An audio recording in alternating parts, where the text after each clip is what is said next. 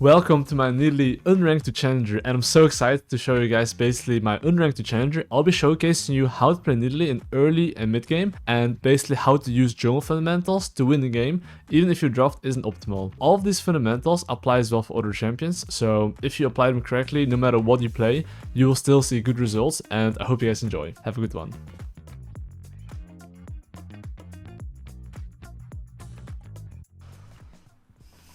We're like in Iron, boys, ladies and gentlemen. In Iron, all you need to understand actually, guys, is these things. You can pause this if you need to look at it, but basically how to use your champion, a bit about settings, how to path towards your win condition, right? So let's just talk about settings real quick. Quick cast all, something you almost always want to do. This is usually toggled on. You want it off, so that way your skill shots instantly. And then a built-in summoner spell, make sure that your level up spell, which is here, is like Shift Q, Shift W. It usually the default's like Control, but having Shift is easier because it's closer to your hand. And once you have these, like the rest you don't really need too much. HUD skill, it can be a bit bigger if you don't know the cooldowns of your spell. But I would say that the minimap should be a bit bigger, right? The minimap default's like 40, I think. But just have it on 60 or something. That way you can see the minimap. And as for game settings, I think the rest is like fine. You don't have to change too much, honestly. These are just like the basic settings you need, and you don't need like too much else, you know. But now we can talk a bit more about like how you should want to play. I'm playing Nidalee here, okay? So very often on Nidalee, what you always want to be doing is like hit it twice, kite, hit it twice, change form, and then throw a spear, you know. Get level 2, and you see I'm instantly skilling up my E with like Shift E. The moment my range form comes back, I'm instantly kiting it, you see? So I'm not taking any damage.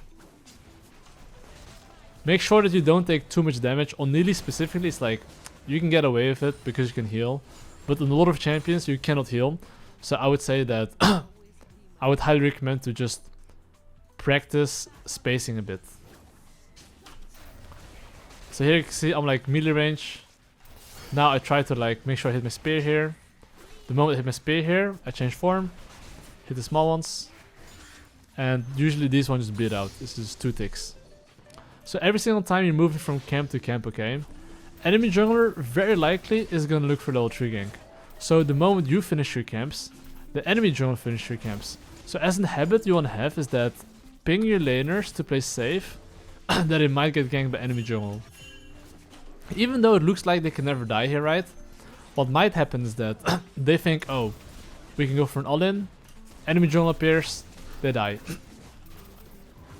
So you don't want that basically.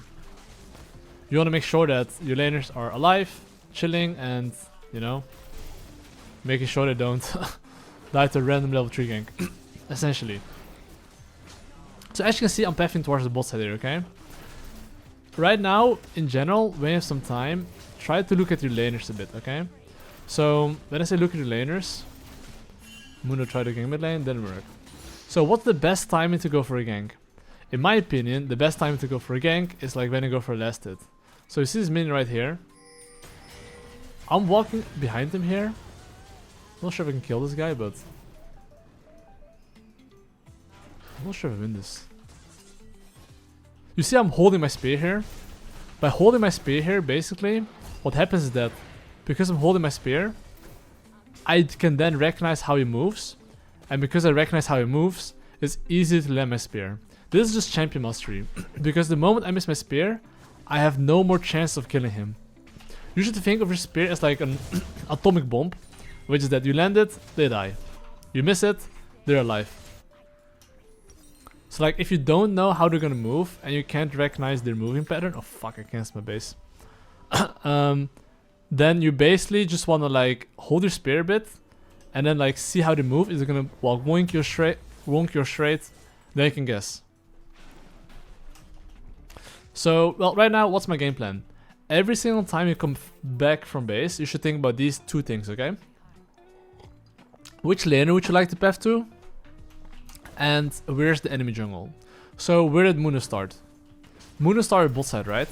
Which means that around 420 is the timer that Mundo is usually back in the bot side. This also means that around 420, you should look to ping your laners around that side to play safe. I don't think he's in the bot side anymore, but it's still good to ping your laners, hey, be careful, okay? And usually, after the full clear and you went for a gank, I highly recommend you to think about as well how you want to handle the groups. So very often, a lot of junglers in this elo will go for random play after they take some camps, okay? But if anything, it might be more important to just like full clear and just go for the groups fight if you're strong enough. How do you know if you're strong enough? Basically, this depends on how strong your laners are. But I'm gonna cover this like soon because every single time there's an objective up, don't just press tab, look at the lane status. So when I say lane, okay, you see I'm pinging here, attack this guy.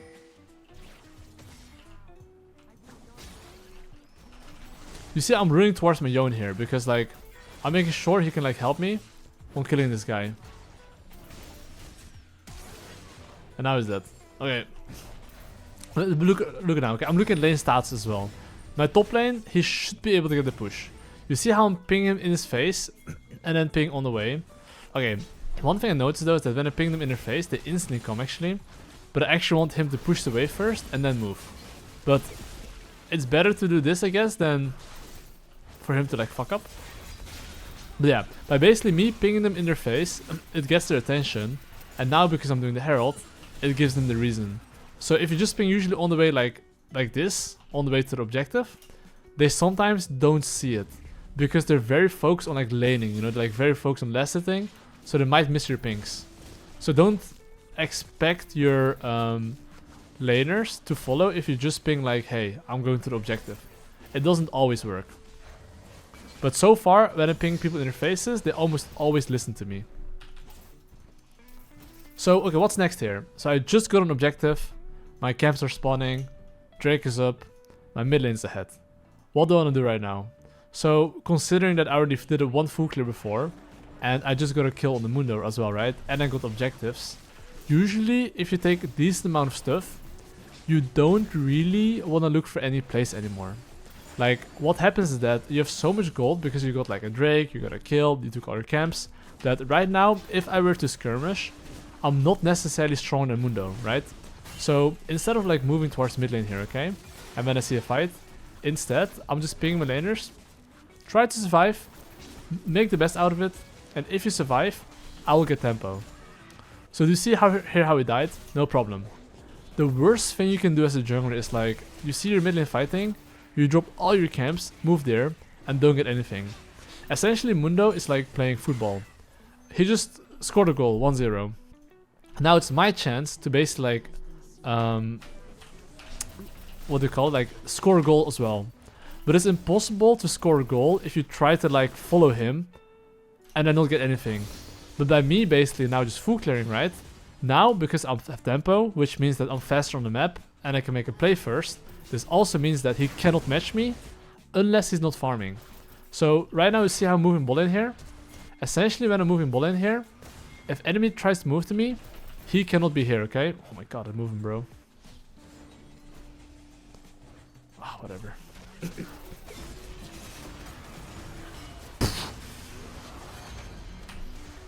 I can't land spears, bro.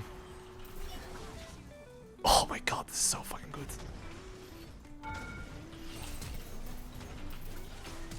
Okay, thank fucking god, I got it one.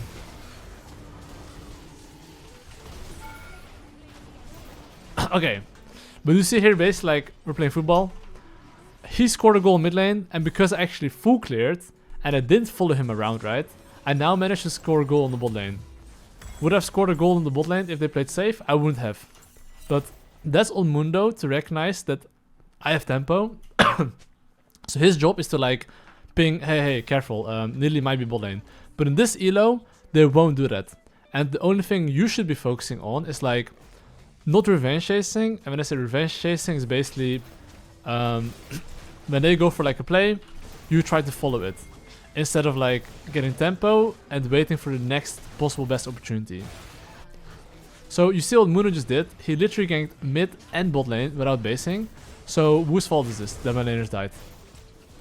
It's actually my fault and my laner's fault. Because if I know that he ganked mid lane and moved in the bot side, could I have prevented this? Maybe I could have by pinging bot lane to play safe. If they didn't die here, okay? Look at Mundo items and look at my items. I will be much stronger than him. Because of that, right? So, you see here I'm pinging my Yone.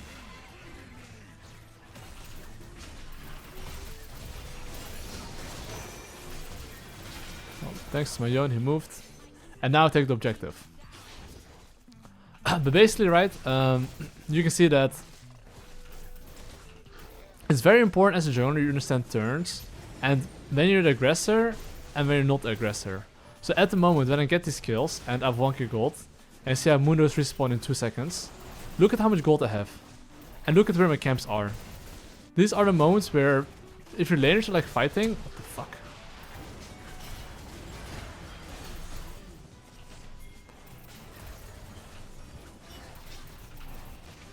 I'm better at throwing spears, bro. Yeah.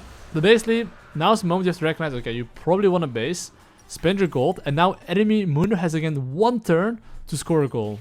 So the goal he's trying to score essentially is like the grubbies, and I cannot match him here, which is fine.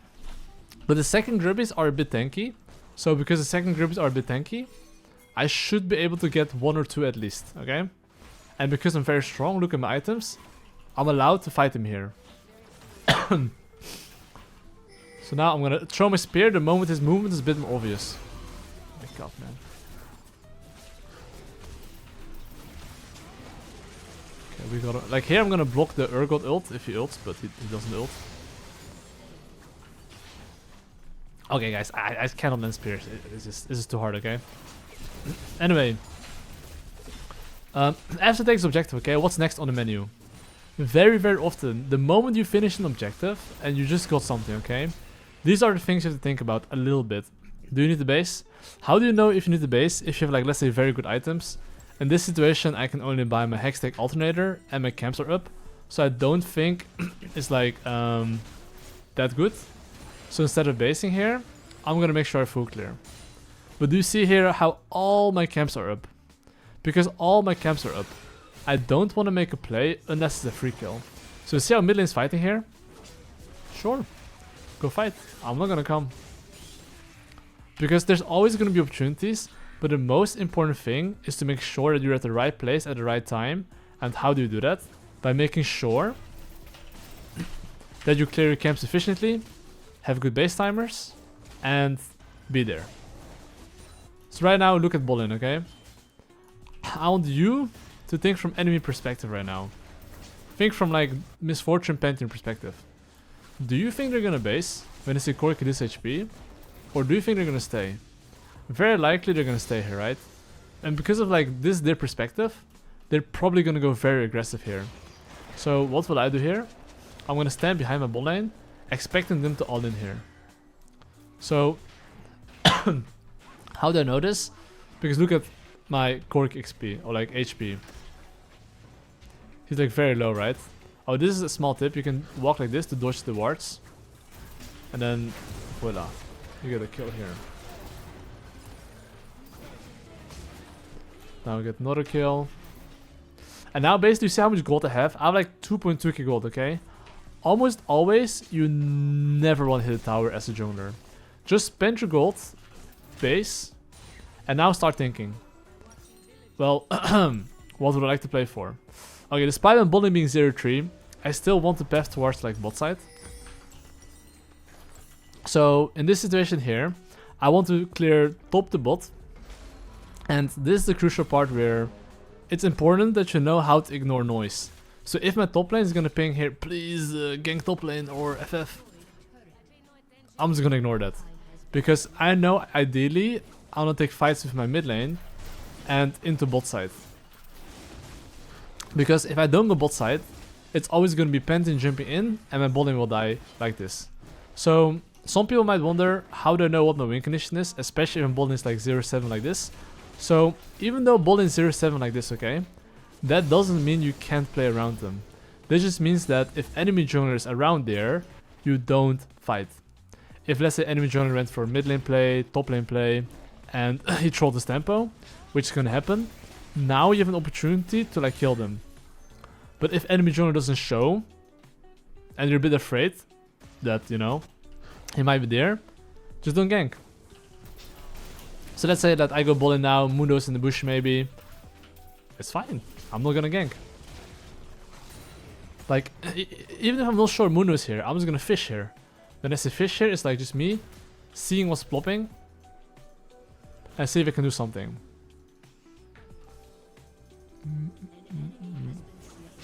And you can see here now, because I path towards bot side and Pent in the Mundo showed on the map somewhere for fun, I now get a free kill. So, but you see here, even though my bull is behind there, I could still get a free kill here simply because like enemy laners were not at the right place at the right time. And of course, if you play Nidalee as well, just be mindful about jumping in. This champ is like, I call it like a cleanup champion. You don't just like jump in, you know, you kind of like just wait for them to use their spells on the enemy team, then jump in. That's like the important part.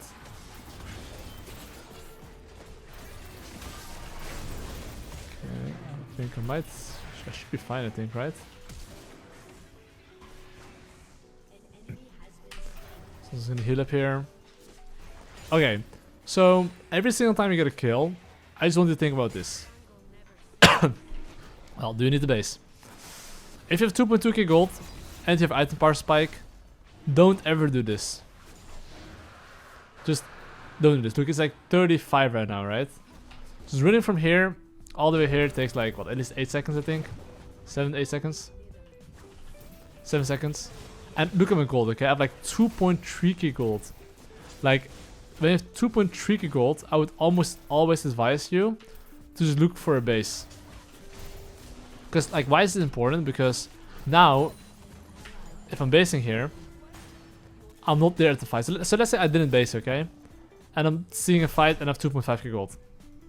The difference is that if I actually based, run from base, I've spent all my gold, I'll be so much stronger.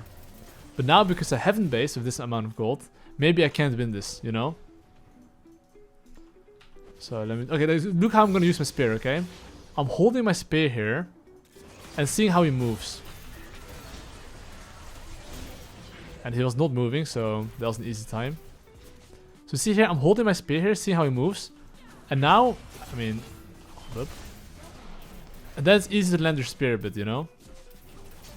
It's like very important you land your spear, because if you don't, then this champ is really useless. But of course, you see these camps, even if I can take these camps, it's not worth it. Just base, spend your gold, and then look to pressure. Because right now, if there's a mid or top fight, it's much more important to get those kills than 2 of these camps. And getting those kills on mid or top allows you then to take his toxic camps maybe, allows you to take the objective, that allows your laners to play aggressive. And if you take the enemy camps, it's not good, you know? You don't want to be doing that. So now if my laners are playing aggressive, boom, I'm here. Ready for any fight. So you see, my Yone's fighting here, I'm joining him. Wow. We got him. Anyway.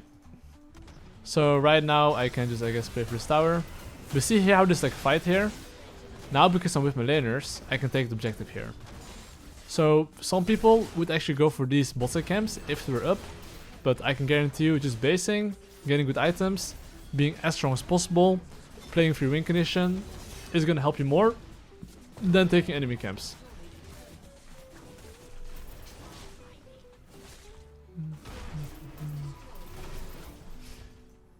And then of course, like if you take some towers here, then just don't fight.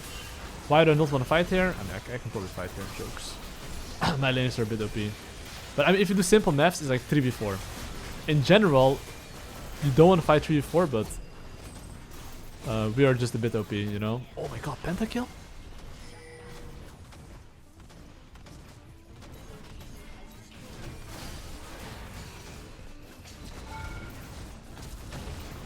Oh, penta! No!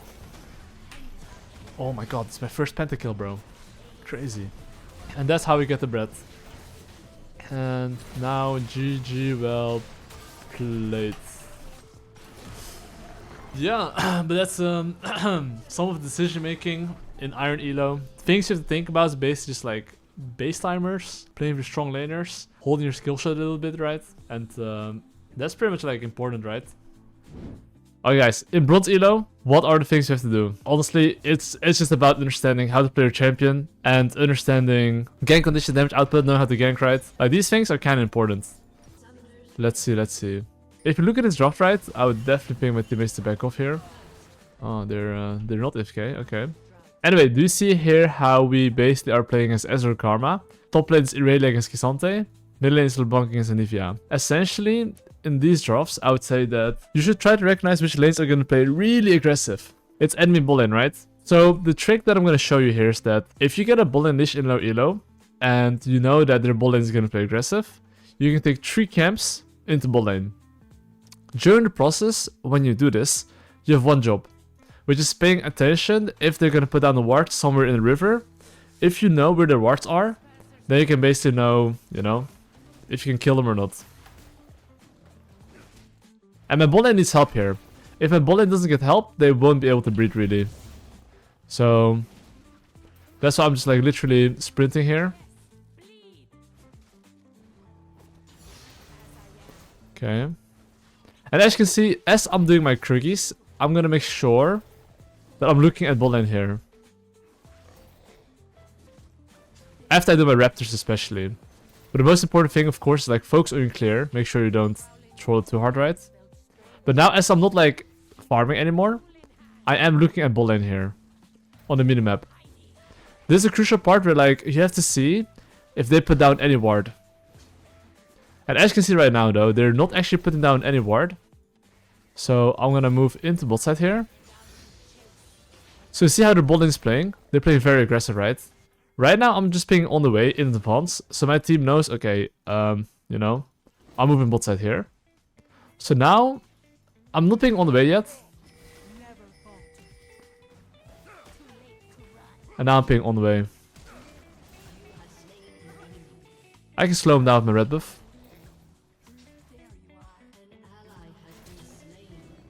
This guy's still pretty cooked. So now I'm gonna instantly base. So why am I usually after I do 3 camps into bot side? Look, he's now in my top side, okay? Even though he's showing in my top side, if I instantly base, rush there, he's only gonna take 1 camp, not more. If he stays for more, I might be able to cook him. So that's why if you get bot lane, if you instantly base, rush towards your camps, you should be able to make it for your second camp. Okay, Graves is smart. He just left after taking 1 camp. But I can promise you, getting a double kill and him only taking 1 camp is hella worth it, okay? And you see this top crap? This top crap is like almost never worth it, especially if your regular camps are available. Because your availability, also known as your tempo, is so much more important than, that little shit there. And of course, since bot lane is my win condition, the thing that I'm doing here is that I'm rushing bot side as soon as possible. So I'm gonna go for the bot crap here. You see how mid lane's pinging, hey, go gank? Don't do it. Just clear your camps. After you clear your camps, see if you wanna go there or not.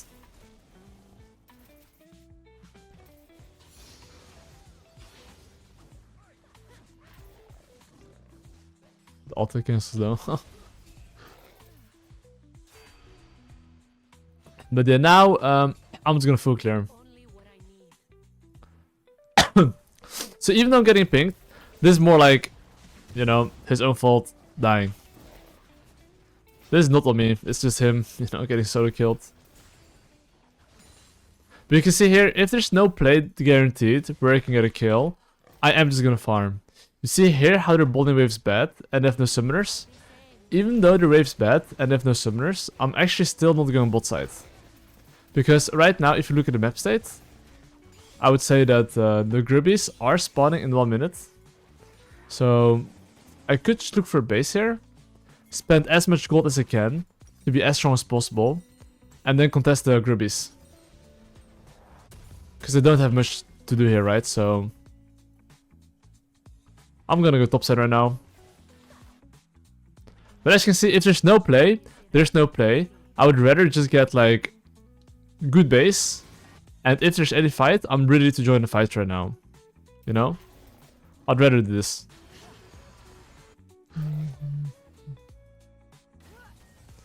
think my mid lane is... Okay, I don't think I can kill this guy. It's not very difficult to dodge a spear here.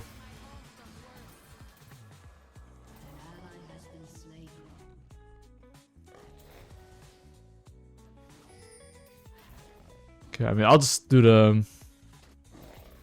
Gribbies here, I guess. I don't have much to do here. Okay, let me just doing this shit here.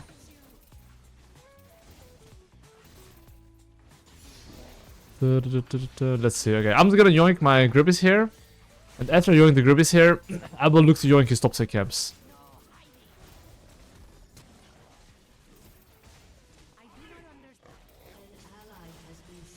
Okay, I mean, I don't think his top side camps are available. So, instead of invading, I'm just gonna clear top the bot here. But you can see here, my top lane is getting cooked, my mid lane is getting cooked, and then bot lane got saved by a gank. So what will I do here? I'm just gonna clear top the bot here. Like every single time in general you take an objective, just try to think about what laner you would like to play for. And make sure to just track a little bit where the enemy jungle can be, okay? So you can see here, even the top lane is under tower here, I'm not going top lane. I am just making sure that I'm taking my camps, and that I'm at the right place at the right time. That's all. Which is bot side. Because think about it, right? Me fighting around mid lane, the chances are that I probably won't be able to win that. But if I fight around my bot side, I have higher chance of winning.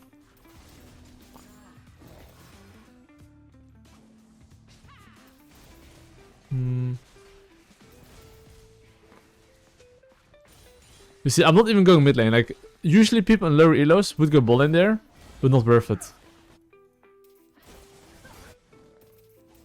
You see the way I'm walking? I'm walking a long way. Oh, there's an Diva teleport behind.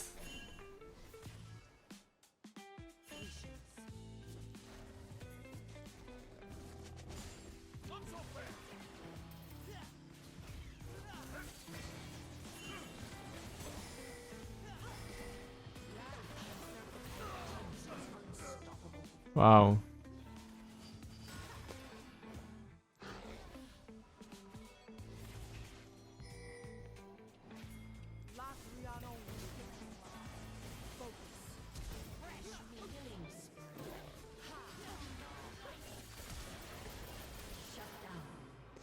Okay, that is not so great. I would always recommend to not go for trade kills. I think maybe I could run away after killing the Karma. But plays like that in general are a bit risky. Because especially if I'm a carry, I would always recommend trading kills is not so good. Anyway, since I'm in base, right? What do I want to play for? My mid lane 0-4, my top lane 0-2. The Kissant is pretty healthy. However, even though Kissant is a bit healthy, this guy actually has no armor. Or MR, I mean, sorry. So this is like Grandmaster, right? Understanding that if you land a spear on him, you can kill him. But after land, of course, right? If not, then, you know. The chance of me killing him are not going to be, you know, dead banging. It's very easy for them to dodge a spear. So instead of me just... Okay, he's fighting me. I probably don't even kill him, or do I?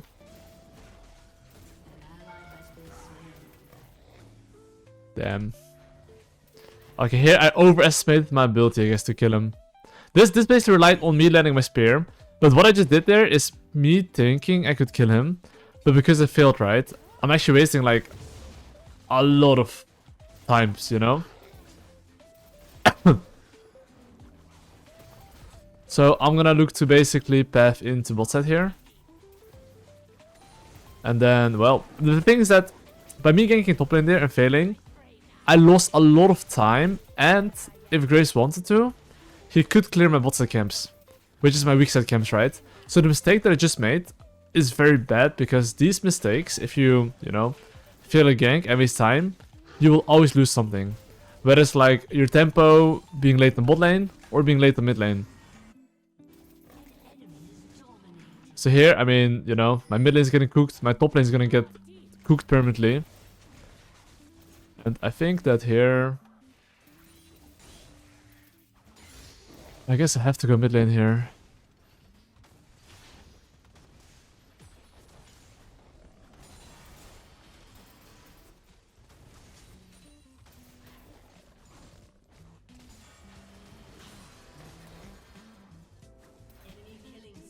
Oh, yeah, and here's the thing, like, from my perspective, think about it, right? If I go for... Oh.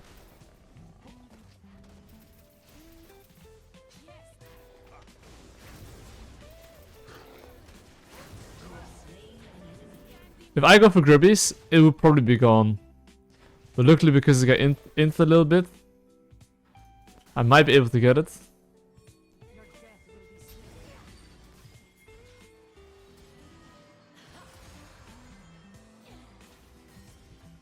Bro, that LeBlanc combo.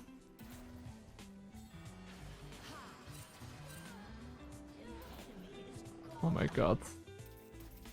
I'll take the grips here, I guess. Okay, I mean, my mid lane is just like Omega cooked. He can't even land a double chain. So like, basically as you can see, my top lane and mid lane is 0-9 combined. The question now becomes, can I carry these games, right? And the only way to carry these games is like very important. To not look to trade kills. And to have decent... Okay, now it's like a bit more than bronze fundamentals, right? It's like a little bit of tempo as well, but...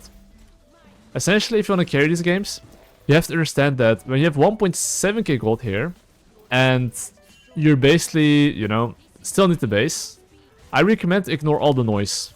This I consider noise. I'm not basing to help top lane here.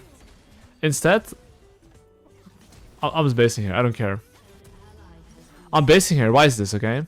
Because right now, even if he dies, okay, at least what's gonna happen now is that I'm gonna get tempo on the bot side. And I want you to think from enemy bowling perspective now. In bronze elo, they will keep pushing here. And because they keep pushing here, this is a chance for me to kill them. So I'm not gonna ping on the way here, because this is gonna make it very obvious that I'm gonna gank. I'll ping on the way the moment I'm behind the enemy team. Like right now.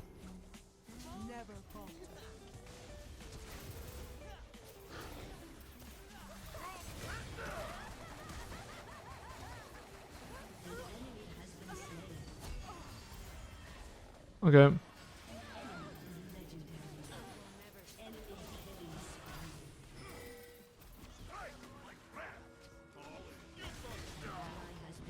Okay, my entire team is getting cooked. Okay, even though my team is getting cooked, it is what it is. You see here the Drake here, it is gone. Not much to be done about it. Maybe I can just spear him and, you know. The way I'm walking, technically he doesn't see me.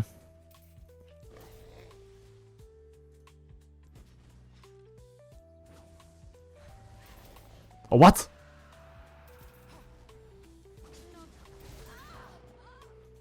Let's big shit down. Well. I did not expect him to keep hitting the Drake, not gonna lie.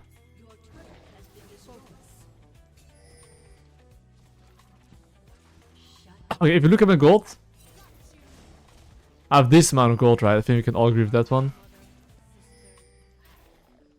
So, I don't want to flash on him. If I really have to, I'll do it, but otherwise I really don't want to.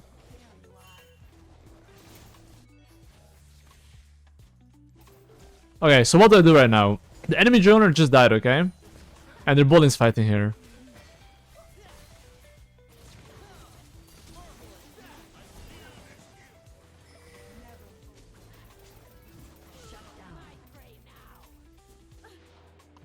Well, okay, crucial part here.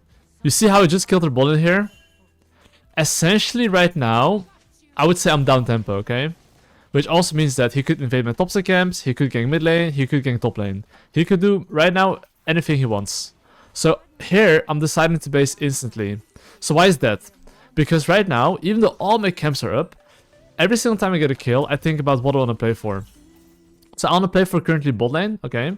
So that means I'm going to try to clear my weak side camps, which is my top side camps, and then I'm going to go into bot side. So because I have this game plan, right, if I clear my camps here and go into bot side, oh, hold it by Sea Graves. And because, of course, this is my weak side, right? And if he's there, I'll kill him. But you see how the objective right now spawned in 15 seconds? I'm actually not going for this objective. Why is this? Because in my books, right? Especially if you're... Hold up. Oh, mamma mia, bro. Okay, I mean, you see mid lane HP, he's like very low, right? So if someone's this low, you just run there.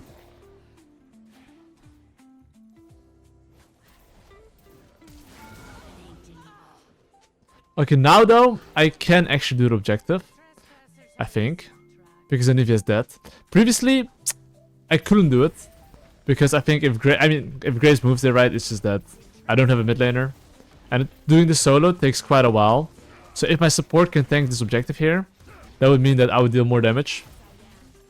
Because if you do Herald solo, it gives you like 50% damage reduction. So that takes a lot longer, you know. But okay, what do I want to play for? I want to play for bot lane. Do I need to base? Yes. Because my camps are far away and I have a lot of gold. So instead of like running from here all the way here without basing, I'm basing first. Now I'm going to take my camps. If there's any mid or bot lane fight, I'll be as strong as possible. If there's no fight, I can always take my camps after, okay? So here you can see that, you know, I'm just oinking.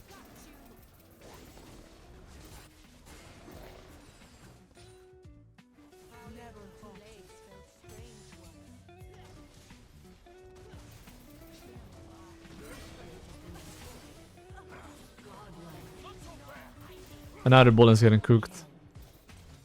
Oh, so right now the bot lane just got cooked, okay? And Drake spawned in 1 minute. So what does this mean? This means that I kind of want to clear all my camps first. Like, general rule, this is a bit more advanced, but... I mean, it's not that advanced, but like, just press tab. In general, 1:30 to 1 minute before the objective. Try to recycle all your camps. And then go for a play. This, for example, is like a 100% play. Which is that, you know, Anivia face checking me, so he's gonna get cooked. Nothing too crazy about this, right? So he got cooked. I'm looking for his camps if I can. And you see Drake's in 40 seconds right now. So I'm gonna base here instantly, because I'm looking to be as strong as possible. And the moment I'm basically as strong as possible, right? I can essentially then look to play for the next objective. Which is the Drake. So usually if you're ahead, you can decide what to play for. If you're behind, you don't decide. But in this case, I do think I'm very strong, even though I have 3 losing lanes. Oh, this guy's strong, I think.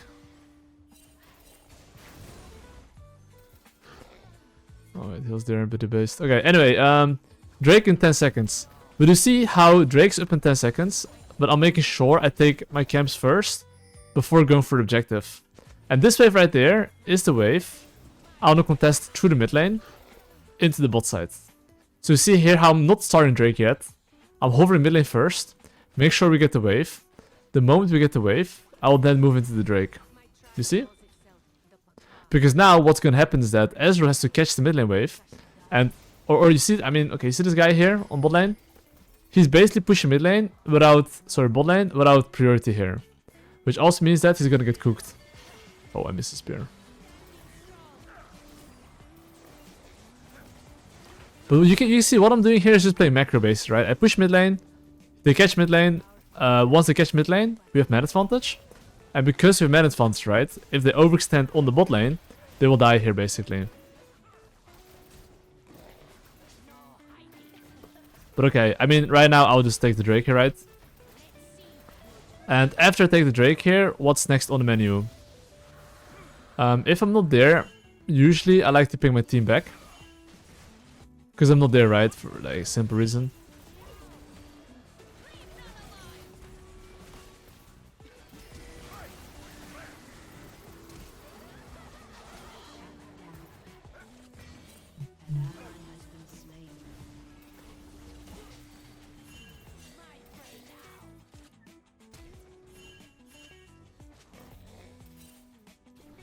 Fuck.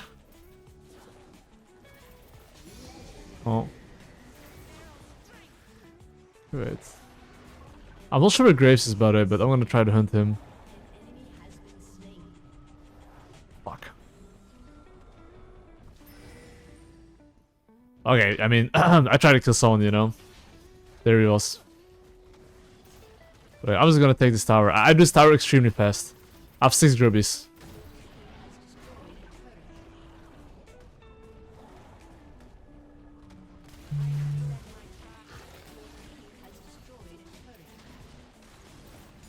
Six rubies, I'm pretty sure the tower is down right now. So, I mean, if you look at my gold, I have like, about 3.6k gold. So, because I have 3.6k gold, I mean, I literally have Rabadon, right? Like, a full item component. So, don't take any camps. The moment you have your big item power spike, especially mid-game, especially if there are objectives up like Atakan, base instantly, spend your gold, and now, if there's any fight, right, you're basically at the right place, at the right time, and you can look for the fights here. So you can see here, I'm just taking my camps. And after taking my camps here, I'm next thinking about, okay, I do want to play for Atakan, but if you want to play for Atakan, you always need your laners.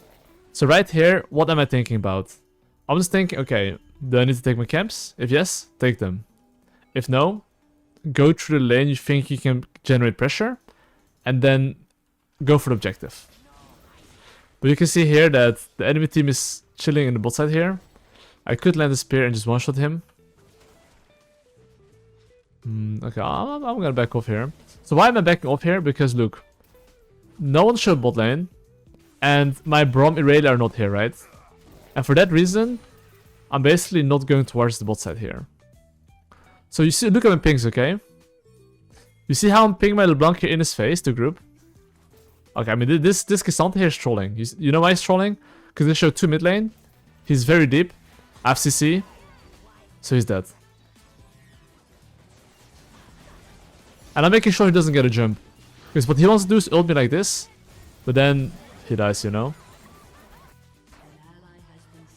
I mean, I might as well just do the objective here. We might lose mid tower here, but at least we get the objective here.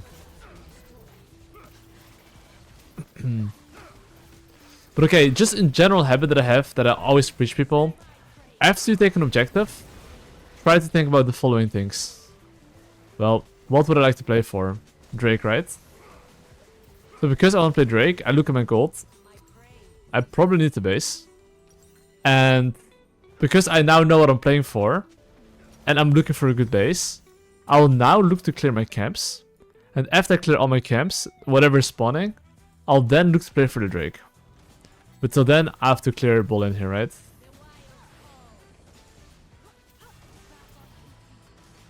So here I'm just kind of oinking in a way.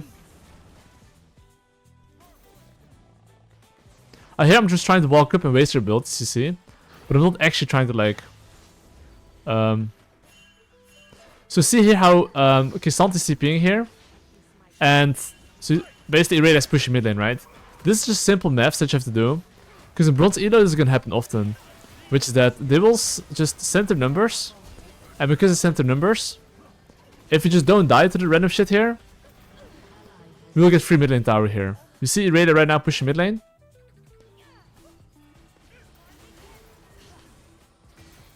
Oof. I'm just carrying them here, you see? Making sure they waste their abilities.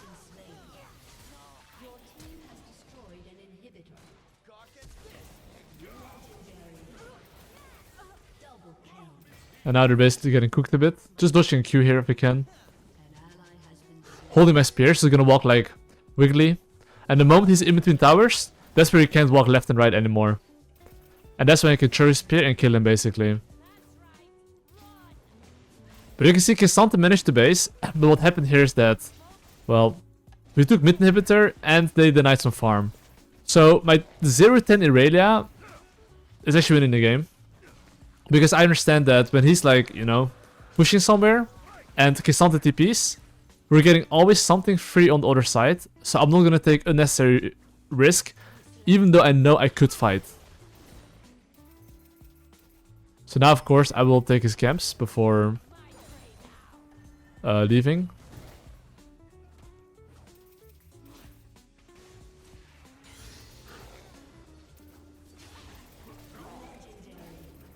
So now I'm gonna yoink his camps and I'll look for a base. Look at my gold. I have 2.4k gold. Because I have 2.4k gold, I'll base here. So I'm just looking what I can buy. I can buy Void Staff, okay? And I'll be honest, I do think I can probably get the Baron here, but I'm just showing you guys just like what you should be thinking about in general after you get a kill, you know? But I would like to play for this objective here. But instead of me just getting Baron, okay, I will show you guys just how to set up a little bit objectives. So do you see here how my raid is pushing bot lane? Laners in general, especially around this elo, they will keep on pushing. So if you don't ping them like back like this, they will probably just die. So knowing that in bronze elo in general, right, if you see someone appear on the screen like that, they're gonna send everyone. And the moment they send everyone on bot lane, right, I basically get free Baron. You're gonna see Graves appear here, Anivia appear here, you're gonna see their family appear here. And because their family is appearing on the bot side, right, because of that, I know now I can get a free Baron here. And then, whoppa, we get the Baron here. Okay, so what's next on the menu? So, usually if people get Baron, people troll pretty hard. So when I say they troll pretty hard, I basically mean that if I'm not with my laner, this guy is gonna keep on going like a donkey and he will die, you see? So if you don't ping them to back off, they will just suicide. So you have two options. Either you join them, or you ping them to play safe. If you didn't do one of those two things, you didn't do a good job.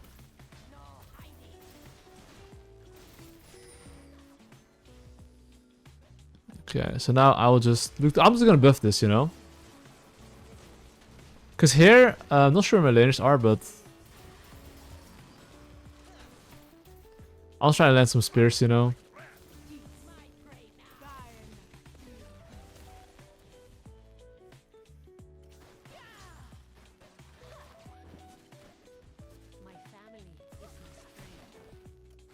I know Anivia's gonna come from that direction, so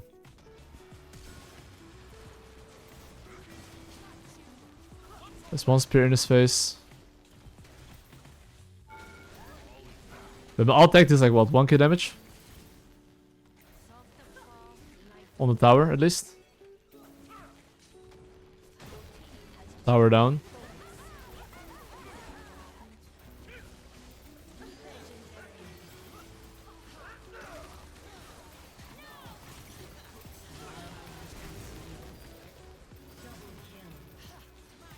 Oh fuck, I couldn't heal myself.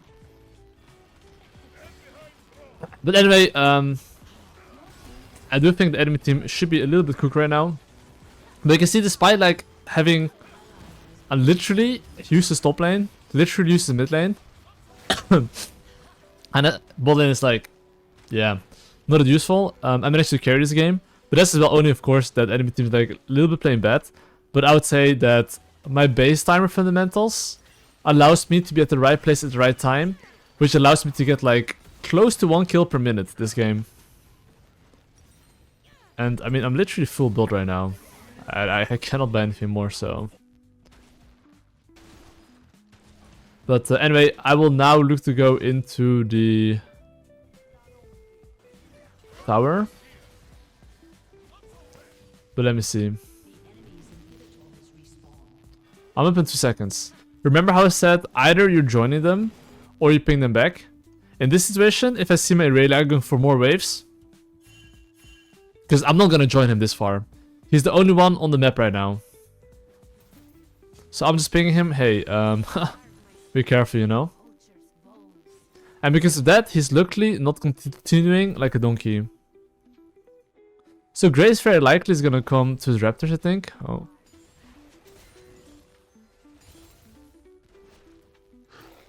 Let's see if he's gonna come here or not.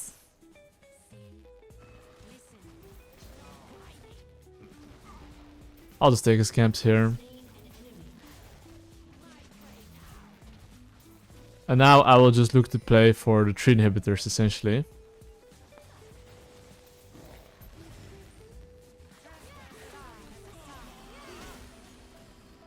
I mean, I can just perma heal myself up, so.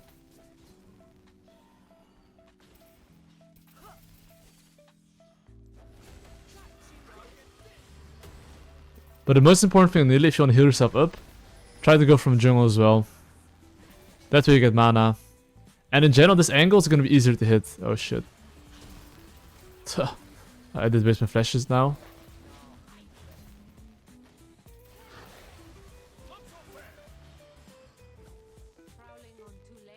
I was throwing some spears from Fog of War.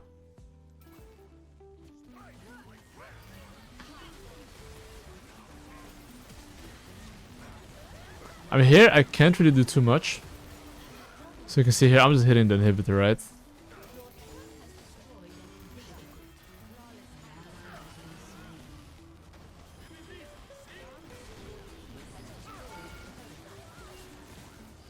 Max spear.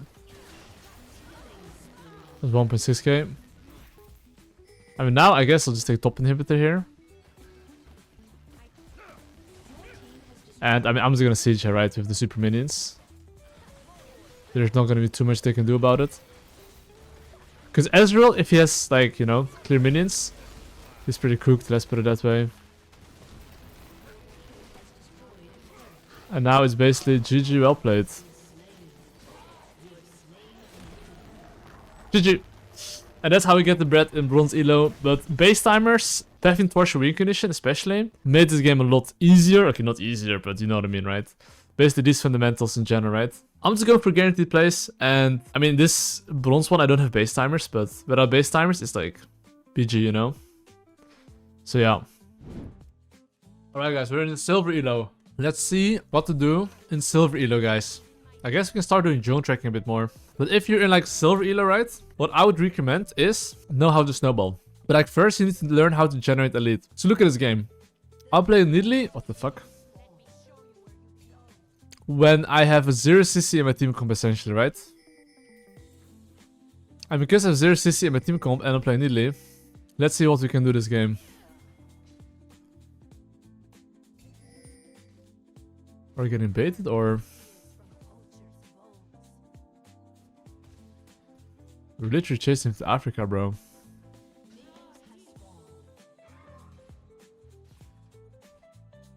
No, he stands there, right?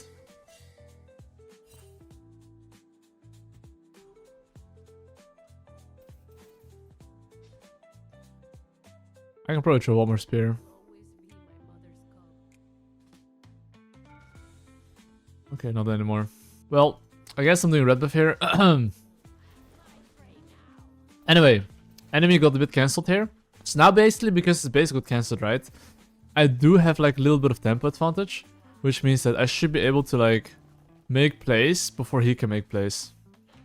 And as you can see here, I mean, I'm going to try to get my level 3 first. Very important. But okay, I'm pretty sure right now that enemy Amumu is forced to go into bot side. Usually, if you have these level 1 invades, okay, and you get an advantage, I would highly recommend you to not look for a lane gank that's not within your pathing. So what's my pathing gonna be? Into bot side. Because right now, the thing that I want to do is make sure that I am basically taking my regular camps. And after I take my regular camps, I want to make sure that I, you know, look for a base. So I'm gonna take all my camps before I do anything here. And of course right now, I'm gonna go for a gank when he goes for that minion. I'm just gonna chunk him here, but not like actually kill him. But just a chunk alone, right? That's like good enough.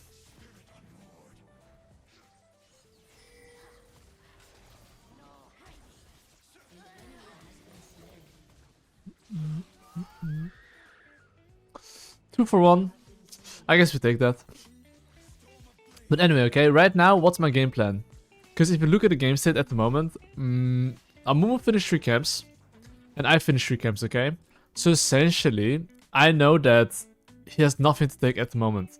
He has none of his camps to take. Like me knowing that he has none of his camps to take, what can he do right now? He can probably gank bot, or mid, or top.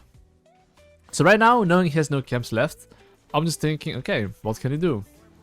My bot lane, pushed in. They should not be able to die. My mid lane, in base. He should be fine. So I guess this guy decided to invade my bot camps. That's the conclusion he came to.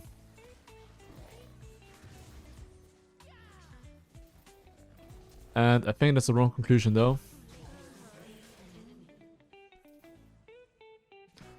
Anyway, I think that right now his Topsy camps will be spawning soon. And me knowing his Topsy camps will be spawning soon, I plan to invade that. So I will do my skill crab here. And after I take the crab here, I see the enemy top laner being 1 HP. And because I see the enemy top laner being 1 HP, I'm gonna go top lane. But the crucial part about Nidalee Spears is that... Okay, I think... Oh, fuck. Okay, like, look at... I'm just looking at his movement here. How is he moving? Left, right, left, right. Okay, I just can just kill him here. Okay. Well, I just killed him, okay? After I just killed him here, I have basically a lot of gold here, okay? Because I have a lot of gold here, I am just gonna full clear all my camps instead of invading here. Why is that? Because after I get a kill in general, I try to understand what objective I want to play for. And that would be the Grubbies, okay? And because I want to play for the Grubbies that spawn in 1 minute, the thing that I'm doing here is that I'm clearing all my camps, trying to be as strong as possible. And then, because I'm as strong as possible, right? I can then look to play for the Grubbies. So you can see here, I have literally 50 seconds. So I do want to clear all my camps that I can clear, get a very good base, and then look to play for that. So I'm clearing my camps here. And I think I should be able to clear my raptors, but I'm not sure when it spawns. So I'm gonna base right now. And worst case, I can always take my raptors. Let's see right now. I'm basing. And after my base, technically, if there's any fight on mid or top, because I knew I want to play for Grubbies, right? If there's any fight, I'm ready to join any fight. If there's no fight, I can just take my camps. So I mean, this should be spawning like very soon. But anyway, I am just gonna rush towards the Grubbies. So general rule though, before you go for Grubbies, try to not start the Grubbies instantly. Like what I think you should almost always do is like hover a lane first. If they play aggressive, you can kill them. If they don't play aggressive, now my mid lane gets the push and he can move together with me, okay? So my mid lane should have the push here, so I should not be too concerned. And I will basically ping my bot lane to play safe. Because think about it. The moment I take the Grubbies and he doesn't get anything, that's really big. Your job as a jungler is to identify basically what he can do after he gets something. And he can only go bot lane, right? So you can see here, I'm pinging my bot lane. Hey, play safe. Try to not do anything funny.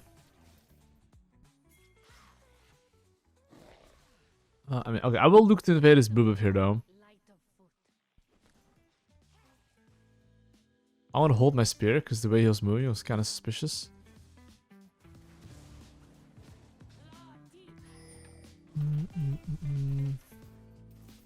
Well, we found Amumu here.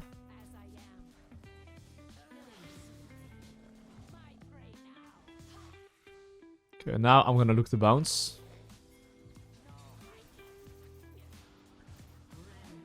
Or kill this guy and then take his camps. Okay, so right now I just got some kills, okay? So after I got some kills in general, the thing that I always think about... I mean, I can think a bit faster, right? But right now, what's the objective?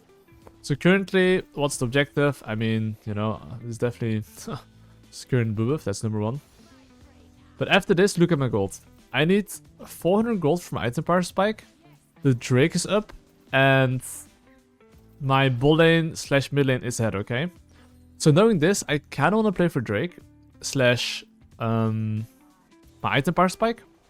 So at the moment, knowing I want to play for bot lane / Drake, okay? What I'm planning to do here is just clear all my camps here. Look for a base, get a Lich Bane. And then play into bot side, so this way my bot lane can keep playing aggressive. So of course, till then, what's your job as a jungler? The moment you identified your objective. Is to look at laners and think, what can Amumu do?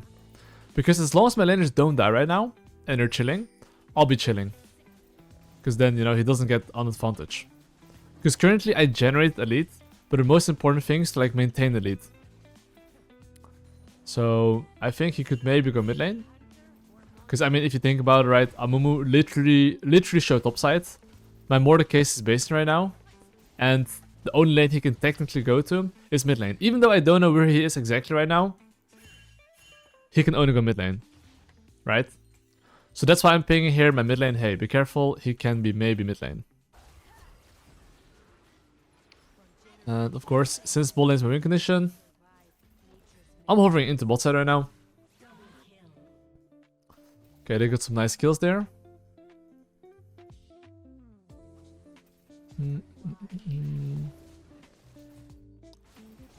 I guess I'll just take this. And I will look to hover bot in here. Because I don't have much better to do here.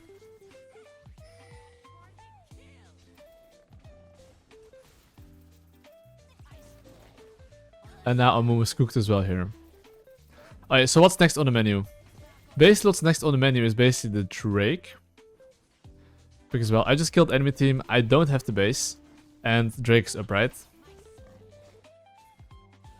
If they fight here, I'll take that. They should not be able to fight this in my books. And now they're Omega cooked. Okay, well, we just got another kills here, and after taking the Drake here, you can see that the Grubbies are spawning in like, what, 30 seconds? So, after I take all these kills, I already know that I want to play for the Grubbies, but I do know his bottom camps are alive, right? So, I will take his bottom camps here. After this, I'll rush towards the Grubbies. Oh, we found an Amumu. And Amumu's dead. Now Vayne is like pretty cooked as well. And now I'm gonna base... Actually, I don't have to base necessarily. Why do I not have to base necessarily? Because I am just so much stronger than the enemy team. And because I'm so much stronger than the enemy team, I don't necessarily have to base. You saw, like, Amumu basically just respawned. Even though he just respawned and the Grubbies are up, I could take probably like 2 more camps. And then I can do the objective. Because if I take, like, let's say Wolf and rush it instantly, he still shouldn't be able to take anything. And what's happening is that at least my camps are respawning. And I can always take my camps after I take the Grubbies. But this is basically me evaluating how fast Amumu is. And if he were to rush towards the Grubbies here. So you can see here, now he's here. I see Renata on my screen. And because I see Renata on my screen, I'm playing very slow. For my laners to come first to me.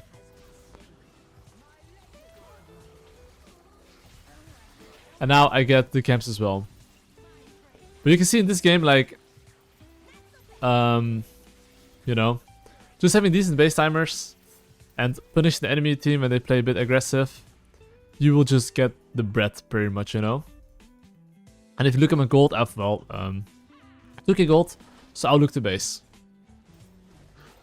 So this is a game where I'm kind of far ahead, as you can see, and ironically, even if it wasn't this far ahead, you should still always do this habit, right? Which is that, well, you want to think about what lane you would like to play for, and what objective kind of, right?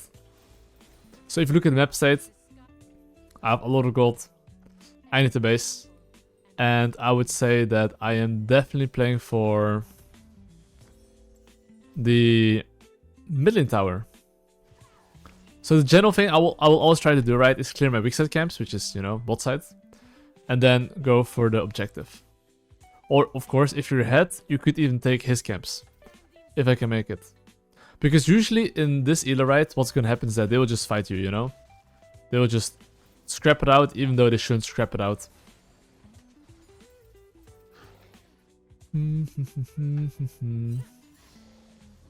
So you can see here, Amumu actually showed on the top side, which means he didn't clear his weak side camps.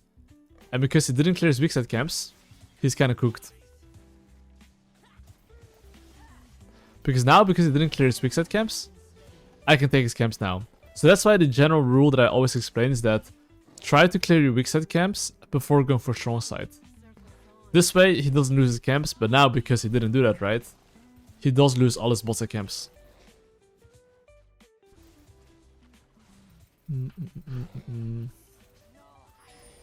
So I'll just do his camps here.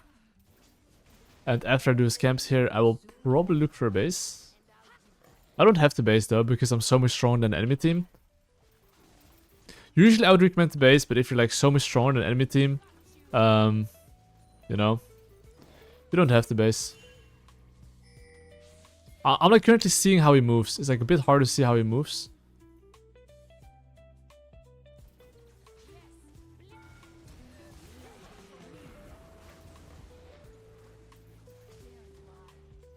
Oof. Oh my god. Oof. That was a close one, boys. Well, I can tell you that I will look for base here. And I would say that enemy team now is officially pretty cooked, right? I mean, okay, we just got a lot of kills. So, every single time I get a kill or something in general, or even if you don't get a kill sometimes, you should think about what you want to play for. You can see here Drake spawn in 40 seconds. And because Drake spawned in 40 seconds, I'm spending as much gold as I can, clear as many camps as I can, and then I go for the Drake.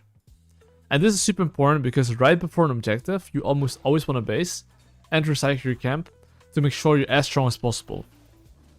Which is what I'm doing, right? And now if there's any fight, I can join the fight. If there's no fight, you know, I can just clear my camps. So you can see here, I'm just clearing my camps. And I am basically looking to do the Drake right now.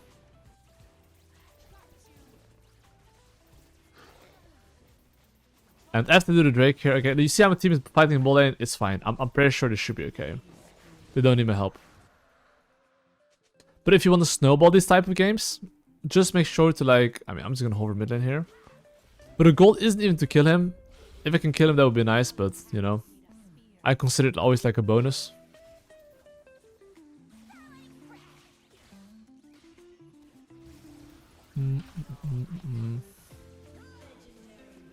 Okay, we got him.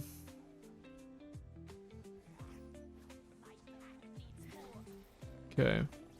Anyway, I guess we can just take mid tower here.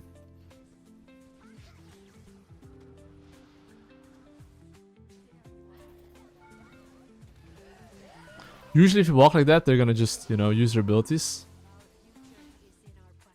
And then, yeah, you can just cook them and probably just like, you know, push the game at the game as soon as possible. Oh, that's what the bot lane is for. Anyway, I would say that this game is not looking too bright for the enemy team. So I will just look to enter misery. But let's say that right now we're a bit ahead, which we are, right? And you really want to end the game efficiently and fast. I can show you the following, right? Which is that, you see how my laners is basing right now? I'm basing 2, and then after my base, I'll do the Rift Herald. So why is this? Because if I base right now together with my laners, what's gonna happen is that my laners now can push 1 mid lane wave, and then help me on the Rift Herald. Which makes it a lot easier, you know? So look, the moment my Jinx is gonna push mid, he leashes me on Rift Herald. So now, because I spend my gold and don't need to base, essentially, I can stay on the map after I take the objective. So every single time my laners are like going full donkey, at least now, I can go full donkey with them. But I would like my laners if they would help me here, but... So, okay, like, I'm pretty sure they can kill the Amumu in this situation. But usually, if you're not sure if they can kill them and they're overextending, this is the only way to lose the game. Which is that, basically, by your laners fighting the enemy team and dying. In this case, they're so far ahead that it's very difficult for them to die. But in general, I would say that I would highly recommend to ping your laners to play safe. Especially if you're like this deep and you're taking an objective. I'll just play for top tower here. You can see mid tower is down, bot tower is down. What's left on the menu? It's only top tower. So I'll play for top tower now.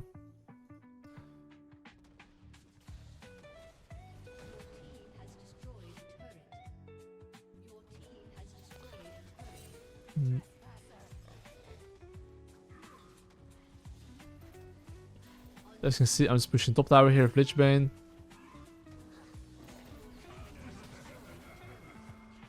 I think Amumu is getting pretty cooked here. Yeah, I thought so, yeah.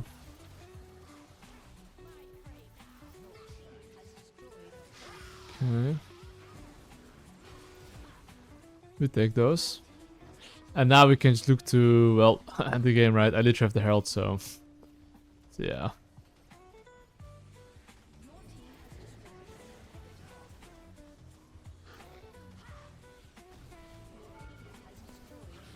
Okay, Vayne is like really done. This guy is... yeah, he wants to go next. And that is basically, yeah, GG well played, I would say. But that's basically a Silver Eater game, and that's how to basically, well, get the bread. And yeah, on to the next game. Alright, ladies and gentlemen. We're currently in Gold Elo, and these are the things we'll be focusing on, okay? What do we do to get out of Gold Elo? No matter what Elo you're in, I think base timers is probably the most important thing. So at the moment, I don't have base timers added here, but I'll be adding base timers in my course in the future as well, and I should honestly change this a bit. Because throughout the years, I have learned that base timers is actually very, very important. So I'll explain to you guys a little bit about base timers. So let's see, okay? I have Wukong against Camille top lane. Rel Varus against Vayne Janna. Like, I can teach you like a hack, which almost always works, okay? Can you leash me on bot? So every single time you have basically, let's say, a ranged against melee champ, and your bot lane can leash you, this basically means that enemy bot lane is gonna play aggressive, and because they play aggressive, right, the wave is gonna be bad. And because I have a Rel against Vayne Janna, if he flips them, they will die. But the most important condition that you need to understand here is that stand here and see if they put down a ward. If they put down a ward, you know it. If not, you can easily walk like this in the river and kill them. So you can see in the next 2 minutes, I will get a guaranteed kill on the bot lane if they play aggressive. And let's see, okay? In Gold Elo, people usually don't ward the chickens. Let's see, okay?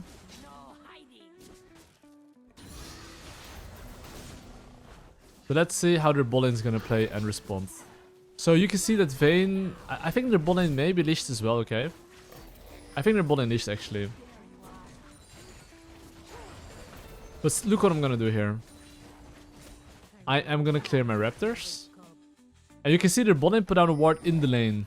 They did not even ward the river. Oh my god, no one saw that. Anyway, of course I would only go bot lane if their bot lane is actually pushing. But because their bot lane was a little bit late as well, I am actually not gonna go bot lane. I am just gonna path into top side here. And of course, the moment I finish 3 camps, he finished 3 camps. So because of that, right, I'm pinging my top lane to be careful. I don't think Ekko is gonna gank him level 3. But it's still important to ping your laners, hey, just remember, enemy jungler might maybe come to you, okay?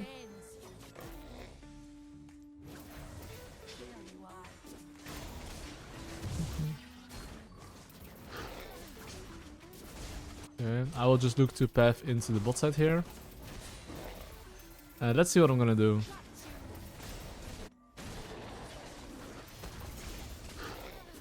I will take my camps here. And I will see what I can do. But in general right now, if you look at, well, what's going on, right? You can see top lane a little bit low. And because top lane is a little bit low, I'm pinging my top lane, hey, be careful of Ekko.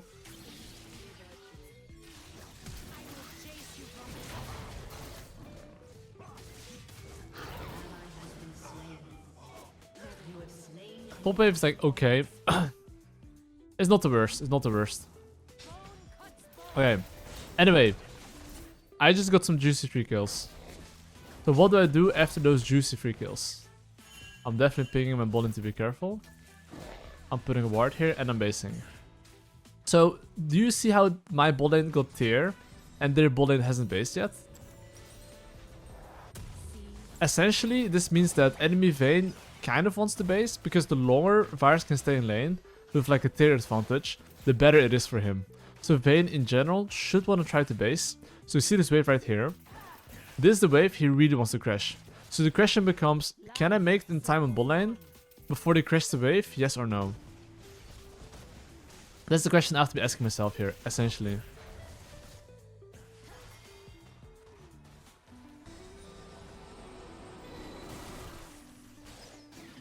Well, even if you can't crash the wave here, that's no problem. I'll just take my camps here. Yeah, they did have a ward here, so they saw me, so I couldn't look for an easy gank. However, the next thing I'm gonna be explaining you could come in quite handy as well. Which, do you see how Ekko is going top lane here? I'm pretty sure in this situation with this big fat wave, if my bot lane can crash the wave, which I'm pretty sure they can, we can look to dive them. But of course my rel would have to tank for that.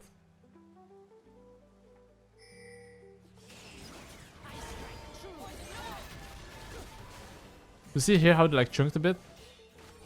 The main condition to go for successful dive is hold your spear together with your rel CC and then go in. So don't throw your spear right now, just wait a bit. I mean, they're very stacked up here, right? So... And now they died.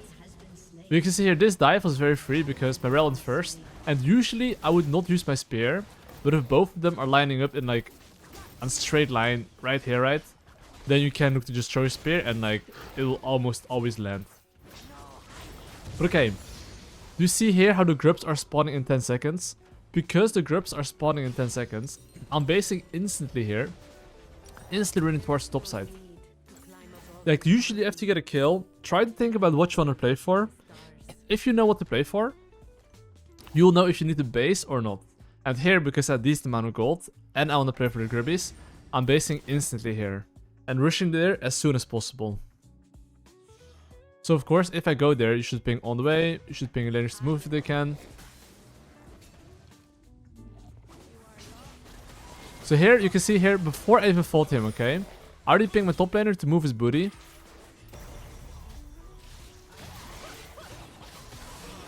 So because I pinged my top laner already to move his booty, right?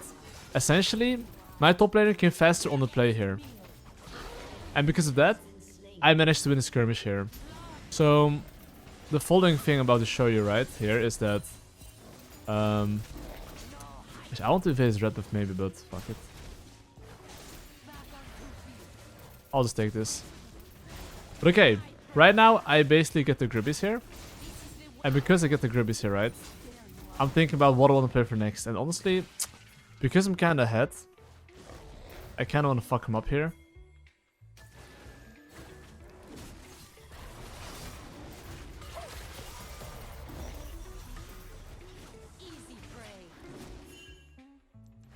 That means I can heal up here, you know? Like, the longer I stall this, the better it is, technically. I feel like Zoe's moving to me. Ah, Shibal.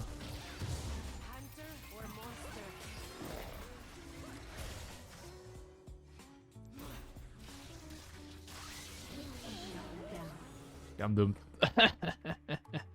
Okay, every spear went through your window. Didn't get the bread here, but you know, no problem. Little oopsie, that happens.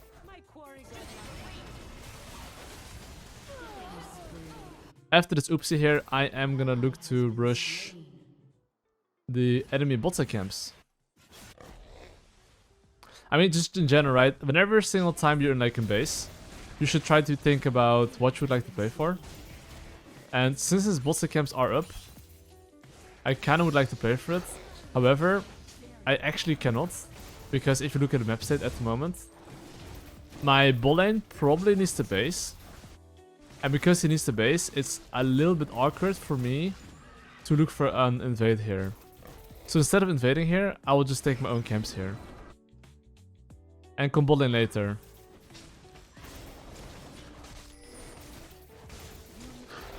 But of course, till then, because I'm farming here, I should look to ping my laners to play safe.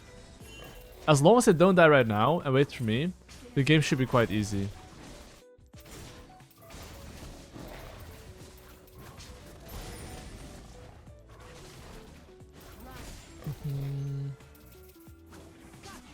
Okay.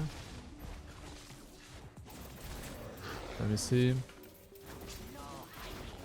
I will now just take the top side camps here.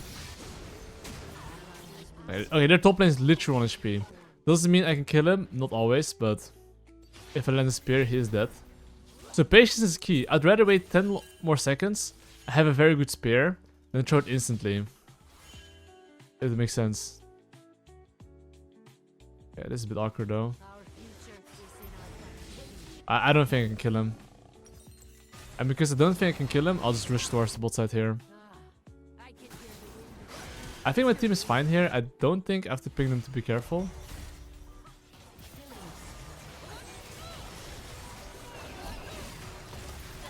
I'm actually eating my virus for assist.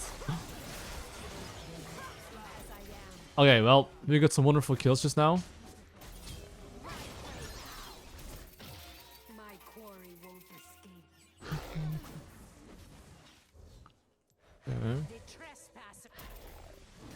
If you look at my gold, I literally need like 100 gold for my item power spike. So this is the moment I am thinking about what would I like to play for. Well, I would like to play for the grubbies that are spawning in 1 minute.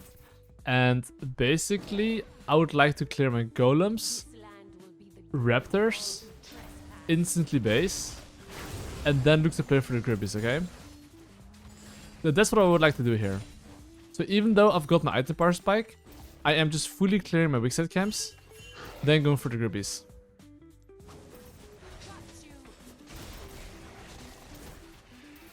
So right now you can see, even though my wolves are spawning, I'm not going for this. Main reason why is because if I base here, I get very good items. And after I get very good items, essentially, if there's a mid lane fight or a bot lane fight, I'm ready to join any fight. If there's no fight, I can full clear.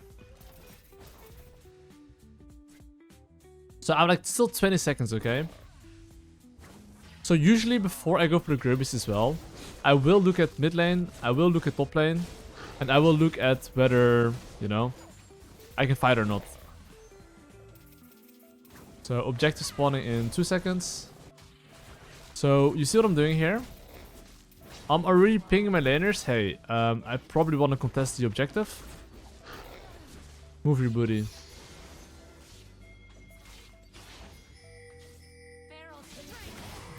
Okay, ult. Okay, this took a bit longer than I wanted him to, but...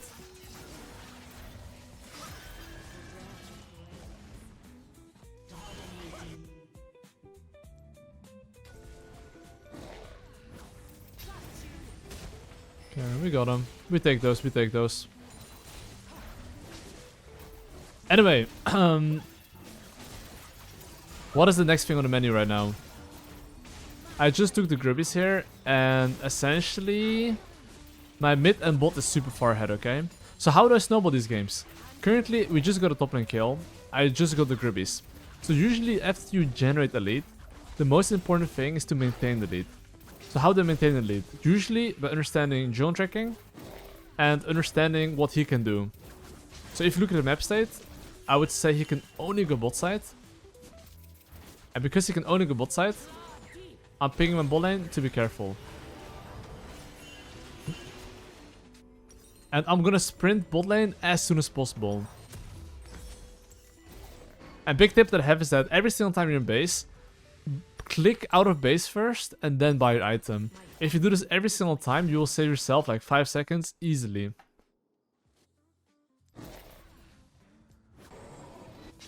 Oh, you see how their bot lane is staying? And do you see this next wave that's here? This one? If they decide to stay on that wave, they have two options. Either they're gonna suffer, or they're gonna die. If they play aggressive.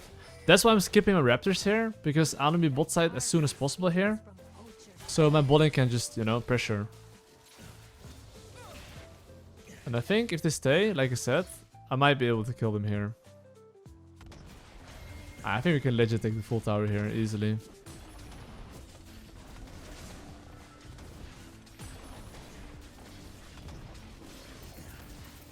Okay, that's okay. So right now, obviously, the moment you take like full tower, right, you should base and spend your gold. That's like very important to understand.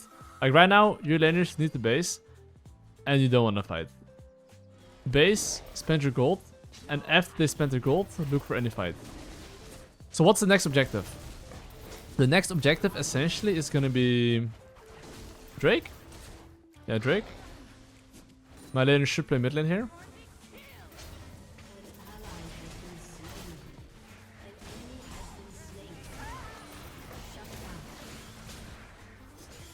Alright, so even though the Drake is spawning, this is something you should do, especially if you're ahead. Because think about it, okay? Right now, oops. No one saw that.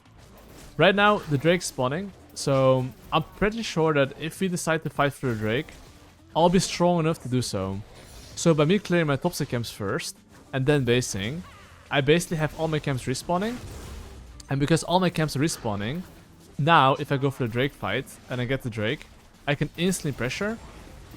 And I can basically look to, you know, just invade. Like, I can take any fight, I can do everything I want. However, right now as I'm basing, Ekko right now has like 1 turn to do something, because he's a little bit ahead in tempo. So in these situations, what you want to do is ping your laners to basically, well, not fight. Because this is their only timer, especially Ekko, to do something. If he cannot do something during this time, when he's up tempo, he's pretty cooked, let's put it that way.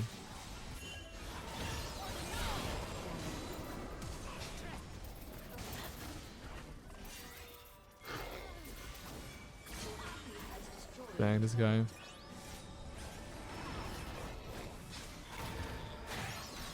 But yeah, as you can see, my virus got cooked before I got there. But he got cooked by Camille, not even Ekko. So I will just wait for my virus here. This is just a general thing, right? I was making the waste their abilities here pretty much.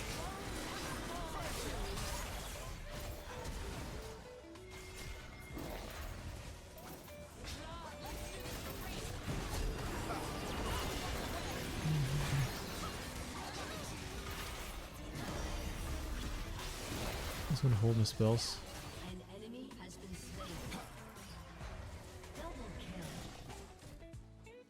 Wheat farmer 420.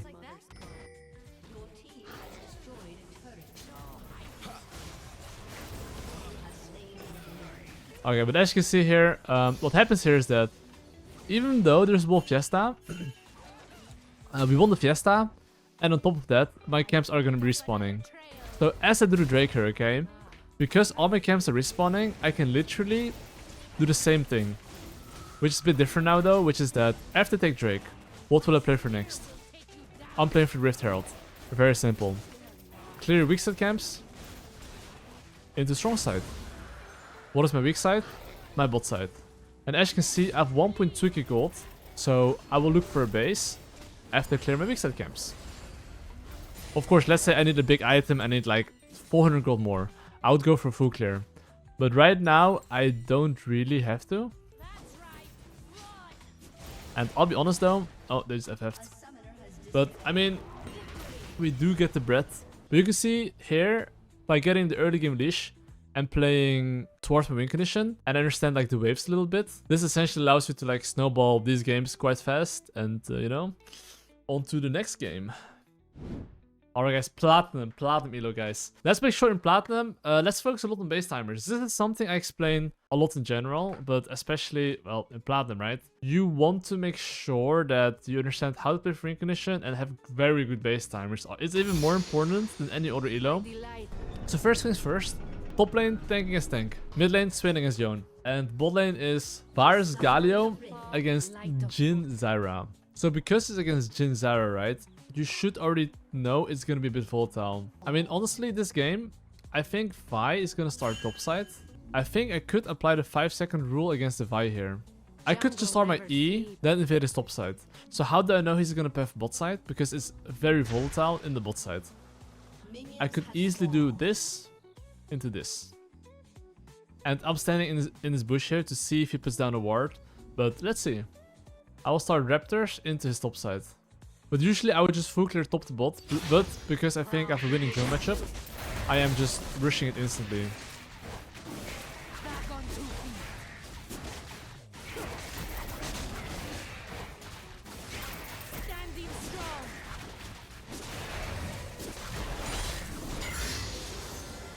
Now I'm gonna heal myself up instantly the moment I can, 7 seconds.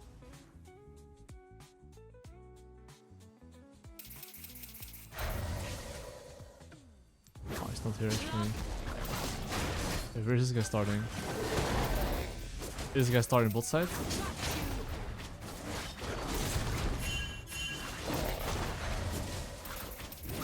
think this guy started bot side actually, and he's bashing top side. Don't ask me why, but he is.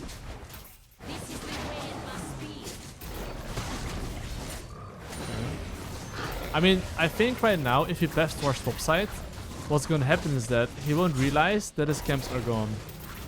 And you see how Cho'Gath's playing? Cho'Gath's playing very aggressive. And because he's playing very aggressive, I'm pretty sure the moment my Tahm Kench just goes on him, he's dead.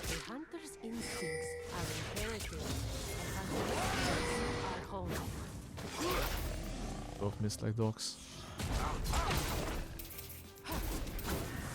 Oh my god. Okay, we literally missed everything we could miss.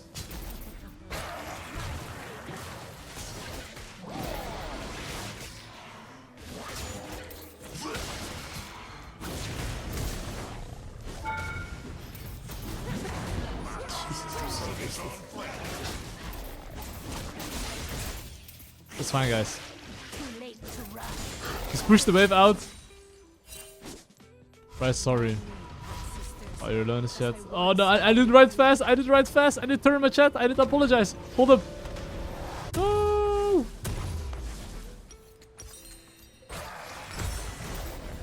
Sorry. Make sure to apologize. Make sure to apologize. If you don't apologize, they might inch you on purpose.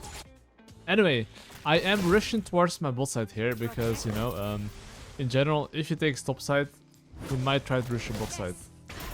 So you see the bot in HP, and you see this next wave. This is the wave they have to crash. If they cannot crash, they're kind of cooked.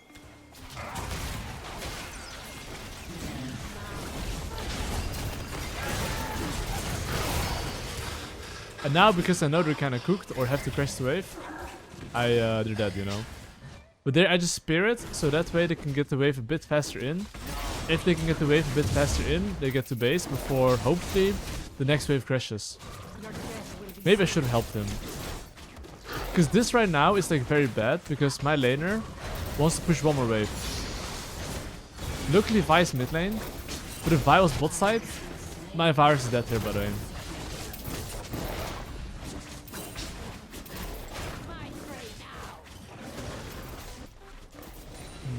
Anyway, I will look to play for... Let me see. I'll look to play for Drake, I think. Or no, sorry, Grubbies.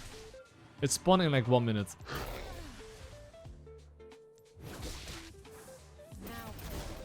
He did join my top side camps. This area could be warded. So because I have no camps left and not much to base for, I'm gonna look for a top lane gank here maybe.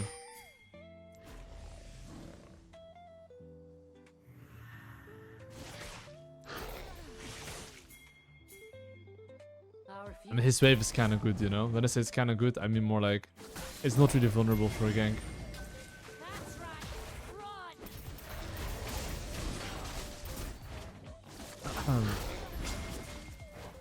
But that's why I'll just take his camps here. Ooh, enemy top lane is very low here.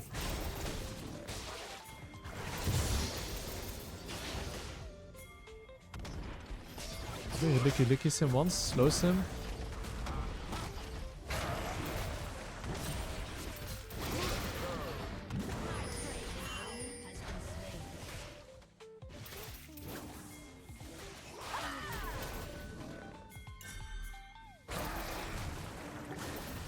Oh my god, spear, bro. Oh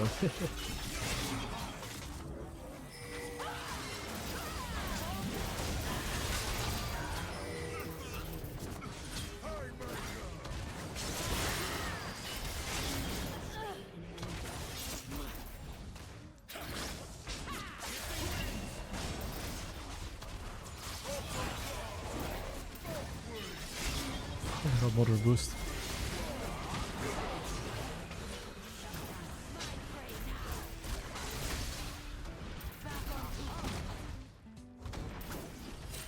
I can't land spears, guys.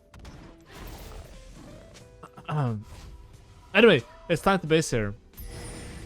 Why is it time to base? Because, well, I have 1.6k gold. And because of 1.6k gold, right, you should look for a base in general. I would highly recommend this. So let's say right now he's going for the gribbies, okay? Essentially, I'll have to ask myself, am I strong enough to fight him? If yes, fight him. If not, don't. I think I'm strong enough to fight him. Because I just came back from base with a lot of gold. He's gonna take 1 or 2 maximum. But if they go for more, we should be able to kill them here.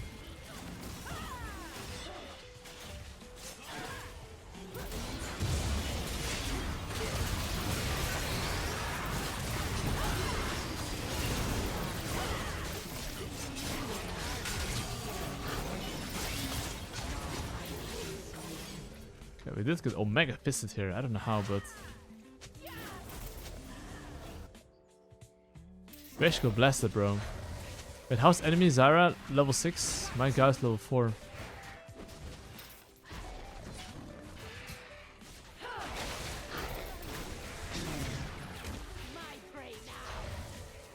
Shivai's level 6. I need to be careful here. He can just ult me and kill me. Anyway, as you can see, I'm a little bit low HP. Considering I'm a little bit low HP. Actually, not anymore. I healed up a bit. But anyway, that fight there did not go too well, okay? So what's next on the menu right here? So how do we want to play to win in this situation here? So essentially, my bot lane's ahead, my mid lane's behind, and my top lane's doing fine, okay? So if this is the situation, you definitely want to play bot side. So right now, I've recognized what I want to play for. Next thing that's super important is drone tracking. So at the moment, as I'm farming and all my camps are up, I basically don't want to do anything because I just want to farm. So what do? I make sure to track what the enemy droner can do. I make sure my laners don't die till then, you know?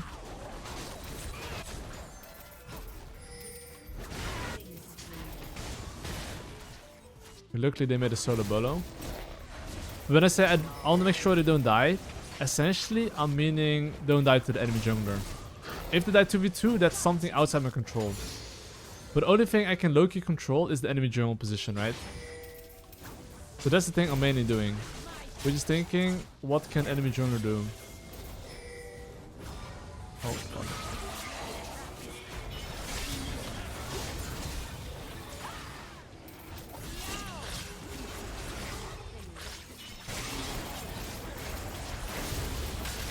Damn. Oof.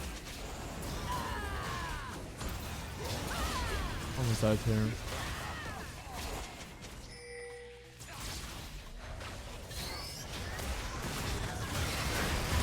I could jump in here, but my general rules that don't jump in unless you know you can kill him and not die.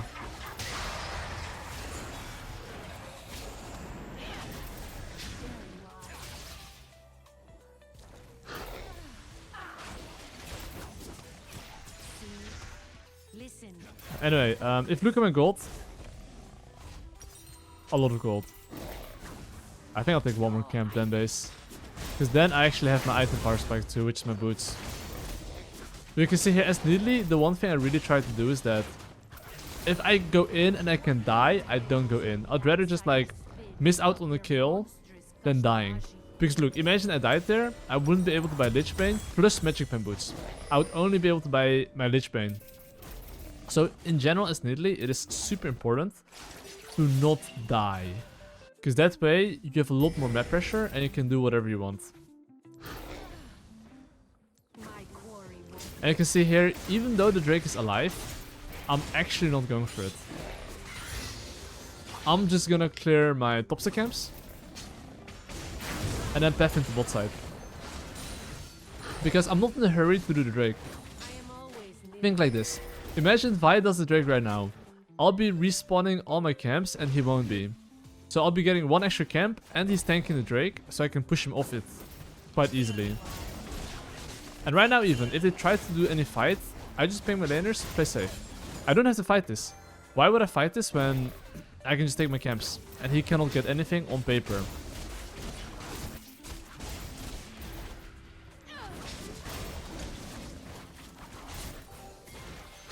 That I find illegal though.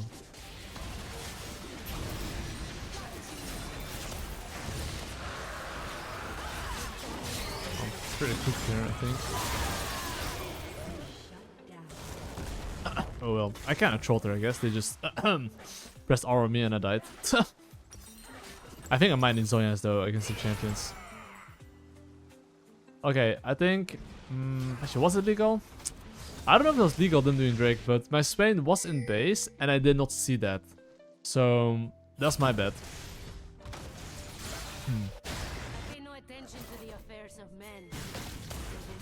If I saw that my Swain was like not there, maybe I wouldn't have went for that.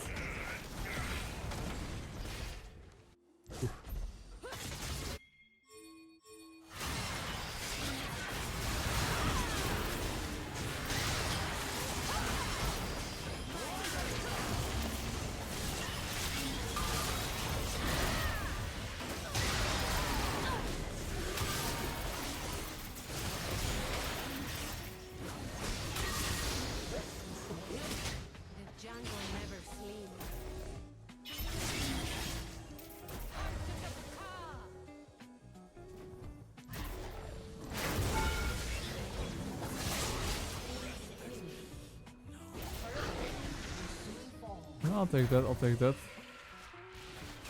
Anyway, if you look at my gold, I have this amount of gold. But what would I like to play for? I would like to play for my bot lane. My bot lane right now is 4-0. Super strong. So I'm always clearing my weak side camps. I mean, unless I'm like really behind in tempo. But the general rule is that clear your weak side camps, then go into your strong side. What is my strong side? My strong side is my Varus. So you can see here, I am just clearing my bot side camps.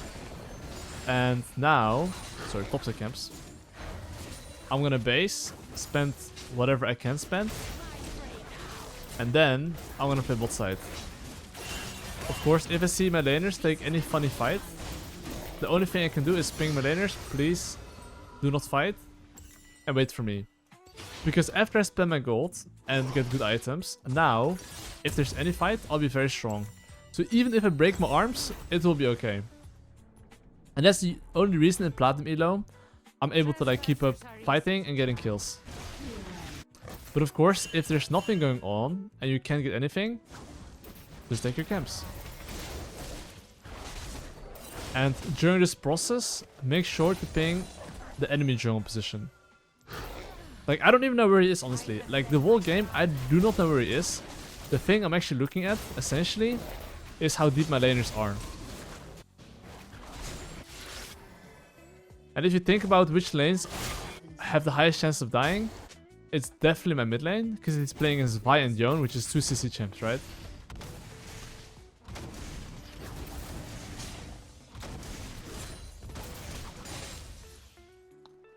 Let's take this. I think my Varus should be okay. I think, but my Galio is not blocking.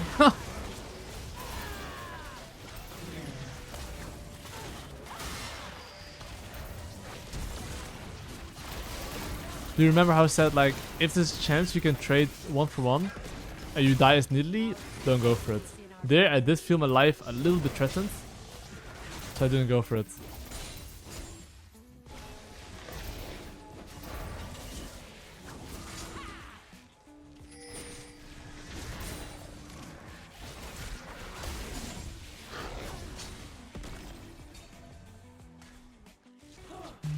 Can kill him maybe.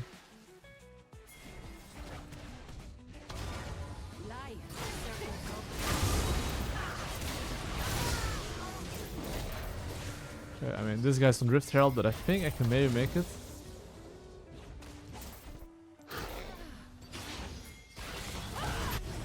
I want to sprint there as soon as possible.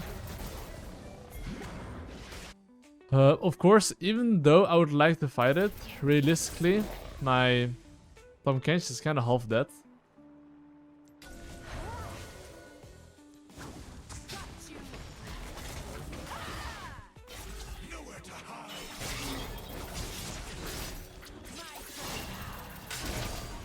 I mean, I can heal up, right? But he cannot really heal up that easily, so... And his Zhonya's Enjoyer.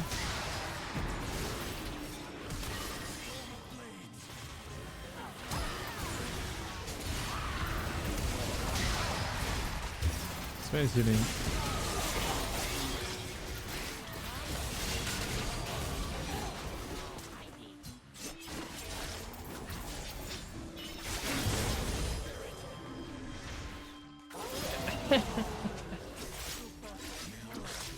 Damn, son. Damn, son. Well. Well, my Tom Cash got a good base, though.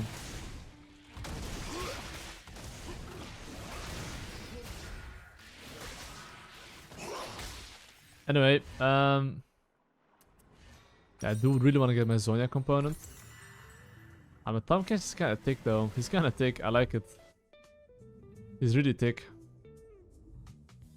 Anyway, because we died here and we lost the Gribbies, what's next on the menu? We do want to play for the Drake. I will just clear top the bot here. And I will not go top lane. It's like a tank against tank.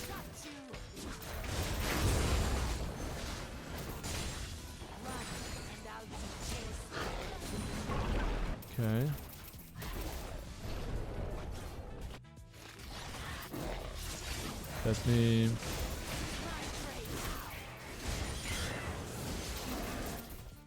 Let me go into bot side. Oh. I think it's Doom maybe. I would like to help my virus, but I think he's kind of cooked.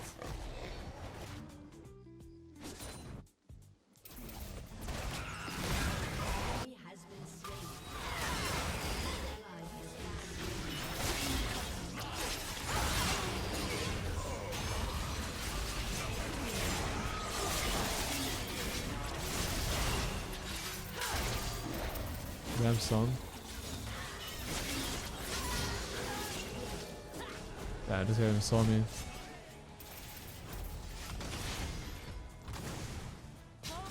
Like, this is like a little trick I used there. Not sure if you guys saw it, but as I threw my spear, I actually tried to like not show myself, even though he should have seen me. That way, he lets his guard down a bit more and it's easier to land a spear.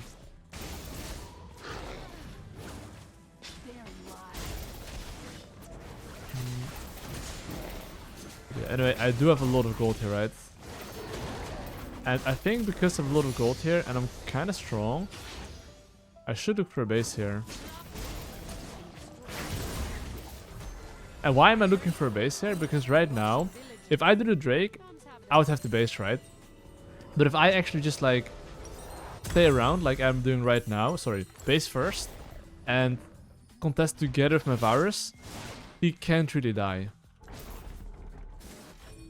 And then I can always do the Drake together with my virus. However, do you see me greeting for my red buff here? When I'm greeting for my red buff here, essentially, if Vi would skip his camps, go towards mid lane, my mid lane would die here. So that's why I'm skipping my mid laner to play safe here. Because as long as he doesn't die here, we're kind of chilling. Yeah, I need my Galio back on the map before I can do something.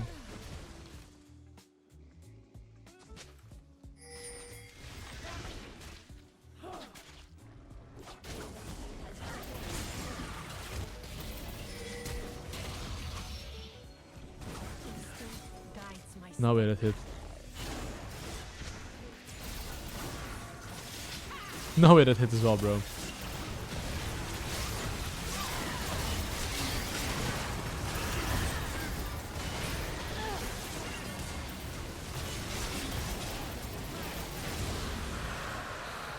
There's no way this one's gonna hit, right?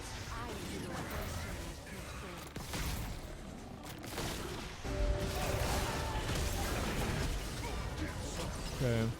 Wait. What's going on in the chat, bro? You lick your fingers while fighting? What the fuck, this guy's hella tanky. Anyway, the Otacon is alive, so I think it's good if my virus just, you know, pushes the moves. Do the objective here.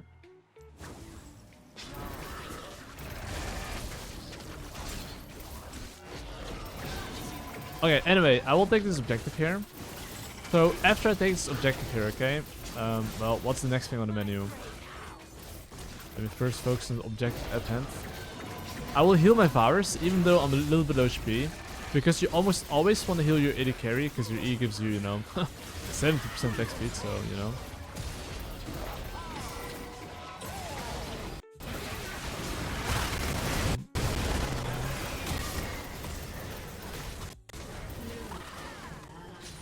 Okay, did we lose or did we get the objective at least?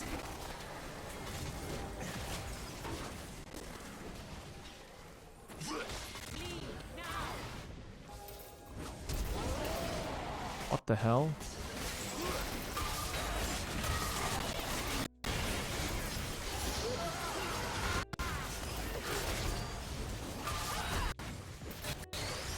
Heal in 2 seconds.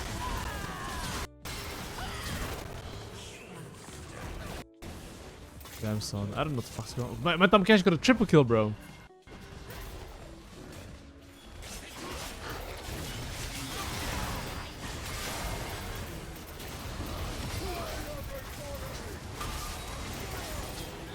Okay, I'm glad I took his penta. Damn son. Okay, did I take the objective at least? No, I don't think I did. Anyway, every single time you get a kill and you get some objectives, just try to think about what you would like to play for. So what would I like to play for? The bot tower is alive, I guess. But not for long. And I have a lot of gold. So I will press B here, get an item power spike, and look to play for mid tower. But of course, before I get to play for mid tower, right? I will look to clear all my camps, and if I see my laners overextend, I will ping them to back off. So before they even finish this tower, I'm pinging them back so they don't get any funny ideas.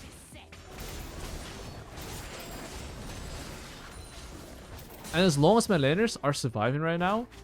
Oh, hold, this guy's trolling.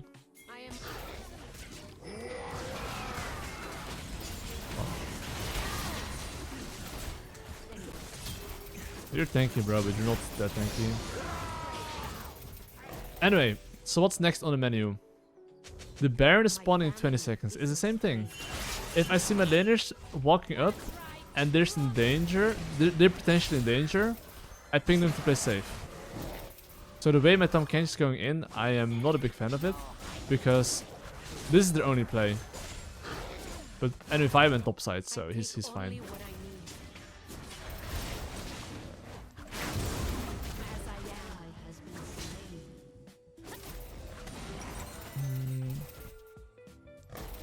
Anyway, I will look to play for a base.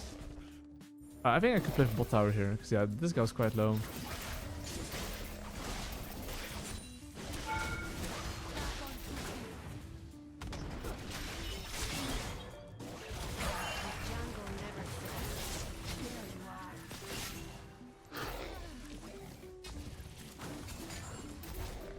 Definitely time to base. Get out of here.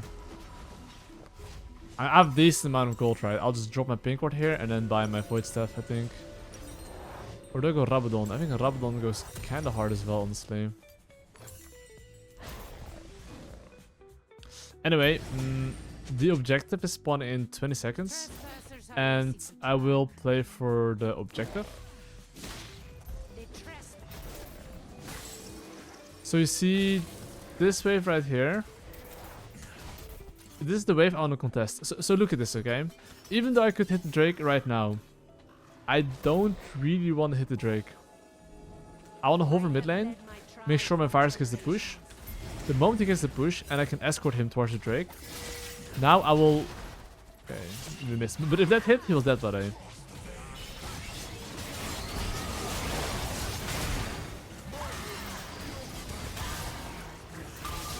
Yeah, I'm not fighting that shit.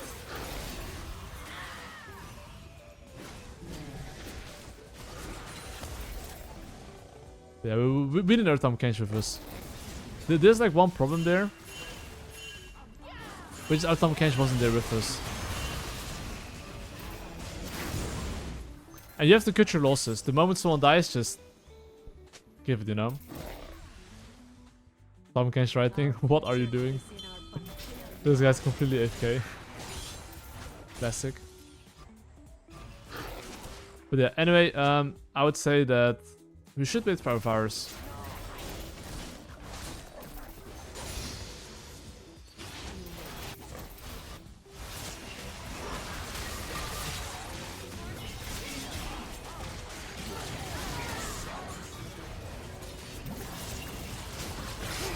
really don't want to hit that guy, but...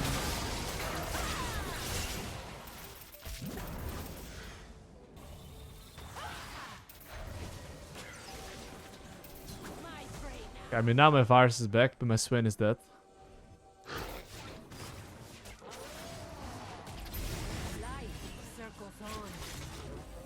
Let me see, let me see.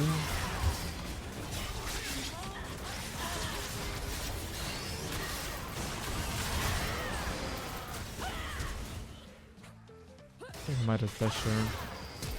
Oh my god, man. Don't press my zone, yeah. Mamma mia, man.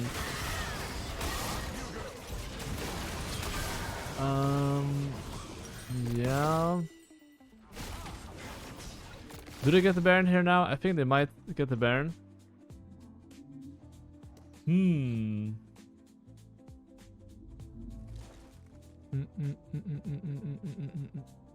Okay, we do lose the Baron here, sadly. I tried to press my Zonias, but I got Q'd and then I couldn't. I just got one shot and Q. But, okay, please, just stop dying, stop dying. Not one by one, please. Not again. Yo. The thing is that we keep dying one by one.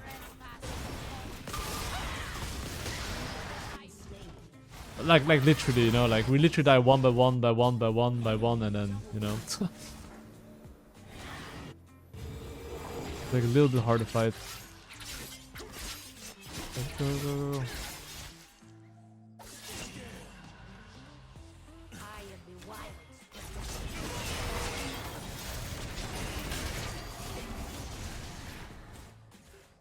I kind of have to flip it. Oh, fuck my life. Sadly, we didn't get the bread here. But okay, I mean, we just have to really not get caught right now.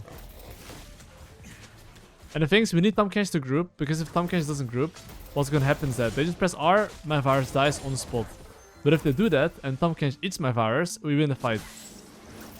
Like, but virus needs to survive in the fights. If not, it's, yeah. GG as we speak of. That's fucking tanky. 7k HP.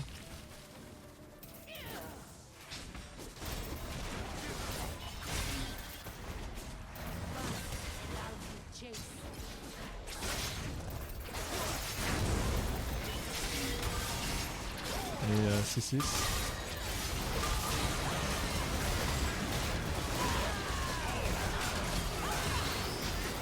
That is not what I meant it like.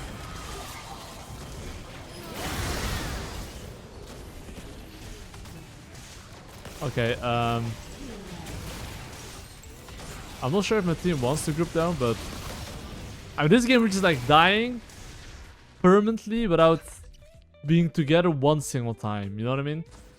Like, I haven't seen one single team fight. They just press R and we just die because we're just split, you know?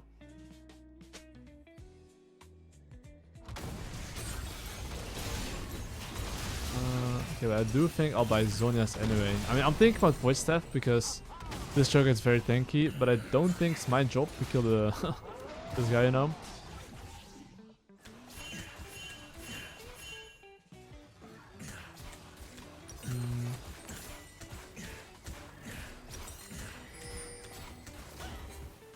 If I land a spear on like one of the backlines, this goes pretty hard.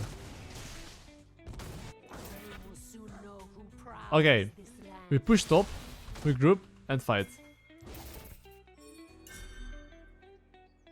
That is the plan here.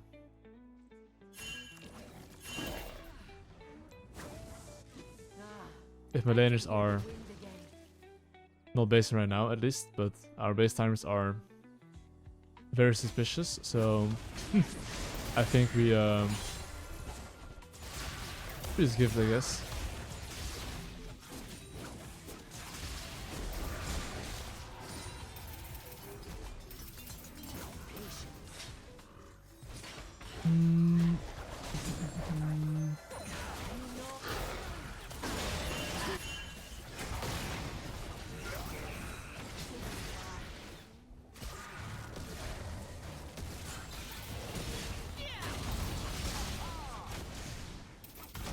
That guy's so fucking donkey, bro.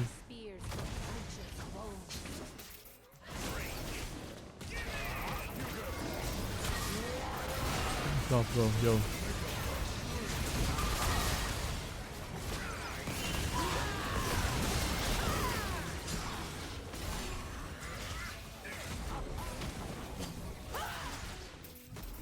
Damn. The choo-choo, the choo-choo.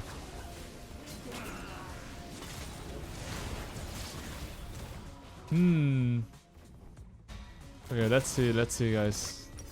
I got my Rabadon. It's still the same thing, though. We kinda need to be just grouped, and I'm not saying it's gonna be easy, even if we're gonna be grouped, but it's gonna be better than when we're split, because they have so much engage.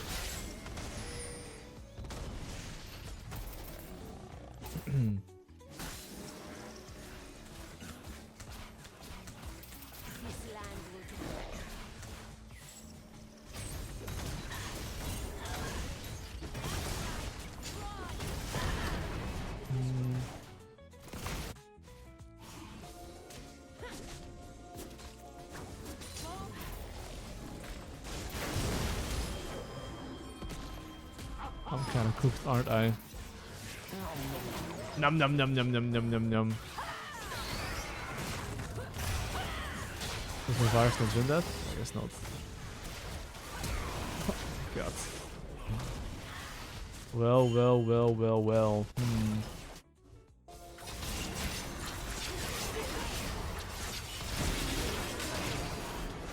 Okay, solid.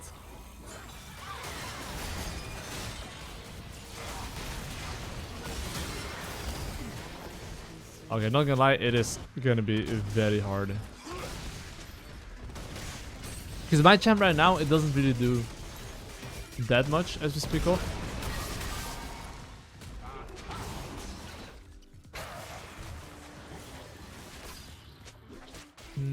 But maybe we can still win this game. But the only way I can win this game is if like they troll a little bit, of course. Because the only damage we have in this game is literally my virus. Besides that, we don't really have any damage.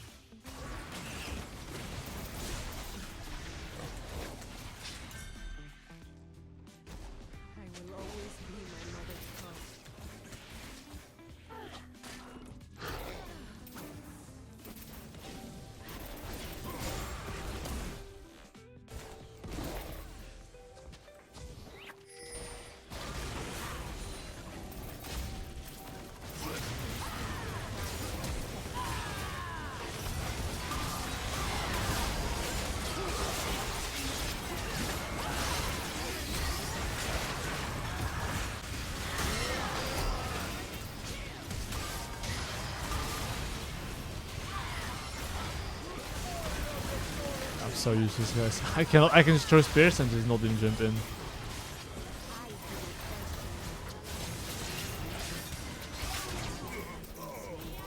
Yeah. I think it's GG, you know? Huh. Prowling on two legs spelled strange words. Do think that's GG, lads. Do think that's GG. Okay, but like, yeah. I mean, these situations, not much to be done. You remember the one time where we died on mid lane? If Tom Kench was there or we play safe, I think it was winnable. But it kind of snowballed of that because we just kept chain dying, you know? And the choker is just like so big that I literally can't hit anyone else. Alright, guys. Same thing. Just good base timers, going for guaranteed plays, good jungle tracking. Essentially, those things will get you out of this elo. And if you look at our draft, I think we could try something level 1. Okay, do you see this game? Top lane is Warwick against Darius. I'm pretty sure this is a game where I do want to play top side. I have defended my home from worse.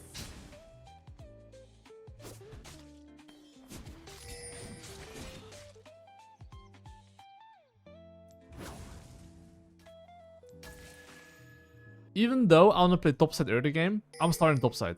Because if he plays actually very aggressive, I can kill him. If he plays safe, I can always path towards bot side, instantly base, and then go into top side. So I'll show you what's gonna happen, okay? On how I'm snowballing a top lane matchup while pathing bot side. Or monster, my prey sees no difference. But I think Jax is actually pathing bot side too.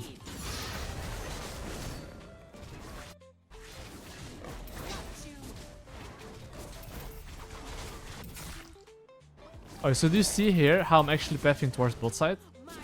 As I'm pathing towards bot side, there's one thing I'm doing, which is I'm looking top lane and seeing how it's going. If it's gonna be like more volatile than this, I'm gonna level 3 gank. If it's not gonna be more volatile than this, I'm gonna keep farming. So right now, looking at top lane, I think I should be able to get a kill. Why is this? I want you to think from the enemy perspective, okay? Look at Darius. He's probably not gonna go for ward right now. My Warwick probably has CC, I think. I think it's QE.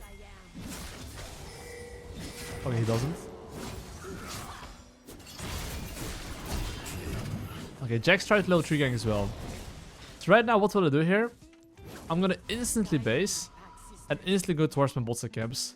But the main reason why I knew I could kill top lane is because his wave is bad and it's extremely volatile. So if it was like volatile enough for me to take 3 camps in the top side, boom, I kill top lane, clear my bot side camps.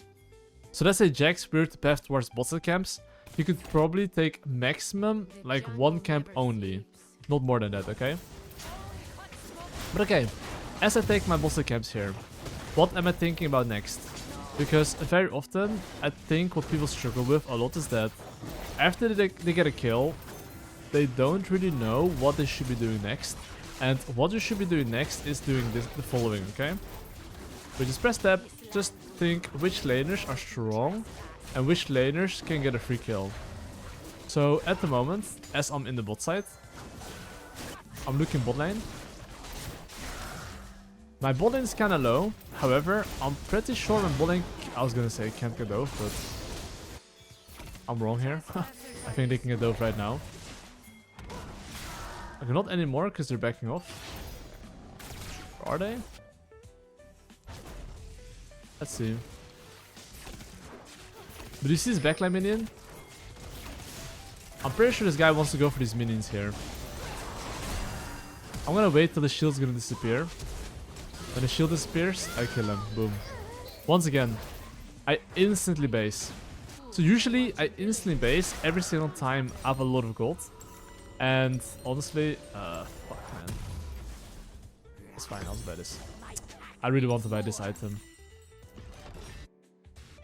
But yeah, now basically by having a good base, right? If let's say there's a top lane fight, okay? I'll be on top lane ready for a fight. So this is something I don't do too often, right? But I know for a fact that this Darius wants to hook my Warwick, okay?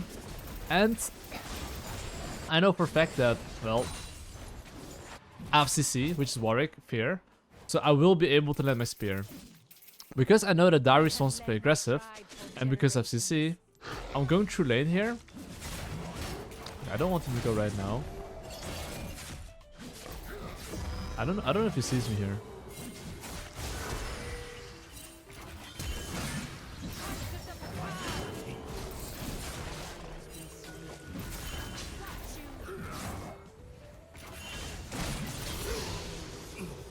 Got him. Okay, he went in a little bit too early in my books. At least top lane wave is good though. Anyway, at the moment, Grubbies spawning in 15 seconds. Because the Grubbies are spawning in 15 seconds, I think he's kinda dead on my screen. Okay, my Syndra does have teleport. And because my Syndra does have teleport, I'm just gonna try to chunk him here. Actually, he hasn't base yet, by the way. But like, I'm planning to just cancel his base here. Nothing else. By me cancelling his base, that is good enough. Because if I cancel his base, what's gonna happen is that I'll be able now to take the objective, because, well, I'm very strong, right? And he's like half HP.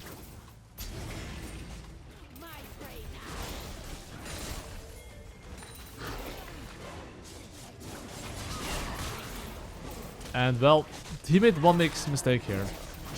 Technically, he used his turn for mid lane kill, okay? And because he used his turn for mid lane kill, he didn't have good items for the fight here. And what happens is that he dies, of course. Anyway, Bruh. my tribe calls itself only foreign I'll base friends here. call us Kashdaj. Or am I basing? His blue buff is up. I'll take his blue buff. So why am I staying for his blue buff though? Because I need 300 gold for my item power spike.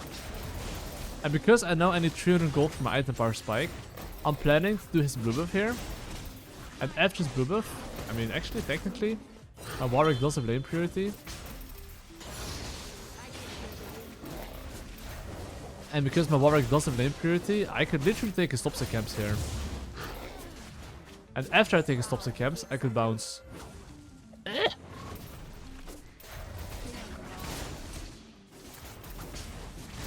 So of course, as I'm taking his toxic camps, okay, I'm fully aware that I'm down tempo. So unlike Warwick, I completely understand here that if he goes to Drake, he can have it. So what am I playing for right now? I got my Lich Bane, all my camps are up. So if I think that for some reason Jax is gonna invade my bossa camps, I'm gonna sprint there instantly. Because what's the point of me taking his toxic camps if he can take my bossa camps? That doesn't make sense, right? So, well, because I know that he might maybe go to my bossa camps, I'm rushing to my bossa camps. I think we should definitely fight this. You see how here he's starting the objective without actually having a good base? When I say good base, I mean more like...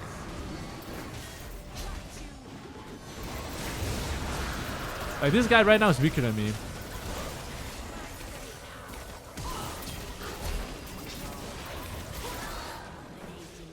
And because he's weaker than me, right? He dies. So what's the problem here? What's the trend you notice here? The trend you notice here is that his base timers are shit. And every single fight he's taking, he's weaker than me. And because my base timers are good, I can punish him. So at the moment I'm basing here. Why is this? I have 400 gold, which is I can buy an amplifying tome and boots and a pink ward. And now I can full clear my toxic camps, then play into bot side. Because if I press tab, the lane I want to play for, I mean, technically I could play for myself, which is that I could take my toxic camps, invade his toxic camps. Instead, okay, hold it. You saw how there's a Jax in my jungle? I was gonna wait here.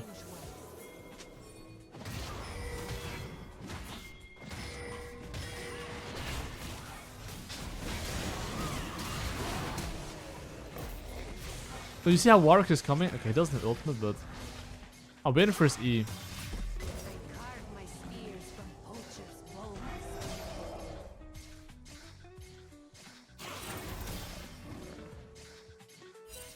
Okay, this chase was a bit bruh, but it's fine.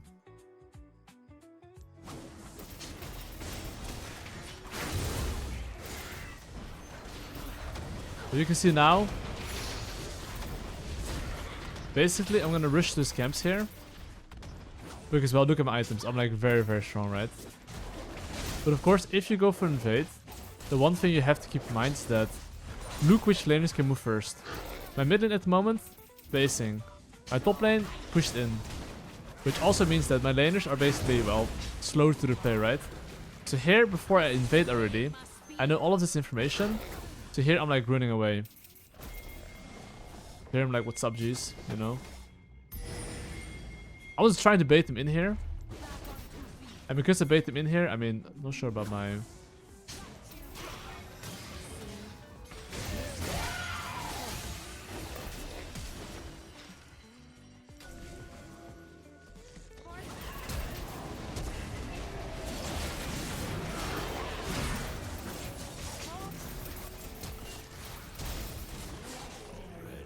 Now we got him.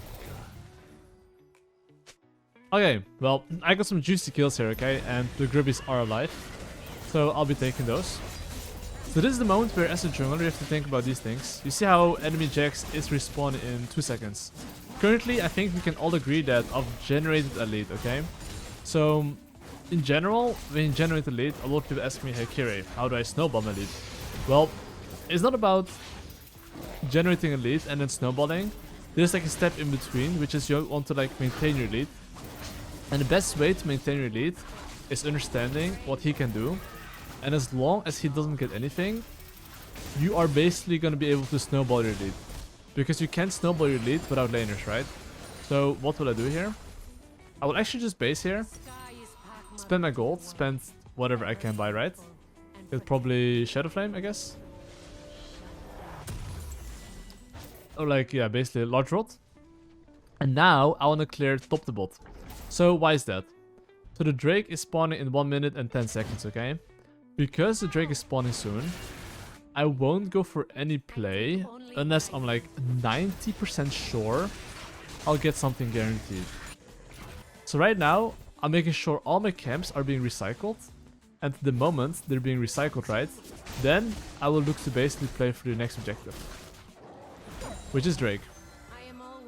So you can see here, before the Drake spawns, all I'm doing is pinging my laners to play safe and go for the objective.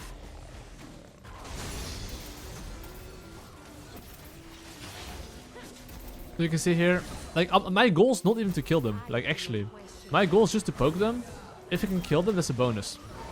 Because right now, if I actually get to just poke them here, right before the Drake spawns, this is big. Like this poke only makes it a lot harder for them to contest the Drake. Which of course allows my laners as well. Push 1 extra wave, and then I get the free objective. So I'm just holding my spear here because they're going to try to dodge it. Now I just throw it, I land it. We see here how I'm like trying to respond and see how they move. I don't know where Jax is, but... you see this choke point right here in the middle? This tower choke point, like this line right here, is very hard to dodge. Like when you're in this line, you usually can like land your spear relatively easily. So then you can just throw your spear, right? So now I can get the Drake. And I will now look to basically play for, well, a base here. Oh.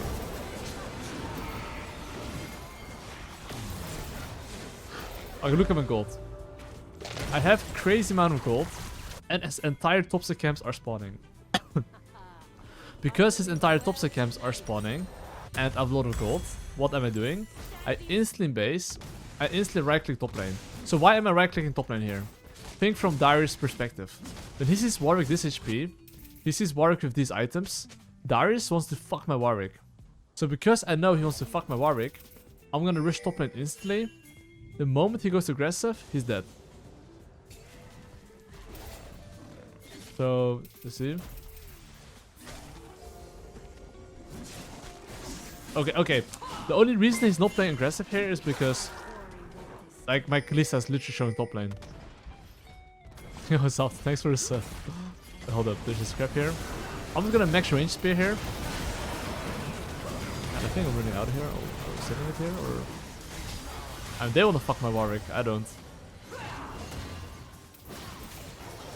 Anyway, right now I'm just gonna try to throw a spear here in their face. Cause like I said, as Nidalee is very important. Before you get to like fight an objective, make sure you chunk them. If you're able to do that, it's gonna be a lot harder for them to fight. Which also means that the objective you're contesting will be easier to take.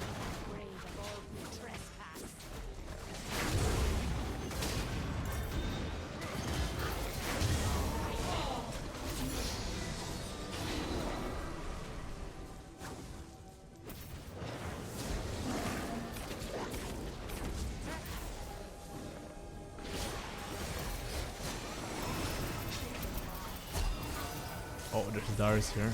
Oh, fuck. Every man for himself.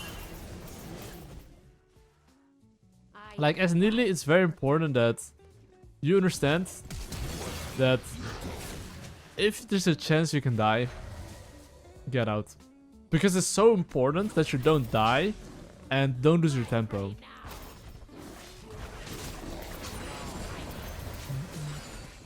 So what am I gonna do here? I will clear my raptors here.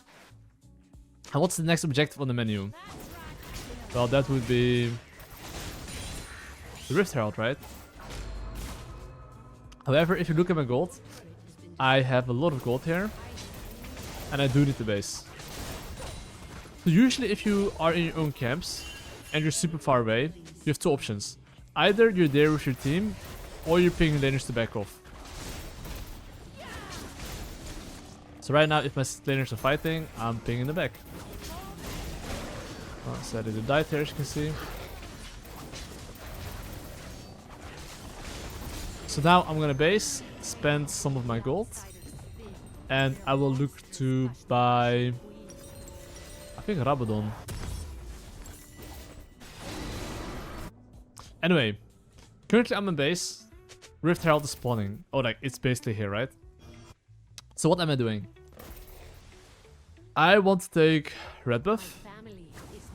And after I take red buff, I want to basically play for my Kalista and push middle wave and then do the objective together. So I'm literally just staring at him in his face and making sure I just push mid lane and then do the objective.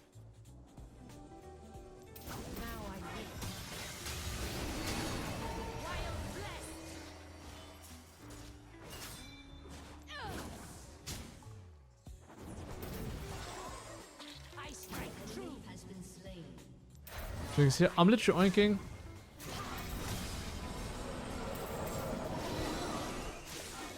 My Sinner is low-key flanking, I guess.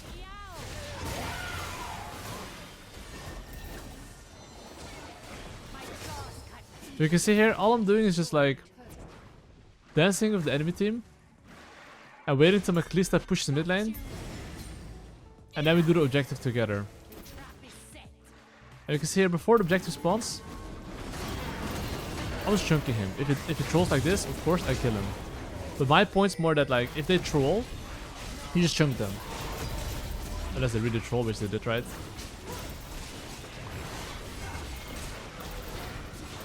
In general, if I do these objectives, I like to heal my AD carry. And of course, right now the Drake is up, so I could play for Drake. But like, I mean, mid tower is literally one hit, right? So I'll just one hit it.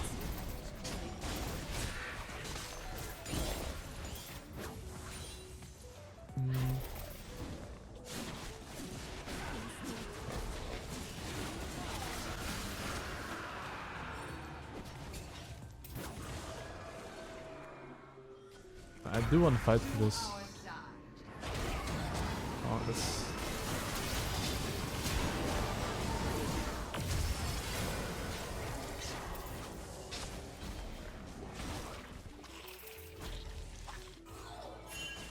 Okay, time to reset. You see here, the Otacon's alive, so I wanna play for that. And because I wanna play for the Otacon, right? In general, clear your weak set camps, look for a base, then go for the objective. So I am basing right now. And I am going for the objective right now. And of course, your job is to recognize if your laners are fine. My laners are fine.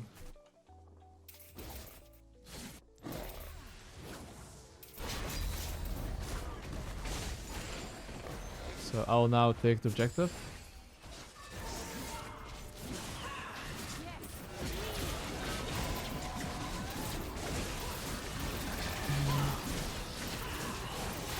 Let me do this objective here. Okay, what's next on the menu? How do you snowball these games where you basically have like every single objective in a game and there's no mid tower, no bot tower? This is a mid game where people struggle the hardest. So you see how I'm pinging on the way here. My mindset is not like, hey, I want to get a kill here. My mindset is, I wanna get the push. After I get the push, I wanna get vision in the river. And why is that? Oh.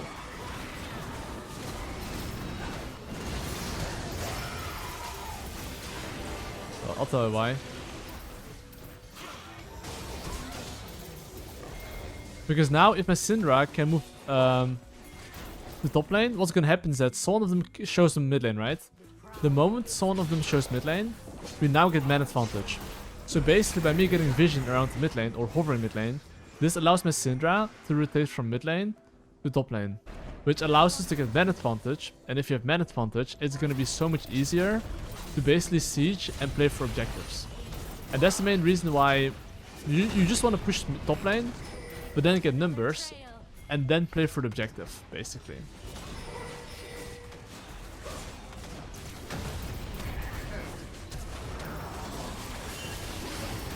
This guy's doing it.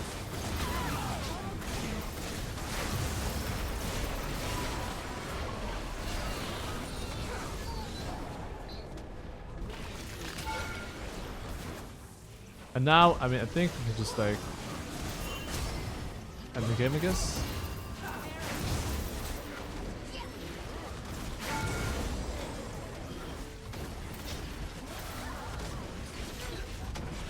And then, well,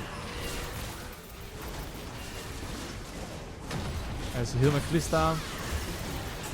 And now it's GG well played. But as you can see here, just good base timers, playing from recognition, and that basically allows you to be at the right place at the right time, which allows you to basically get more kills, and then GG well played, you know. Okay guys, you always have to write in champ select, okay? If you play Nidalee here, okay? Make sure to always write, do you play melee support if possible? Because my mid laner wants to pick Yasuo, it's actually fine.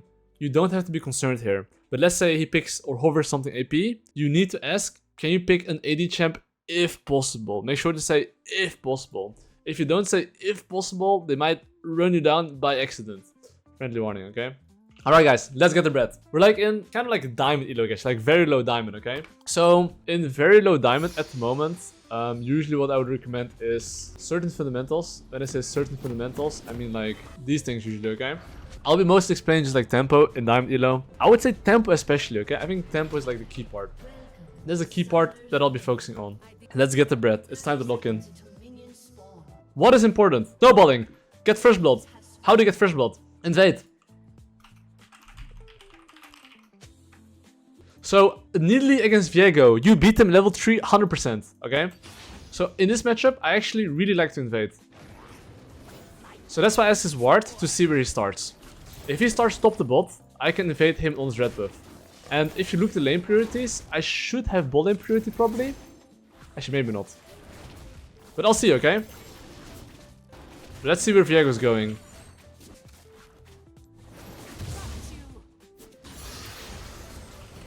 Okay. Wow, my FPS just dropped like crazy. Okay, right now, I'm gonna go just clear towards the bot side camps. Okay, my FPS is going full potato mode.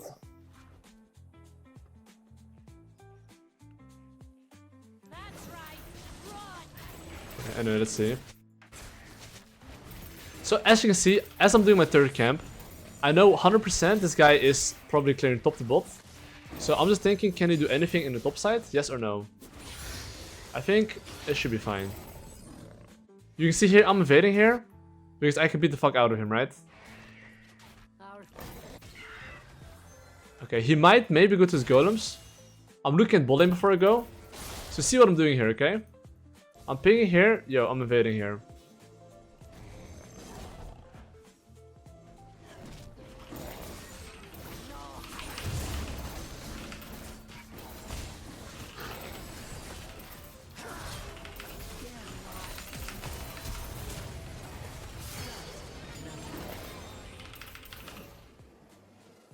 You take that.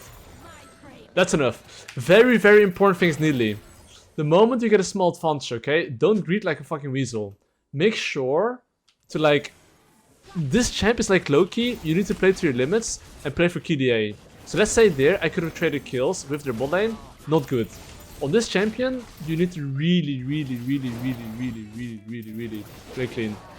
It's fine to make few mistakes, but not too many. I would say on this champion, you should look to die less than 4 ideally.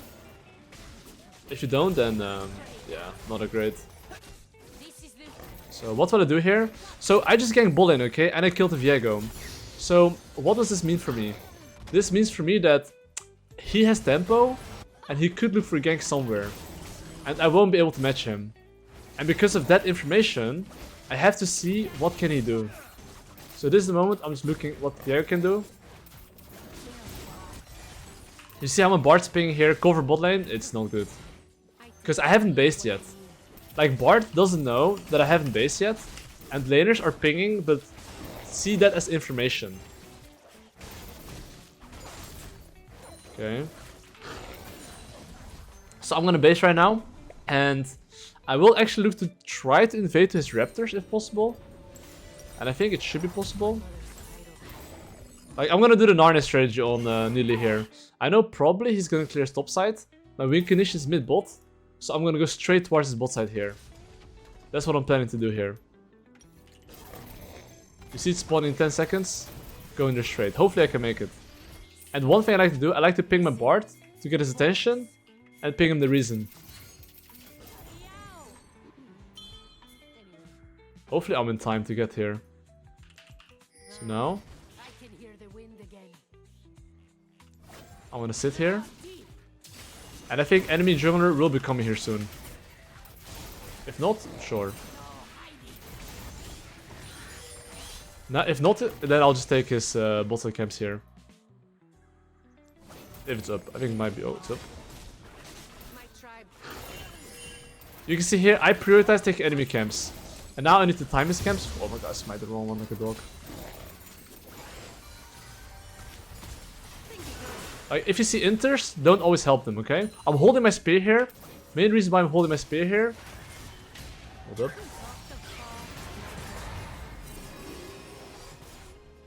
I'm fine here? I think I'm fine here.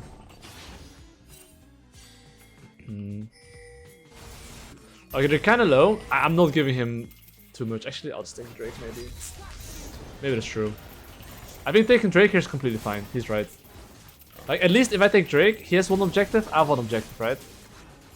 As long as I contest the next Gribby and take one, he's only gonna get one. So I'm okay losing it if needed. Okay. I'll just take this. And I'll look for... I'm gonna smite it a bit later.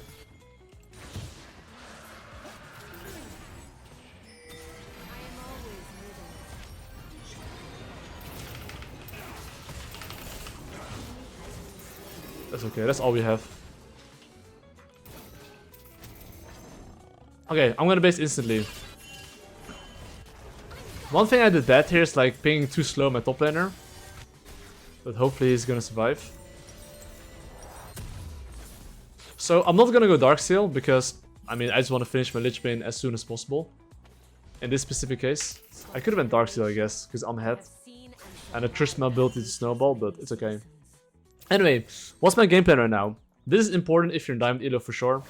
The moment you're in base, try to think what you want to play for and where's enemy jungle. And just think what you can do, right? So since I'm in the top side here, and I'm not really anywhere on the map, he might maybe be able to look for a bot lane play. And I cannot match him. So knowing this information, I would look to ping a mid bot to be careful and play safe.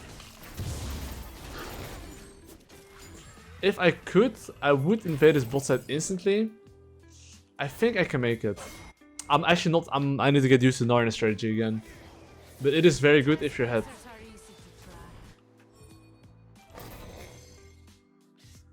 Nice, he's not on it.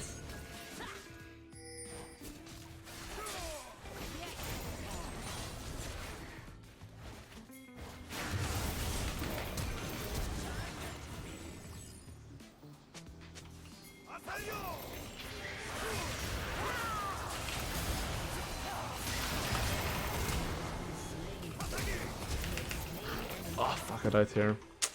I played it a bit bad. I mean, here I would go Dark Seal. But if I go Dark Seal, it means I have to play clean. So I'm gonna hopefully play clean. This land will be the Okay, so every single time in base as well, I just think, okay, what laner would I like to play for which objective? Grubby's 130. I was right, I misplayed, my bad. So he's gonna move on. So it doesn't stay stuck in the past. Always focus on what's next, very important. guides my steps. Okay, I'm gonna look for the Krabby Patty here. Oh, well. Pretty good crab movement, not gonna lie. Okay, I'm gonna go into bot side here. His red buff is spawning very, very soon. I do want to invade that, but before I invade that, right? I think I should be able to win this.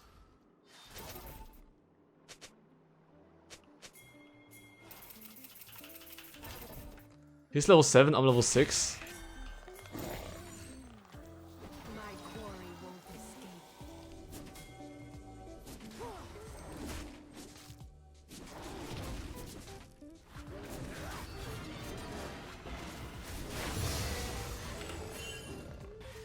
I think we just get out of here.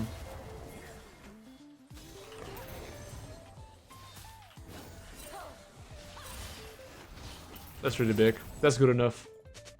Grubbies are spawned in 10 seconds.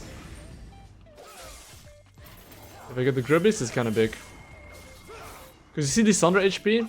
He's very low, right?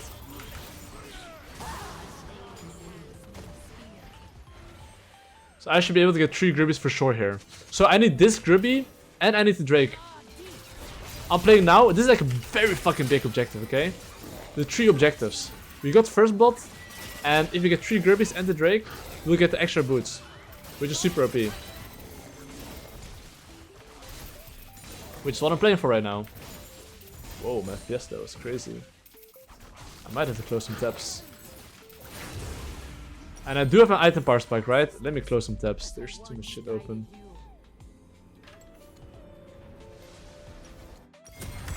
But yeah, I want to play for Drake here really badly.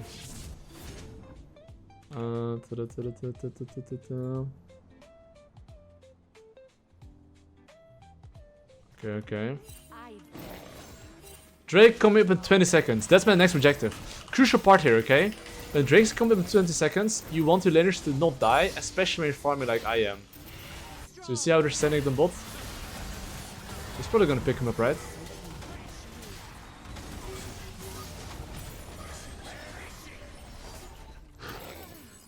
Okay, fuck. Okay, I didn't see that one coming. But as long as they cannot take the Drake here, I'm happy.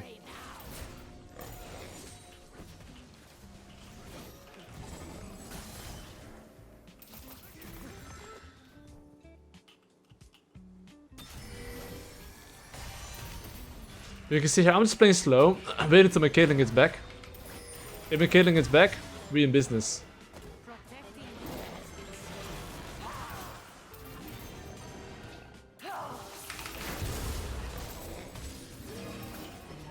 Okay. Remember, the feet. You want to get the feet. Get the feet. Prowling on 2 legs. I don't have smite here, but that's okay. Yeah, now we get 3 stacks, hopefully. I mean, I don't have smite, right? But I think I should be able to get it. Okay, crucial part, okay? The moment I get the Drake, what am I thinking about? I don't have the base. Now I think, okay, I'm kinda down tempo, so enemy jungler has a turn to do something. I will not be able to match him, and because of that, I'm now pinging my top laner, hey, be careful. If you get ganked on top lane, I cannot help. So your job as a jungler is to recognize he has a turn, he can do 1 play, and you don't wanna, like, you know, I am the wild protector. have your top laner die. So one thing I like to do is just repeat.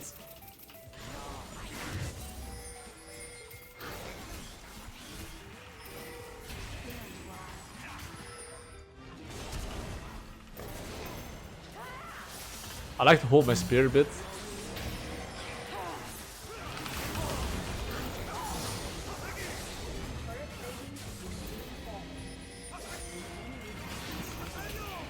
They both missed. Are both just that bad?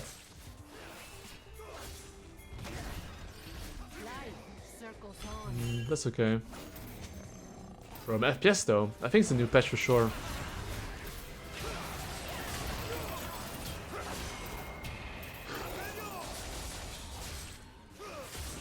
Okay, crucial part. Look at my gold. Okay, trading kills here, not good. I was carrying them here though.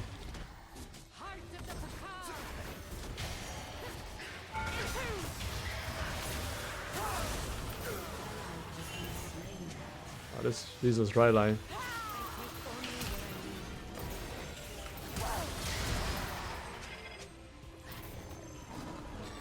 Okay, I'm kinda out of here. I'm thinking though, I think Mercs is like low-key OP against them though. I'm playing as Cho'Gath, Viego, Swain. Oh, hold up. Oh my god, man, this fucking dog was here. Rest in peace to the Dark Seal. Okay, what am I gonna be buying here? Mercs or not actually though? I'm really not a big fan of Mercs, but their champs is like really Mercs friendly. And I'm probably gonna jump in, I'll be very honest. So I think I'll just go Mercs. It feels very fucking illegal to buy this shit, but you know. What's the upgrade? Okay, I need 2 items. Okay, anyway, right now. What's next objective on the menu? I would say that at the moment, the best way to win a game is that you press tab, see who's strong, my Gwen is really strong, and try to make sure you involve him in fights. You see how my team is fighting right now? I don't even know what's going on, but I'm just pinging my team back off. For one main reason, because I'm not there.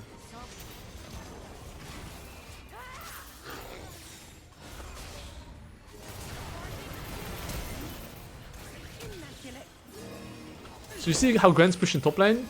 We're getting free top tower here, literally. And because we're getting free top tower, I'm basically just, you know, playing with this guy here.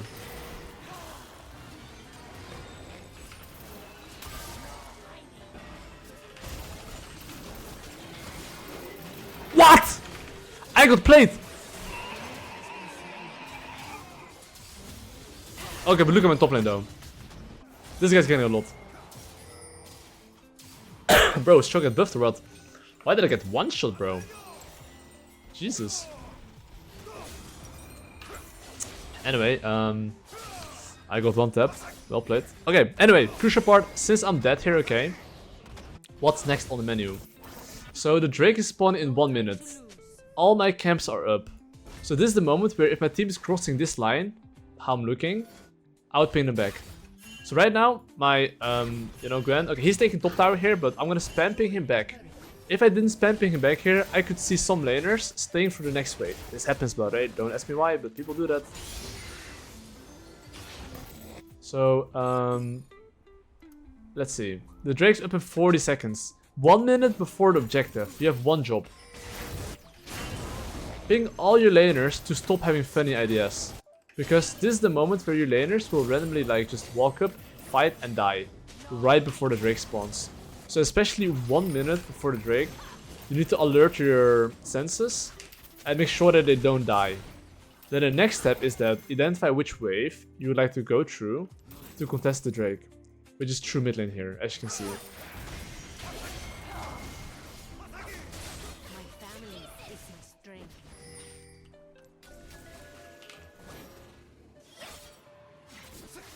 But even poking a little bit is like really good, you know? And as Nidalee, one thing is super crucial is Nidalee. Oh.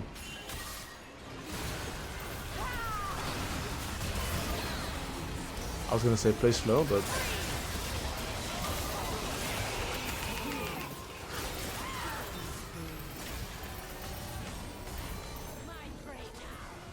That's fine. Because as Nidalee, right?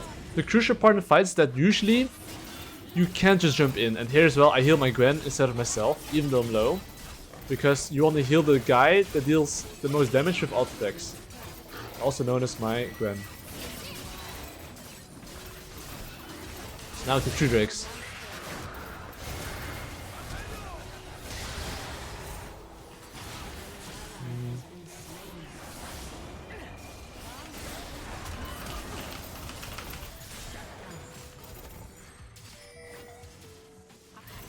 Okay. Okay. Every single time you got a lot of stuff. Do you need the base? Yes. Which lane do you want to play for? Gwen Caitlyn. For which objective? I guess Rift Herald still exists. Yeah, sure, I'll play Rift Herald. I was wondering which objective this was. I actually didn't recognize it. I completely forgot Herald existed. Anyway, you see this wave that's coming? That's the wave I'm gonna use to pressure to take the Rift Herald. So right now I'm gonna move towards Rift Herald. So usually I would hover mid lane here if I were to think that they need me to get mid lane priority or they can die. But in this case, I don't think they can die. So because I don't think they can die, I'm just gonna start the objective here instantly.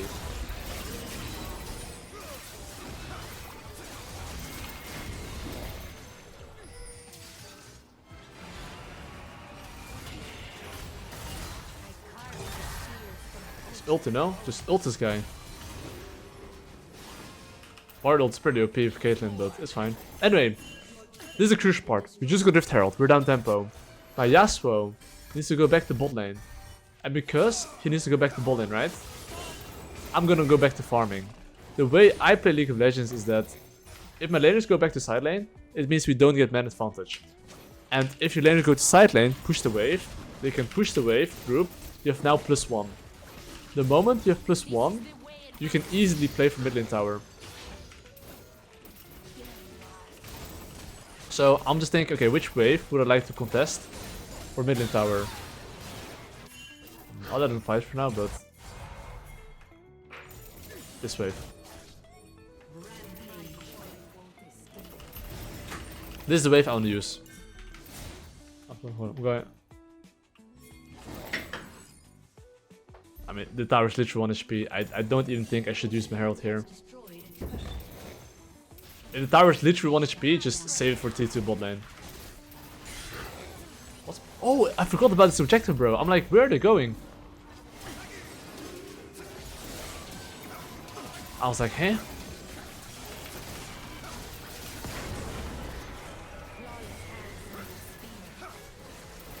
Bro, my champ sucks the last thing. Well, I was like, huh? Okay, I kind of forgot it. Anyway.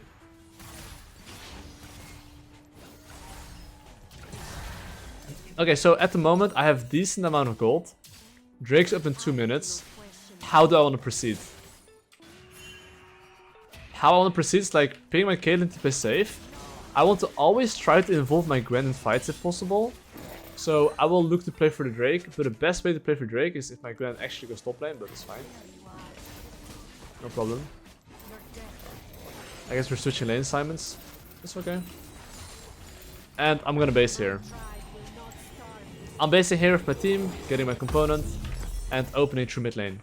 So this is the moment where if I'm in base and I'm a bit far away and I don't see anyone, I'm just gonna ping my Gwen here, hey, be mindful, they can move to you. And as long as he's mindful and doesn't die, we're Gucci. So I'm pretty sure this wave, we should be able to break open mid lane tower.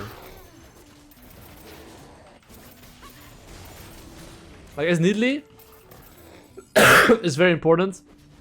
You know how to play for objectives.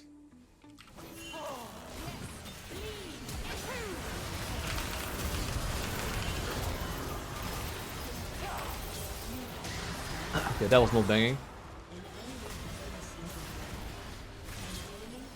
So I was gonna say that, well, know how to play for objectives, which is also known as wait for your side laners. But LG, I think it's not too bad by the way. 3 for 2 if you get bot tower, as long as he doesn't die, of course. I think my Gwen is pretty fucking OP. What the fuck, bro? He kills him.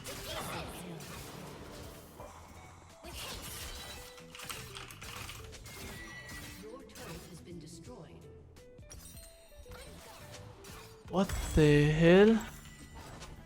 Your team has Mamma mia. I guess she's balanced.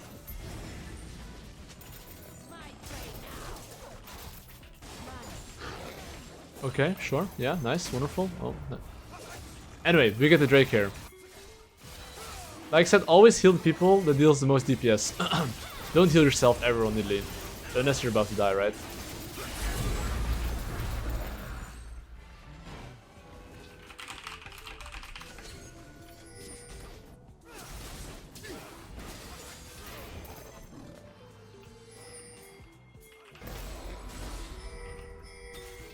Ult him!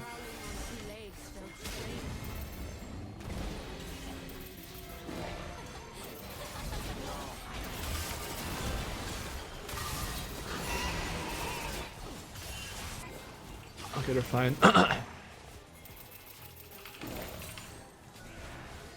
am the wild's protector.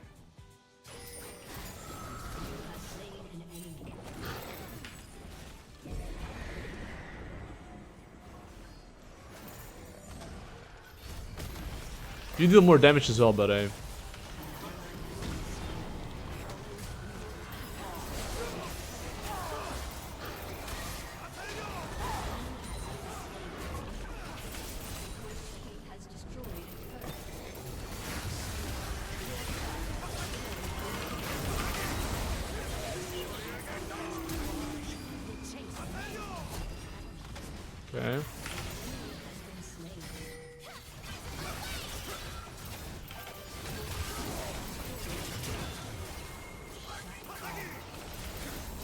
Enemy is dead for quite a while, so...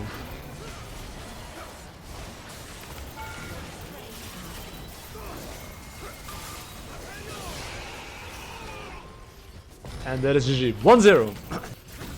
We got the bread. Okay guys, the real question here is that, what should I do to carry this game? My tribe lives in my We invade. Okay guys, let's get the bread. Let's get the bread. Okay, I looked in neatly against Rangar, guys. How do I want to play this game? I get beaten up really hard 1v1. So how do you win a counter matchup? Good question, right? If you play against a counter matchup, this is the most important thing you have to keep in mind. Tempo. If he's faster than you somewhere, and you can sit in a bush, you are doomed. Like when I say doomed, you're like really doomed, you know, like you're like insta dead, you know? So as Nidalee, you almost never want to go for a gank unless you're very, very sure that you're gonna get a kill. And after you get a kill, just make sure that you know that he can be in your jungle, okay? Like, you have to hold your hands with your laners if you play this matchup. If you don't, then, you know, Oh, baby! Bro. I couldn't be happier if my laners were getting first blood. And here's the thing as well, right? Rangar could easily level 3 invade you. So if he can level 3 invade you, what you have to do as a jungler is that you kind of want to walk around and make sure that you don't, you know, don't face check him. So I would recommend to put a trap here. After you put a trap, spear the shit, and do this, what I'm doing here. That way, you cannot really die. Very important. You should always do this if you play against matchups that can invade you.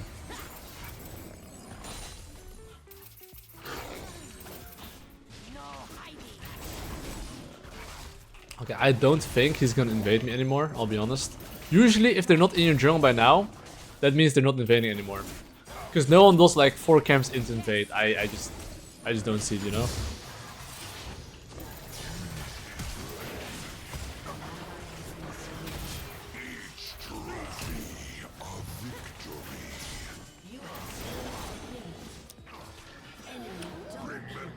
Okay, he did do low-key like a 5 camp into like river for some reason, but...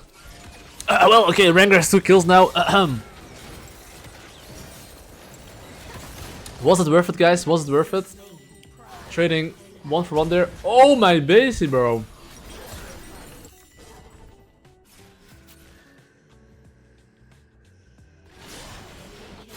Alright. Very important moment. You see this wave. If he's gonna very slow push this wave, you have a chance on killing him. If he's gonna push it very fast, you don't. So the moment he starts pushing it very fast, ping your laner to send it. So right now, send it. Oh, la, la, la, la, la, la. Okay, that works.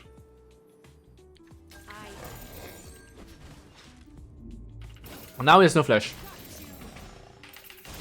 So well, what am I gonna do?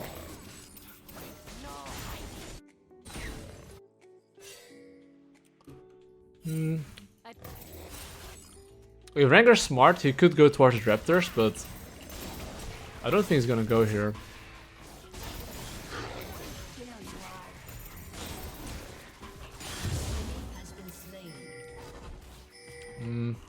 It's killable, it's killable.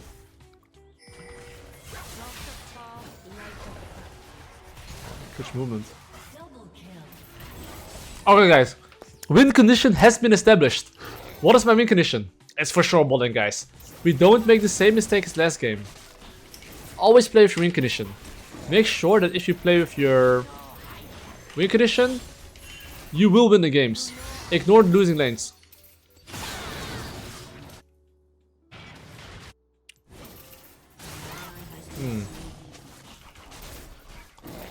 My top lane definitely tried to do something fancy. That something fancy didn't really work out.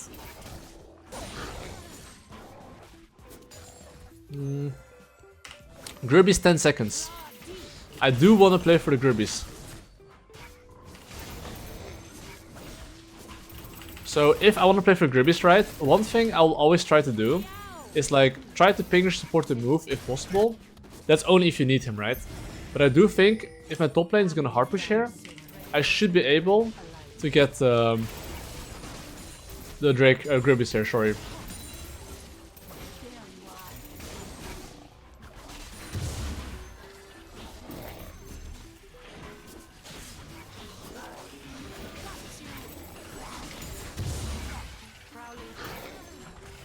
I don't. Oh fuck.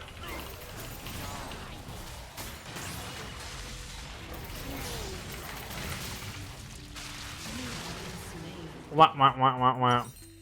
Okay, I got hit by a little spell and then I got killed. Well, that was unfortunate. So basically that's just me being cringe and, you know, dying. But that's the thing with Nidalee, right, is that if you get hit by less than an arrow, you get hit by like a Swain E, right? You're almost always gonna get instantly one shot after. So it is kind of important that you know, are fully aware that it might happen. So usually what you have to do is just think, okay, if I get hit by this ability before the game, you will die. So you're even like more cautious of it, you know? It's like very important. And of course, if playing against Rangar, like just, you know, do not face check. So you see how I'm like seeing Rangar in river, right? Seeing him in river is not enough.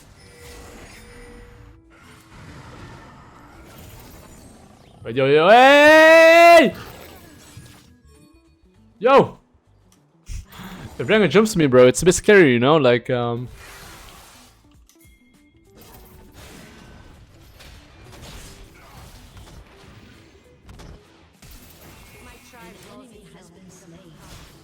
Only foreign prey.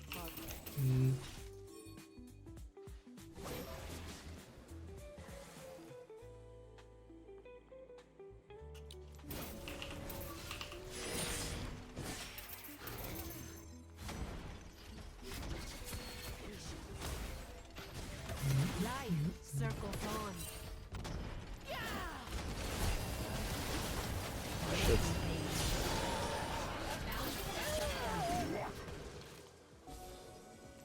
I mean, I guess he called the enemy to carry. But anyway, my Lich Bane is like 1k gold. My core key 6 kills. So I would like to say that, you know, I underplayed my core key. And the Drake is up. So I do want to get this fetal strength thingy. So I'm gonna make sure that I wait for the Drake. And Rangar has no ultimate, so because Rangar has no ultimate, I should be able to win the Drake fight as well, right?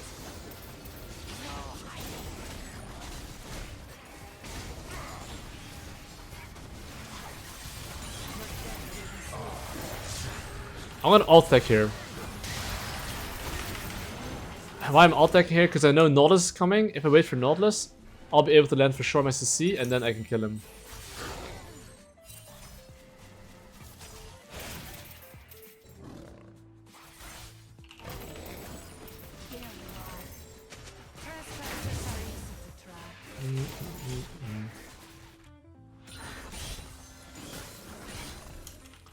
And now, I mean, you see Grubbies, it's spawning in 50 seconds. I mean, I would love to contest it, right?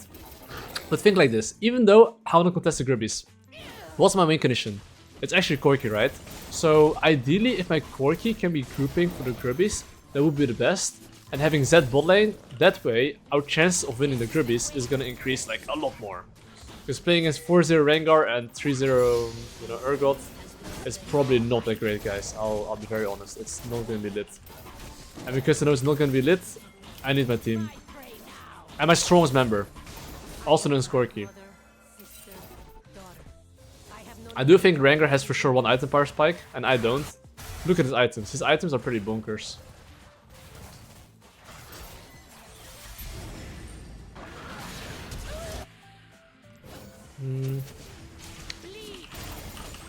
If I can get 4 of those.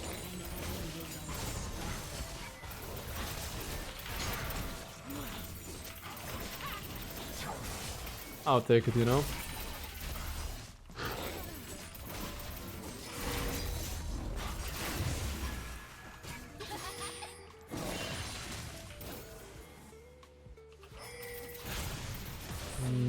Definitely down to fight here.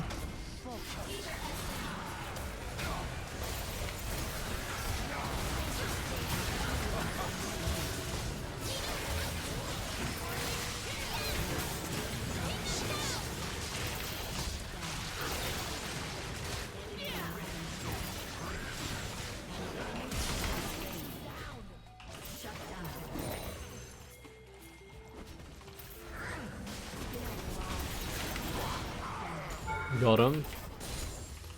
They definitely used quite some summoners there. Oh, this TP is like the slowest TP in the universe, but it's like super slow. So that shit will almost never kill you. But that's pretty good, you know.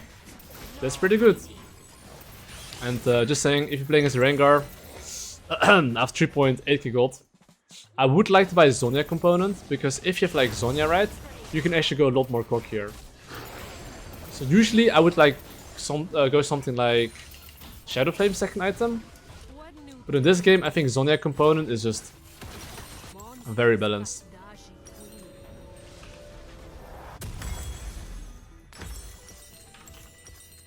And I mean, where do I go actually? I guess I can save a large rod, I guess. Anyway, what's on the menu right now? My Corki is still super fat, okay? Try to involve your Corki. I will clear my topside camps.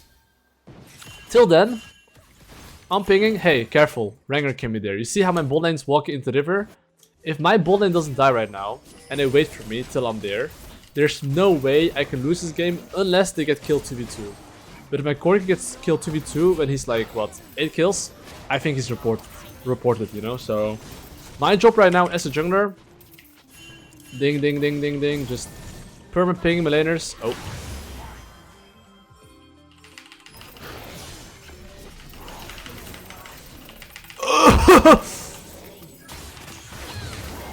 Oh my days, no! Okay, close enough. Yeah, but that's why Zhonya is OP, you know? I would have got an insta one shot. And now, because Rangar shot topside, double kill on bot lane. It's all me, guys. But Rangar could have been bot side, right? But that's why jungle tracking is like so important, because if you are able to track him down and you play together for your win condition, it's gonna be very hard for the enemy team to do anything. And see how Drake's spawning in like, what, 5 seconds? All my laners to be basing, going mid lane, and you know, make sure I play for the bot tower. So I will look to The jungle never sleeps. look forward to going for Zyra. I mean, I guess this game is a bowling party. Okay, see, I'm not gonna show here. Why am I not showing here? Because I want him to be as deep as possible. If he's as deep as possible, he gets killed. The general rules that CC should always go first, okay?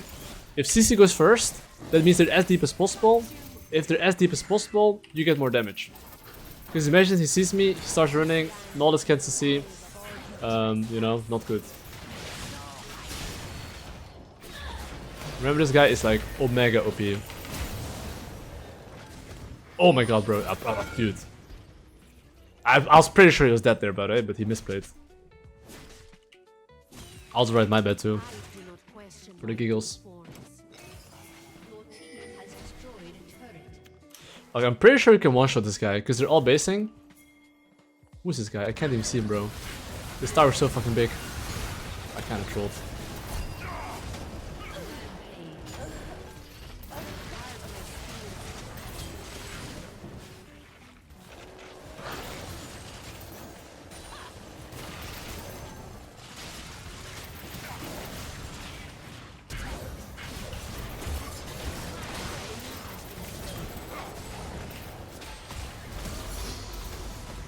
Alright, it's time to bounce, but I'm just saying these towers are fucking OP. Oh, the G. We got him, boys. We got him, boys. I mean, I would say it's bowling gap, but you know, I'll take it. I'll take it. I'll take the W. Okay, so how are we gonna 1v9 this game? Basically, I am just gonna look to clear my top side caps, and I'm gonna clear into bot side. Remember, I'm playing against a Talon. So Talon could do the 5-second rule against me, okay? So considering that I know he can maybe do the 5-second rule against me, what will I do? I'm gonna put a ward here, and instead of going to my Grom, I'm going towards my wolves here, okay? It's very important. Especially if you see a Talon with Ignite, you should really expect evade, usually. Okay. I see top lane fighting like this. When top lane is fighting like that, I'm not going there. If I know for sure I could get a first blood, I'll go for it. But am I for sure? I'm not really for sure. And the disadvantage of going topside is that if I go topside, my bot lane might maybe be able to die. Because they have Jhin Pike, it's really easy for them to kill my bot lane. So as a jungler, you as well have to think, okay, what happens if I go top lane? What happens if I go top lane is that my bot lane legit cannot farm. So that's why I'm not as well going top lane. Especially because I have a tank and I've cooked my Lulu, which skills insanely well, right? So jungle resources and the time you spend is gonna be very, very important. Which not a lot of people think about, right? The consequences of you going for a gank and what would happen on the other side, essentially, is something I do think about sometimes as well.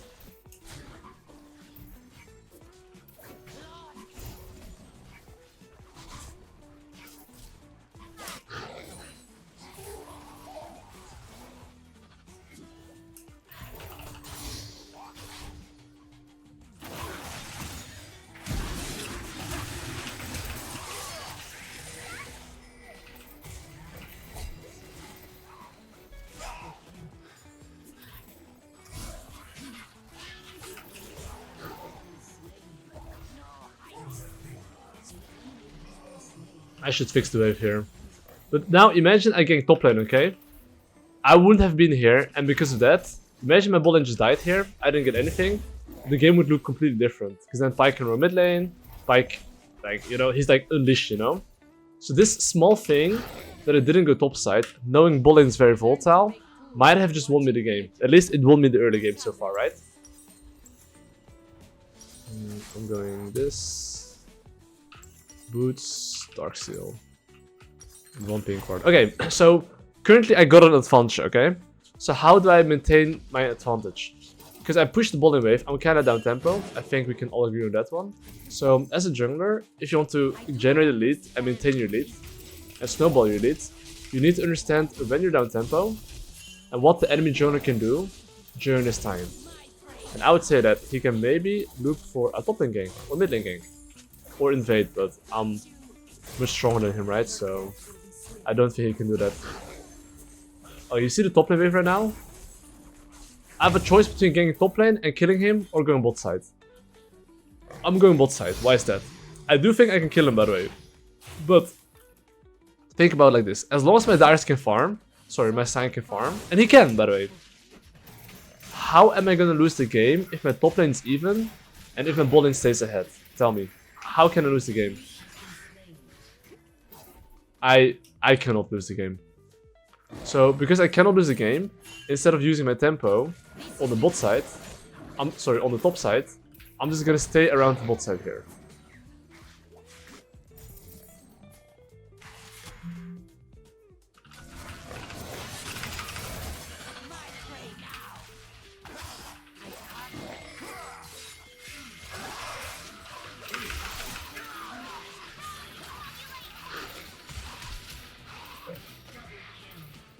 And now they're bowling once again, got double killed, and now they're cooked. Okay, crucial part. You see how the void grips are alive, and Talon respawns in 2 seconds. Now, this is the moment. I mean, the better you get, the faster you'll do it, but every single time you got a kill, you should think about which objective do you want to play for next. I want to play for Gribbies at 700 gold, so I'm trying to spend as much gold as I can, and then I'm going for the Gribbies here. Because then I'm as strong as possible, and before I go for Gribbies, okay, I look at mid, I look at top. I'll ping my mid lane, hey, I need you to push for the Gribbies.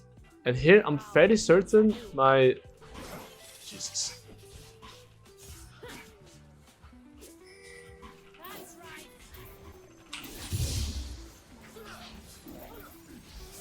I should never be able to die here.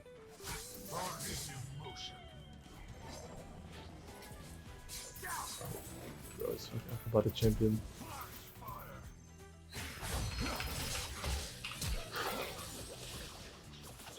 I hit the spirit at least, right? Whatever, man. Oh, guys, this is kind of personal, you know what I'm saying? Like, I mean, it's like, and I didn't even get a kill. Jesus, man. Okay, listen. You see how fucking bad my Nidalee mechanics are? Because my fundamentals are so fucking good, it doesn't matter. It's like, that's why I'm a coach, guys. I'm just here to teach you guys how to play League of Legends. Oh my god, bro.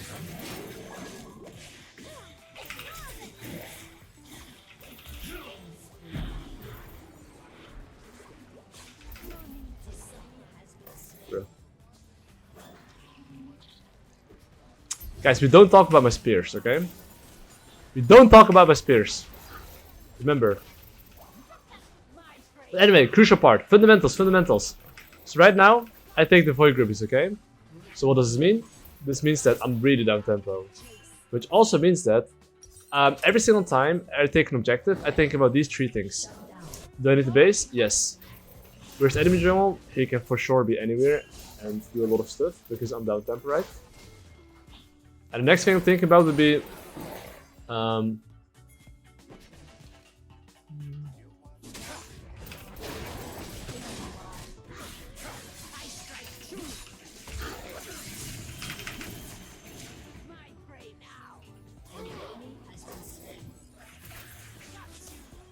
okay, the next thing I think about, what objective am I playing for?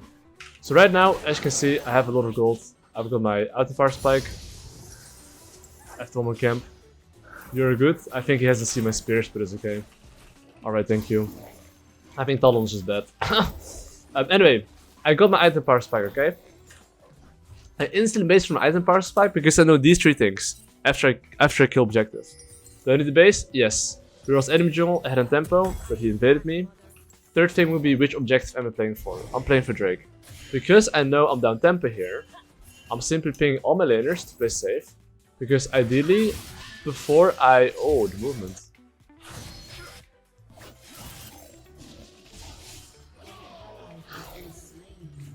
I can land this one, right?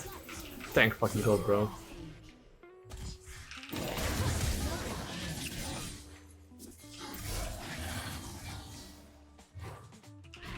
Okay, guys, I landed an alt attack as well. That's kind of crazy. I'm not washed, guys. Let's go. Okay, but now I do think I should be able to invade him here. Because, I mean, obvious reasons. I think he just walked and died and didn't take his camps.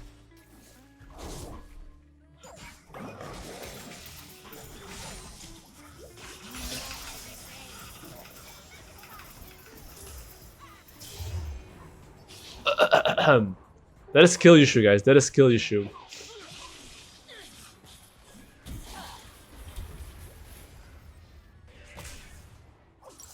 That's me being a weasel. Anyway, I died here like a piggy because I'm sadly boosted. But no problem, guys. What's next on the menu? Basically, well, I want to play for the Drake. But as I go for the Drake, I'll make sure I clear my bots and camps first. And after I clear my bots and camps, then I'll look for a play here. But of course, let me see if Jhin is inting. So how do I know if Jhin is inting or not? You see this plating right here? If he hits the tower, he wants the plating. If he doesn't want the plating. He doesn't want the plating. So I made an if and else condition. If he goes for tower, it means he probably wants plating / next wave. If not, he would probably back off. So I wouldn't like chase him, you know what I mean?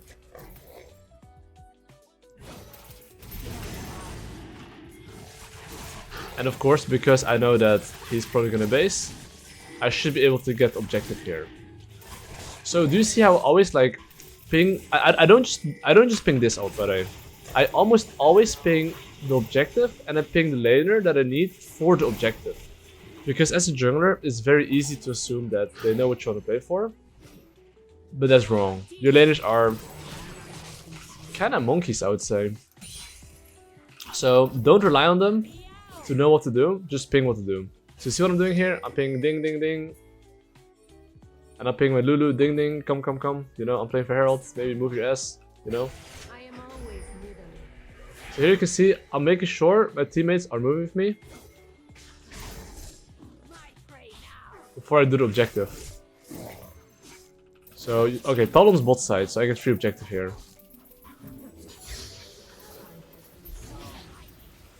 You see, and now my Nunu moved, but no problem. I got the objective. I do not need you.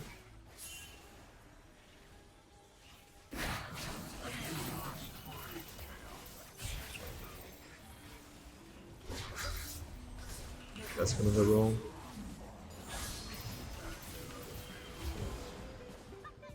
Okay, now we got the Feat of Strength. Okay, so what's next on the menu right now?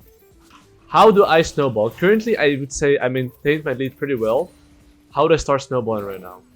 So, I mean, this guy's hitting the bot tower for some reason. And but it is a common low elo mistake. I mean, it's kind of emerald diamond elo, but...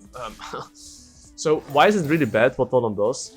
Is because essentially, he's fucking up the nature of his role, which is availability. If you're a very good jungler, you should have very good base timers to punish people and be at the right place at the right time. If you don't do that, and people int, you're not really right. Let me yoink his chickens. And one thing I like to do as well, before ganking, if I can take his camps, I'd much rather take his camps first and then take the chickens. Sorry, I'd rather take his camps first and then look for a gank. Yeah, anyway, right here you can see I have a lot of gold. So I do want to look for a base.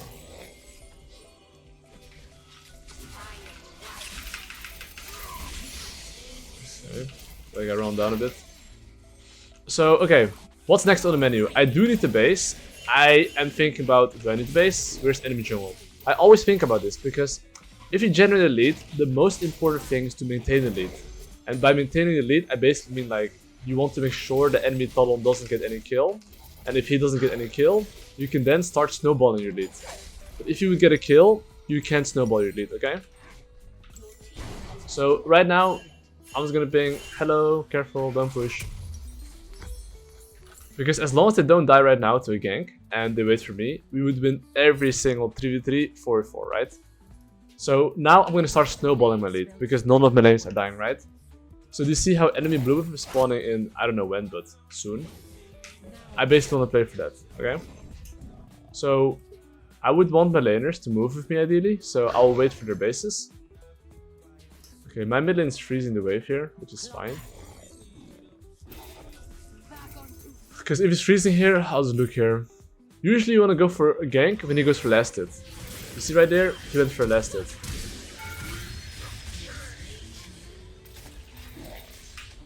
And he dies. So that's my trigger usually. The trigger is, if he goes for last hit, is I go. I missed my spear on fucking crap, bro. So, as well, you see how I'm around the top side here, okay? A lot of people, when I said a lot of people, 90% of the League of Legends players, they would literally go top lane there because they happen to be around. But every single time I make a kill, I already am aware I want to play with my Kog'Maw and my Yasuo, and not with my top lane. So I'm not going to fight around my top lane. As long as he can farm, that is good enough.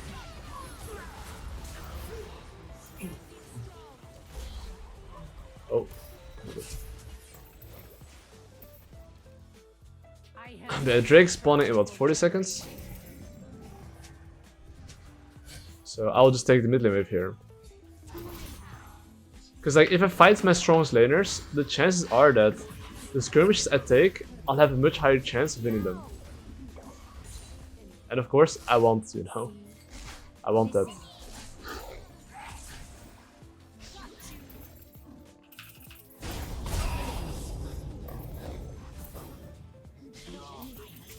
And now I'm just gonna join his camps here.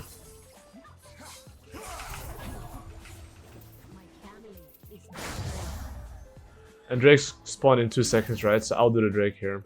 So once again, I just got a kill and I'll be taking Drake, okay? So I definitely generated lead. I definitely maintained the lead.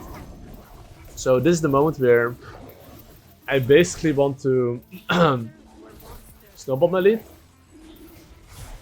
Okay, maybe I'm not maintaining my lead. Joke. But you see here, I let my guard down. I was okay, none of my laners can probably die. But while I'm like doing an objective, as a jungler, you should think what he could do, right? I didn't think he could kill my mid laner. Is it my fault he died? Partially, not fully. Because of course he can use his brain as well, right? But don't expect your laners to have a brain. Don't expect that. That's expecting too much, okay? Anyway. So right now I have a lot of gold. I'm gonna base here. So now I'm expecting my laners to not have a brain. So I do think if my Yasuo goes ball in here, I think he cannot die, but hey, I'm still gonna ping, be careful. Does it mean that every single ping is gonna work? No. If 3 out of 10 ping works, that's good enough. Over a long period of time, you're actually gonna win a game. Oh. No camp here, okay.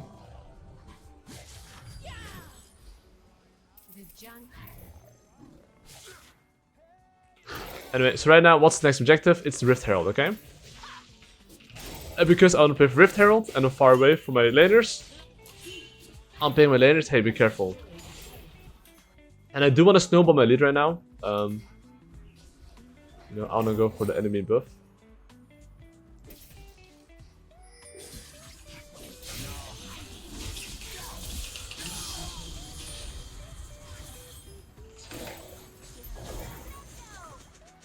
Got him.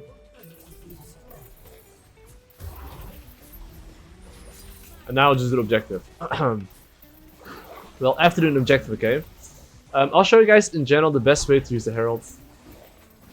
So if all of your camps are down, perfect. You can instantly go towards the enemy jungle. So that's what I plan to do right now. And I would always recommend you usually to use the Herald on the side lane. Because side lane towers gives you the most value as well, you know?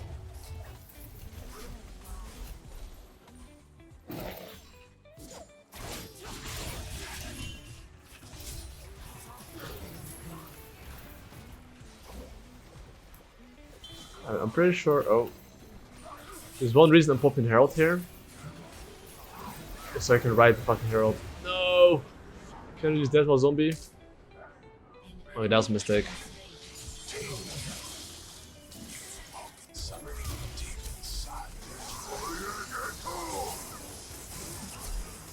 You could ride the Herald if you want to, but Well, that's not the best way to use Herald, guys, but all good. It doesn't matter. My Sion's getting pretty fat though. Okay. I'll go Sorcerer Shoes. Okay. Well, I'm currently dead, and every single time you're dead, okay? Ask yourself these few questions. Which laner would you like to play for? My Kog'Maw. For which objective? Otacon. Where's Otacon? He's bot side, okay. So, I will look to clear my weak side camps. And after I clear my weak side camps, I will look to play for the bot side. I don't think they're on it. Am I tripping? I legit don't think they're on it, but you know.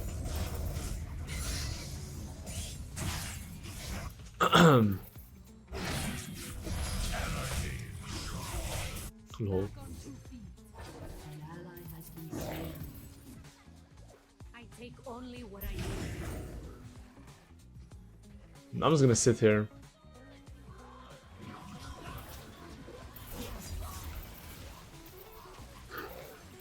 And always heal your AD carry if you do objectives, because they do the most damage.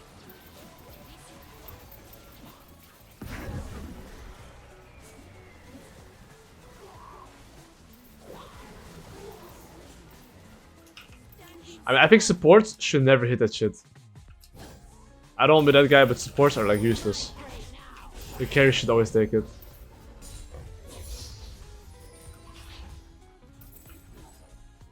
But I got a lot of stats from that actually. That shit is low-key OP.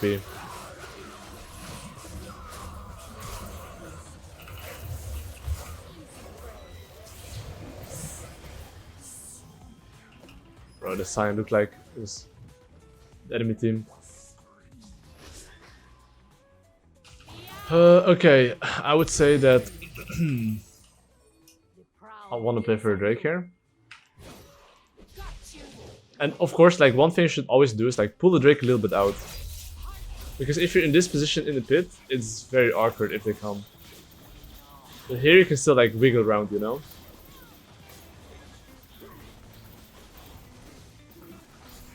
Anyway, so at the moment, I will just show you guys how to choke the enemy team out a bit. Because you see how Baron is spawning in 230. Like, if anything, this season, jungle's actually become like a bit more OP because the better you know how to play for objectives and have good availability, the more games you'll be able to 1v9. Like, because objectives are like more OP, right?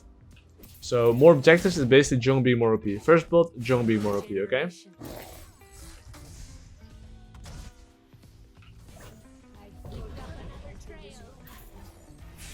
Oh, my team's fighting here.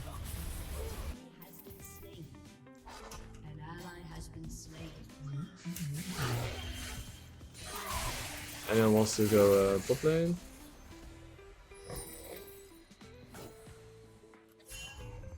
Our future is in our hands.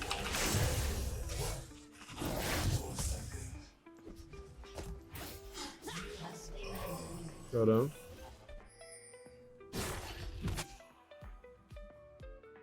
So one tip of Nidalee is that you see I'm coming from behind. Okay, this guy's greeting for the tower. Which is of course good, right?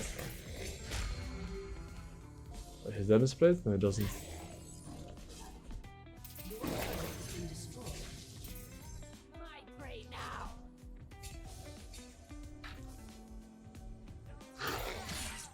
I was gonna hold my spear.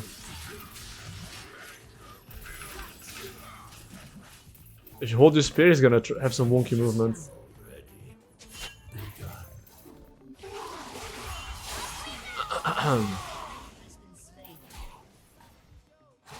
Well, I don't think I'm setting objectives this game.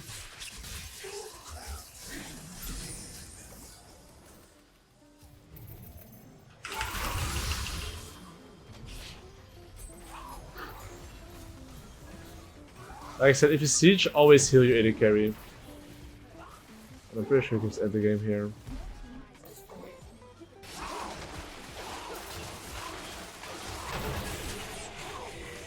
And always use your Lich Bane, passive right, if you siege towers.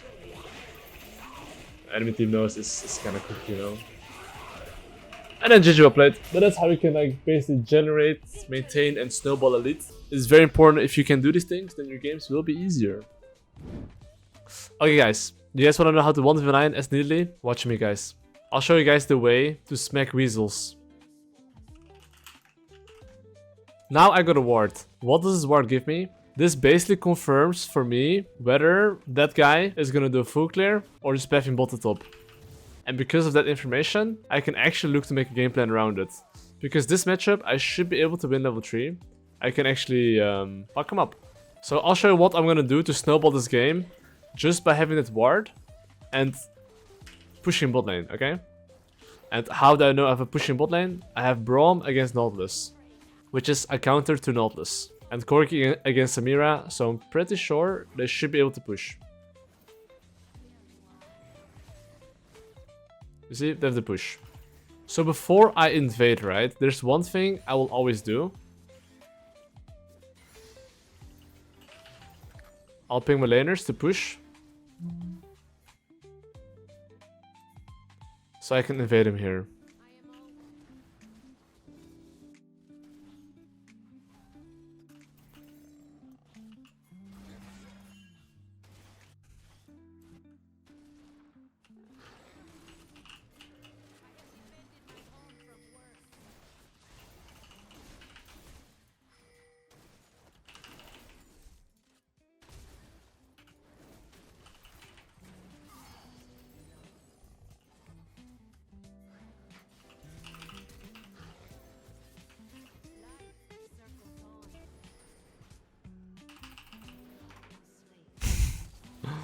I died like an Omega pick. But it's fine. We take those, we take those. Well, guess what guys? Graves is for sure gonna go to his bot side here. And even though mid lane is super low HP here, I'm not gonna go there. He might die, just saying, but at least I did my job.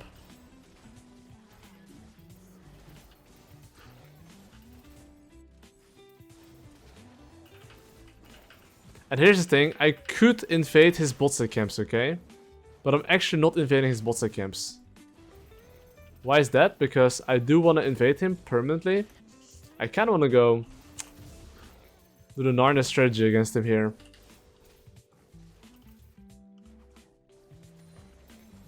Because I do know his top side camps are spawning. So instead of like doing, you know, anything, I'm gonna go to his top side because I'm basically up tempo. And you see how mid lane's ping help here? I'm not gonna ping help or like help me here. I'll use this timer when you're chasing my laners to go into enemy top side.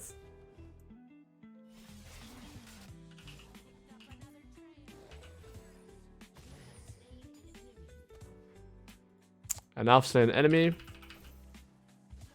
And now I'm gonna do his camps here. And that's the nice thing about being in Narnia, because if you are, then, you know, especially if Grubbies are spawning in 1 minute, if you yoink his camps in the top side, he won't have a job anymore. You should make him jobless in the top side.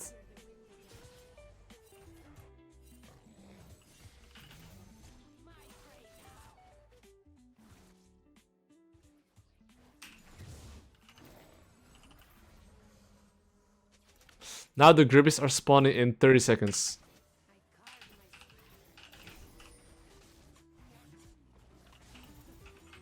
Okay,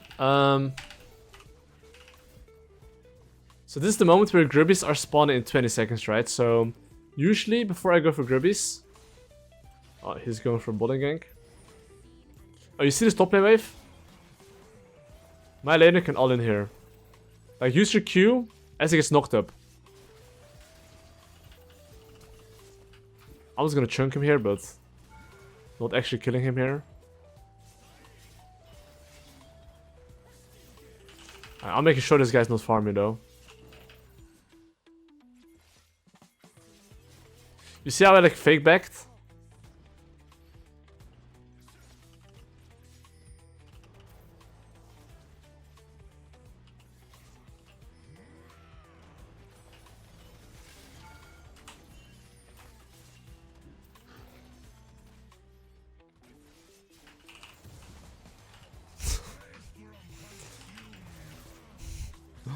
Omega bronze dive, but anyway, Volibear lost a crazy amount here. That's all I can tell you. Worth.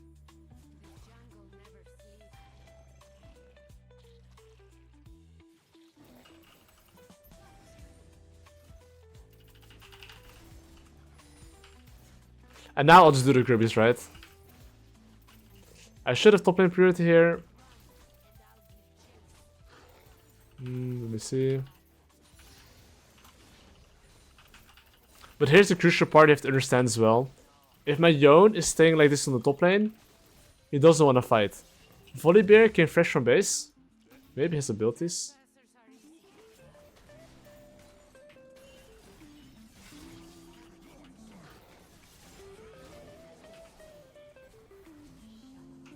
Because look at my gold. No, sorry, don't look at my gold. I mean, like, Yone probably has shit tons of gold. So usually if you kill the enemy laner and you take an objective, try to not fight. Because that's their best chance of winning. Because Volibear spent all his gold and my Yone didn't, right? So you want to make sure he spends his gold. And because I have so much gold right now, I really want to base. Because if I want to increase my chances of winning skirmishes, I have to base here. So I'm gonna look to do my golems, which is also known as my full weak side camps, and then base, and then play bot side. You usually don't have to take golems, because the chances are that I don't think the enemy team is gonna take your golems. But yeah, I mean, it's just more farm, you know? And now, because my top lane is winning, I'm not gonna go top side anymore.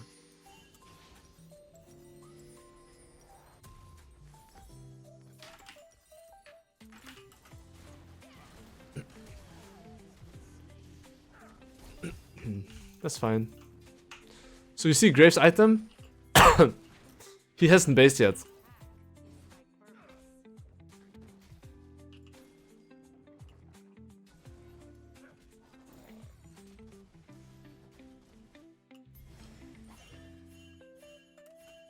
You see how I'm pinging it in his face here?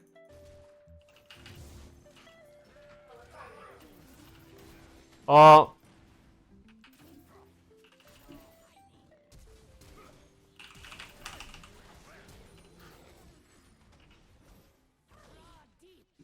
Yeah, you see here, just because enemy Graves had shit base timers, I'm able to take this. Because I'm like so much stronger.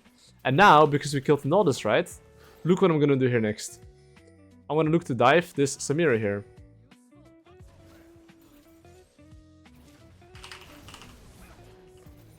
And now, because Nodus died there, and well, they kind of trolled invade, they now as well lose the bot lane platings.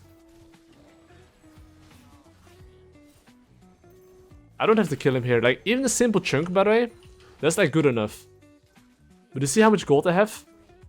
Okay, I think that... Okay, Graves is top side.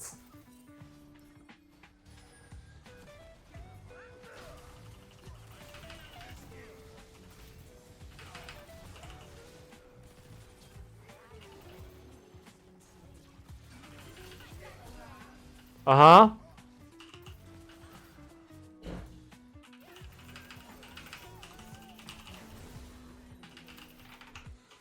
Okay. It's like... It's alright, you know what I mean? We traded 3 for 2. So technically my mid lane is getting 3 platings here. But in general, as Nidalee, like, I'm telling you, this like, even that I make this mistake.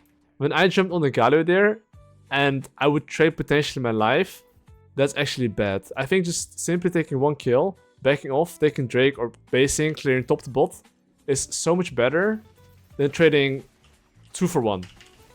Especially on a champ like Nidalee.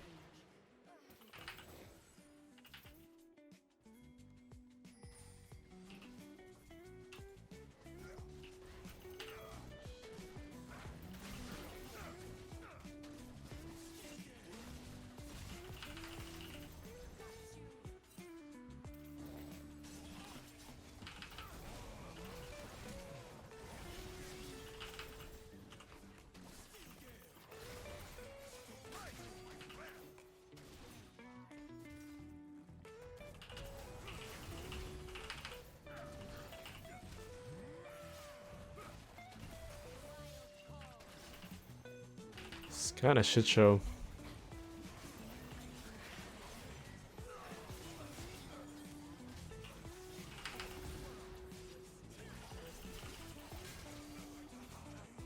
Well, Gribbies are still up.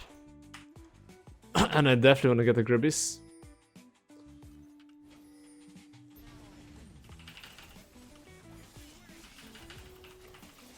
Even though I'm low HP, I'm gonna heal my Yone, because my Yone deals like so much more damage with my healing. And I don't think that they will contest this, so... That is 6 grips in the pocket. And now, I mean, we don't have to fight, we can fight here, but... It's better if I just take my camps, look for base, and then look to play for the Drake. Like, every single time you get a kill, right?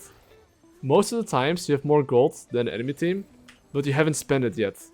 But the moment you spend it, you'll be stronger than the enemy team.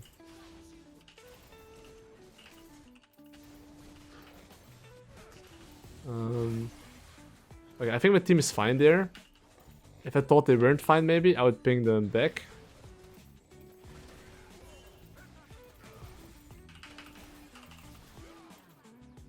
So now, well, I can even take his bot camps here. So this is like just a small thing, right? But you see here how I'm yoink his camps here. I would yoink his camps over the Drake for one reason. I know for a fact I can always take the Drake, but I won't be always able to take his camps. And honestly, I think getting 4 Drakes... Hold up.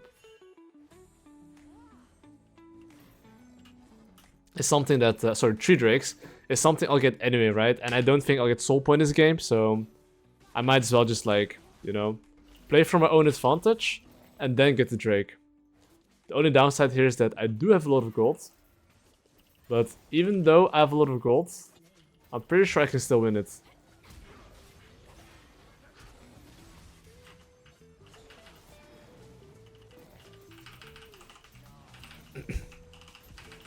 Okay, but after I take this Drake though, I should look for a base. But I will base after I clear my bottom camps for one main reason. Because right now, I want to play for the top side. And because I want to play for the top side, if I just clear my camps here, and then base, I never have to go to my weak side camps anymore. So by me full clearing my bottom camps, then going into top side, which is the Rift Herald in 1 minute, this allows me to like basically join any fight in the top side, and I can always take my camps after, you know?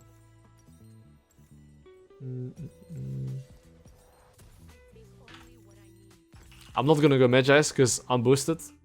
You only do this if you're really good, but I'm not good, guys. So, you know. So you see here how I am going for my golems. If I go for my golems here and I think that my team might be in danger, I would pick my team to play safe. But I have a Braum Corki, a dash plus shield, so I don't think they can die. But I will still ping, hey, be careful. Hold up. I got him. In case they go full crazy, you know?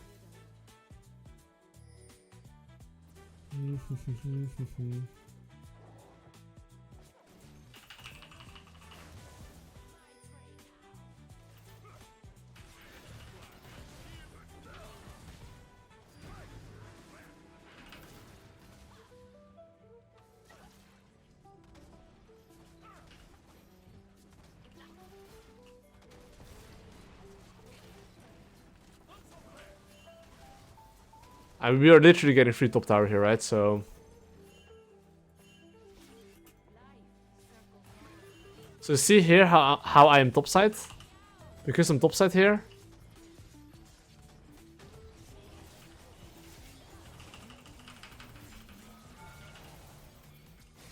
I'll tank one more hit.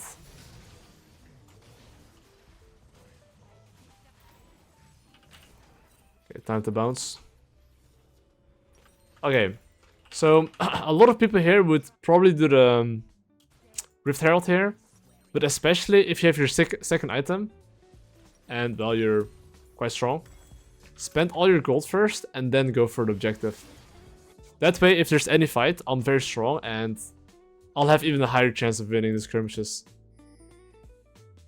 So as I do the objective here, I would like it if my Corki pushes mid, like this wave, and helps me. So I ping him in his face, and then I ping him the reason.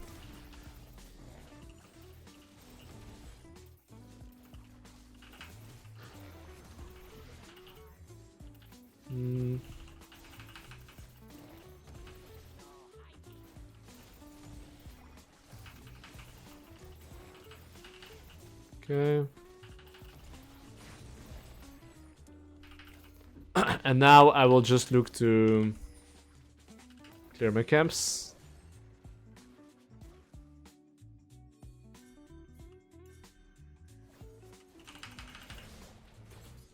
Just chunking him is really good already. It's not like you have to kill them instantly. Simply chunking them. Hold up. It's already really good. Especially since my laners were a bit far away.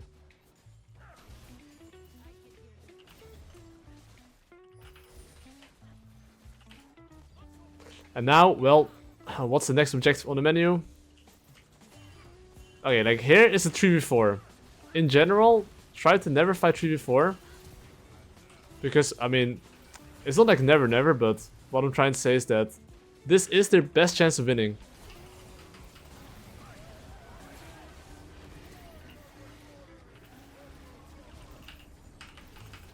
Just took my objective, but...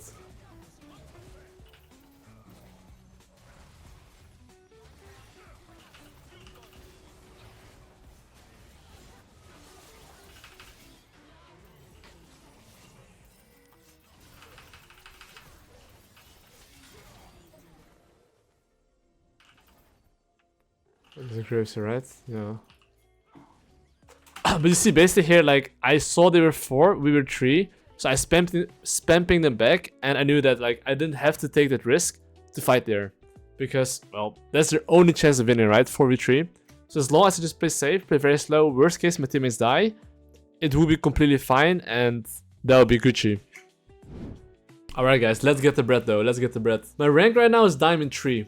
If we win this, we'll have a 75% win rate on every single champion. Hopefully we can keep it that way. So let's see what we can do to get some bread in this elo. Okay, I'm playing as an Amumu, okay? What does this usually mean for you as a jungler? This usually means you have to start thinking, how can I punish him level 1/level 3? First things first, I need my laner to be on the map. Like, why do we win this 1v1? I think Lulu is more useful, I'm more useful, Varus is more useful, Lissandra is a bit less useful.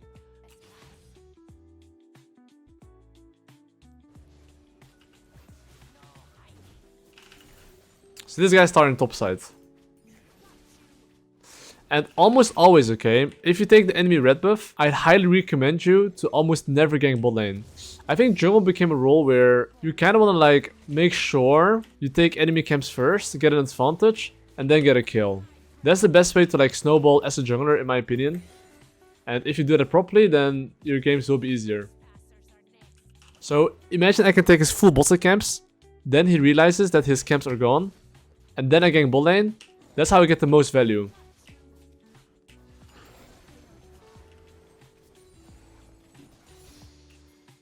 So before I show, okay, I want my laner, okay, that minion right there. I'd rather wait a little bit longer to make sure they're gonna go aggro.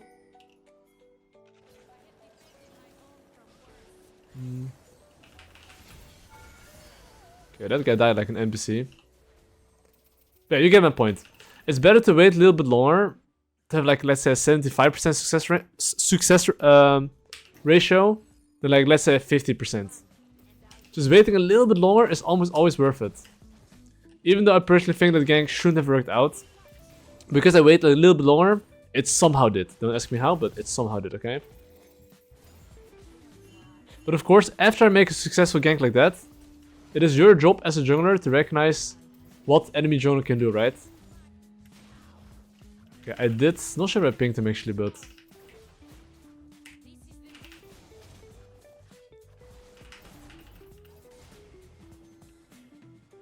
But I'm making sure he's not taking like everything.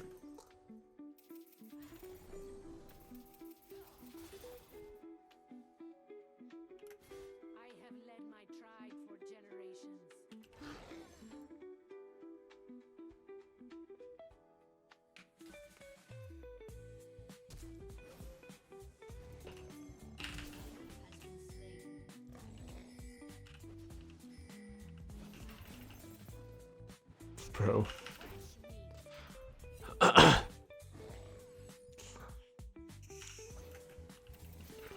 Whatever, man. This guy's just too good. No comment.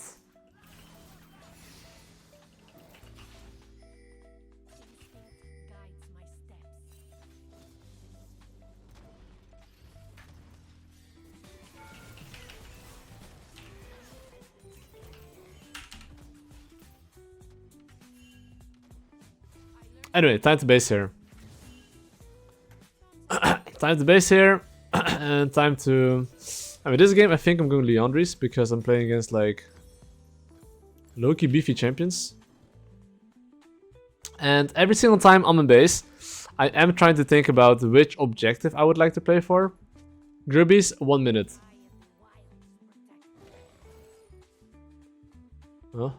Okay, I missed my spear there, I'm pretty sure. Well, would I like to play for the Grubbies?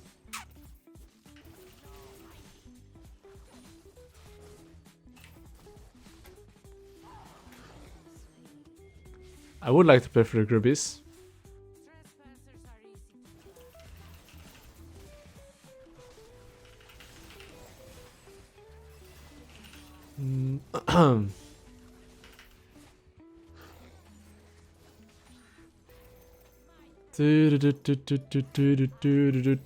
So I'll do my golems, and after I do my golems, I am gonna make sure I get the objectives, you know.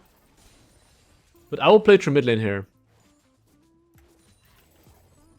unless his Mundo is gonna hit my tower on top, then it's a different story. But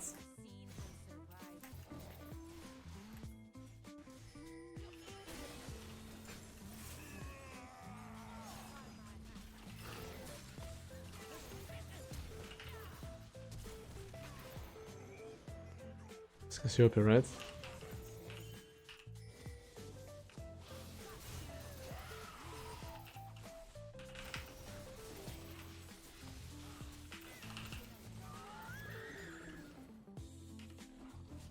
Where's Amumu?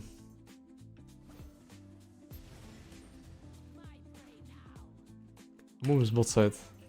So you see how Amumu is going for the Drake here? If you can defend the Drake... So let's say you have the choice between Grubbies or defending Drake and potentially taking Drake and killing him. You should almost always want to take, you know, his life.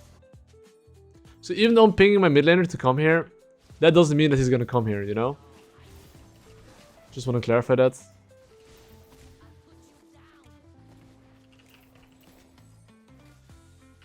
Oh fuck.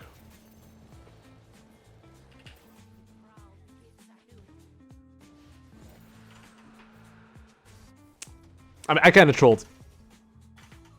Like when I say kinda trolled mechanically because I jumped over the wall here, but what I should have done is like go here, you know? That way they could have my escape path. You know? But no for Nidalee. She don't care, I don't care. Okay, I mean, this is kind of personal from Lissandra, I guess. I mean, what's his problem though? What did I do wrong to this guy? Well, that guy's not delusional, but it's okay.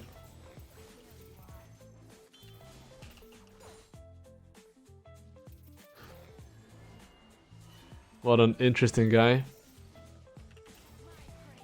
Anyway, I do want to play for the Grubbies here. But like I said, you saw how I ping my mid laner to move. Like, even if you ping laners to move, they don't always come, you know? Bro. What's wrong with this guy, bro?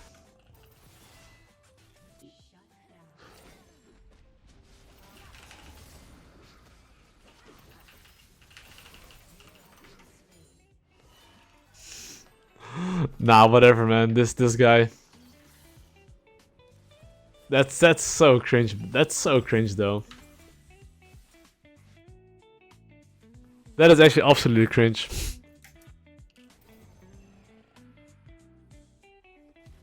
Was that unclear? I'm gonna mute this guy. I guess I know what I can expect now. This guy literally doesn't want to win the game, I guess. But that's okay.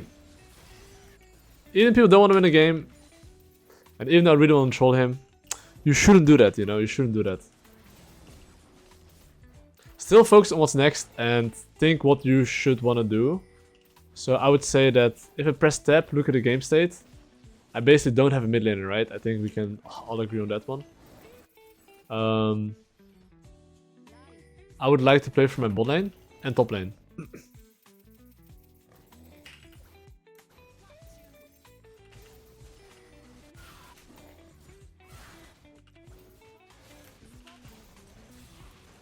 I mean, I feel like allergic going mid lane right now. I think I'll just never go mid lane right now though. Because I have a feeling if I go mid lane, he's just gonna literally watch me die and just not do anything. And I'd rather just, you know, not go there, simply put.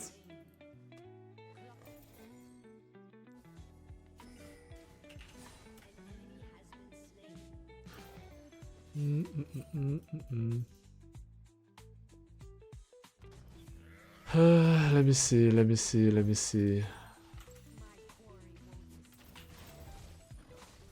Next objective spawning in 2 minutes.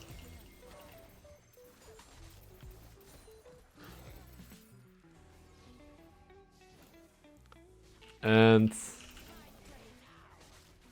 I would say that my top lane is close to getting first tower. Okay, maybe I can get a free kill here.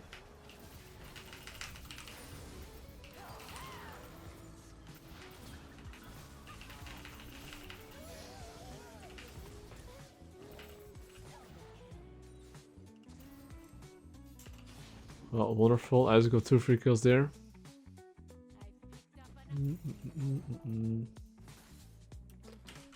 Okay, I don't think we want to dive this guy. I think on a base, and I think I want to buy mercs. I'm actually really not a big fan of buying mercs. But if I play against like Mundo, Amumu, and Cassiopeia, I kind of need it, I think.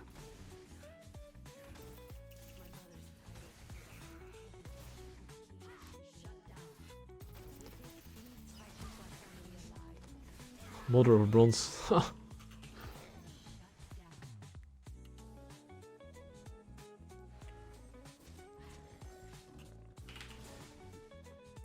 Okay, Drake's in 20 seconds. I need to make sure he doesn't take the Drake and he doesn't take like the Grubbies. Because then he's gonna have the bonus, right? So...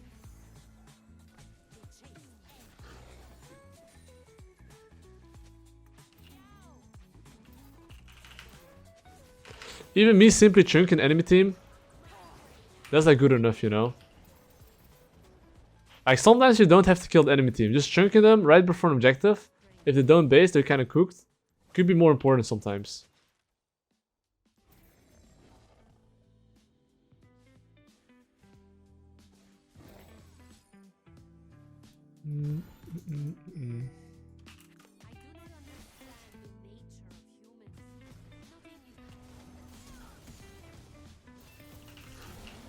Oh. So you can see here, I'm gonna match the Amumu to make sure he doesn't take the objective here.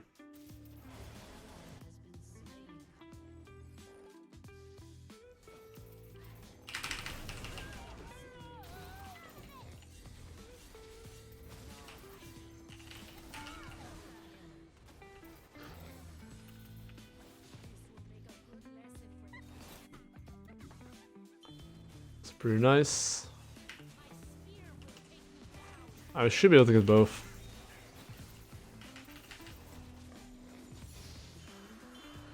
Alright, so you see how like Amumu's respawn in 5 seconds? I think we should be able to fight it. Maybe I should have actually yoinked it, yeah, what Var said. Because now I'm kind of like clearing my weak side camps and then going for the grubbies. But you should only do this if you're actually stronger. If you're not stronger and you're clearing your weak side camps, then you just lose the grubbies, right? So I do think if I ping my Varus to move... Wait, Mundo's actually soloing, bro, what the fuck? Oh, wow, wait, Mundo's actually soloing that shit. Yeah, I kinda trolled that shit.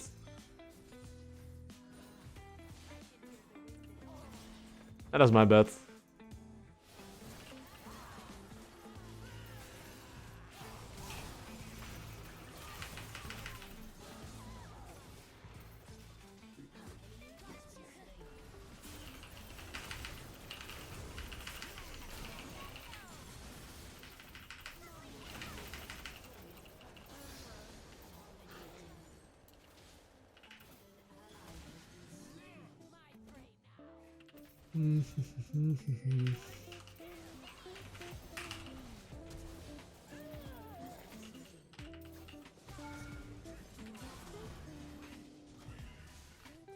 Oof. Whew. That was really close. We take those, we take those. I thought I was dead, but I didn't die.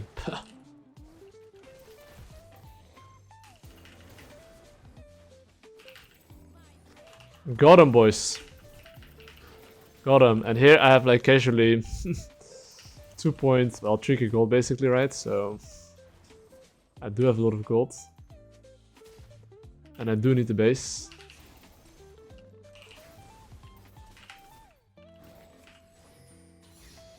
So what will I do here?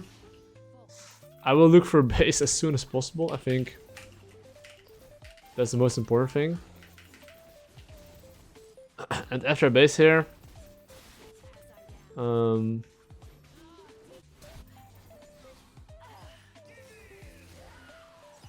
it's like I could move here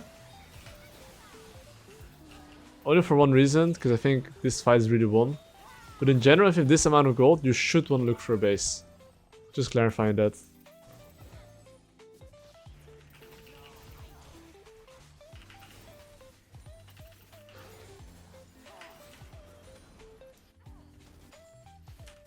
Just by me being on the side lane here, they should be kind of afraid.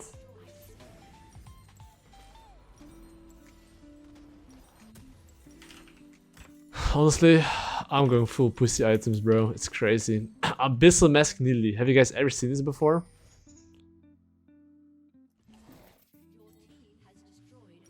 I'm just a fucking pussy. You can call me whatever you want, guys. I don't give a shit. When I see Cassiopeia, Amumu, and Mundo topside, I'm okay being a pussy. They should get punished for the draft. Oh, I made one mistake here though. The one mistake I made here was that I didn't pick my teammates to play safe.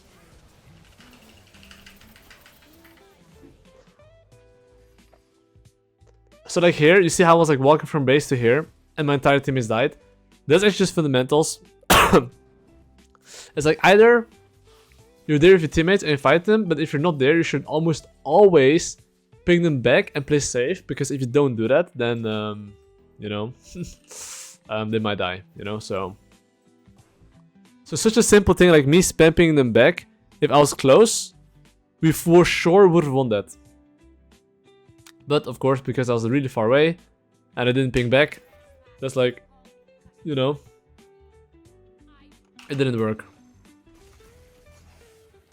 So the Drake is spawning in 40 seconds.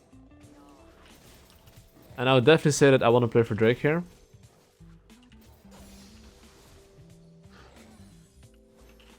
This is such an NPC build though, not gonna lie. You would see my build in like bronze elo probably.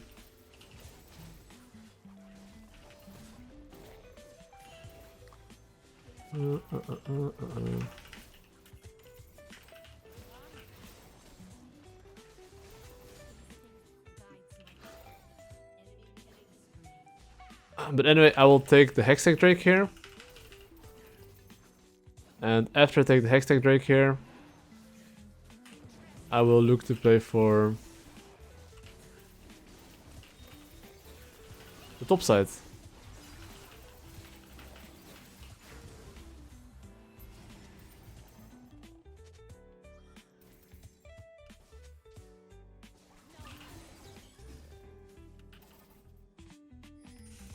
Hmm.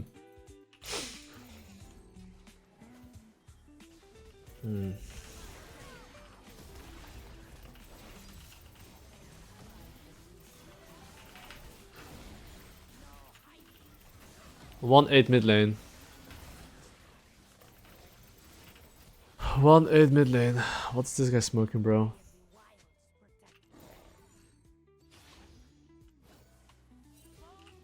There's no way this Lisandra is still typing, right?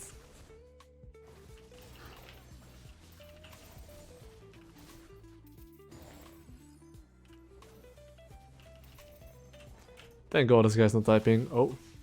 Hey, I'm full tank, bro.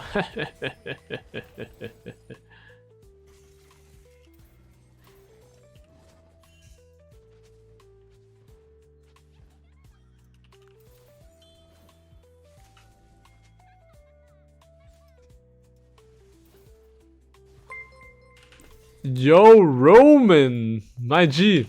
Yo, thanks for subby. Hoe gaat het, jongeman?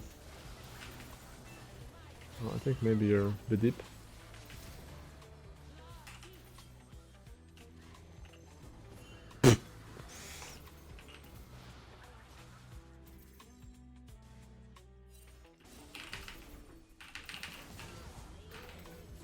Thanks for the delivery system.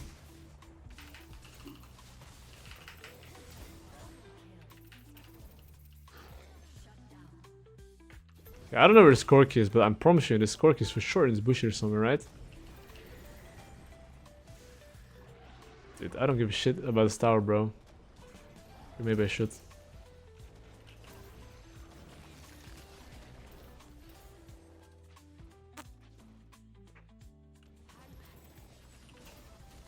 Okay, I do need the base here though.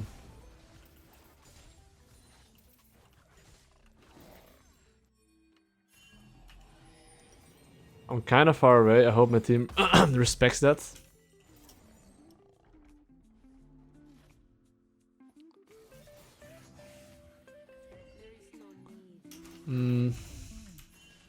So my virus probably just wants to hit it, but that's not how objectives work. In general, before you do objectives, you always want to set it up, get good control, and then look to hit it. If you just straight up hit it, without any control whatsoever, it's not so good.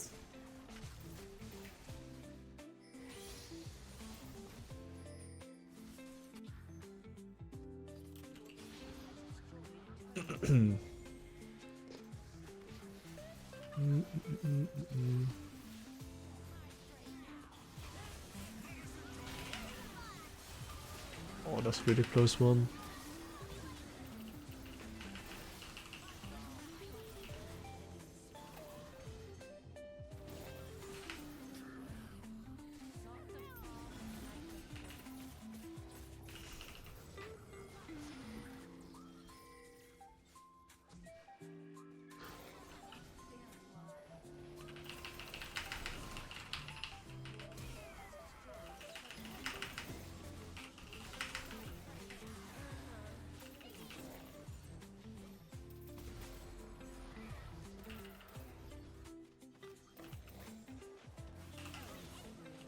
Bro, the full tank Nidalee is kind of slapping.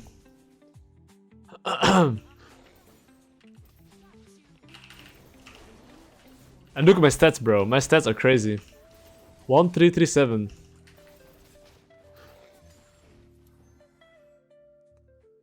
How the fuck does Mundo? Wait, me? Did I play 24 days?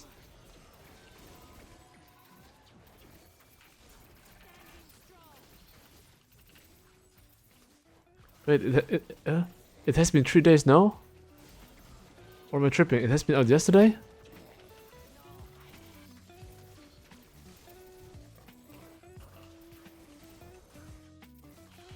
This is the 3rd day, no? Whatever, guys, it's fine.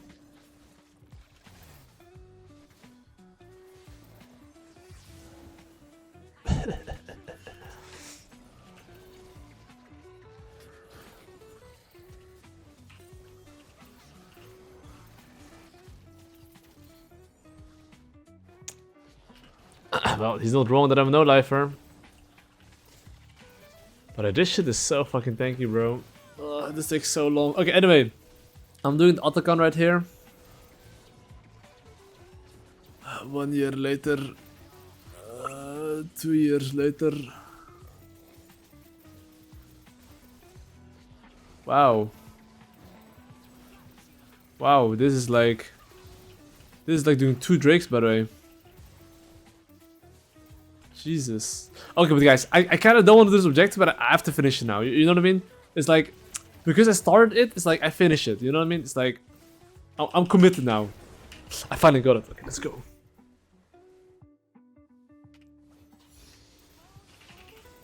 That shit took fucking long, bro.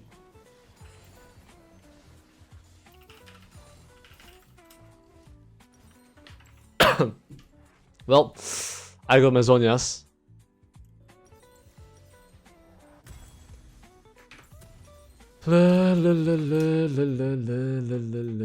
Time to play for Drake here. Okay, anyway. The time has come to do the Drake. I'm gonna heal my virus for more attack speed. And now we should do the objective here. When I said objective here, I mean trap the Baron.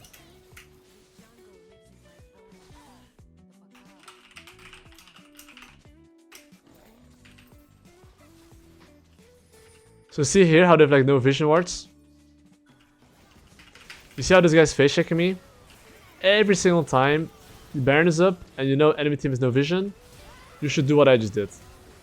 Which is basically trapping, making sure they have no vision wards, and then you kill them, and just like that you end the game. You almost never want to start the objective unless you're like almost never really, honestly. You start the objective if you if you kind of like kill 1 or 2 and you can do it for sure, like really free. Otherwise, you shouldn't, you know?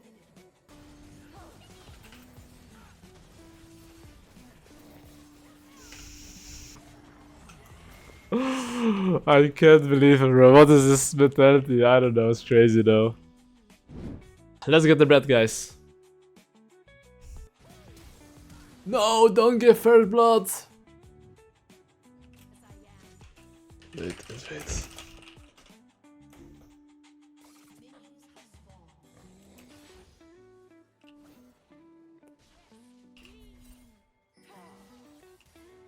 Dude, why the fuck am I crouching, bro?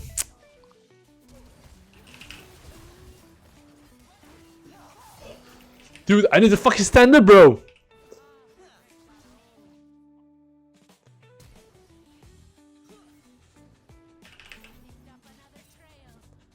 Okay, I want to like stretch my back and then like, there's like a fucking shit show, so like...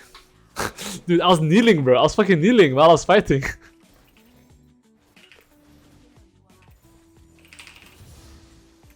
Okay, anyway guys, it's time to show you guys how to make a masterclass on Nidalee and how to 1v9 and smack these weasels. You ever wondered how you can play like a good player and have good fundamentals? You are about to witness.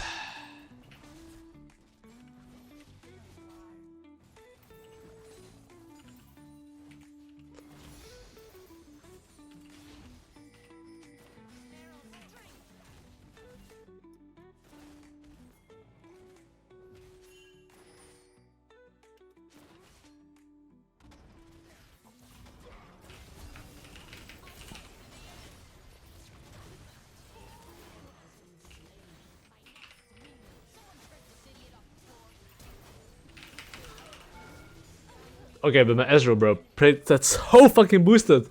Why is he like not moving like behind the tower to kill this guy? That couldn't have been more bronze. All G, no problem. That is okay.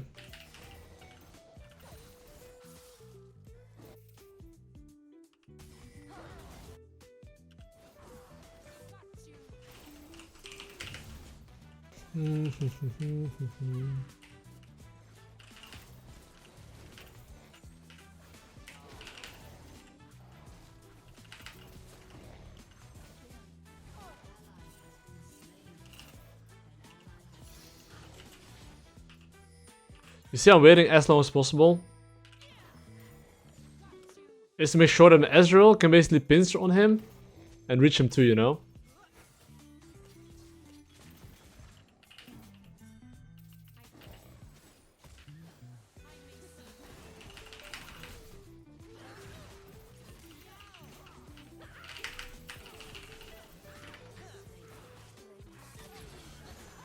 Okay, Ezreal did reach him.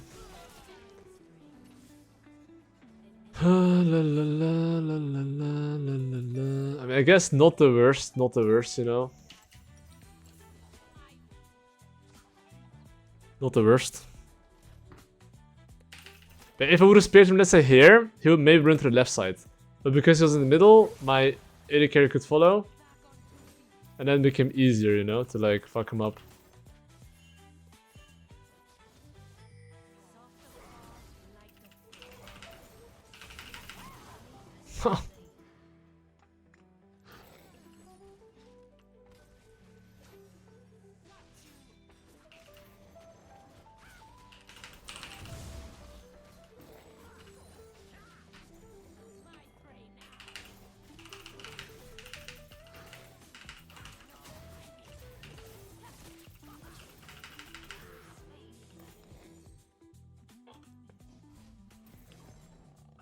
Okay, I'm pretty sure my topside camps are up.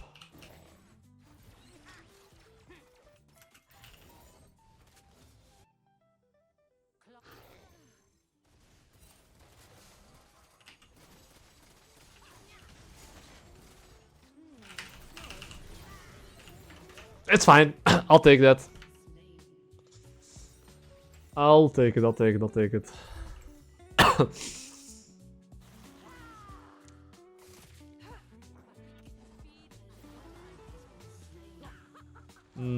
I do want to match the Wukong here because I would say that I'm quite strong.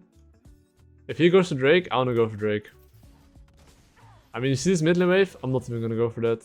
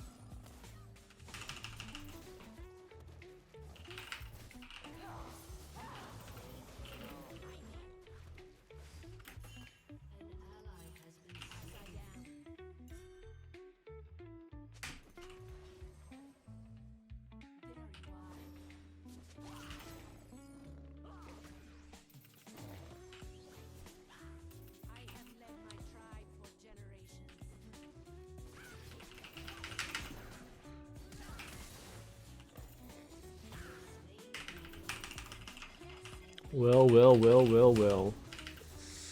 Now I'm gonna base. I have like a lot of gold, and the thing is that, especially if you're winning, you want to match the Wukong. If he goes for Grubbies, I'm going for Grubbies.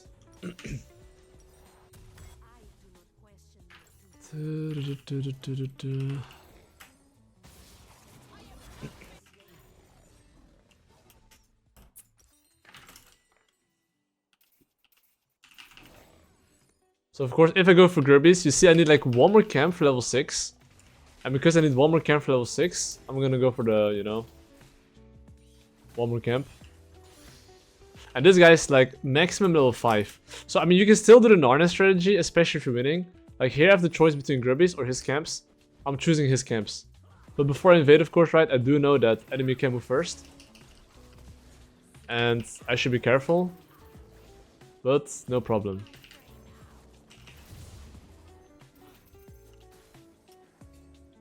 Okay, this guy is walking too far up, you see? That's like illegal.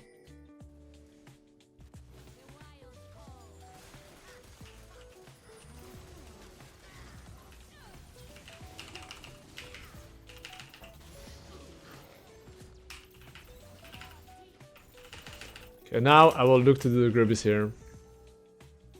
You can see here, he's level 5 right now against level 6. So think from his perspective, right? He's probably thinking, oh, Nidalee's gonna do the Grubbies here. Well, he's never been so wrong because in general, like, I can promise you this is like for sure the way. Especially if you're winning. you want to make sure he's not taking the Drake. Because think about it. When I go to the bot side here... Hold up. When I go to the bot side here, you think he can take the Grubbies? He cannot. So because he cannot, I now get officially a good leash. Wait, I think I got a good leash, right?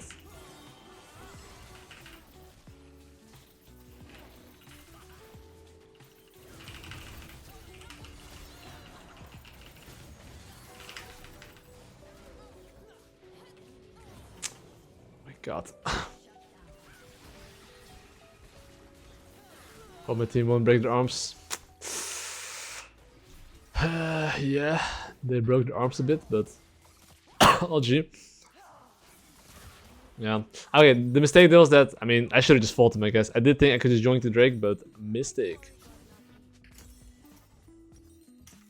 Anyway, if I actually played the fight better, which means that I actually didn't hit the Drake, just focus more on the fight. And if my Alistar maybe instead of like Wing away the enemy team, we would probably be able to get the... win the fighter easier. But regardless, I played it a little bit cringe. But you can see here that the Narnia strategy can still be used, especially if you're ahead. Okay, let's see if this guy's hitting tower. Did you see this plating here? This is called laner plating syndrome. When laners see like a plating, they're like, oh my daisy, you know? And then they're just gonna die. So like every single time your laners die and there's like a plating, look at your tower and think, okay, is your laner gonna greed, yay or nay? And more often than not, the enemy laners are fucking greedy like weasels, bro. It's crazy.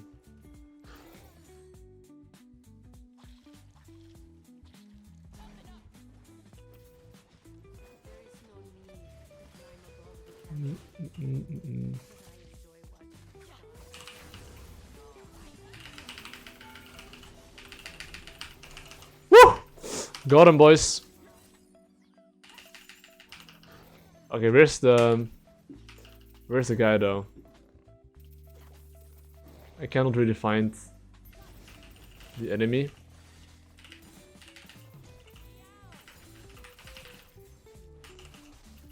Okay. I mean, after I take this right, if you look at my gold amount, oh, why is there a fucking donger here?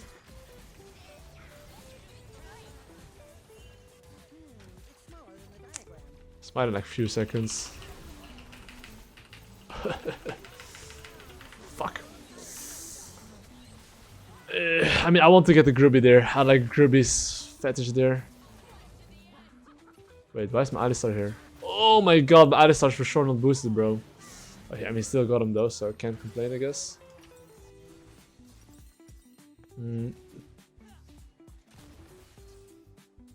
I need like 60 gold from item. That's a blower. Anyway, this is the moment where you have to start thinking, okay, you have to play clean, because as Nidalee, right, you still... I wouldn't say you get outskilled. Nidalee is a champion where if you have good tempo, you're actually completely fine into the game. But the problem is that even if you have good tempo, sometimes your laners will all in and just die. We have a pretty good poke comp though, so our team comp does make sense. If you have Ezreal Nidalee in your draft, okay, what it means is that you basically have more range than the enemy team usually, and you can poke the enemy team a lot. So that's what I'm playing for. I'm playing for poke, being first in objectives, and just throwing my spears.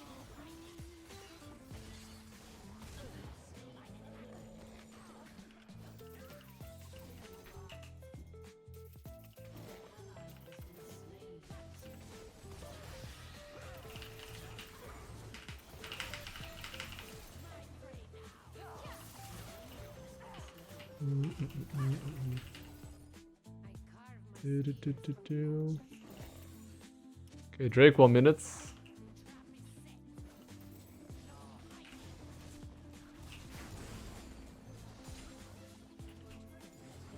I think you can just sit here actually. Alright, I'm gonna base here. You see how Drake spawned in 45 seconds? Okay, it's like if I can literally one-shot this guy and like not lose any tempo, I'll go for it. But usually, as Nidalee, you really want to base, and then after your base, you want to set up the objective. And when I say set up the objective, I basically mean like try to just like get control, make them come into you and fuck them up.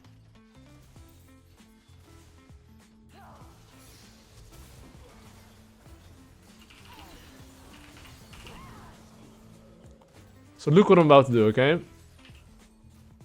Yo, we just literally killed enemy.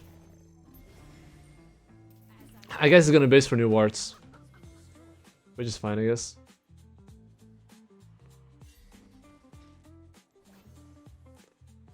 I'll just wait here. I wanna wait from Alistar. So one thing is, if you do Drake right, just make sure you put it out.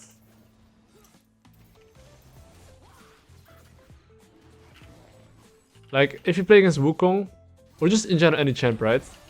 Just chunk an enemy team is really fucking good. You do not even have to kill them. We're chilling here.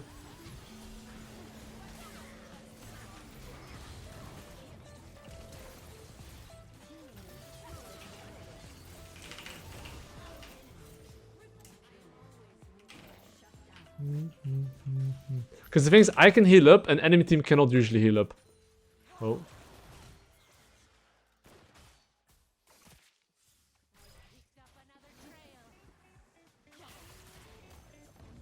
This guy could look to focus me. Oh my god, it's another dishonor of ego tripping.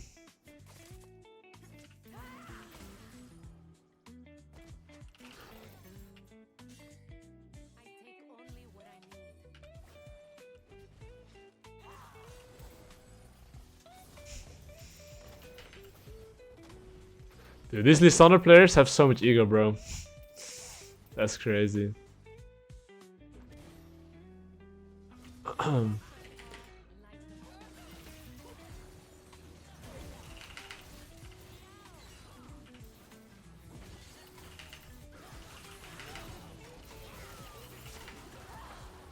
Okay, I low-key fucked up there, but pretty sure we're chilling here.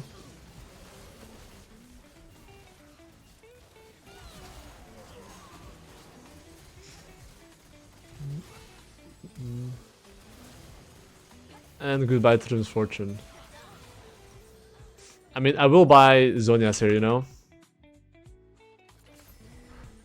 Okay. Well, the Rift Herald is up and the Drake is up, okay? So yeah, I mean,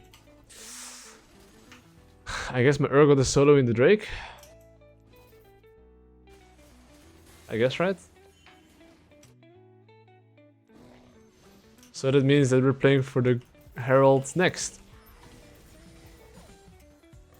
So crucial thing to understand as Nidalee is that when you play Nidalee, or just in general any champion, right? Think like this. As long as you are on a certain wave, which is this wave you see, you can use mid wave to pressure into enemy top side.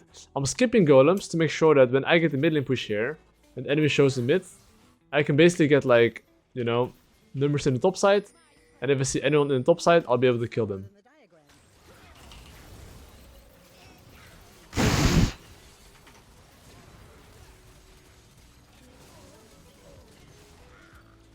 Bro. I guess Heimerdinger has like Rabadon and yeah, Shadow Flame at 1830 and then he's just like one-shotting me, I guess. I mean, my bad, I guess.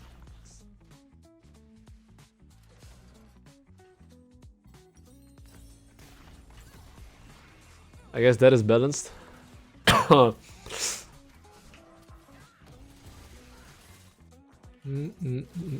Okay, anyway.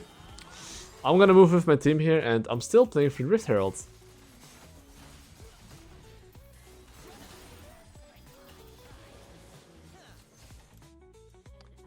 Okay, but now I know that enemy Heimerdinger is like one-shotting me. Good to know.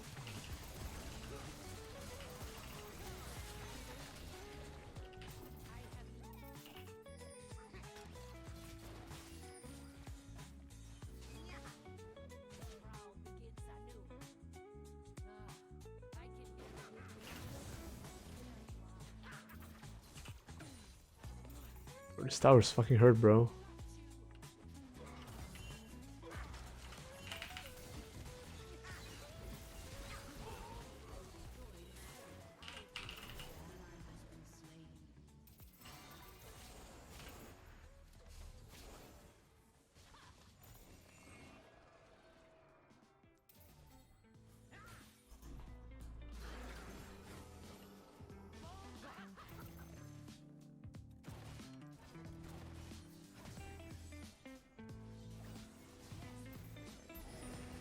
Well, like I said, like especially poking. Usually, if you can poke the enemy team a bit, I can heal up. They cannot.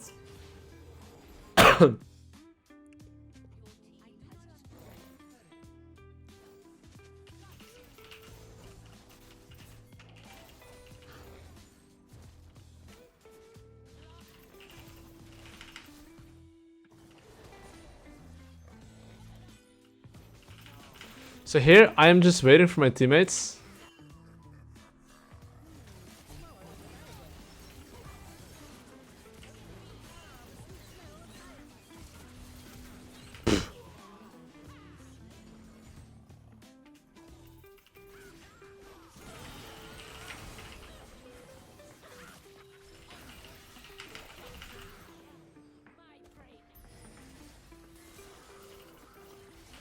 Wait, I'm pretty sure Rel's here somewhere now.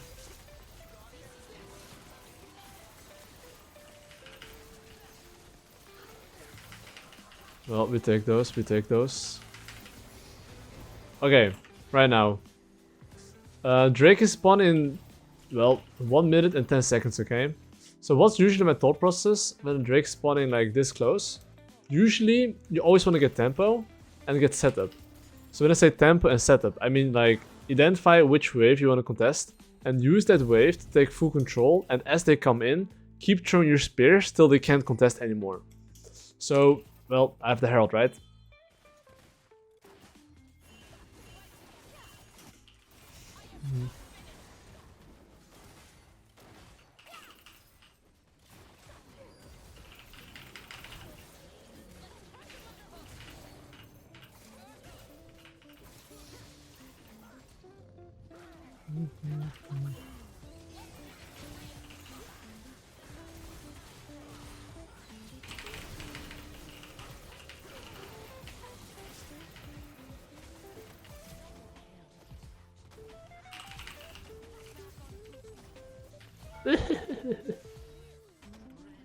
We got him. We got him. We got him. That's the most important thing, guys.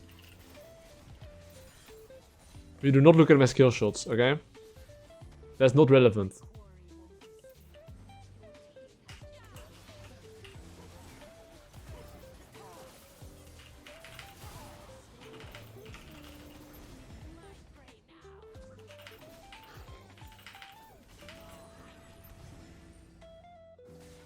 Okay. Time to do the Drake here. And as we do the Drake here, we basically... Well... We're now playing for the top side. You can see I have 30 kills at minute 23. It's because my base timers are good around objectives and the enemy team are fucking monkeys.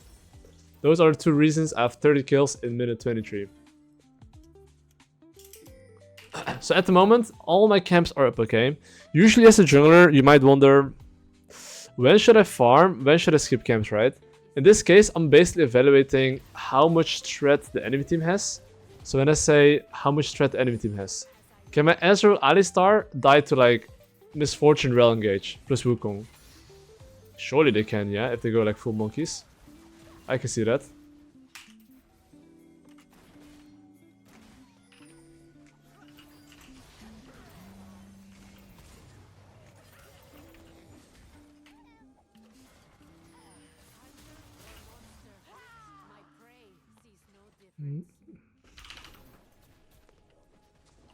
Well, okay, I can't take Herald and get the fuck out. I'll be back, I'll be back. Oh shit, that's dangerous, bro. Whew.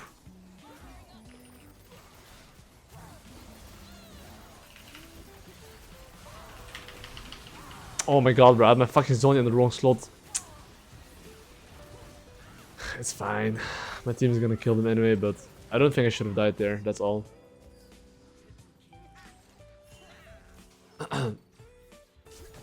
That's the kind of annoying thing. When my Zonya are like 6 arm guards on 1, when you buy the item, it goes back on like... Sorry, it was on 3. If you buy the item, it goes always on 1. Which kind of sucks.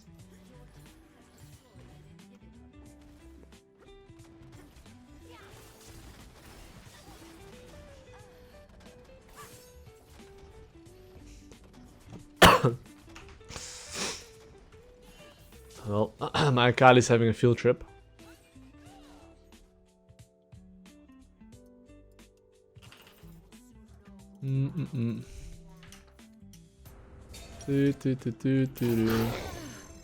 Okay, the Baron is up. So usually if you want to play for the Baron very efficient, there's Nidalee. Hold on, let me see if my boy needs some help first. Crawling on 2 legs felt strange one. You want to make sure you have full topside control and dance with the enemy. You want to do the Baron dance, okay? So when I say the Baron dance, it's like choking them out, making sure they have no wards, and making them think whether we are on the Baron or not. That's basically the Baron dance.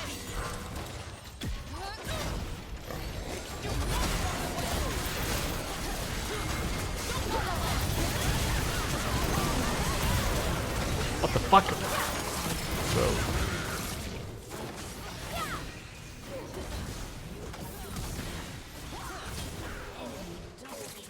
Oh well. It's fine, no problem. Even though we died there, no biggie. We take 2 inhibitors here. Oh, this timing is crazy though, like Rabba, Void Staff, Shadow Flame. Whew.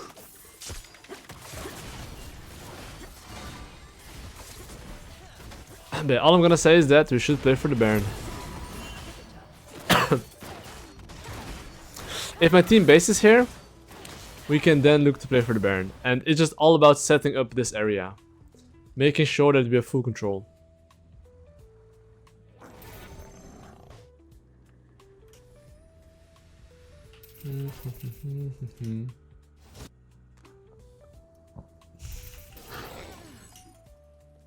And even though Drake is spawning, in my opinion that this Drake doesn't actually matter as much. For one main reason. Because even if they take the Drake here, if we take the Baron and siege top with 2 super minions, it is GG well played basically. So this is kind of the Baron dance, right? It's like me... How scared was that good, bro? It's very important you actually hit your spears. I'm not saying I'll hit my spear, but I'm just saying... Fuck, bro, what the fuck?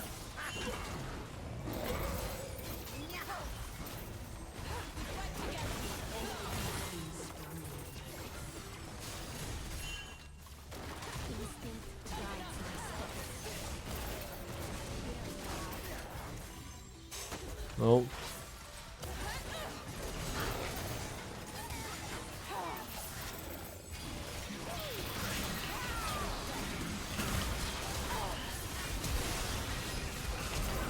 Eh!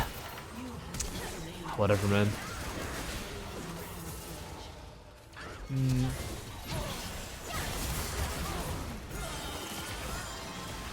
I mean, their base is getting Omega cooked here. Whew. Okay. Yeah, Wukong in all-ins in teamfights is very skilled. That's all I will say. I mean, of course, the moment he catches you, you're kind of cooked, right? It's like fighter against, like, Nidalee. Anyway, we are still playing for the Baron here, you know. I'll try my best to set the objective, but currently, you know, like, scraps are part of the game. We need to poke with Nida before we start objective. An ally has been slain. Wait, there's no way Heimerdinger's on the Baron, right?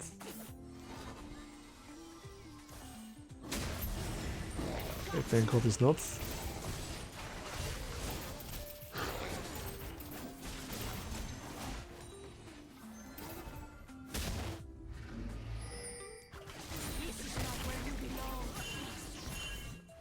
The only thing I'm doing here is trapping. I've picked up another trail. My prey. You see how they're walking into our vision? Basically,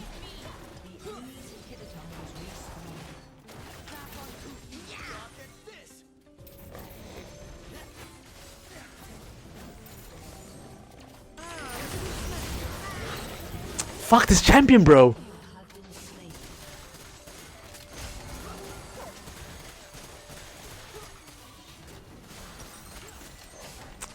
I mean, this guy's like full AP, I guess.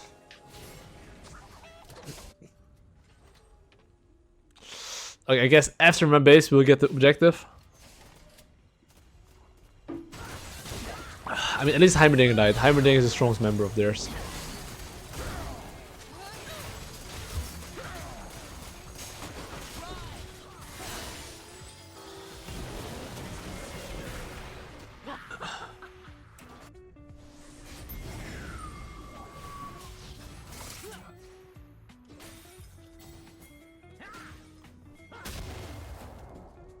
Okay, for sure we can get the Baron now. This time for real, guys. This time for real. Shit, Heimerdinger's life, maybe not. An enemy has been slain. There you are. Proud begins. Standing strong. Okay, time to do the Baron. For real this time. Enemy's 2 dead.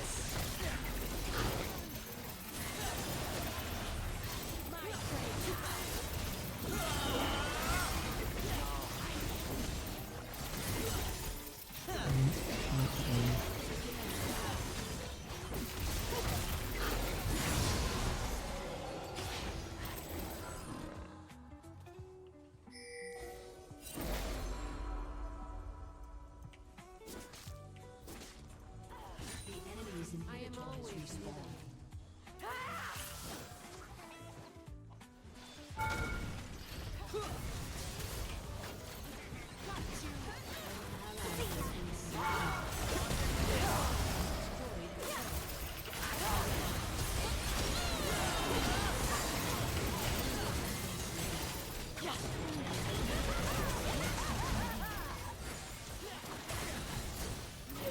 Oh.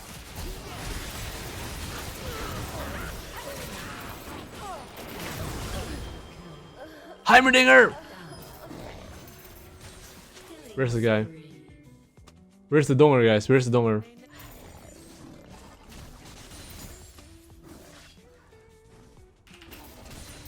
It's my arch nemesis. Oh, his towers are being activated.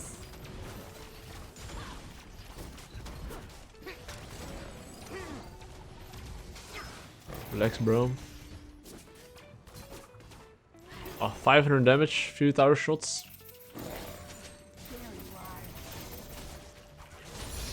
That's fine. I will just, you know.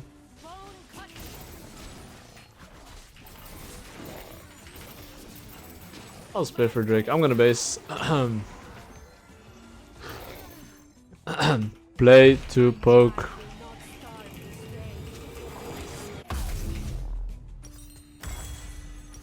But this is as well why Nidalee in lower elo is worse. Because people will almost always all in. People don't know how to play slow. Even in pro play this sometimes happens, so imagine in lower elo. Soft of paw, light. So do not be surprised if your team is all inning.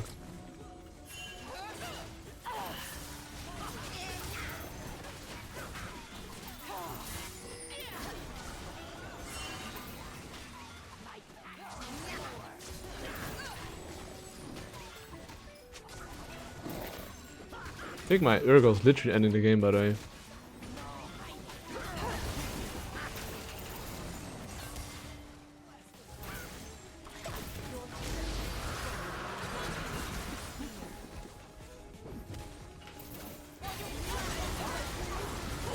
For example, here in these fights, I'm like a legit Omega NPC. Like, if I miss a spear, I'm legit a potato.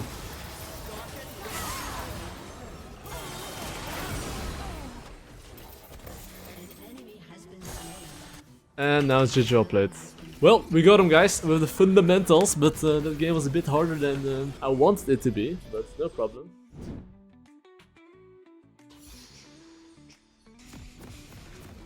Alright, guys. It's like 50-50. They could either be here or here. I don't think they're coming. One awkward part is that... Oh my god.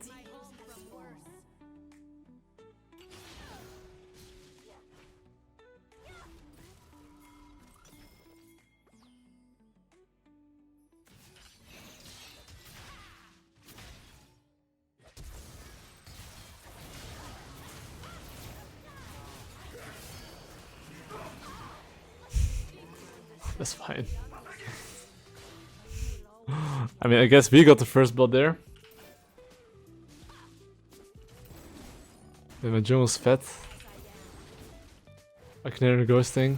Wait, this guy's watching my stream?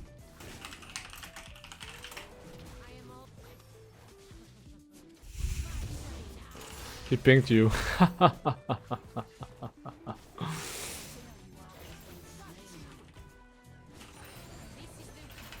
He's a fat acne nerd ghosting. Udyr. Any defense?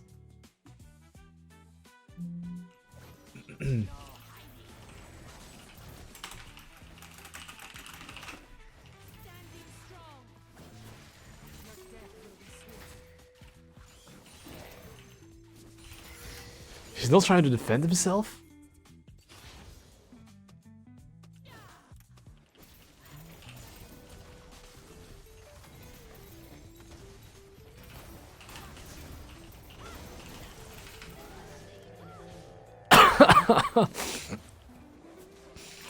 That Malphite's for sure tilted now.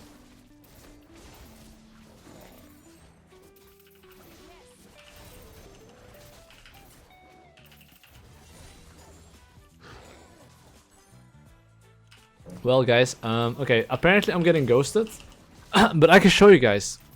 Even if you get ghosted, you can still win a game. You guys want to know how? Learn how to play guaranteed. It's called the art of playing guaranteed, and honestly these are kind of more like challenger concepts. But if you have understanding of like how to play guaranteed, you always get something even if they see you, you know? And I'll be showing you guys how to do it.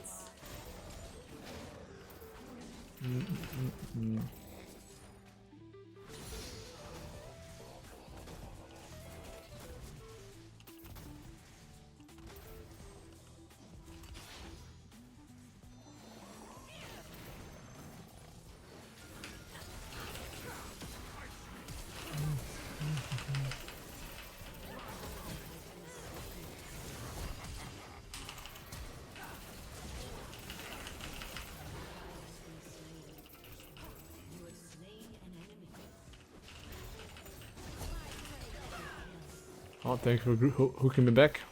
Oh, that's spear, bruh.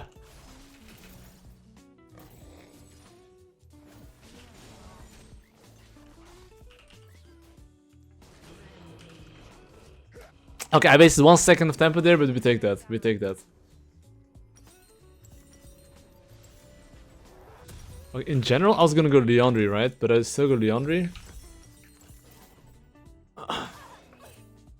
Yeah, I still go Liandry. Anyway, the Drake is spawning in like 5 seconds, but I wanna play for the Gribbies. I'm going Liandry because I'm playing against Malphite Udyr, which is 2 tanks. You see this top lane wave? Yasuo is for sure gonna stay for that wave, but I'll be honest, I cannot kill him for one main reason. He can just press his wind wall and I don't kill him, so, you know. I'm not gonna go top lane here.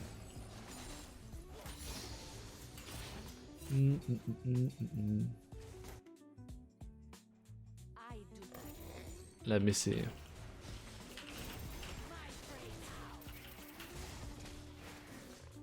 Let me take my bot camps here. And after taking my bot camps here, the Gribbies are spawning in 20 seconds. So I definitely want to play for the Gribbies, but remember that if you want to play for Gribbies and the enemy team knows that you're going for it, look at their bot lane, if their bot lane's moving.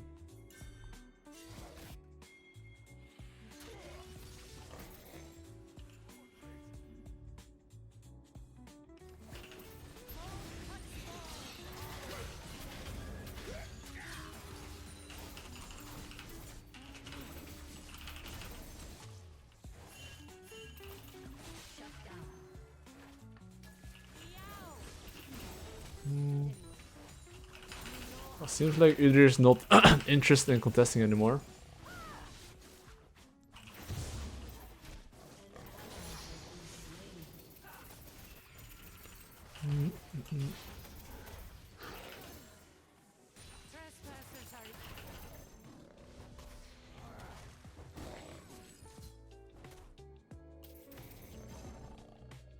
I would say this is pretty good though. So you see right now their bot lane's probably gonna base. And because their bot lane's probably gonna base, they'll probably like very, very likely, right? I wanna start a Drake here. So look at Malphite, okay? If you look at Malphite items, I would say he has like a little bit shit items. So I don't think it's gonna come to me. So here I take both objectives here.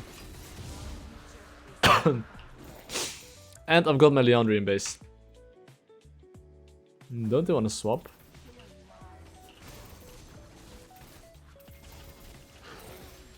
Ah, that's kind of lame. This guy's literally sniping me right now.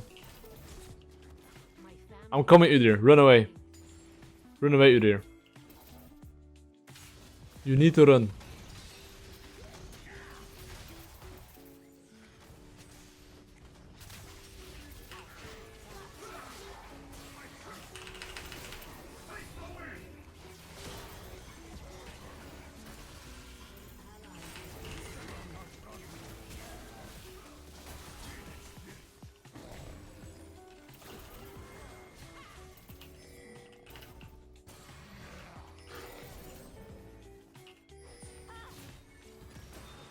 Yeah? You need to run.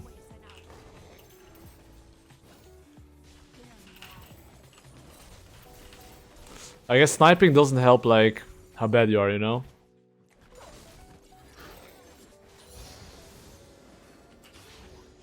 Flawless hands need a spear.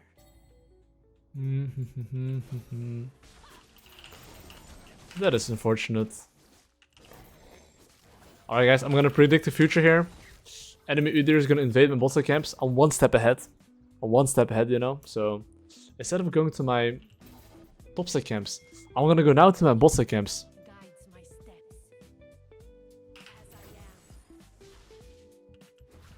I'm just imagining I'm playing as the best player in the world that knows exactly my position.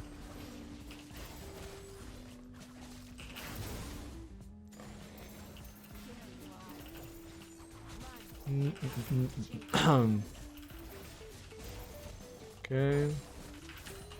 And now I'm gonna press base. And after I press base, right, the grubbies are spawning in like what? Very soon. So I'm trying to base here, get my items. Trying to be as strong as possible for the objective. My mother's title came to me heavy. This is a game where I have to play kinda clean. If I don't, then it's kinda cooked.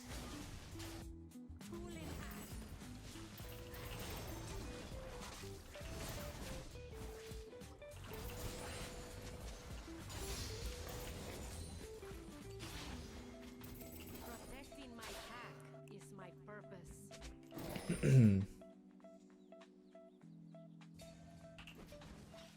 We need one more objective for defeat.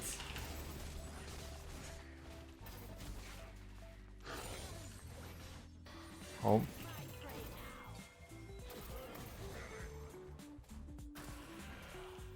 This land will be the grave of all who trespass.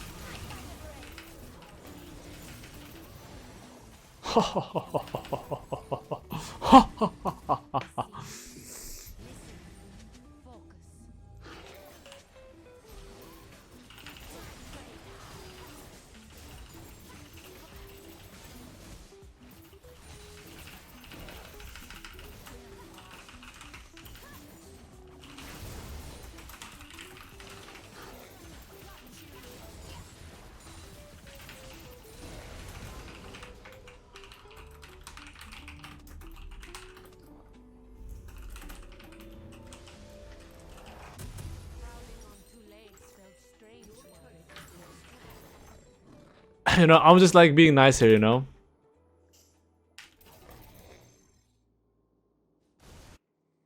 I was being like very kind here.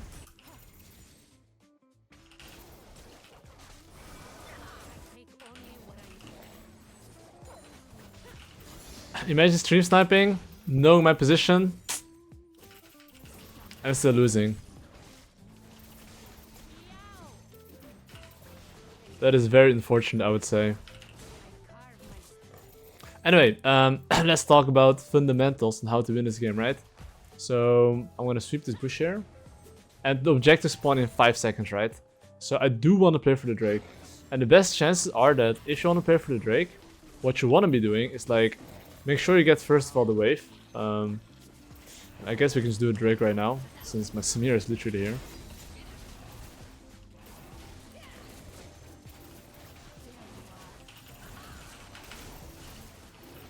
And after I take the Drake here, I will basically look to clear my topsy camps. So this is a draft where I'm playing against Kalista Blitzcrank and I have Samir and Nami, right? Which means that it's very easy for them to kill my laners, which also means that my laners need to be kind of careful, because if I'm not there, they might die very easily. So your job as a jungler is to be able to identify when are you with your laners and when are you not with your laners.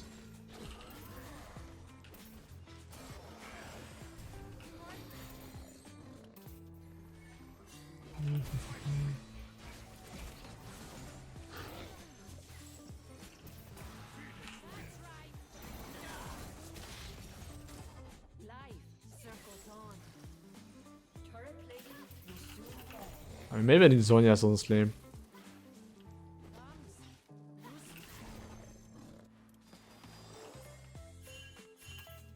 Okay, Udyr will know my position, so it's not going to be as easy, but...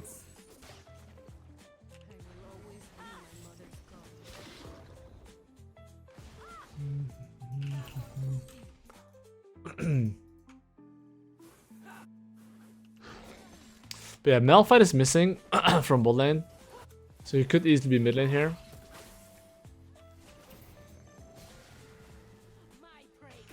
Oh.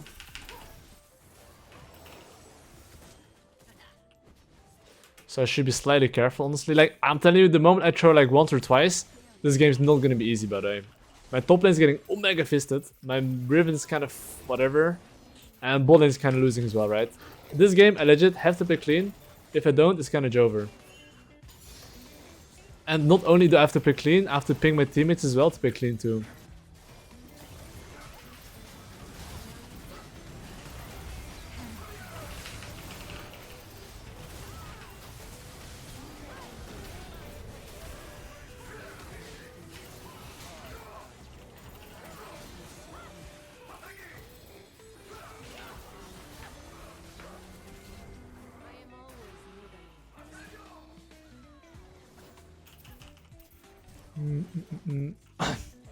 I'm like 7-0, but I'm telling you, these fights are not easy.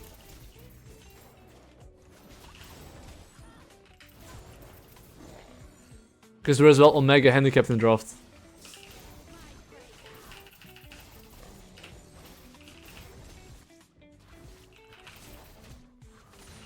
Anyway, I'm gonna base here, okay? And after my base here, I mean, I do need to buy Zhonya this game, or it's gonna be very unplayable.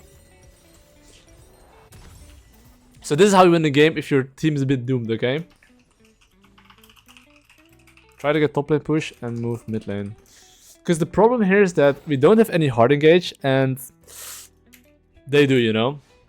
So when we when you play a draft without any engage, the best way to play it is like ping pong.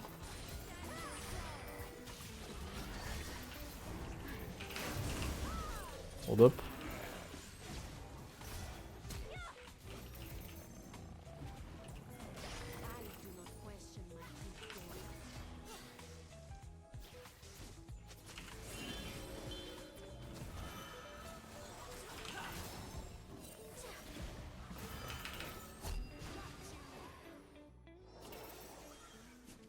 So you see here how my Sylas bot lane. Yeah, I mean, I can't really do much about it here, right?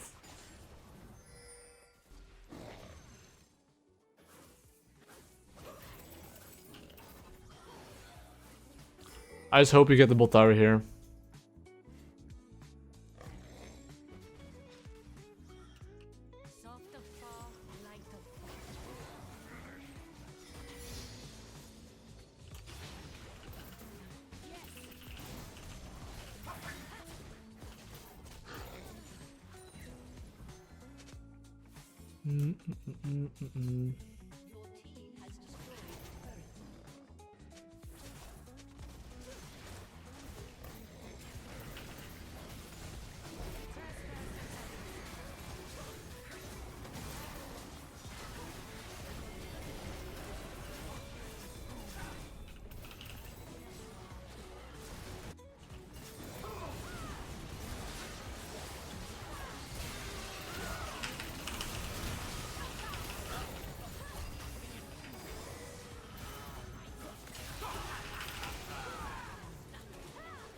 There's Malphite behind me, or am I tripping?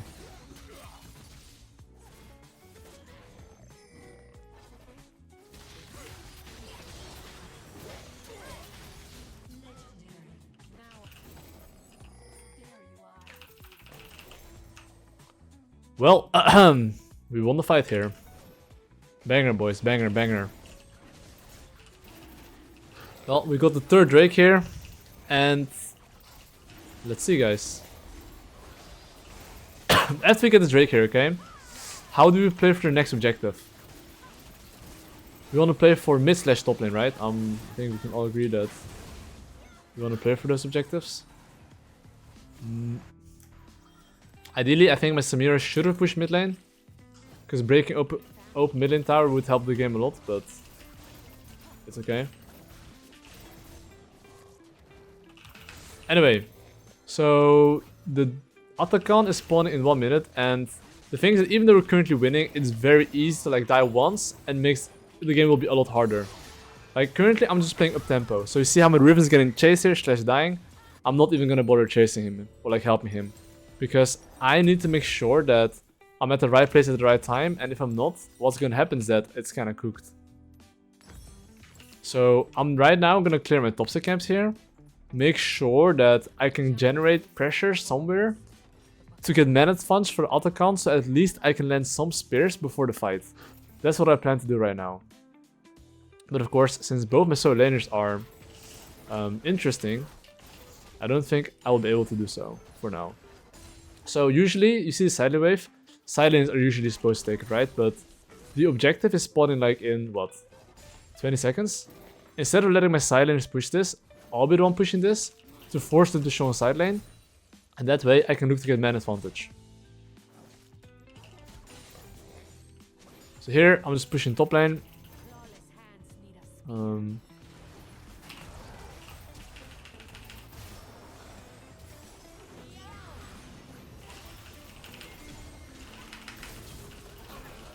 And I mean, instead of like hold up.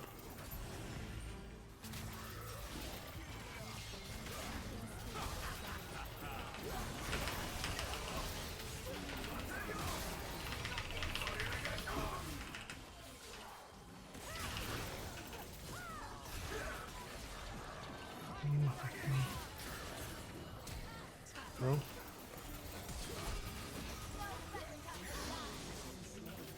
And guess what, guys? Enemy got Omega baited. They saw a cat on top side and they were Omega standing on me. If I would have taken my... Okay, here's the thing. If they didn't actually chase me like that, I would have forced one of them to show enemy on top lane, and then I could maybe look for a fight. But it chased me like complete donkeys, And because of that, we won the fight here.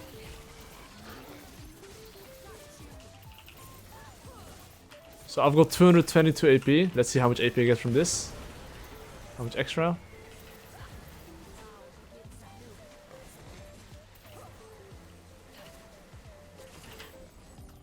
I get... Wait, huh? Oh, I lost my water walking. Anyway, not bad. So, how do I play right now? The soul points spawn in 2 minutes, okay? If I want the highest chance of winning in these drops where I have like no engage and they have like 10,000 engage, I'm making sure that I look for a base first, get a good base for, you know, any fight. And after that, I will look to identify which lane I can generate pressure to group. But right now, we don't have Baron yet, so the most important thing is setting up the Drake, okay? You can see all my camps are spawning here. So I don't really want to look for any fight till I finish my camps. And look at enemy draft. They have Kalista Blitzcrank. It's very easy for my laners to die if I'm not there, right?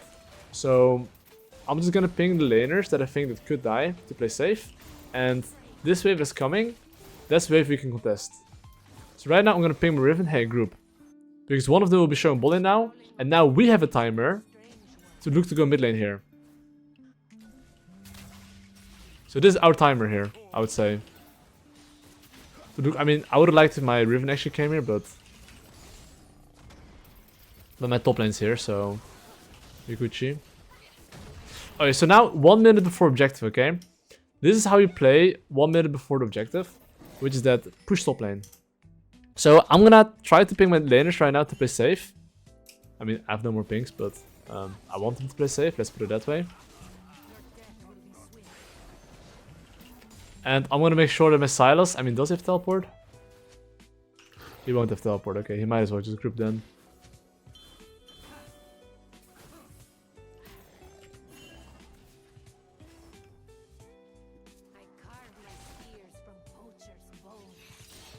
Okay, but anyway, it's gonna come down in the end to a team fight.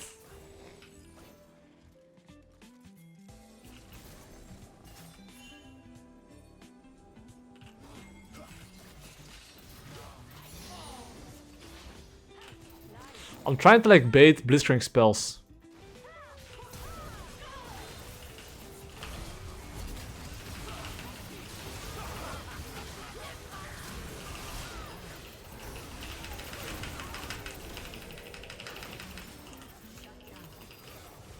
Okay, got him. Not too shabby. Okay, well, we get the objective here. Baron spawn in 1 minute. And as Nidalee, it's very important, okay? That you understand tempo. When I say tempo, I basically mean like understanding that when I'm going for raptors here, and the enemy team is like dead still, and as I channel my base, how fast the enemy team is on the map. So I see 2 of my bot side camps, so I'm gonna clear 2 of my bot side camps, and then I'm gonna base, then I'm gonna play top side. So you see how Udyr is already alive? This basically tells me that enemy team has 1 turn to make a play on the top side, and I won't be able to match because I still need the base. So the main thing, after, you know, me explaining all this information, you have 1 job.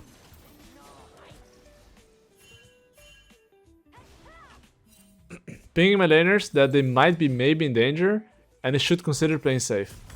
Because as long as they don't die right now, and I manage to come back from base, and I contest this next mid lane wave, that's the best thing that I can do here. So now I just need my laners to not die, wait for me, and then, you know, I'm down to cook.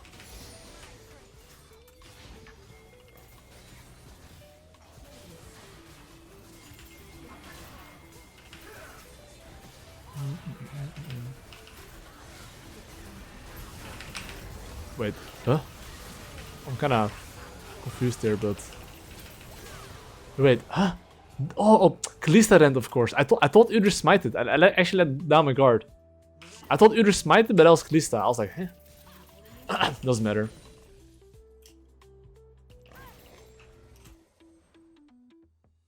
I mean, they Omega flipped it, but they flipped it right, I guess.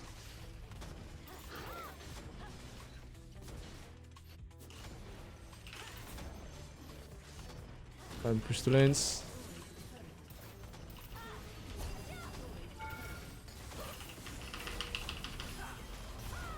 Yeah, I'll be honest.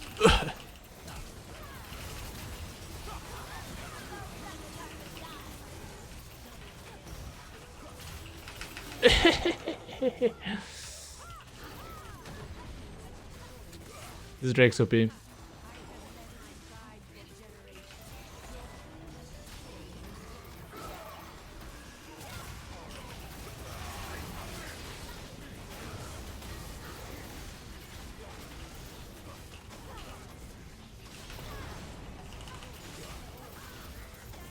Well, and that's how we got a clean game, winning with a Nami against, you know, these weasels. And GG, well played. Alright guys, let's get the bread. We're playing Nidalee here and it's time to get the bread, ladies and gentlemen.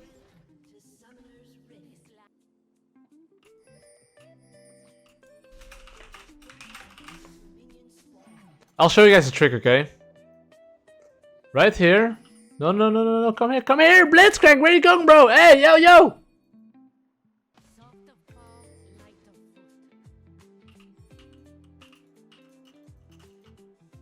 Blitzcrank doesn't know this trick. If you walk like this, they don't see you, by the way.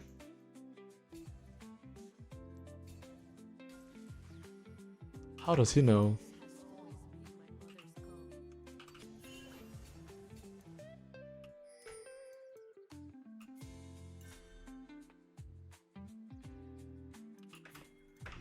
I mean, what I'm doing here is like basically splitting the map, which means that I'm forcing the enemy jungler to play in the top side.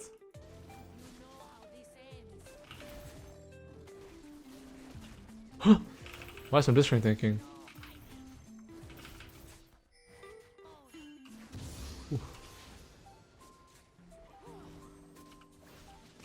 I mean, Warwick should invade my top side, but as Nidalee, by the way, if you're strong level 1, you should almost always abuse it and get an advantage of it. What's the point of like being ranged against melee if you're not actually using it to your strength? This is very important to understand on this champion.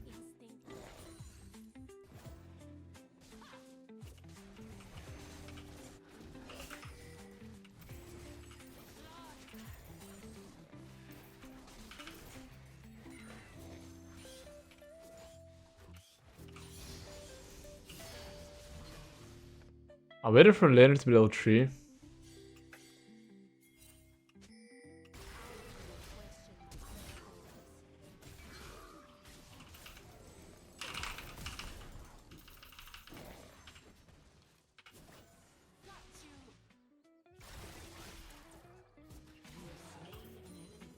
Okay.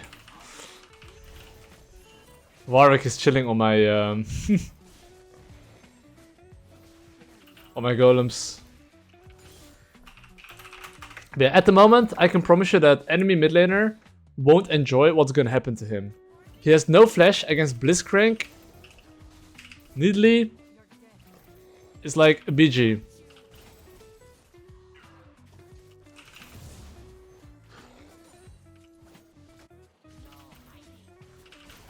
So the moment my minion comes back, I might be able to look for him actually. However, I think if he hard pushes this wave, I cannot, and I think he's trying to hard push it.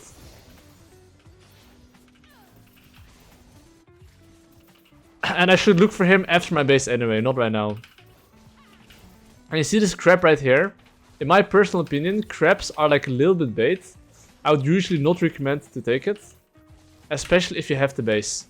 And in this situation, I have the base, and why is that? Because if I base right now, and then look for a play, it's much better. Because now, if let's say mid or bot is trolling, I have a lot of gold, and that's much better than like, you know, having to still... Oh, he took the crap. But that's okay, because you see here, he hasn't based yet, right? And because he hasn't based yet, if I go mid lane right now, I can cook the enemy laner.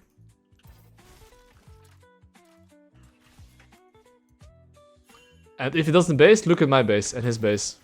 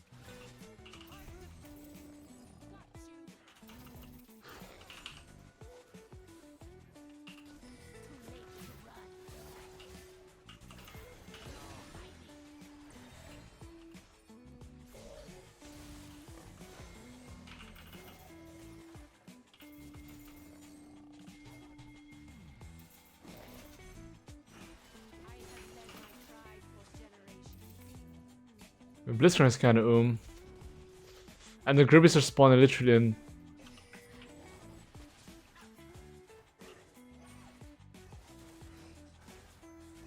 A little bit.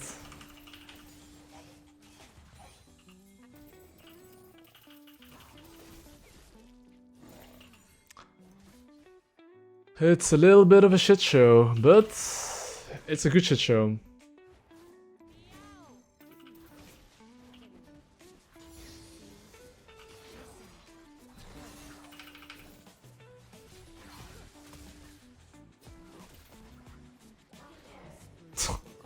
I'm so boosted, Jesus Christ. Just in general, right? Especially if I'm ahead, I actually still prioritize to take enemy camps first. Because I can always take the grubbies, but I can't always take the enemy camps. And especially if you play carry matchups like I'm playing, right? I think this is a better way of playing League of Legends. Because now if he tries to fight me, and because I'm stronger, right? I'll be able to fist him.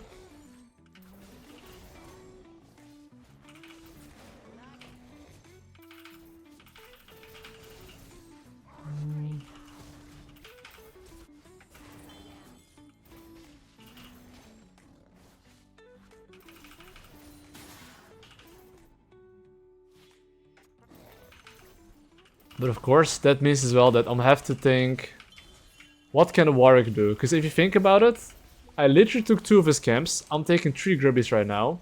So technically, this means that this guy is omega up-tempo on me. And he could look for the Drake right now. So I have a lot of gold as well here, right? I basically, well, have my item power spike after 3 camps. Or 4 camps. So that's what I'm playing for here. I'm playing like 4 camps for my item power spike. And then I'm gonna base.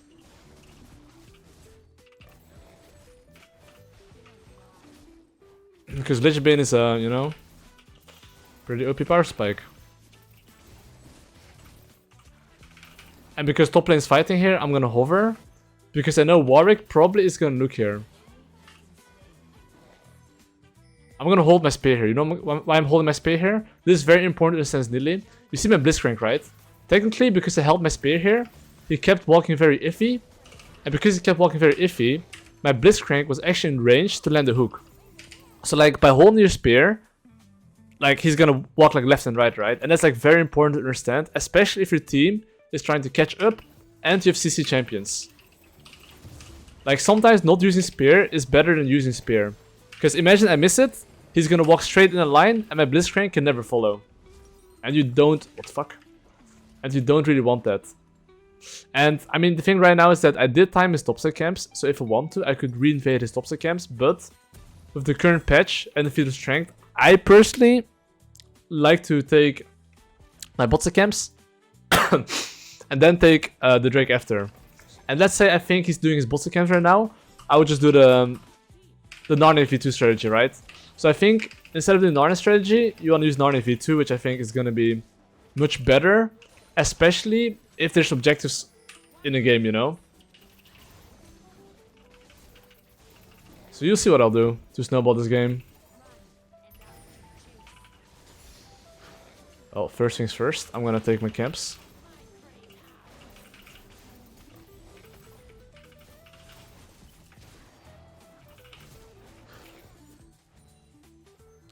And now I'm gonna pink ward the Drake, because they should have a ward on it.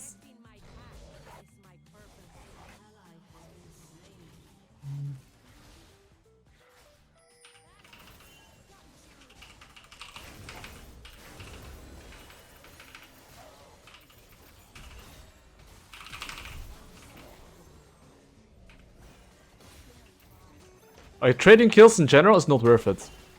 You see there, if I wanted to, I could easily jump in. But the thing is that I would probably die there, right? As Nidalee, it's very, very important to not jump in and die. Because by me simply being alive, right? By me just breathing and existing, enemy laners have to sweat. But if I'm dead, the enemy laners are not sweating as much as they should be sweating.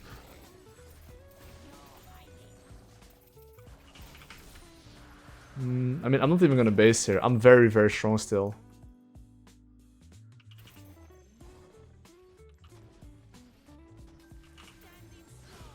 So what I could do here is... Oh.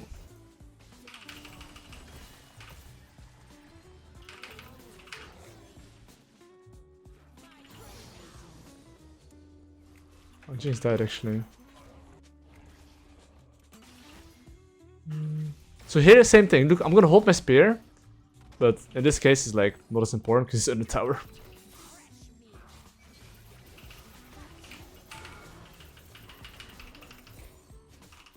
So remember what I timed, okay? 11:30 raptors. Do you see how his raptors are spawning here? The main reason why I know his raptors are spawning here is because I timed in my head where he would be going after base and how long it would take him to take the raptors. And because of that, I'm taking his raptors right now.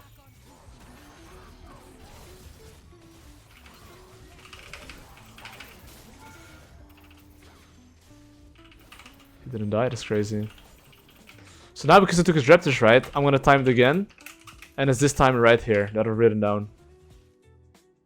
So now I plan to like just perma retake his objectives, right?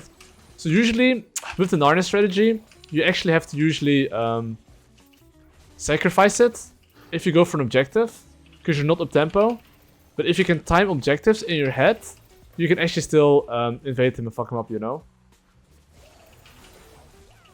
What the fuck?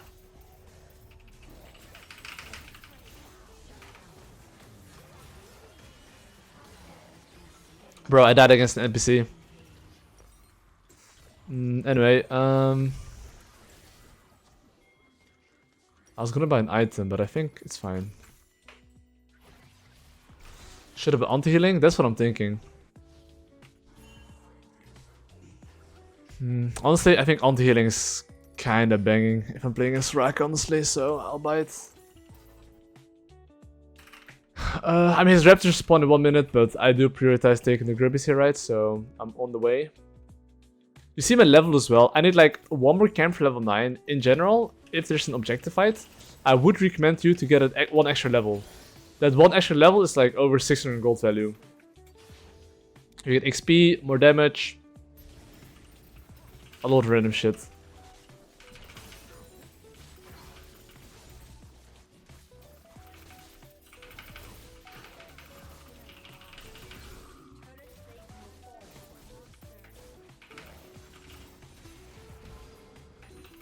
I'm taking this. Yeah, especially if you're winning, I would almost recommend you always to like take his camps.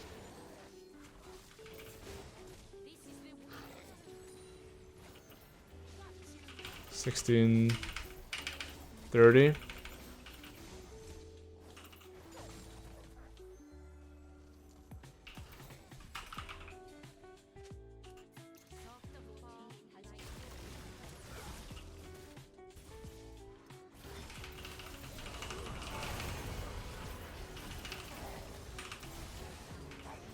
Bro, this champion. One day, guys, I'll play Warwick to Challenger. I'll play this NPC champ and just right click the enemy team till death. See how that goes. But anyway, Drake is up in 1 minute. I just died like a piggy because Warwick is OP, guys.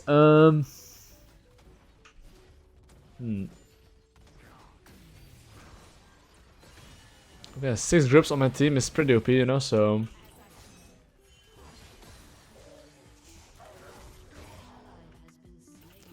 I will just clear my top camps. Oh, hold up. This guy's greedy for tower, it seems. You see this wave here? He's for sure gonna stay for this wave here. Laners in general are fucking greedy. Oh, he's not staying? I'm surprised.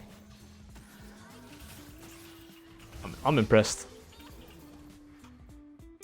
I'm actually impressed. Anyway, Drake is spawning in 20 seconds.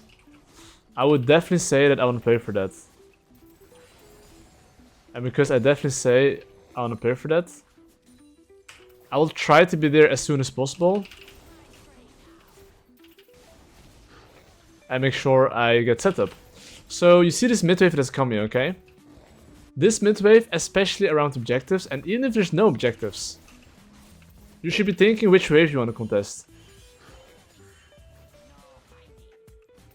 It's very important.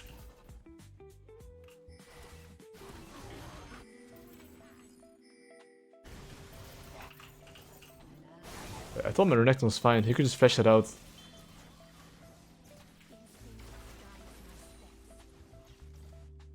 I mean, here, I don't mind giving Bowling Tower. We might lose the Drake here, I think. But I think if my laners are coming, then...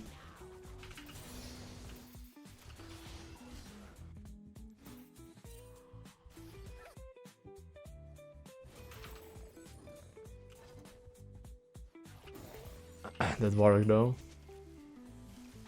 Same thing, see, I'm holding my spear here. From Blitzcrank. Ooh, that's close.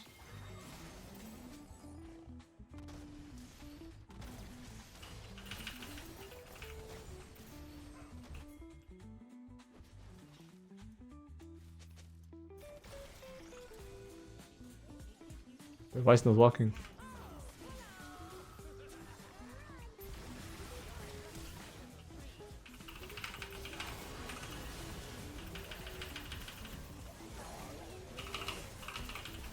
Oh my god, man, I couldn't fucking move, bruh.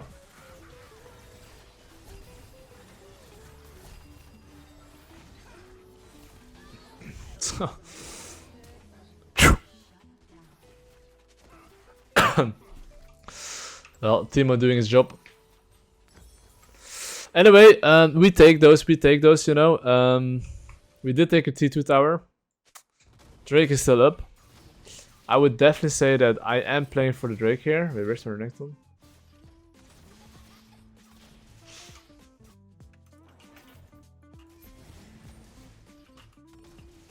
I need my Blitzcrank here.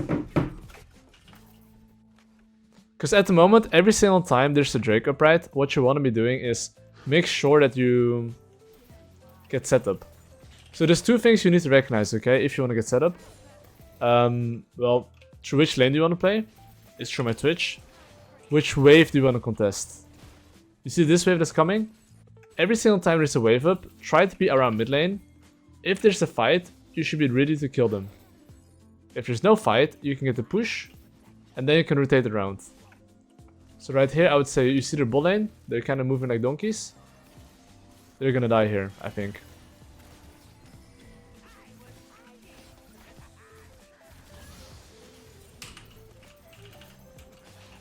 And now I will do the objective here. So that's why it's very important that every single time there's a wave, you're looking to contest it. So you see how like, I was contesting on mid lane wave and Warwick wasn't there. If you place Jinx Soraka and his jungler's not there, they're gonna die. Especially against the Blitzcrank. That's something you have to realize. So depending on the matchup-ish a bit, you'll know whether that they can die or not. So even if Warwick pinks, usually it doesn't help.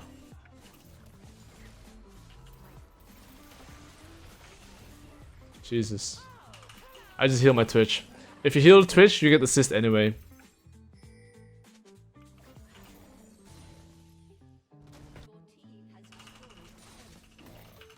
But yeah, right now I do have my second item power spike. And I do want a base for that.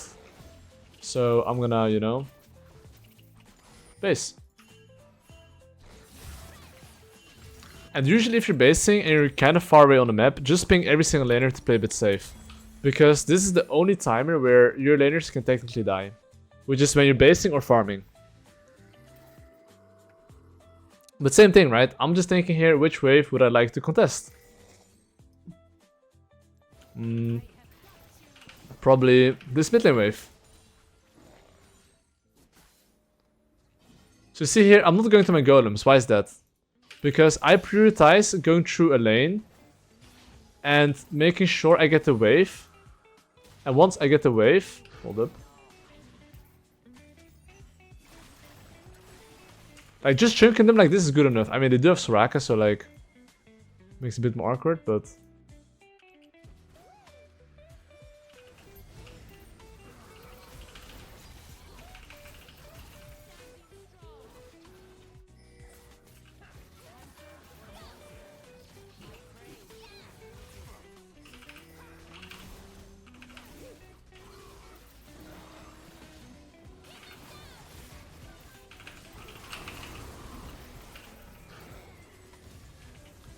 well, taking this random shit here.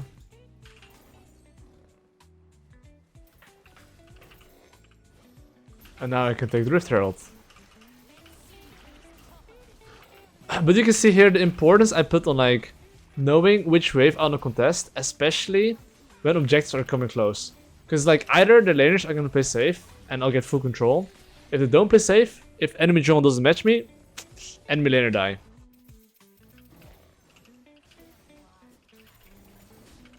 So it always depends on how volatile the laners are.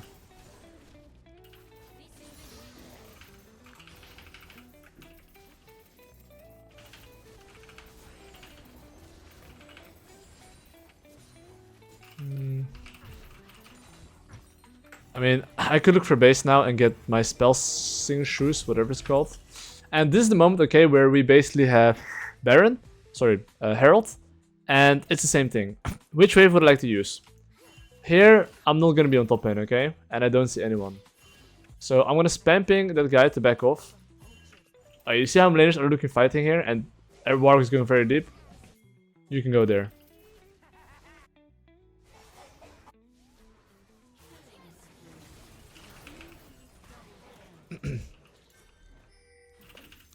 Main reason why is because they're chasing like fucking donkeys.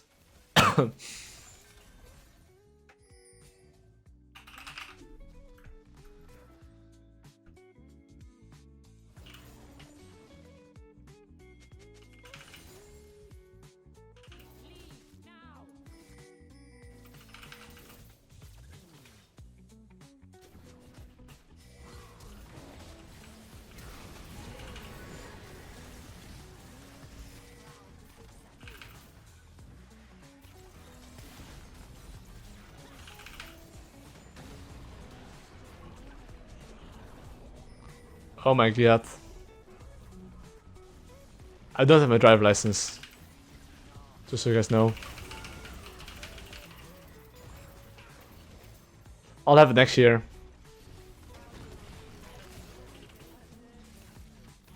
Bruh.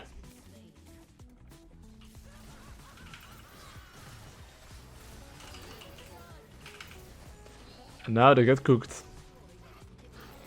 And now we basically, I'll take this tower here. And now we end the game. But after this game, you should understand a bit more like how important waves are and knowing how to balance farm and like ganking, if it makes sense. And if you understand that, you get the bread, and then we'll go on to the next game. Okay guys, this Nunu doesn't know what I'm gonna do to him. Go! The jungle never sleeps. And why am I late invading here as Nidalee? If you have strong on level 1, which we do, you almost always want to like abuse your level 1 power spike.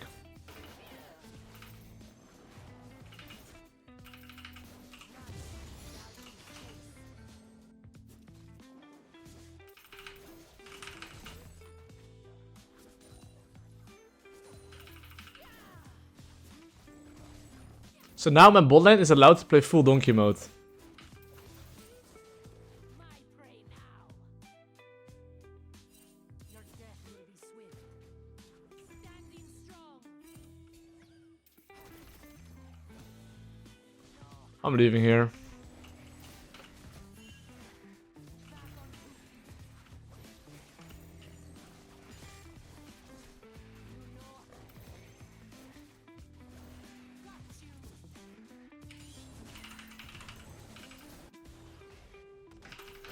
which is very good for my bot lane. Because right now, if enemy jungler can't really gank my bot lane, they're chilling.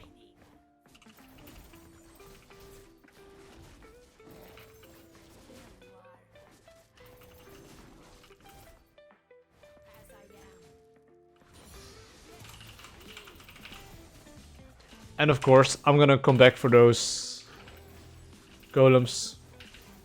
But you know the nice thing about doing this pathing that I'm doing right now, right? Is that his camps are gonna be so desynced, which is really good for me.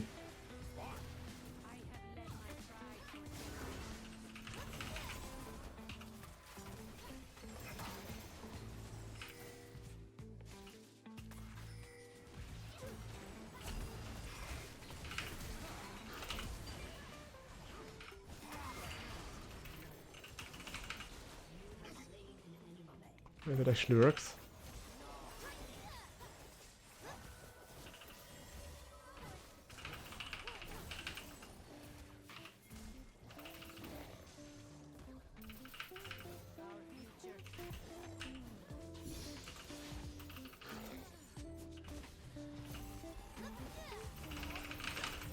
Oh my god, I'm so boosted, man. Jesus.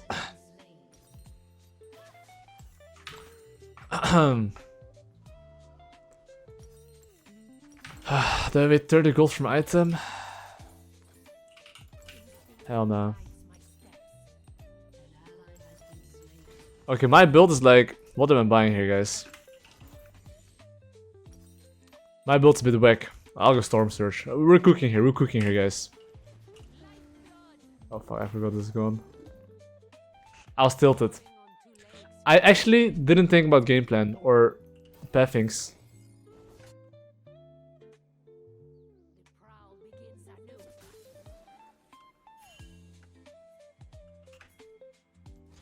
I mean, I'm going top lane after I clear shit.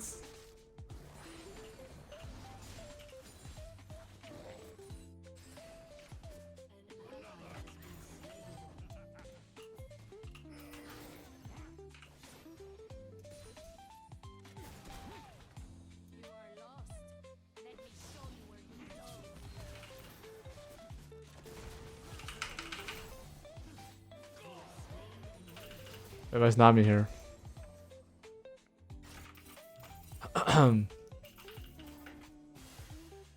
I'll go to the Raptors.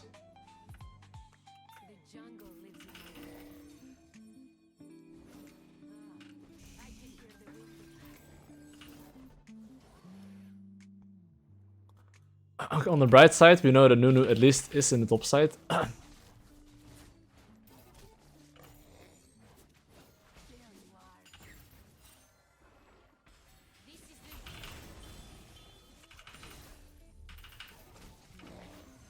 Oops.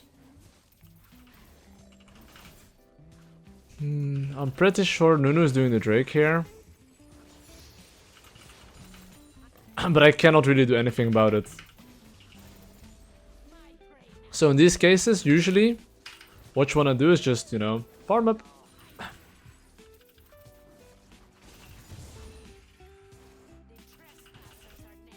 And I'm just rushing to my Raptors, making sure I don't give it to him.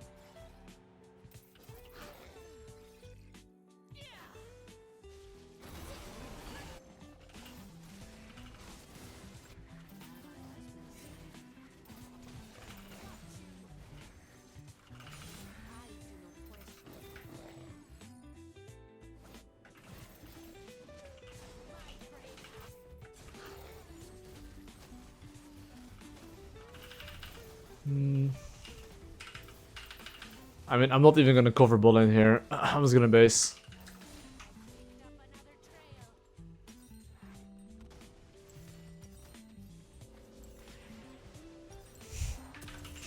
Alright, fuck it. Don't look at my build, guys. Don't look at my build. My build's a bit interesting.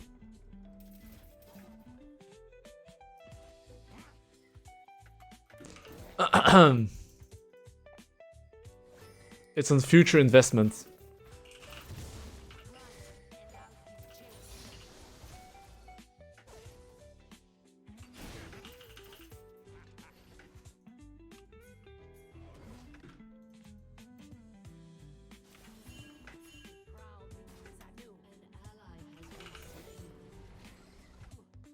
You see this wave? He's probably gonna go for... Ah, fuck, Tarek's there.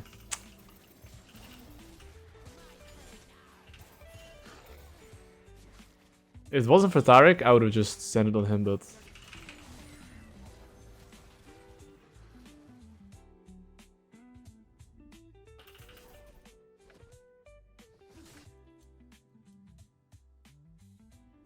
I should be fine here.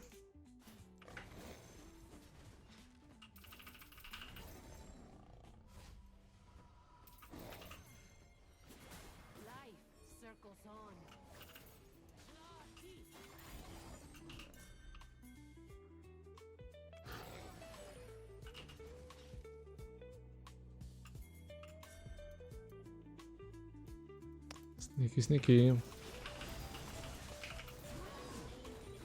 Wait, this guy's fucking squishy.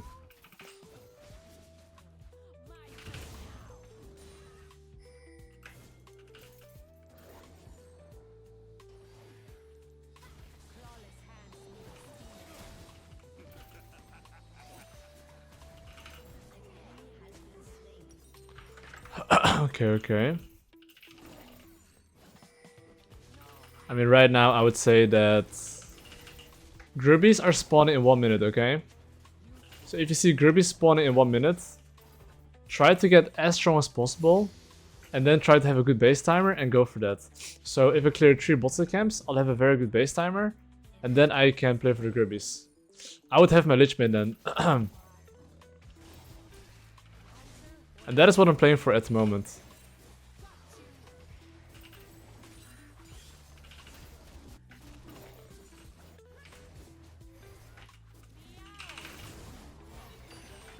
I'll see if I can help.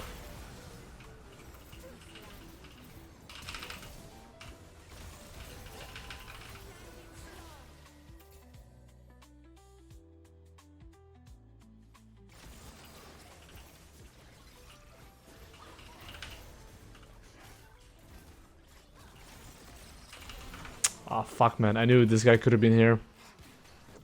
But I kind of trolled. No! Because I actually died there, I cannot buy my Lich Bane. So that death there is like kind of bad, honestly. That is so sad. I mean, I'll just wait 15 gold. It is what it is. I gotta wait. Gotta wait for my item, give the Gribbies, and play for the Drake. I mean, I lost to the Shopkeeper this game. I lost to the Shopkeeper. That's all I can tell you.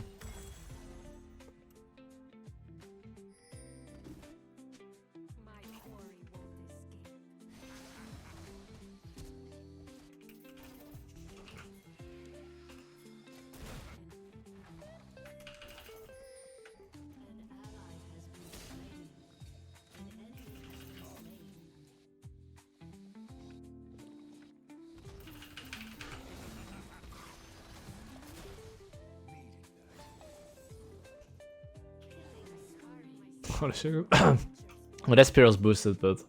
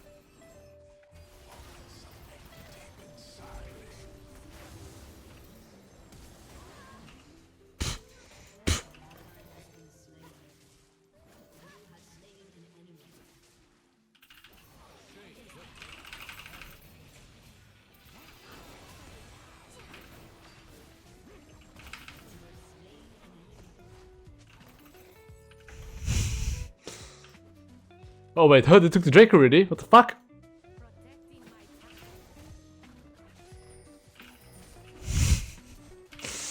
That Nunu though.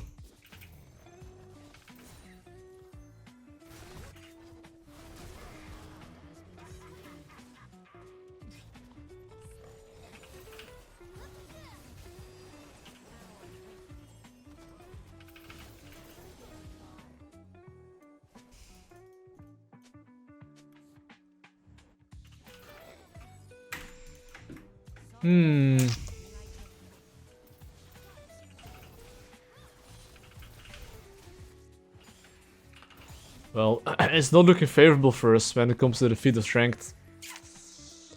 We need a tower and we need the next objectives, but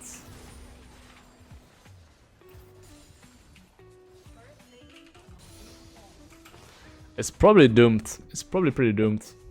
Wait, they already got it, right? Or am I tripping?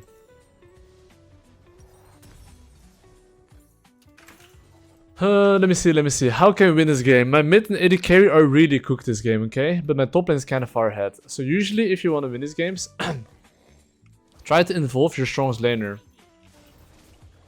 Also known as my Singed.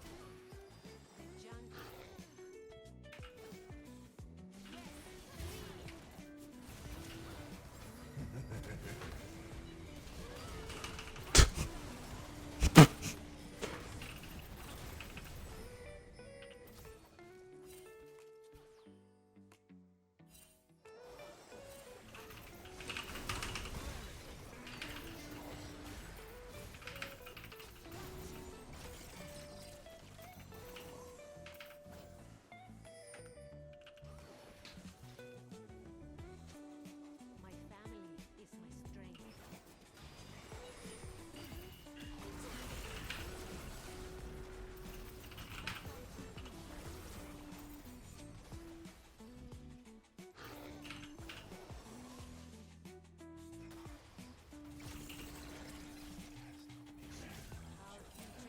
Oh my god, the hitbox, bro! Add flash!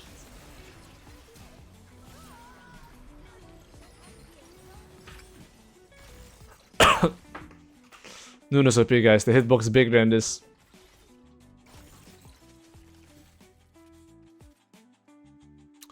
Well. Okay, let's see what we're cooking here, guys.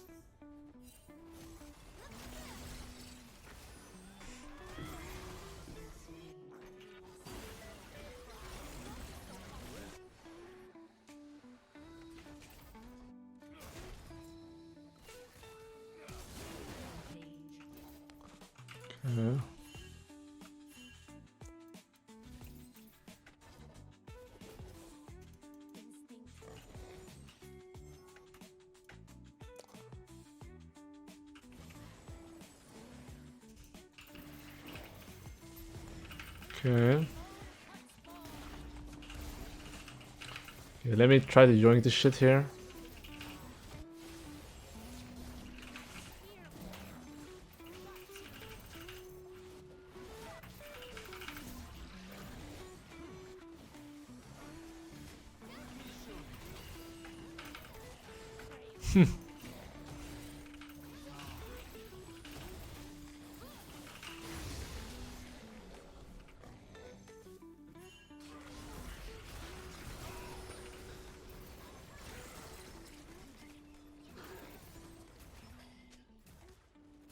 Prowling on two legs felt strange once.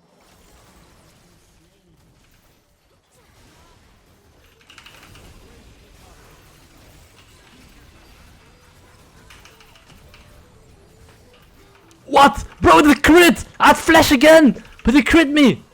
Which makes sense, right? He got like Zeal as well, but still!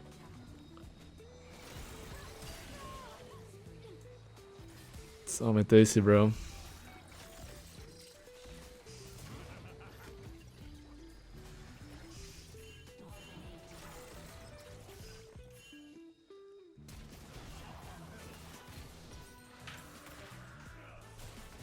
Well, there goes 2 Drakes.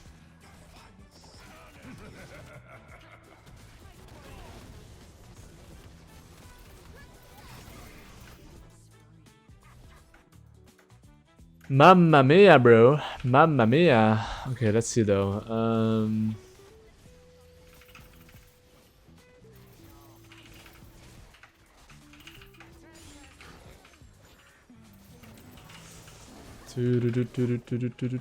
My Singe is super fat.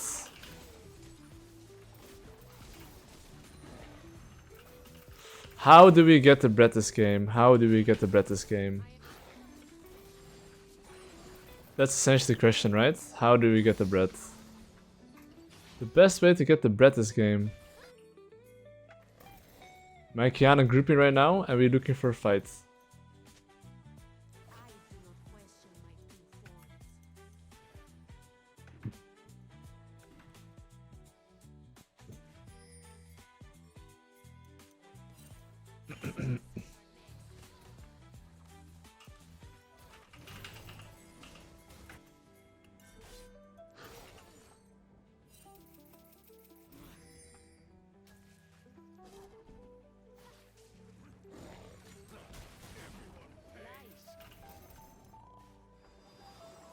We are on a crazy chase here.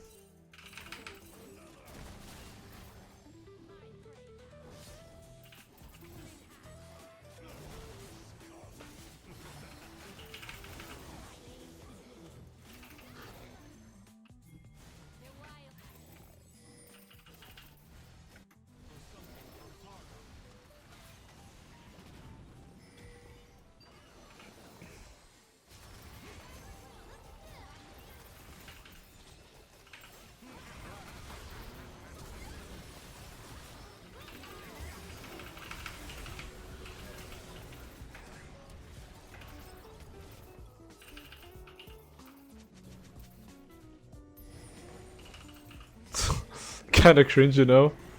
I mean, I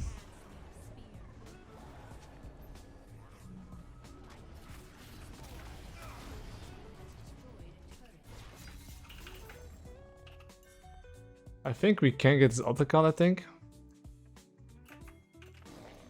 I mean, I think at least.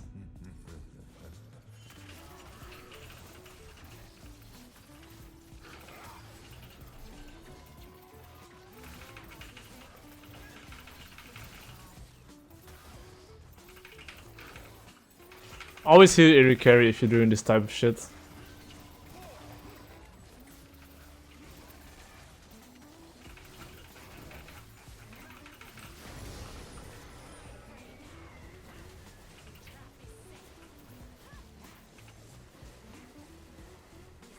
I mean, we somehow are coming back in business, you know, so...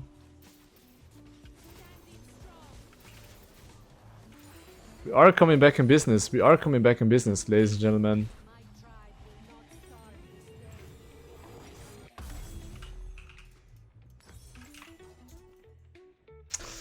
Okay, Drake in 120. We gotta push top lane out before we go for Drake.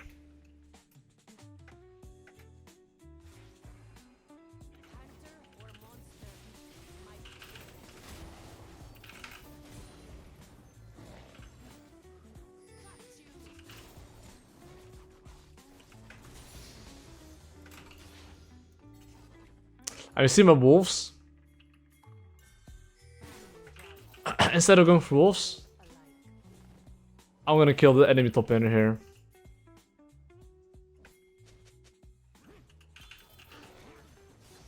It's kind of illegal, I think, but that's so illegal. He took the wave there, but it's fine.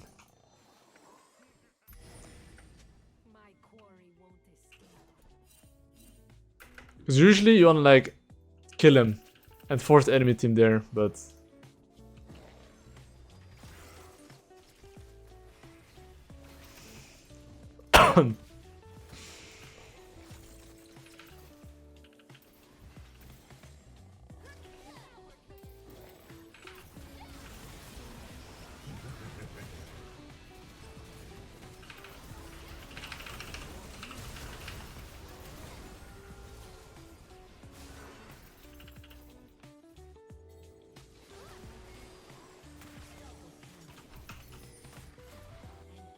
I'll take that.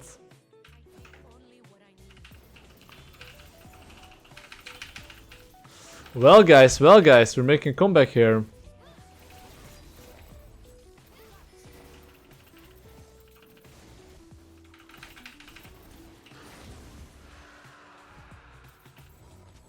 Not too shabby, not too shabby.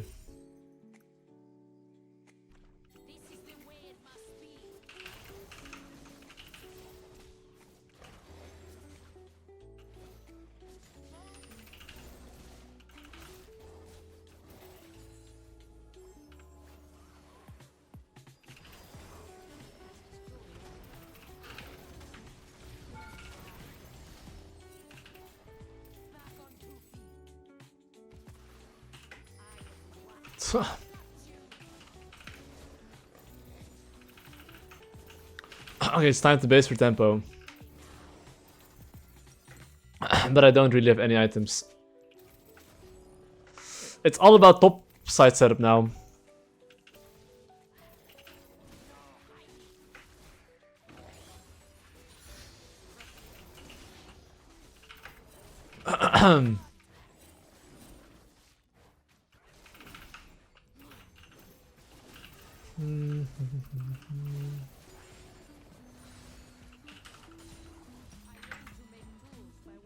I mean, it's like I can't really base for anything. I'd rather have one pink ward.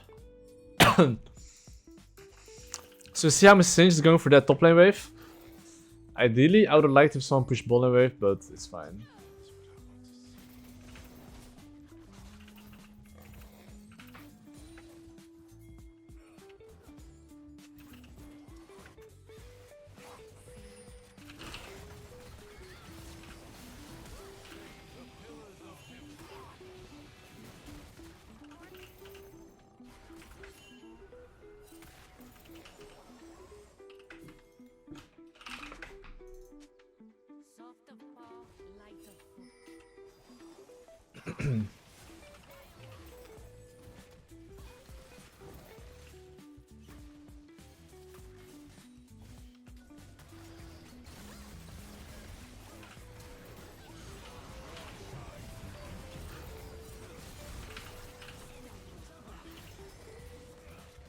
Hold up. Wait, what the fuck? Wait! What? We all died there! Did Tristana just like this full backline assassination?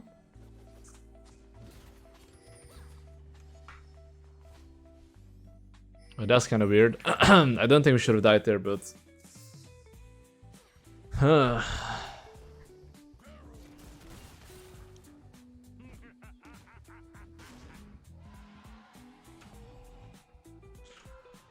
Well, that happens. That happens.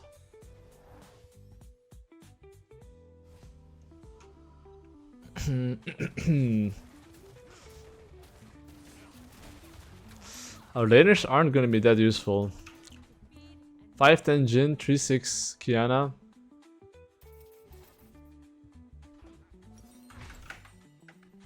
If you can poke, that would be ideal.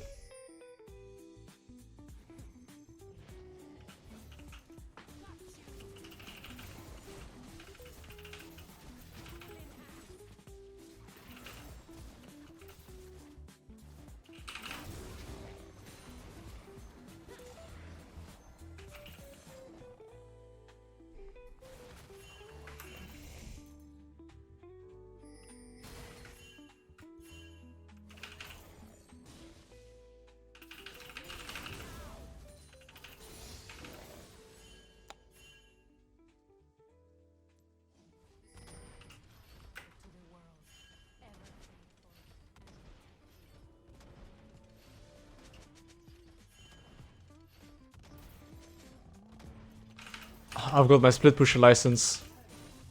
I might not have my driver license, but split pusher license, I do have that.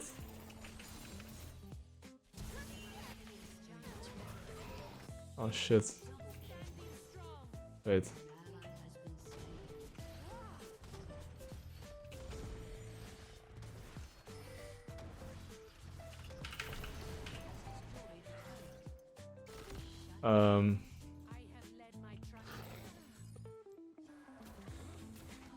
Okay, my team might not have their League of Legends license though.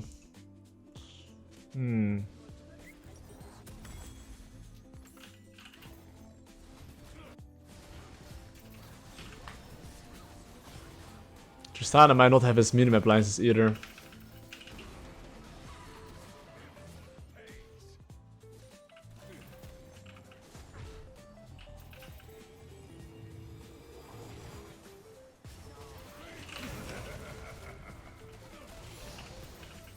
And GP has his Koki license, but it has been revoked.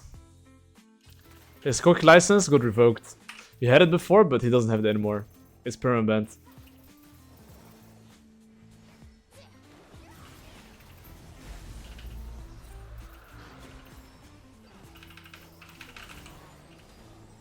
And what about Tariq?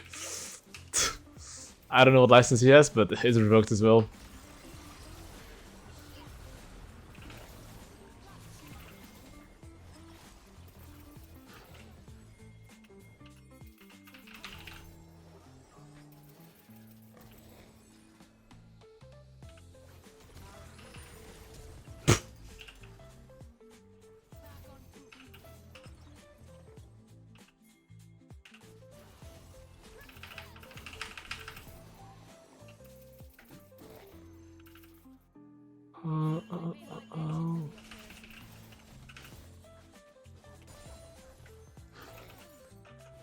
Well, they got the Ocean Drake.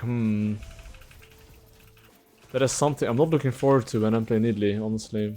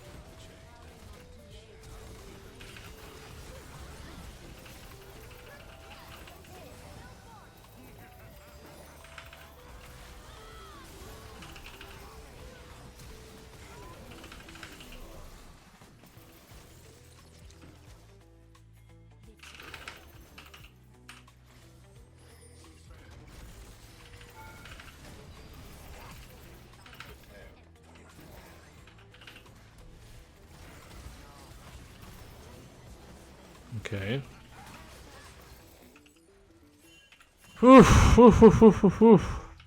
My Singe is solo-handedly keeping us in the game, I think. With me, but... God damn, guys. God dang. This game.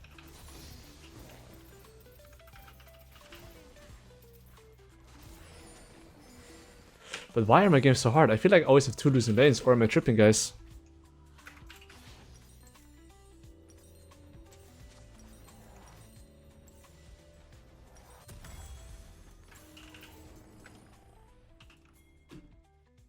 I'm giga OP right now.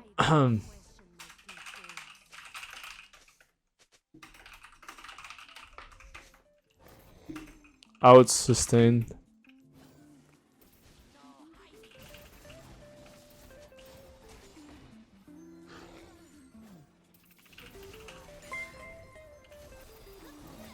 Wait, chancing, homo.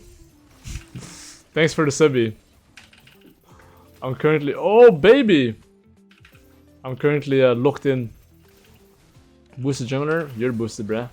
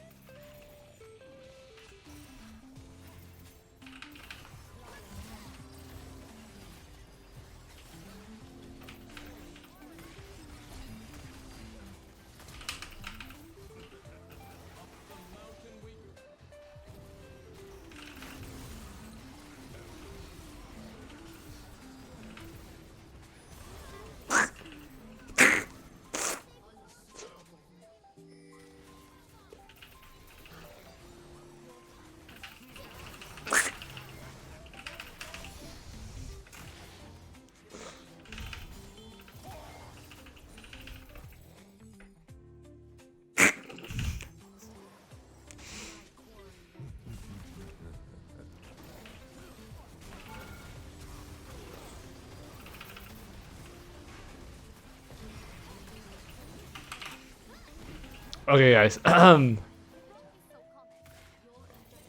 Wait, we have no wave.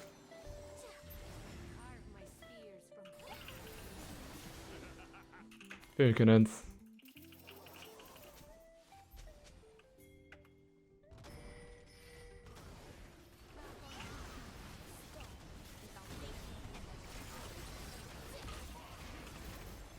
Come on!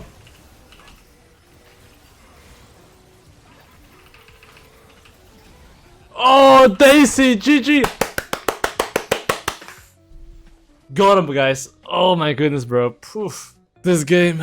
Mamma mia. I need some food after this game. Can we all agree on that one? This game, on Nidalee, okay? Let's make a game plan. What do I want to do? What does enemy want to do? I think we can both agree that both of us wants to play bot side, okay? Do we have stronger level 1 than enemy team?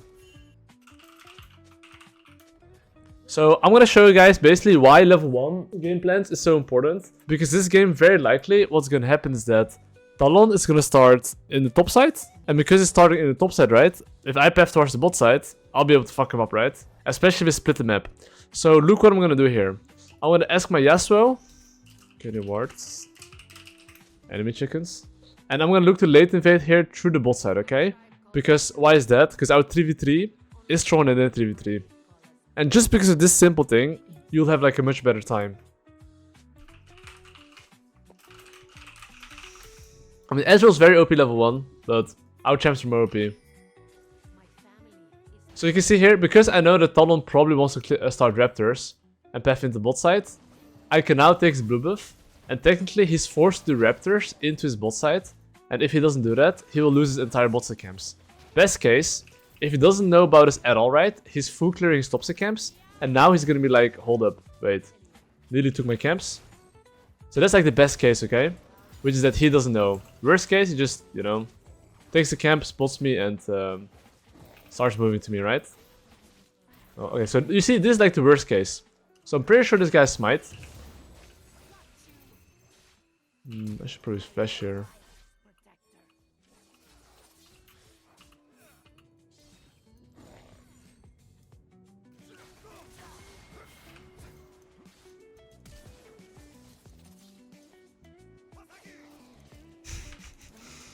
Okay, it's a complete shit show. Okay, at least I can heal up, guys. At least I can heal up.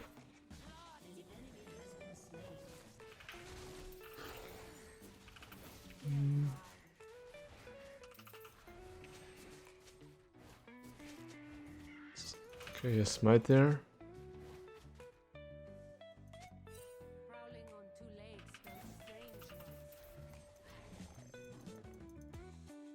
Okay. Okay, let's just clear on both camps here. But that's okay though, even though he took my raptors there, he has to go from his camps all the way to his camps. And I can just heal up here. I have like more sustain than him. But in this case as well, right, I wasn't like too prepared him moving to me. So I technically misplayed it a bit. But I think if I played it a bit better, I would have been much healthier and in a much better situation. But it's still fine. Okay. Now I'm gonna clear my top side camps here. And of course, as you take your camps, just think, what can Talon do, right? Let me take a quick look. Maybe he can move towards top side. Like, here's the thing. I'm actually not sure if he's gonna move towards the top side. But I would say that if you don't know, it's better to ping. It's better to be safe than sorry. This is what I always preach. Nice. So you can see here, my mid and bot both got 1 kill. Which is, I mean, very good, right? So technically, I want to play mid bot. So the crucial part you have to understand as a jungler is that if you identify that mid bot's your win condition, try to have good base timers and be there at the right place at the right time so they can play aggressive.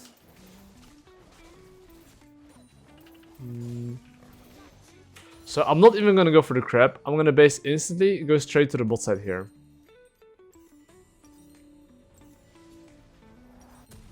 I'll just go Adder Wisp.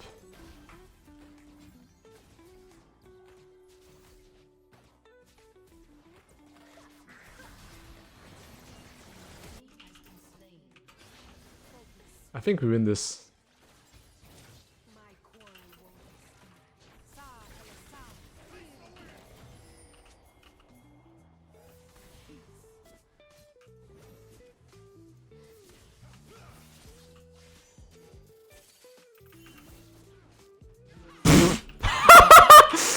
Okay, that's kind of funny though. I have to XD him right there, bro. I just have to XD him there. Come on, bro, that's too funny. That is too funny. I didn't even want to aim him at him, by the way. Okay, let's focus up, guys. Foil grip spawn in 30 seconds. That's what we're playing for here, okay? So because we're playing for the foil grippies, in general, the moment you identify what you're playing for, try to take your camps as soon as possible. And rush there. Okay, you see Talon in the bot side. So currently, because I see his bot side, okay?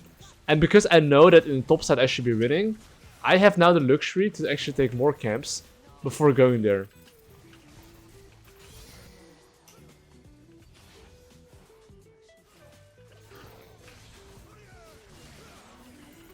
And of course, ganking mid lane before going for gribbies. So as I'm going for the gribbies here, okay, think about it. Especially if you're going for an objective, try to think about what he can do, okay?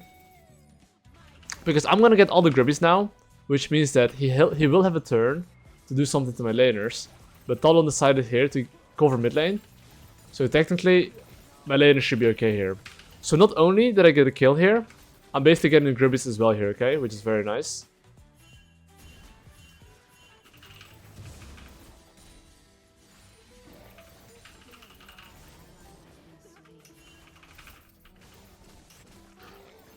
Okay. Okay, at least my teammate didn't die to, you know. Okay, so even though I got the grubbies here, if I can defend the Drake, I will defend the Drake here. So you'll see me here, like, running from his camps to the bot side camps.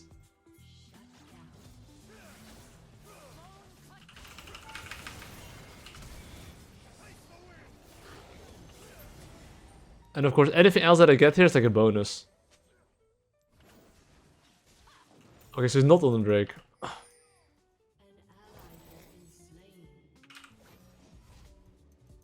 So because it's not on the Drake here, now I can get a good base.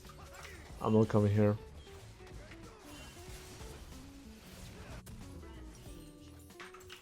And because I got a good base here, right? I mean, I could go Darkseal here, right? But I won't buy Darkseal.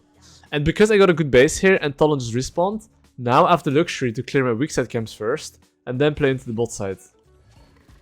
Oh my god.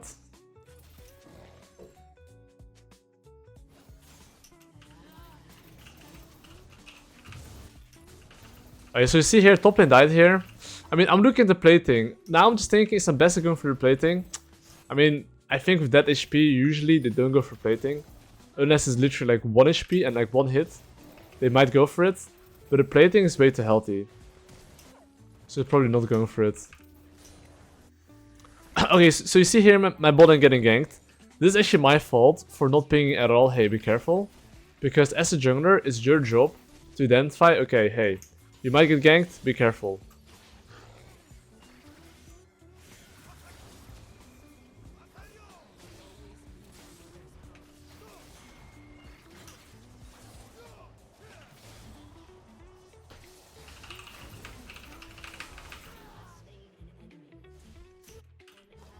Okay, I don't know what's going on in the bot lane here, but...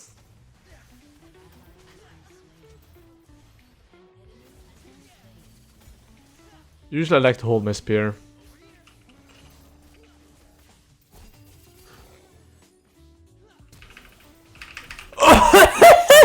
Woo! That's a close one. We got him, boys, we got him. We got him, guys. He got debated. Okay, I mean, clearly, if you look at my gold, I mean, I know that I have like 1.5k gold, so I know I have my item power spike. And because of that, I will base instantly. And every single time I get a kill, usually, I mean, I already got this habit, but this is the habit you want to create, which is that you need to think about, do I need to base? Yes. Which objective would I like to play for? Drake. what do I like to do right now? Do my red buff into Drake. And if let's say the Drake was like 1 minute away, I would clear my top side camps. The general rule that I have is that clear your weak side camps first. But in this situation here, the Drake is up already. And the Gribbies are spawning in 50 seconds. So if I can clear... oh, this guy's fucking trolling.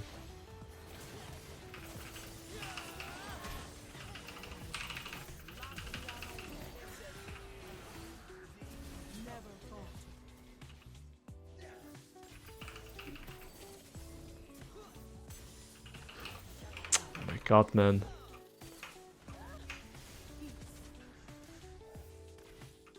That's unfortunate. I mean, I think I could have killed him if I played a bit better, but... unfortunate. They actually 2v3 this, that's kind of crazy.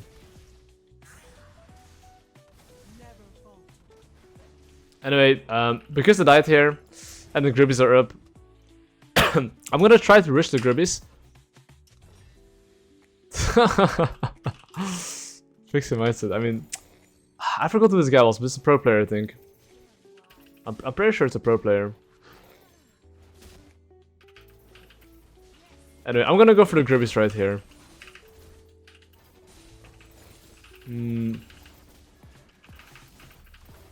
So I'm gonna secure the Gribbies here. And after I secure the Gribbies here, right? I'm basically gonna look to play for the bot side. But, I mean, you can see here, my habit of jungle tracking is not so good here. So, currently what I'm doing very well is generating a lead. But I'm not really maintaining a lead. And if you want to maintain a lead, you need very good jungle tracking, essentially. And tempo understanding. So, I will look to basically start maintaining my lead. And once I maintain my lead, I'll start snowballing my lead. So, how do I, well, snowball my lead? I would say that I would need to track what the enemy team can do. And if I want to snowball my lead, I want to play with my Yasuo.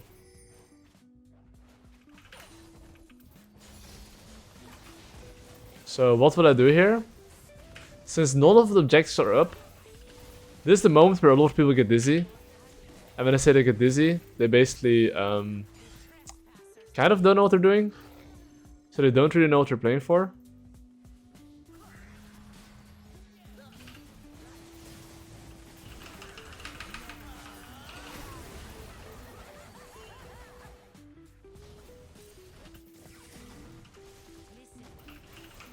I'll heal my... So I can tell you how to play these games at this moment. Which is that what you want to be doing usually in these situations is that you want to move with your support together and get full control. The moment you have full control, it's going to be a lot easier to play.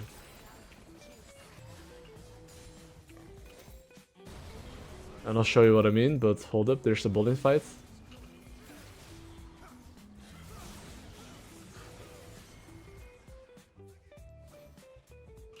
Fuck, I missed.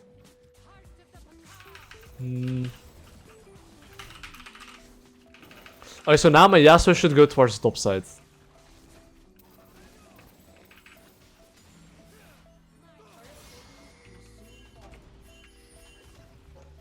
I mean, my Yasuo here is like trolling if he wants to continue for more.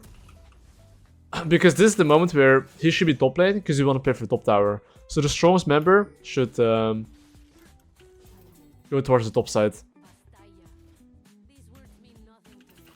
And then we can start playing for top tower here. So the best way to play for top tower is ideally try to get mid lane push. And then try to like use the pressure to rotate into side lane.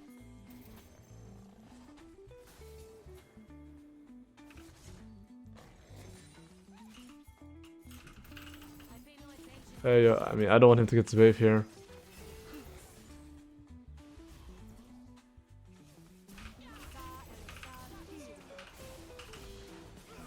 So every single time there's a wave, they should A, get punished for it, B, hold up.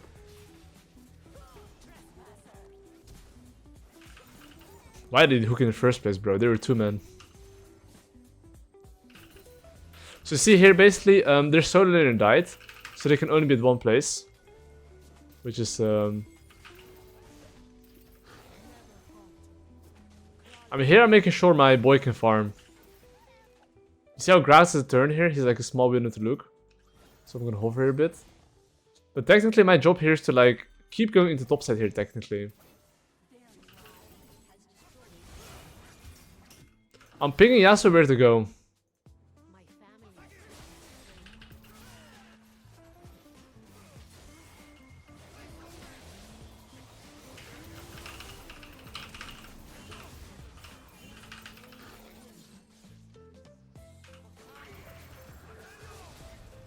I can heal him.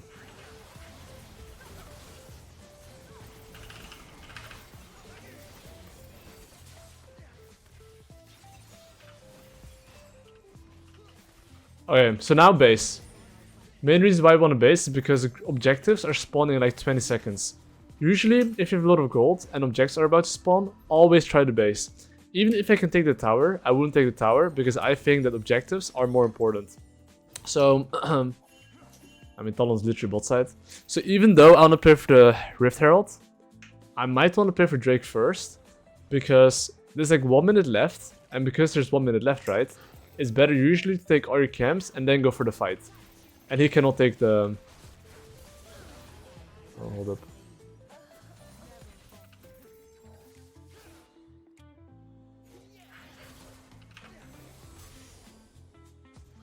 And he cannot take the objective anyway.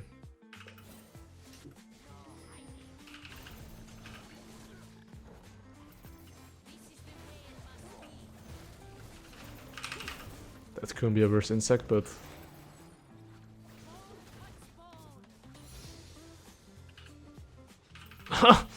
Okay, that was... a bit disgustingly played, but... Anyway, Drake spawned in 5 seconds, I should be able to take it here.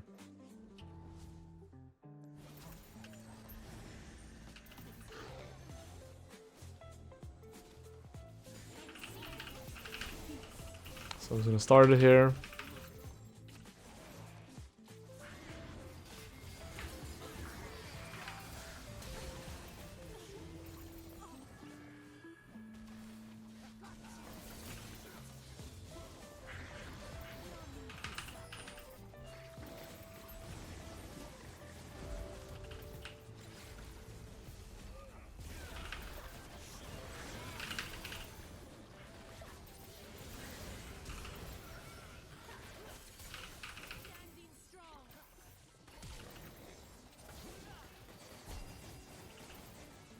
Bro, I can't land spears.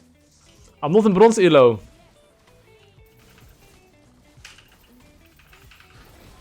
These guys can right click. Okay, anyway, I'll show you guys how to win without landing spears, guys. That's why I'm a coach, guys, not a player anymore. As you can see, my spears are flying. But basically, with good fundamentals, right, that alone, even if you miss your spears and it goes to Africa, it's all good. Because if you have good temp understanding, and know what you're playing for, games will still be like a lot easier. So right now I plan to full clear my top 6 camps, get my Shadow Flame and Magic Fan boots, and then I want to play for the mid tower. So how do I play for the mid tower? Basically, the best way to play for mid tower is basically have your laners alive first. That's step 1. If your laners are dead, then I can promise you that playing for mid tower is kind of difficult. So that's step 1. As you're basing, you should know that you're down tempo. And your laners can basically die. So currently I'm basing, getting very good items. And now I'm basically identifying which wave I would like to play for mid tower. Because look at side wave. We have to catch top, we have to catch bot. What does this mean? This means that we have to defend for 1 turn. And after we defend for 1 turn, we can then look to play aggressive. But this as well means that they could move towards mid lane. So my laners should know that they should play safe, or wanna play safe, you know?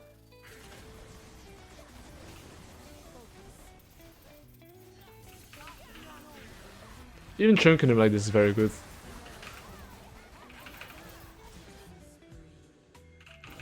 So now, well, because they're Victor showing the side lane, right? We do get a free tower here.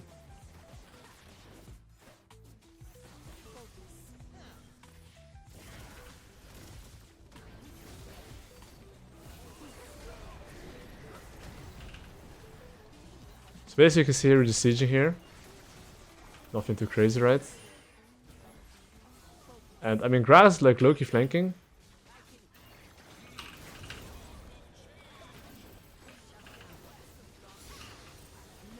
Oh my god, the guy.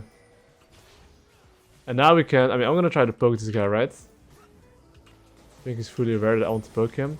I mean, Ezreal doesn't have E right now, so it's gonna be a lot harder for him to dodge my spears, you know? So now, of course, the Atakan's live, and we killed 2 people, so it's time to get the objective here.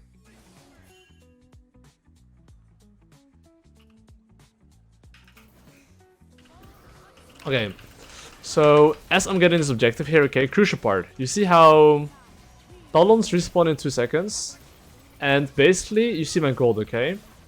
What does this mean? This means that technically, well, I'm kinda down tempo, which also means that I kinda am behind the tempo, which also means that he can make 1 play somewhere.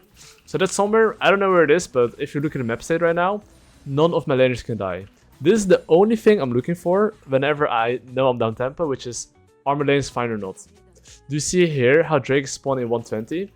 What I'm gonna try to do here is that I will clear all my topside camps, then look for a base, but you have this option too, which is basing right now, spending your gold, and then basically going on the map.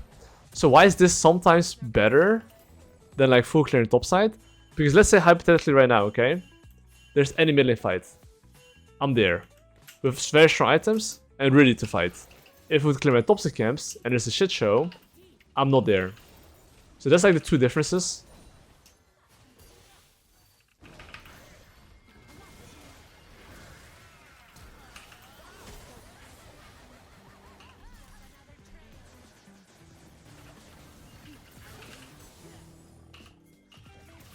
That guy should be pretty quick, bro.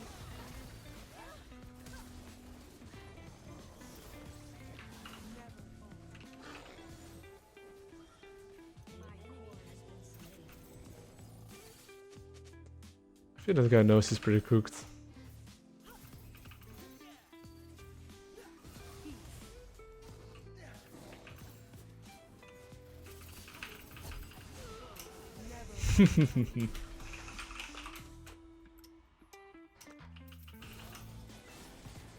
Anyway, it's time to take Drake here.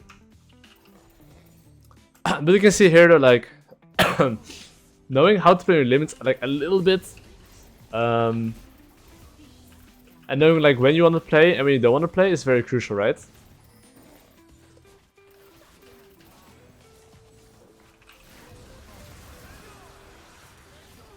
Bomba.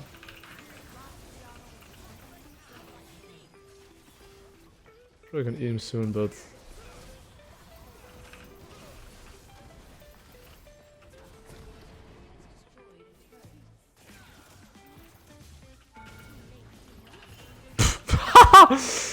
so that's the thing as well, right? If you're like walking up, they're like, you're gonna jump in, but that's cappuccino, you know? It's good that you do some cappuccinos. I mean, now we just back off, right? Like, I'm pretty sure my team has a lot of gold here. So usually you just want to base and then play for the next objective, which is top tower. Like, the more ahead you are, the less risk you want to be taking. So I'm going to base right now, and I'm going to ignore all my bot camps. And I'm going to go straight into his top side.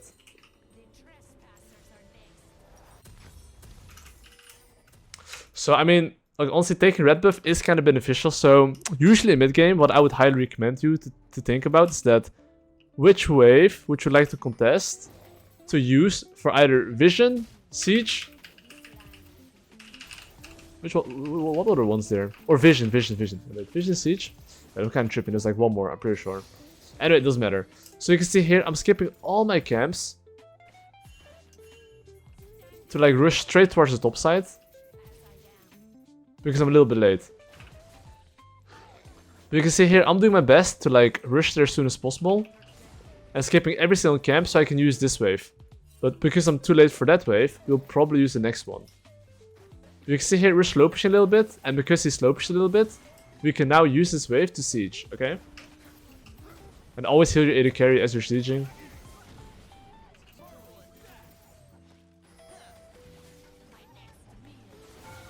Oh man, this guy has good movement though. I've like... That guy does not have good movement.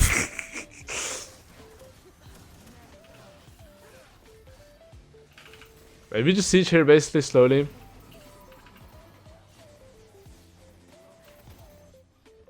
And yeah, just crack open their base, you know?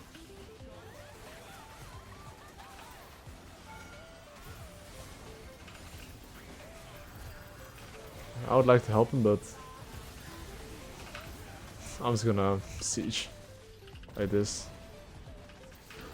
And that's basically GG well played, you know? With very good like macro fundamentals, right? You can basically win the game and get the bread.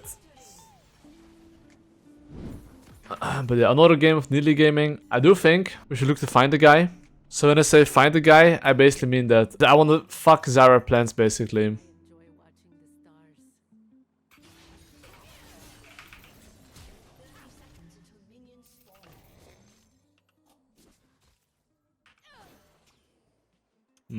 Sadly, my team was AFK. What do I plan to do here? What's my game plan? I'll show you guys. Looking at my draft, I would definitely say that I should look to path into top lane actually, but I'm a little bit late. So instead, what will I do? I might just take 3 topside camps and then invade his top side.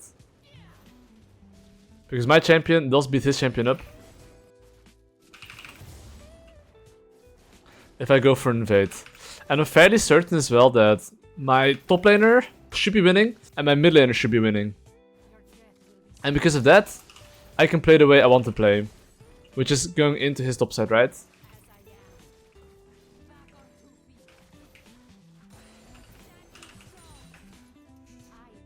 Okay, let me... Okay, he started his raptors just now.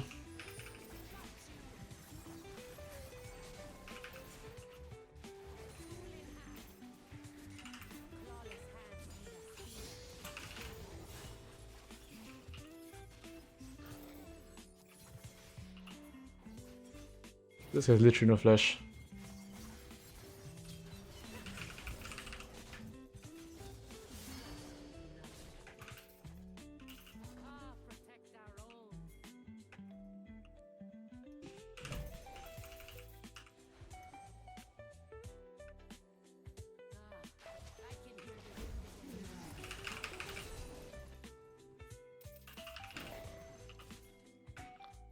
Okay, not 100% sure if I can pull this off.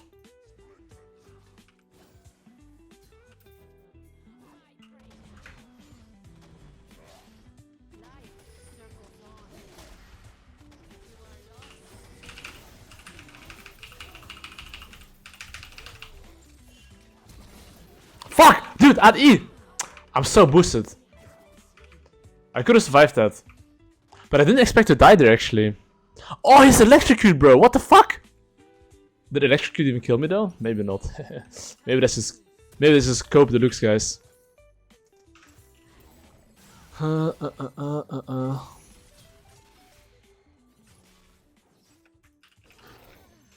Anyway,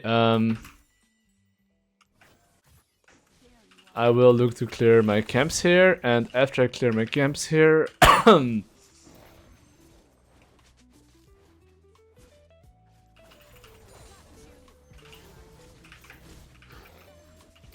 that's not good. My building getting solo bullet.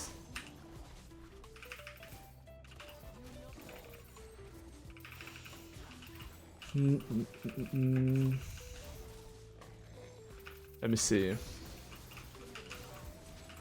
Drake spawned in 40 seconds. Gribby spawning in like 130. I do have a Renekton for setup. Oh, enemy Zyra is showing top lane here. Which means that I should be able to invade his camps. Okay, Zyra going top lane there basically means that I can take his bot side here. That's why it's so important to clear your weak side camps first before going for strong side.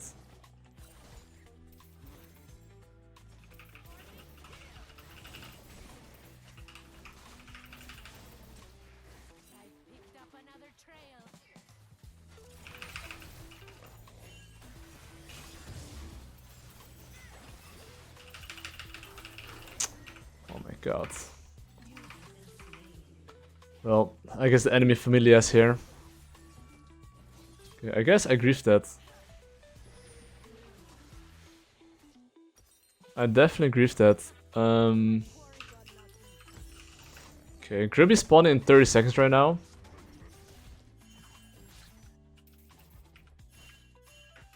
That guy's level 5 at least.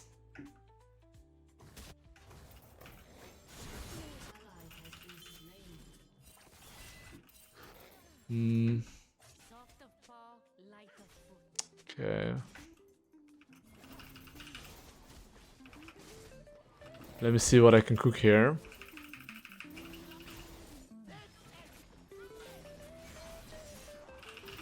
Fuck, I didn't even heal.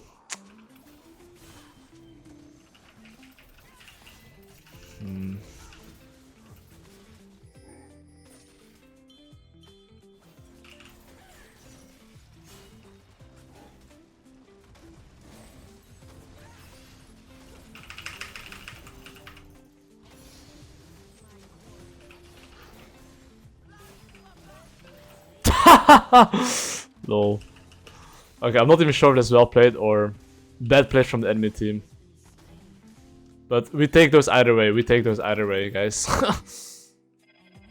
Okay, my HP is like a little bit cooked here, as you can see. My mana, everything's kind of cooked here.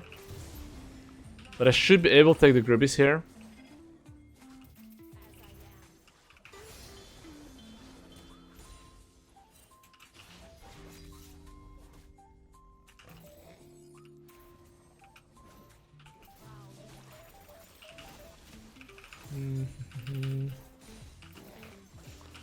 Okay, let me yoink these beautiful Gribbies. Handsome looking Gribbies. Okay, okay. Time to clear my camps here, and after this, what am I cooking? Well, I'm definitely cooking a top lane dive here, yeah.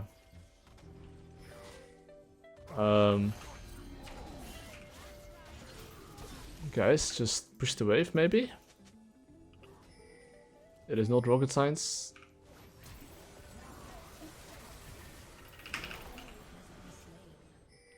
Okay. Some crazy shit going on here, I would say.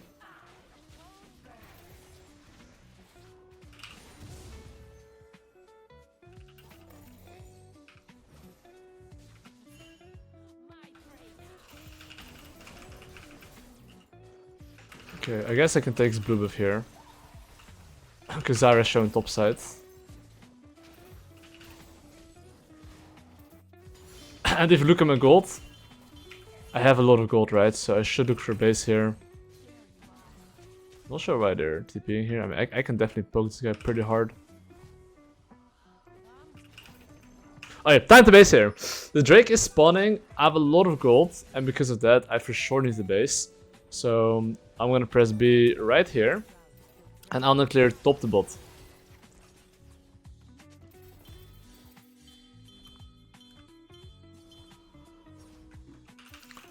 There's some hate going on on the rift.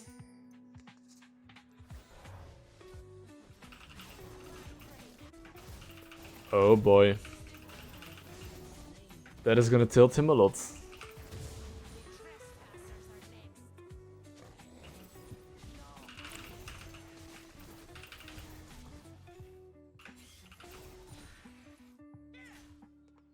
This is a little...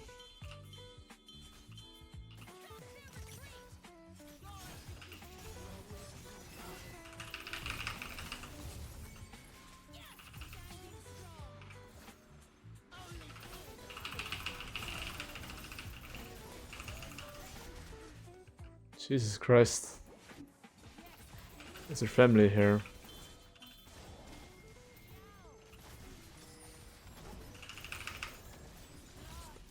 Spears are going to Narnia, but... I did cancel a Bessa base, guys. I did cancel a Bessa base. It would be nice if I hit some of these spears, though.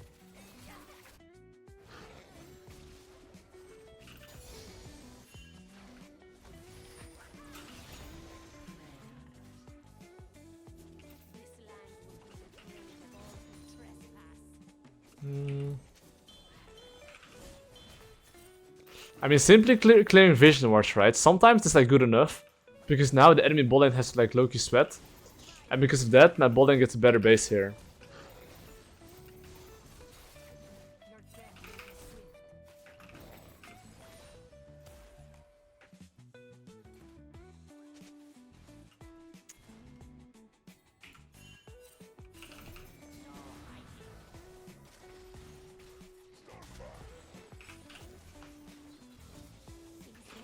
Okay, don't ask me why there's Maokai here, but there's Maokai here. Anyway, I should be able to take the Drake, considering that Maokai was chilling bot lane. My mid lane has a mid lane push here, and because of that, I do get the Drake here.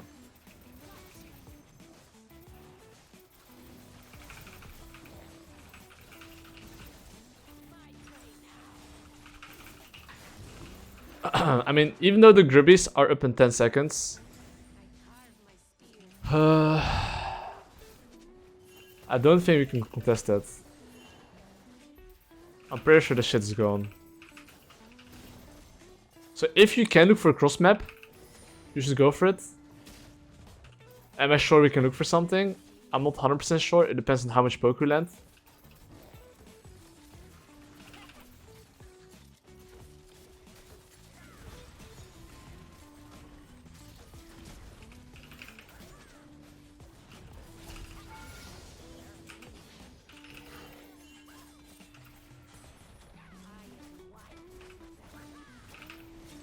Oh fuck.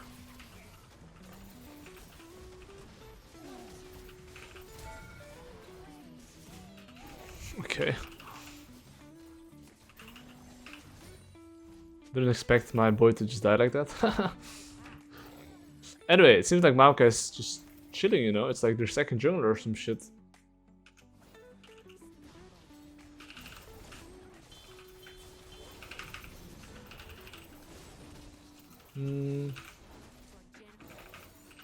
Oops, I missed my spirit like crazy there.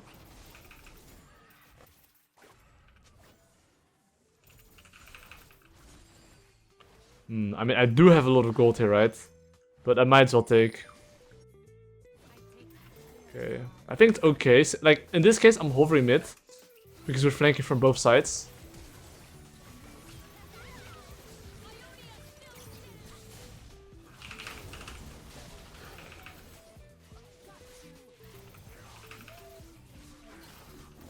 Oh yeah, I mean, I have like 1.1k gold.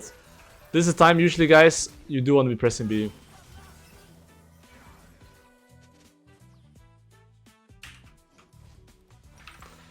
Even though I have wonderful camps to take here, I'm pressing B, guys. And I'm buying, like, I think, a Rabadon.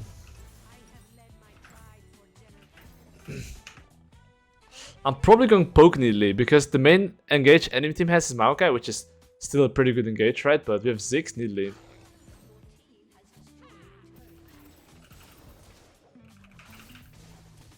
So I'm thinking about just going for poke.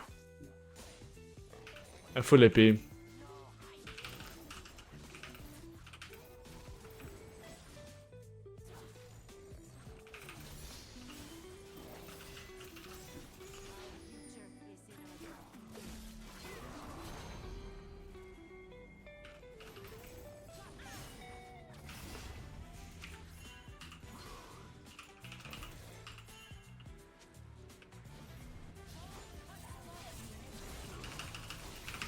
Fuck. Wait, that's kind of funny. Interesting.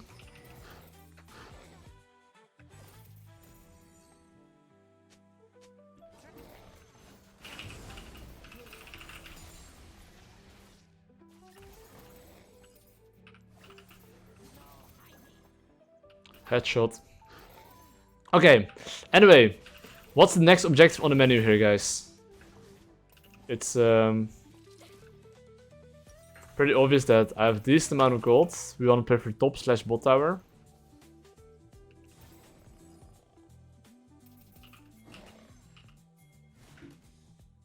I do not question my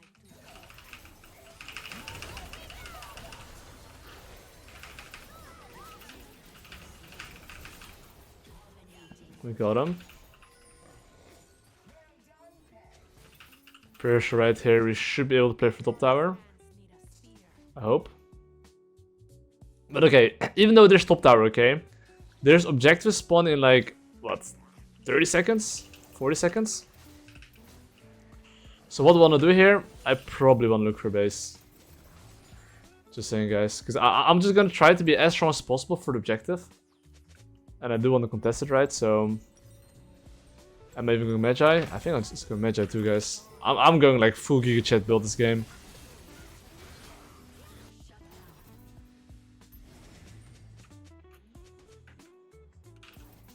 Just so you guys know. I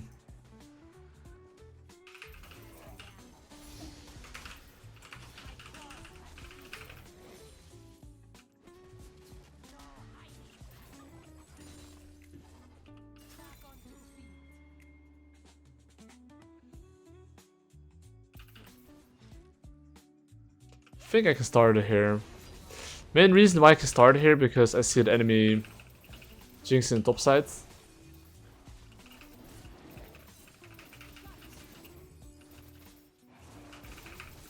So I'm just gonna yoink the Drake here.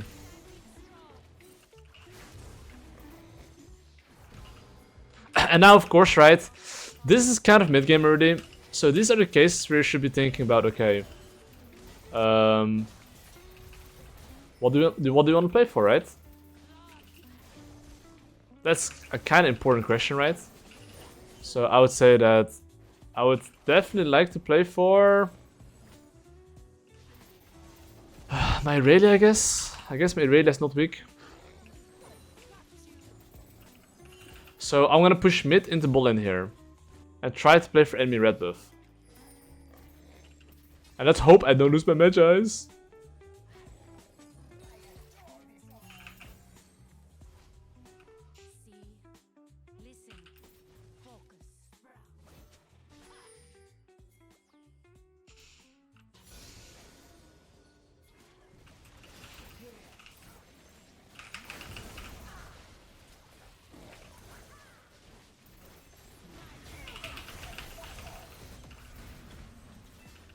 Mercy on my soul.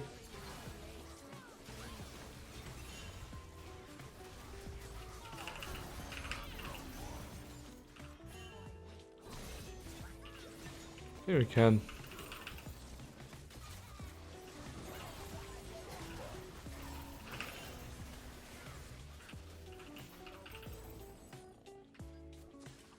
They're so fucking low, man. Can his Mauk just walk up on us like that? Is he that broken? I did kind of lose my flash here.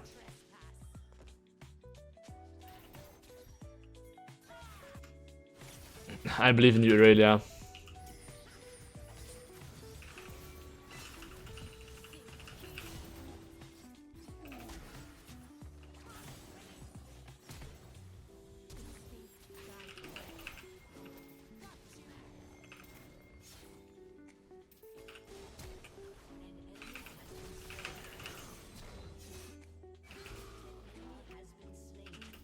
Okay, we got him, guys. We got him. We kept our Magistacks. Let's fucking go.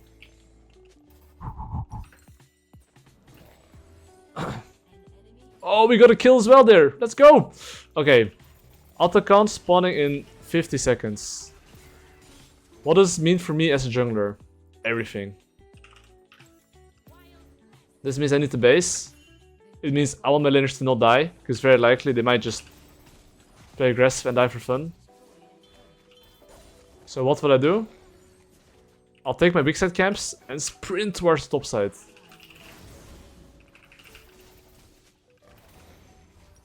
And I'm trying to get my Rabadon. Like I said, I'm going full poke Nidalee. And then basically on this mid wave, I'm gonna look to contest mid and I'm just gonna ride just poke. Don't engage.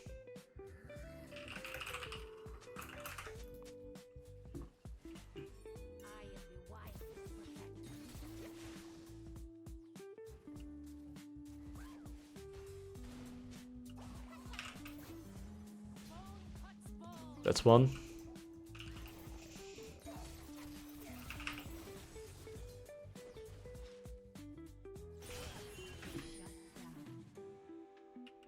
Fuck.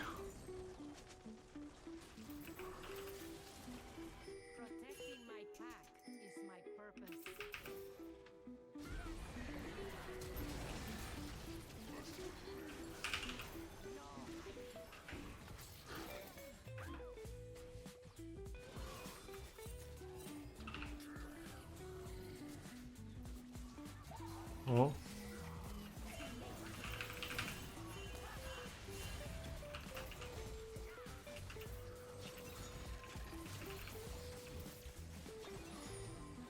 Last thing I would want is getting ult by this guy.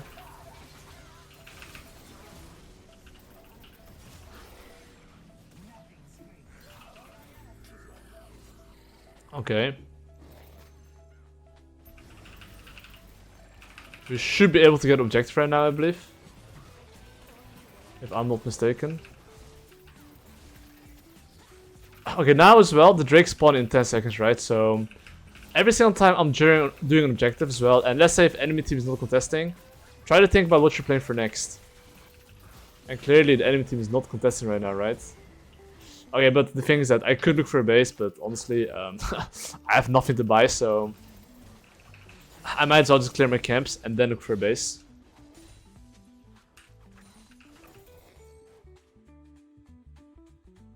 Or like, actually not base, I mean, sorry.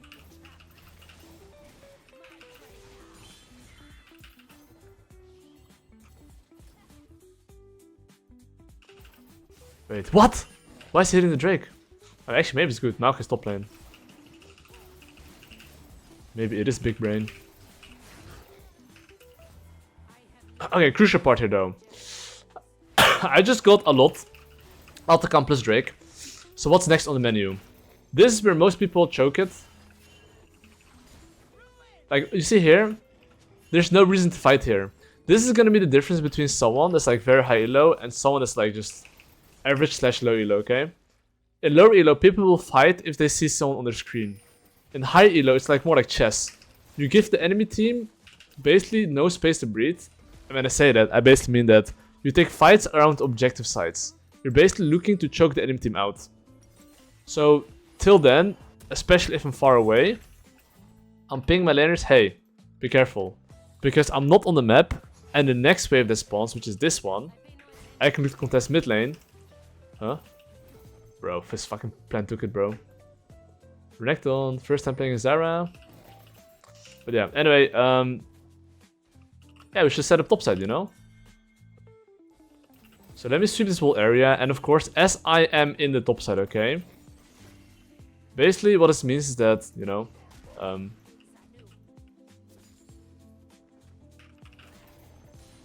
my lane has to play safe a bit. Why is this fucking tree walking on me like a donkey?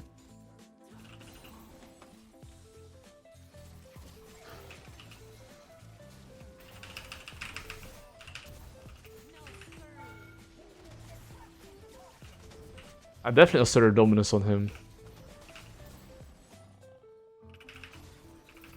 The fact that he flashed there is like, he's afraid. Fucking pussy.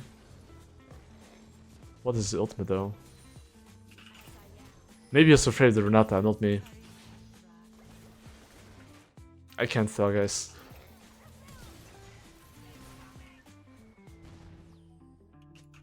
Okay, anyway.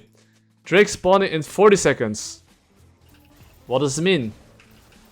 Well, this means that I'm playing for the Drake. Sorry, for the Baron.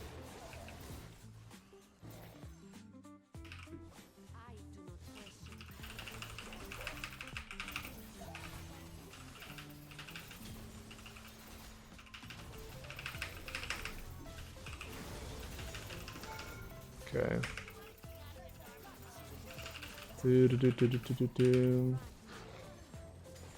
Anyway, the Drake is spawning in, or the Baron is spawning in like 10 seconds. So look, the whole time, as you can see, I've been playing topside, okay?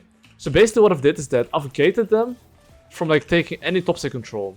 So technically right now, what they see on the map is like full black. They don't see anything on the top side. They're like low-key thinking, what the fuck's going on? And my job is to make sure it stays that way.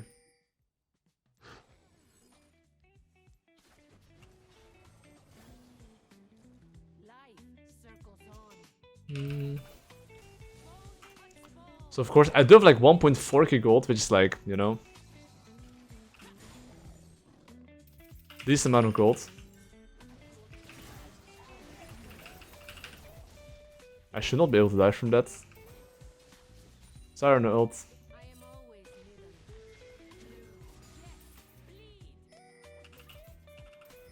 But you can see here how, right, enemy team is like low-key sweating.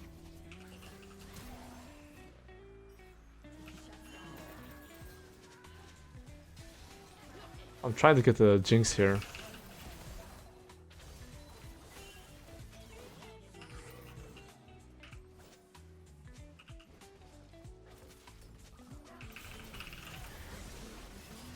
I like always in Nidalee try to change angles. If you change angles, it's easy to land spears. Because then they're gonna go up, then they're gonna go down. It's like, you know, but they should be like Loki sweating.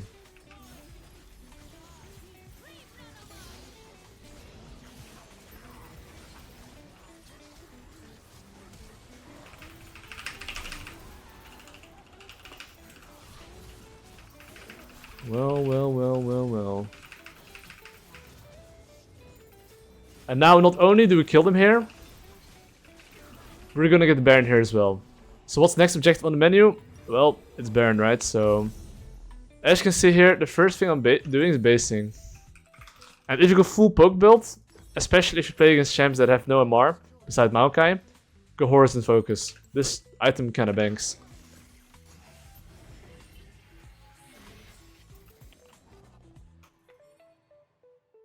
I mean, I don't care what my team is doing. As long as they don't die, you know.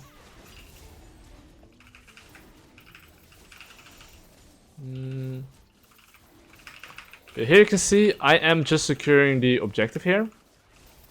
And voila. Now we have the OP, whatever the fuck shit's called.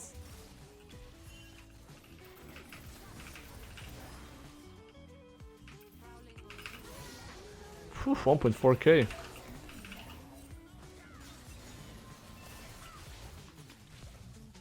And one thing is Pierce as well. Oh my god, he dodged that? That would hurt, bruh.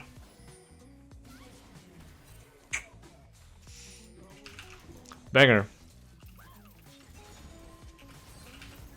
Yeah, my goal is just to aim on squishies. And that's why I like the full poke Nidalee build. And why do I like this? Because, I mean, if Jinx, Zyra, Lulu, right? Like, these three champs are like AI generated.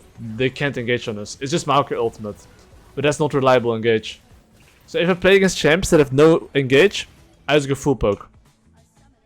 And then you can land one spear, one kill. And then GG, well played. I mean, this is technically a challenger lobby, by the way. Like, all of these players here is literally challenger. Like, challenger mid, challenger support, challenger top laner, challenger mid lane. Currently, last season was probably challenger 2, right? And apparently I have Oscarini as well, Fnatic top laner. So technically, it's a pretty high elo, right? But I can just show you guys like how to make Nidalee good. It starts with like just understanding level 1 as well. Because if you play this champion, right, you have to understand how good are you level 1. Are you a potato? Are you not a potato? So, am I a potato? I mean, I'm not really a potato. Like, their champs are like kind of meh. I think our champs are pretty decent. So, what do I want to do here? I want to get some late wards, ideally. I think my grass E, we can probably reach them. We should go in right now. Why am I in level 1? Because I think our level 1 is banging.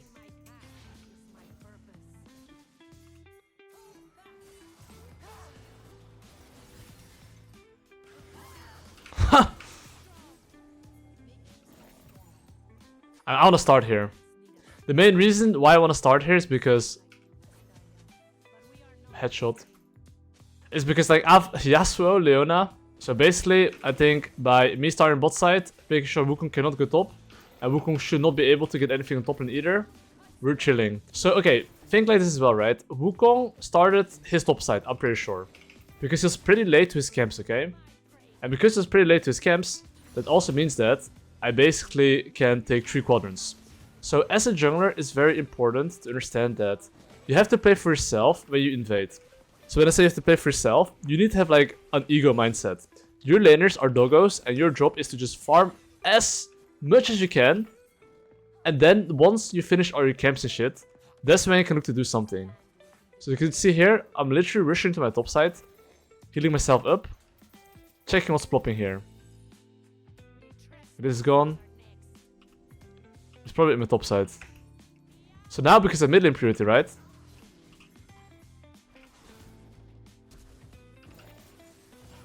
He's dead. So right now, because of this right, what happens is that enemy rides x9, bot lane, you know, AFK. Hey, not wrong, you know. But now, because basically I'm playing for myself, and I'm making sure that I optimize my farm, I'm making sure this guy's not farming. Okay. I'm making sure I take all the chickens here. So right now, I want him to hold his E for when I'm closer. So basically, when he walks over the minion here,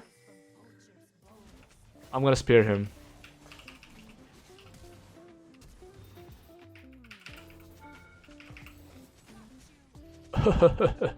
I'm boosted. Not bad. Oh, that's just me playing bad. Okay, listen guys, that's why I'm a coach, okay? I'm just here to show you guys how to play fundamentally good and not mechanically good, okay? Like, I've had people get to Challenger by just applying fundamentals. Some people have better arms than me, but if you learn decision making, guys, you guys are chilling. Anyway, so at the moment, right, I'm pretty sure that his raptors are spawning around like 420, okay? And because his raptors are spawning around 420, what does this mean? This means that I can take one more camp, and after I take one more camp, I am gonna go to his bot side. So, especially if you're like a little bit ahead, which I would consider I am, right? Make sure to time his camps and always retake them. Especially if your win condition is mid/bot lane. That way, you're gonna push them out. That way, you should be happy.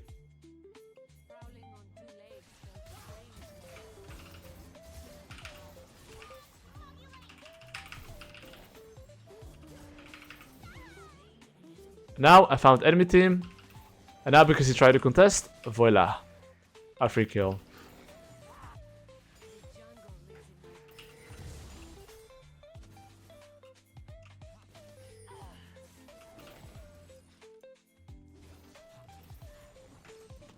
I think you can kill him, yeah.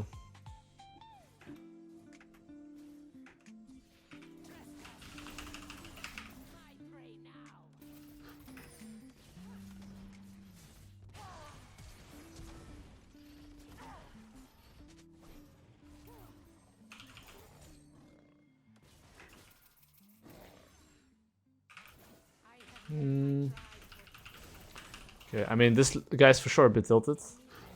The enemy jungler, or mid laner, I mean. So let me see if my top set is up. Okay, so right now, okay, every single time it's like 1 minute before objective, you should start using your brain cells. And when I say should start using your brain cells, I mean, try to think, do you want to contest it, yes or no? Look at my gold. I have 900 gold, okay? So what will I do here? I'm pressing B. Because general rules that right before an objective spawns, try to be as strong as possible and make sure that you're ready for a fist fight. Am I going for a fist fight here? Well, I think so. So I'm basing here, and you see this wave. Basically, okay, I mean, unless my bot lane is getting omega cooked, that's a different story. I think my bot lane is getting omega cooked. I might want to go bot side here instead, which I think I do.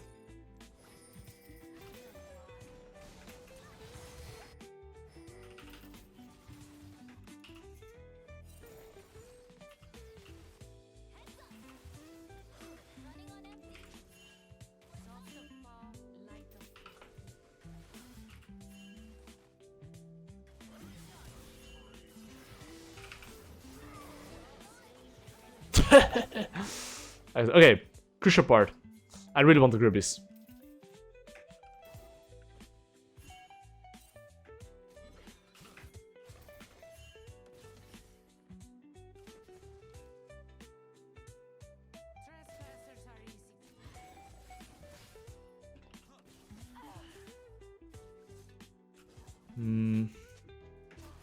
Okay, I mean,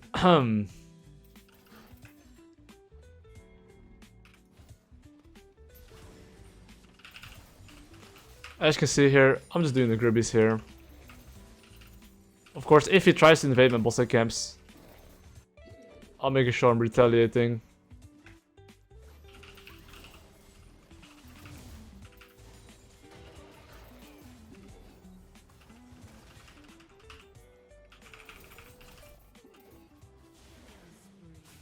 Okay. Okay, general rule that I have as well is that if you're winning, prioritize taking enemy camps over anything else. I don't know if his camps are up, but Okay, this guy has to be bot side right now. Whoa, I'm a bit dizzy. Ooh. I don't have that often. Okay. I will take his camps here.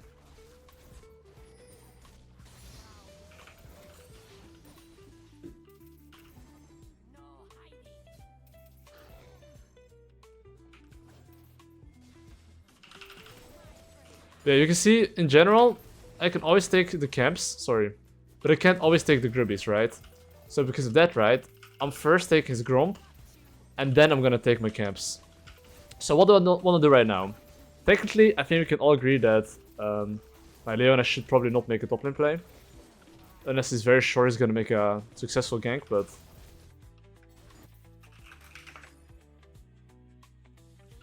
Because Drake is up and we have Yasuo that is winning, right? There's no reason to give the enemy team freedom.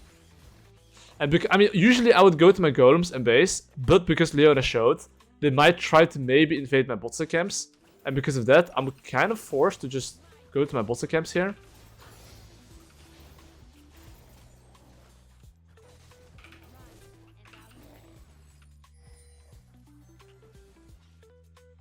I mean, I do have my Lich Bane, right, after base, so... I don't mind, like, taking my camps here, and then basing.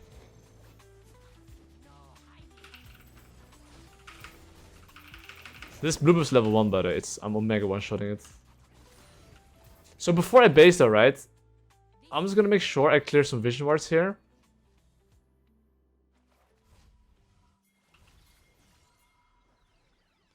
There's no wards here.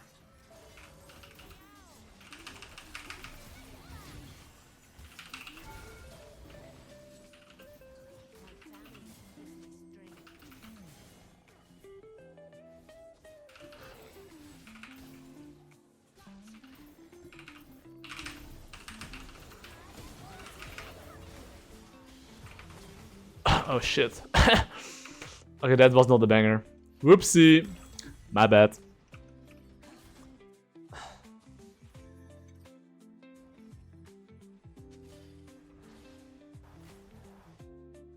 Okay, anyway. I went a bit deep there. But no problem, guys. No problem, that happens. Okay, now I'm going towards the top side. So why am I going towards the top side here? Because you see this Jax's wave right there. Gragas is doing his best to protect the wave, making sure he cannot crash it. So what's my job? My job is to make sure that, you know, I'll be there.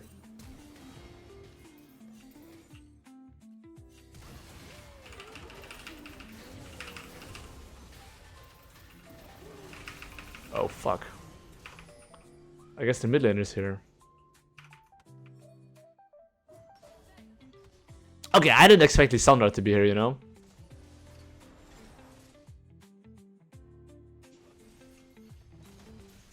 This guy like, fuck it, we're balling, guys. We're going for the plating. Well, okay.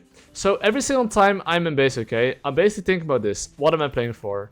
The Grubbies are spawning in 1 minute, and that's the main reason why I'm clearing bot the top right here. There's no other reason.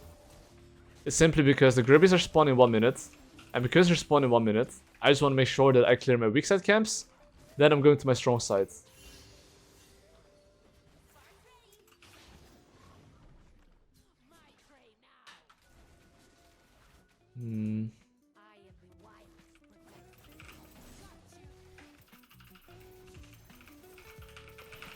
Just headshotting him there a bit, you know. Just that simple spear can help your laners a lot, basically.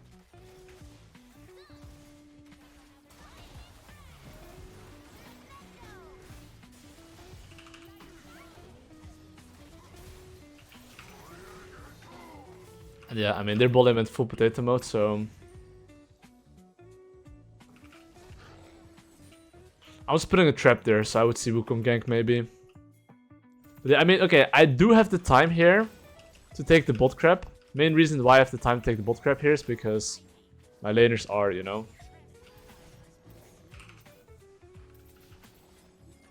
I'm not gonna jump on him, because I know Wukong is there. I was baiting them here. My Gragas does have teleport in 20. So our job should be a little bit to play slow. That's first. That is not slow, but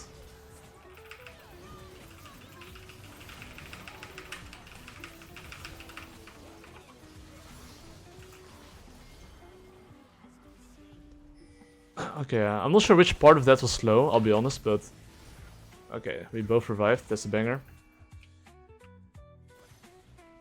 Anyway, LG. We can only take like 2 grubbies more. Can't take everything, sadly. But I think that's okay, I'll take that.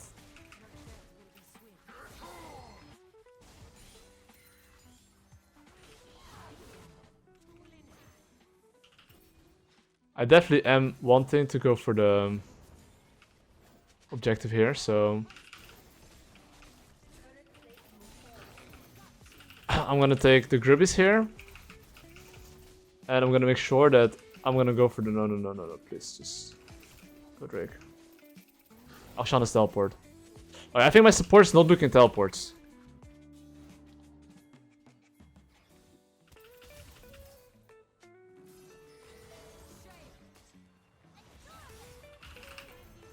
I mean, just healing your Yasuo helps him with more damage, essentially. Oh, so you see, look at this situation right here, okay? We have the bot push, we have the mid push, right?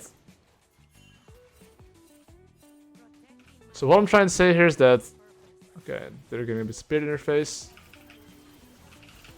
I think the enemy team is not interested in contesting anymore. So you see here how I'm pinging that I'm going all the way towards my camp. Because my laners probably want to go full monkey mode. And going full monkey mode when I want to farm is not good. So why am I not going mid lane here? Think about it. If they play safe, can I get anything guaranteed? I cannot, right? And because of that, I am just gonna farm up. Because after I finish my camp, there's one thing I can get guaranteed, which is deep vision and rotating around and making sure that the side lanes are miserable. But right now, I'm not able to do that. And that's the main reason why I'm not going towards his camps.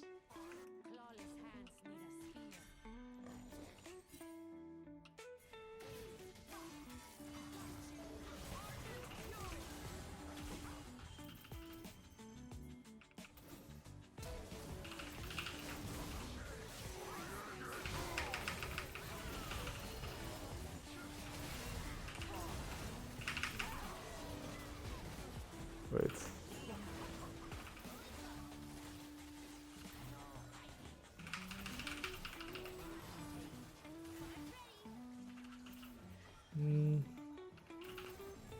Okay, I'm not sure if we can help him here. Can maybe help with that guy, but oh, he kind of trolled there. Also, I rarely see him fuck up.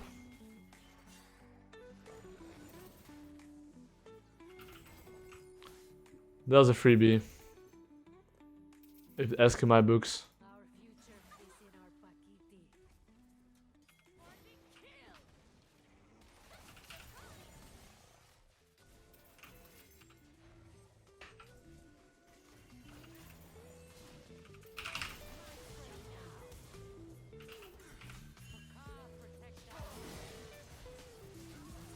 Fuck.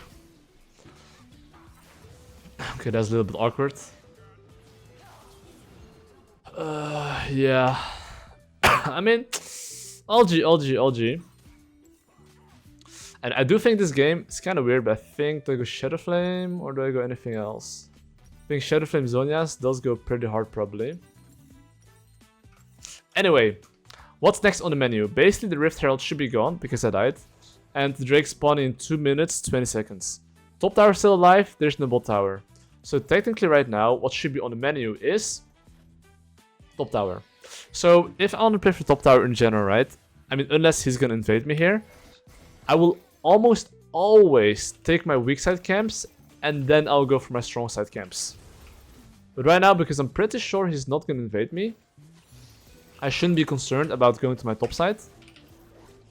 So I'm gonna take my weak side camps first. And the next thing I'm thinking about, right, is that, okay, which wave would I like to contest? So, okay, because my Yasuo is basing here, I can just full clear here. But imagine my Yasuo and Leona were both on the map. What I would actually do is not go to my golems. I would go straight towards mid lane to get mid lane push and move into top side. Okay? So I do think this Jax is probably gonna jump in. And when he jumps in, he's a bit cooked.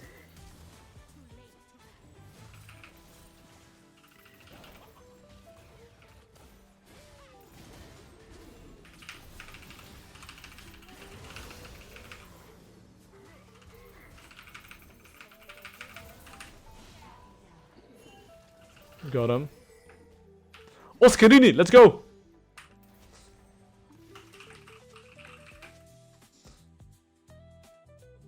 Anyway. By the right, CC. That's fucking racist though. Anyway, whatever. We get free top tower here. And as we get free top tower here, okay? Crucial part. Atakan is spawning in like, what? 1 minute. Drake is spawning as well, right? So because of this, I'm basing instantly here. Getting the strongest items I can possibly get. And then after that, I'm gonna play for bot side here. So Drake spawn in 30 seconds. This is super important to understand this Nidalee. Try to get a side lane push, group mid lane, and then start spearing their faces. So I'll show you what I mean. You see here how you like side lane push? You see how here I'm pinging, hey, this next mid lane wave, I really want to contest.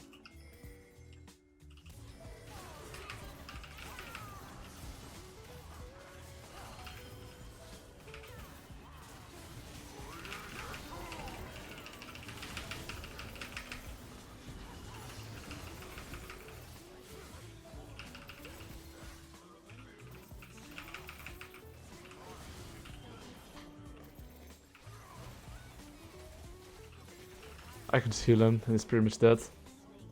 And just like that, we get a lot of kills here. We get Atakan, and we get... Okay, Atakan spawning top side, bro. But that's fine, that doesn't matter. So I would like my Yasuo to leash me here, because if I had to do this Drake solo, it takes me quite a while. And always heal your attack damage dealer. Because that way he gets more attack speed, he can help you even do the objective faster, okay? So this is the crucial moment where a lot of people cringe it. And when I say a lot of people cringe it, I basically mean that what a lot of people do here is that they're very late on objectives, which I'm doing right now. But that's okay sometimes. But the most important thing, if anything, is making sure laners don't die. Okay, I could do my wolves here, but you see my Akshan basing here? I'm gonna try to base together with my laners, making sure that I'm there pressuring at the same time as them. And if I'm not there, I will basically ping my laners, hey, I'm not there. Try to not fight. Because as long as my laners can wait for me, right? It's free. You see here, we don't have to fight. You see how basically they're 5-man grouping? We just push mid, push top.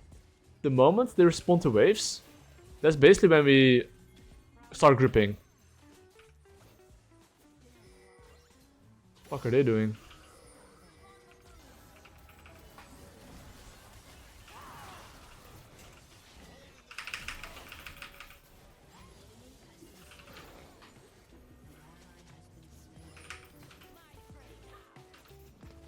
Good movement.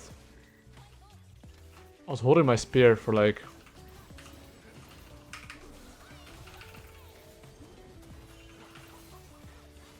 Fuck, I missed the spear.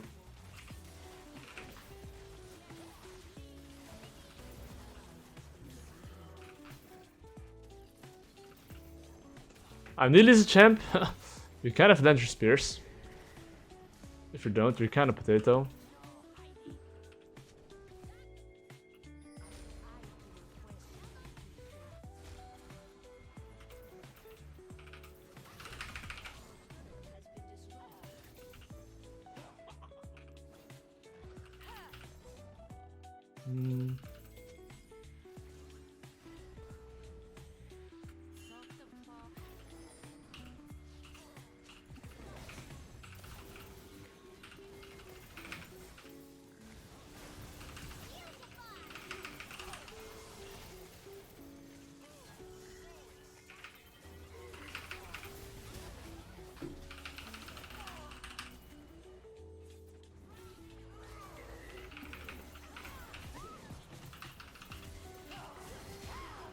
Dog! My kill!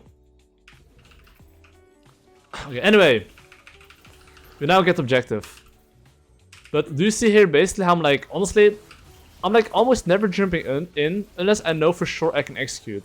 If that's not the case, like, the only thing I can do is ping my teammates, play slow, I'll jail them here, and I'll try to do as much as I can, but no promises, you know? My teammates can hit that. And I'm gonna do his camps here. So, as you can see, the crucial part of Nidalee is that you have to understand tempo, you have to understand positioning, and if you understand these things, your games in general will look a lot easier. So, the Drake is now spawning in 1 minute 40 seconds, okay? What does this tell me? This tells me basically that, well, I would like to be first. And because I would like to be first, I will ping my... Okay, I need like one more camp.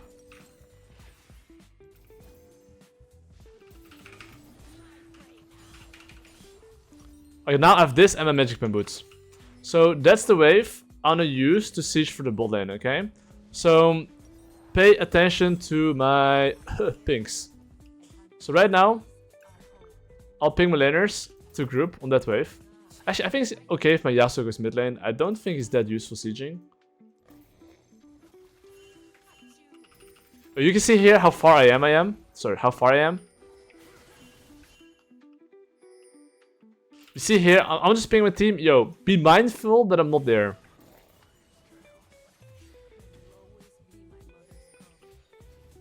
This guy's fucking trolling, by the way. Yo! He's inting.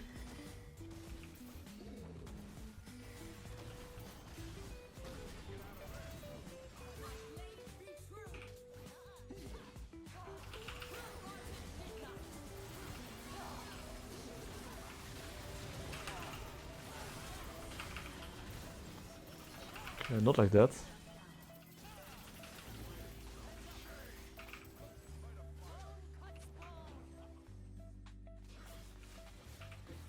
But one shot list. No shit, Sherlock.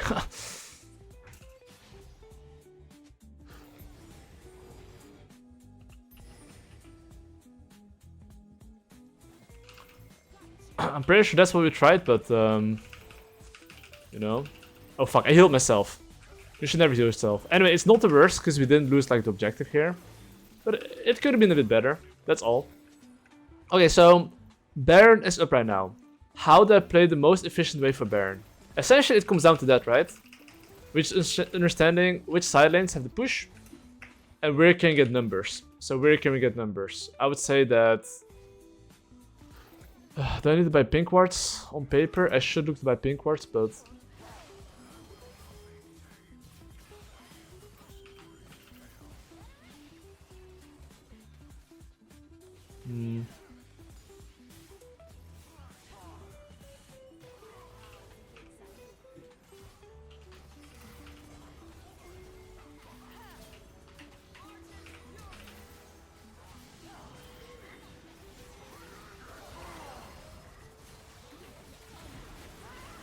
That's the awkward thing, right? I mean, I'm not really good at all-inning.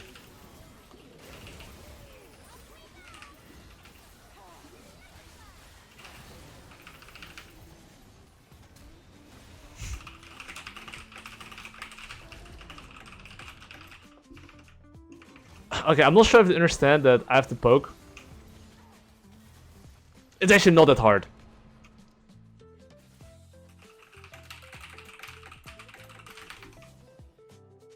Bro.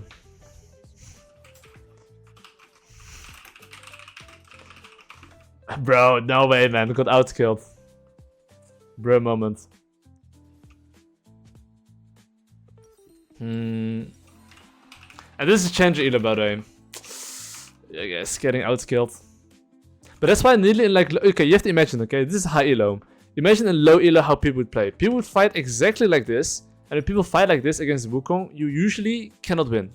So that's why like in high Elo it's even better than lower Elo. But what I'm trying to say is that you as Nidalee, how you get the biggest advantage is like tempo. Which is setting up objectives before they're there, throw some spears in their faces, let them face check, and by the time they get the team fight, they're already like half HP. That's how you want to play Nidalee.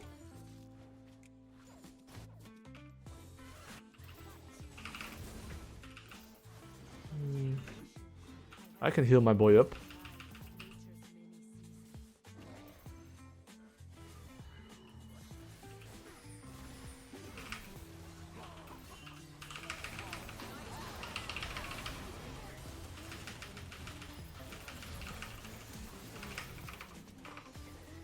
God. That was, once again, pretty poorly played, but... Because I did the Wukong there, we completely missed our full combo on him. I'll go voice step here.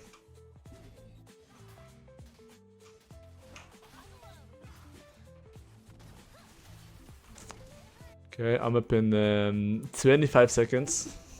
But yeah, I mean, the only thing I can do in teamfights, especially, is like, let them come in, play very slow, throw our spears and shit.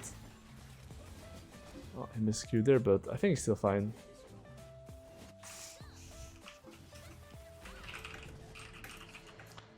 Might feel...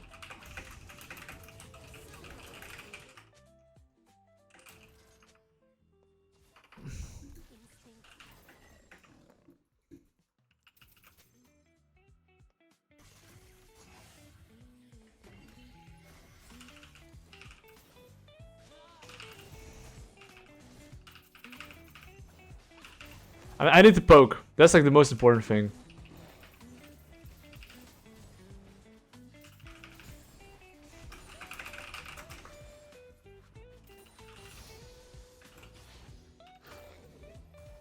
Da, da, da, da, da.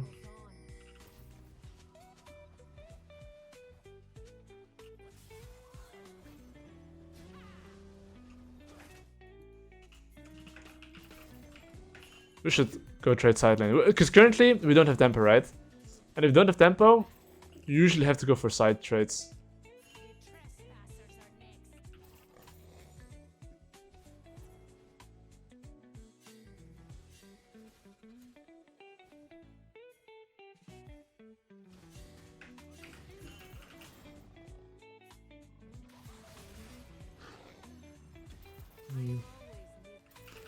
If they hold up.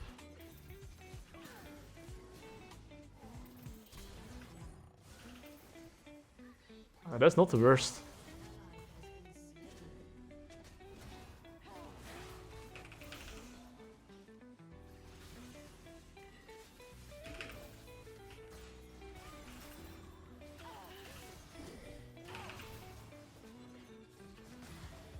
Like, that's the best thing, I can heal up everything, you know?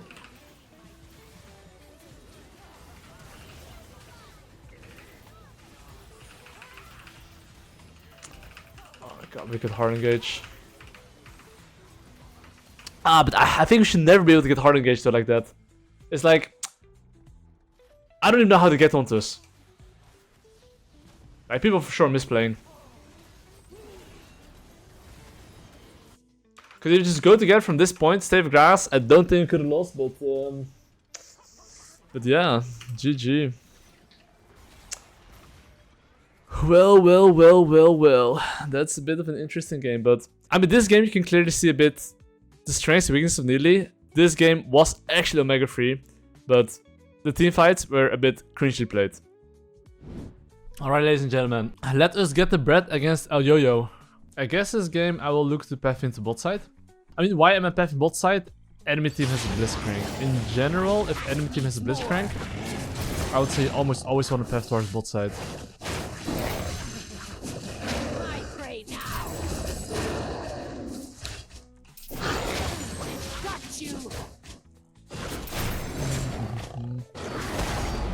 Run. Always spear the Gromp after as well.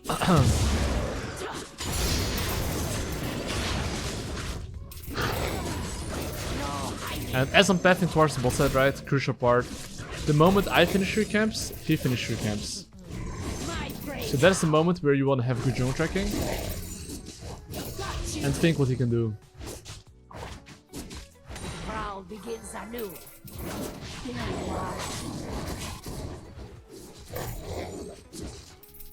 No hiding.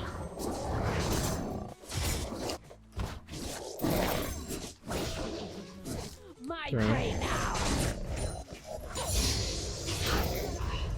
I don't think he can do anything, and because I think he cannot do anything, I'm just gonna look to farm it here.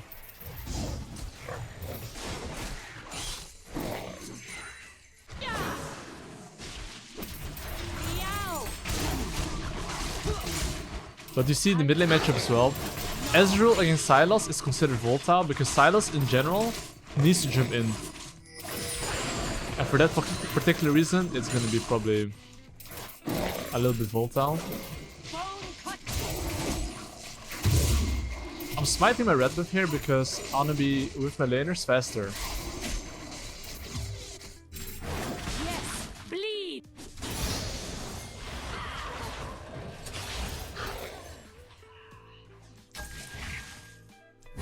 Claw deep.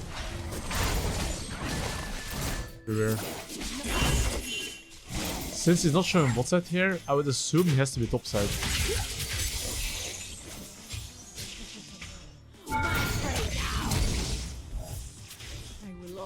Be my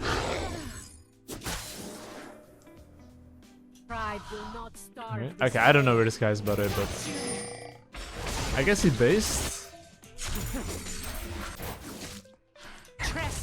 Like I could look for play here, okay, but in my opinion, it's better to pick my top lane to be careful here. Never mind, this guy on bot side. And now go top side here. Because now if there's a 2v2 on top side, right, at least I have a base. And I'm pretty sure we can win in 2v2. Or he based and TP's back. Which I think is the correct decision.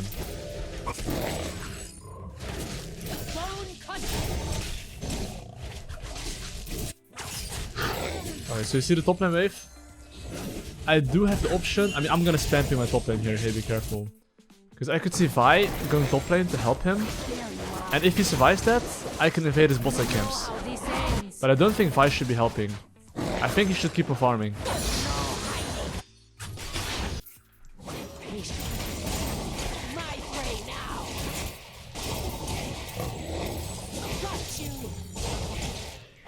Your death will be swift.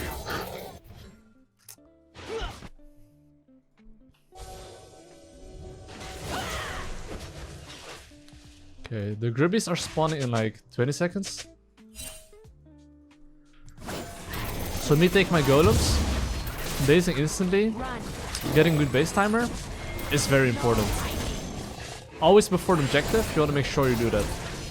If you have the time, of course, which I don't think I have the time to base. So instead of basing, I'm gonna go through mid lane here, make sure my mid lane can play aggressive, get a good trade, and move to the objective together.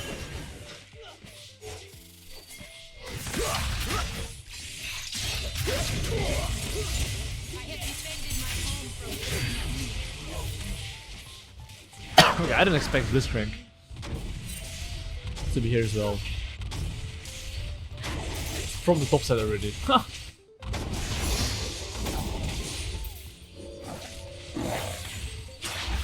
No scurrying.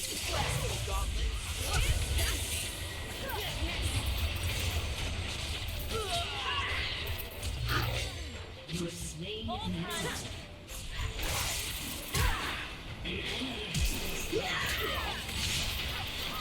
Bro, it's a fucking party here, bro. I like it though. I hope it's a good party though, but it's crazy. Actually, that was really good though, him holding his Q. Because I want to flash over it actually, but didn't manage to do so. And no time to lose. I mean, my Corki is getting a lot out here. An enemy has been slain. Nice, that's big.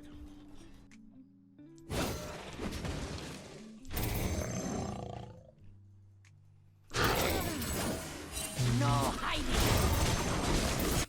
I mean, he can take my blue, but by him taking my blue buff, right? Essentially, he's kind of fucking his own tempo a bit. Which means I can't invade his top side camps. Which is something I'll be doing.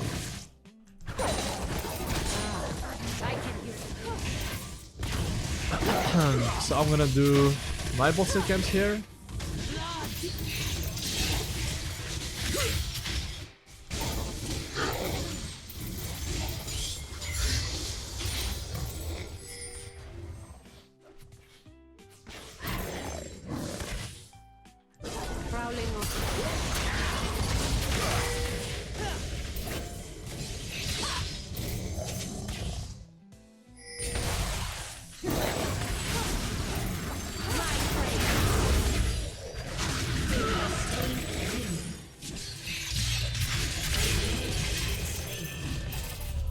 We take those.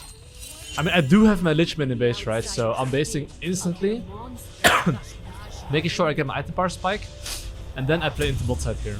This is very important. Like, after getting a kill, recognizing if you need to base, and after you recognize if you need to base, you have to understand that enemy jungle now has tempo, which means he has one turn to do one play, and I think that will be only on bot lane or Drake. So what will I do? I will ward the objective here actually. And see if he's on it. Oops.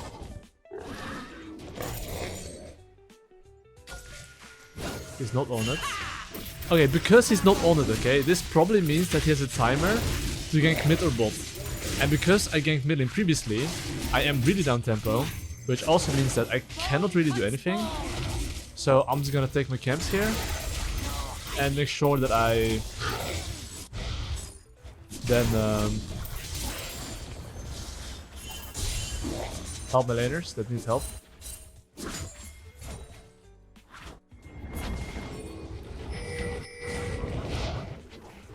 I just want my laners to push. Find a lap.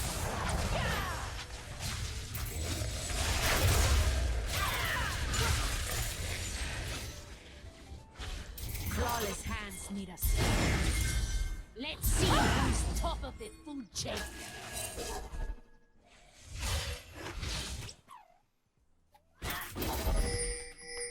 Oh, that's a pretty good escape, honestly.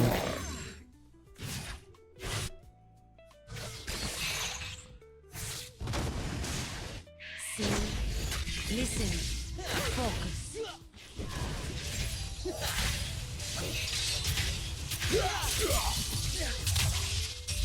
Let's see what.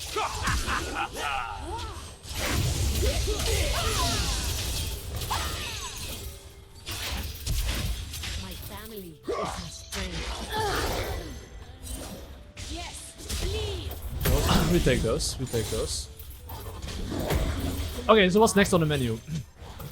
Well, essentially, I'm taking the Gribbies here, right? So after I take the Gribbies, I have like 900 gold. Drake is still up. My mid lane is super far ahead. So in this moment, what's the objective I want to be playing for? Essentially, it comes down to that, right? So I would say that I do want to play for Drake. However, after getting a kill in general, I currently generate a lead. But the most important thing is that I have to maintain a lead. And the best way to maintain a lead is that understanding his options and what he can do, okay? So this situation, I took a kill, all my camps are up, and I have to ask myself, can I play for the Drake despite not having based?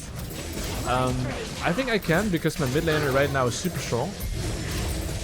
So because of that information, I can actually look to start objective here. If it wasn't for that, I don't think I would be able to. But like I said, because my mid laner is super strong, I can.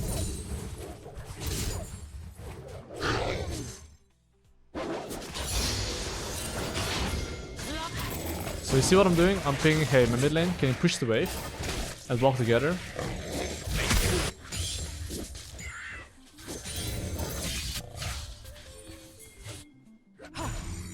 You can see here, I'm hovering mid lane. Instinct guides my step. So now I can start a Drake.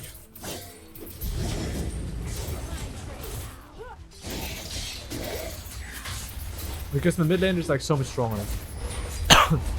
That's why I know I can start this, even without the base. Of course, now after taking Grubs, Drake, and some kills, I really want to base, okay? So, what am I thinking what enemy team can do? Right now, I'm just thinking, okay, he can do something. I don't know what he's gonna do, but he can do something, right? So, I'm just pinging every single laner of mine, hey, as long as you guys don't die right now, we are in a really good position. That's what I'm thinking at the moment, right? And as you can see, none of my laners died here. I managed to get the Grubs, Drake, and the kill on the top side. So this is like super good for me, right?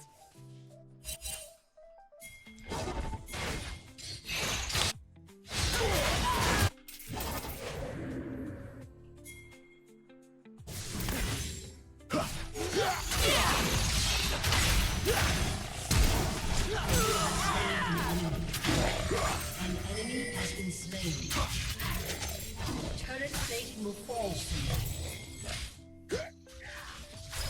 Protecting my path is my purpose. He can have red buff, but I'll take mid tower.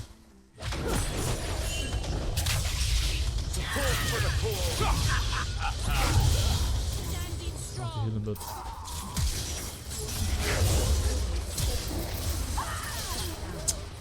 ay ay ay.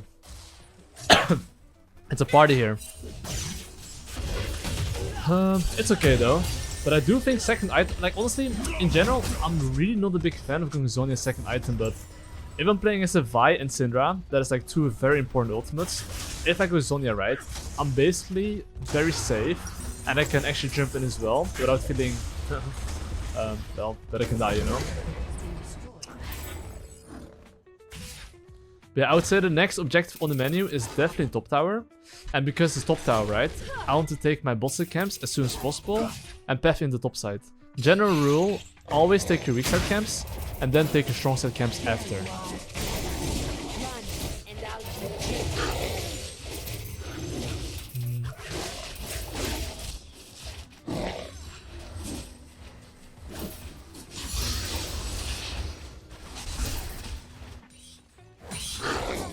So, of course, as you're farming, right, the most important thing is to recognize what the enemy jungle can do. If you're farming like me here, that basically means that, you know, you're not really able to gank any lane. I'm telling you though, with that death, we can probably take 2 towers here. Not just one.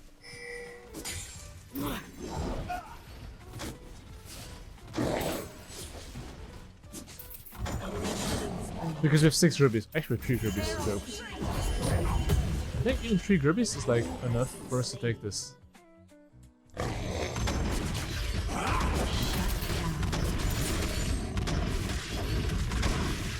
have Lich Bane as well, right? So it makes sieging a bit easier.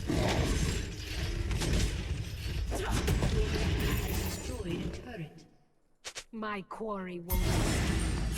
Of course.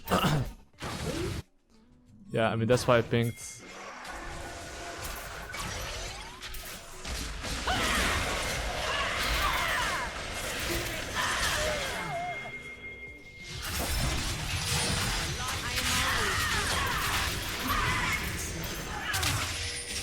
Support for the cause. I mean, I'm pretty sure my laners here don't need me on mid lane wave. But do you see how I basically made a top lane play? And I instantly ping mid lane, hey, be careful, you might get ganked. This is like a very natural response, like most junglers. Like in high elo, low elo, it doesn't matter. The moment you go for a play, he will go for a play. This is the nature of jungling. And your job as a jungler is just to ping your laners, hey, I can't really help you, try to play safe, and you do you.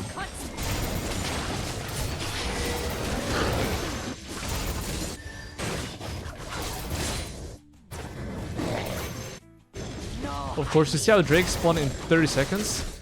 If an objective is spawning very soon, you want to look to base and, well, get it, right? That is what I'm doing right now.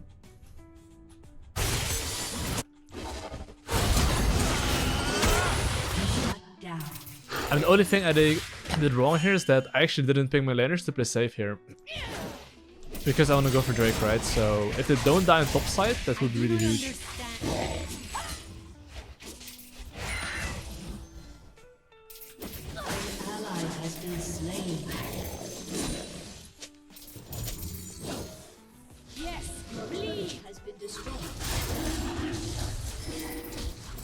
I think that they probably won't contest this. So why do I know they won't contest this? Because Silas is missing and they don't know his position. So think from enemy perspective, they literally don't see my mid laner, so if they go for Drake, it will be potentially a 3v2 for the enemy team. That's why I was confident in starting this, only in high elo though. In low elo they maybe forget. But in high elo, I'm pretty sure Elioya knows that, you know, Silas can be there, he should not look to contest, right? I learned to make tools by watching villagers. Yeah, I do have my item power spike here, so I will look for a base. And we should look to play for mid lane tower next. And the crucial part here is that we should play with Sylas moves. If Sylas can move, We can look for a fight. That's how it is.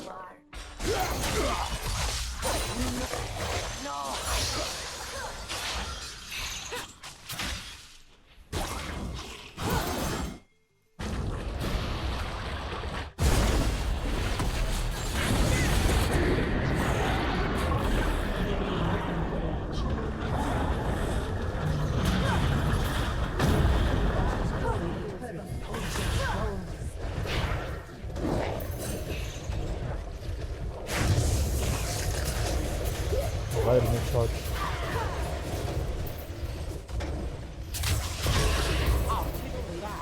Promise. Circles on. My prey now. The trust.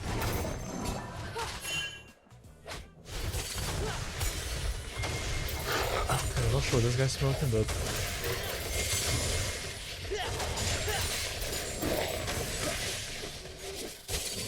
he knows our spear.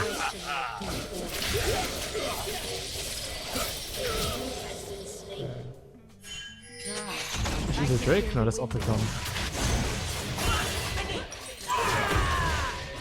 I was base here.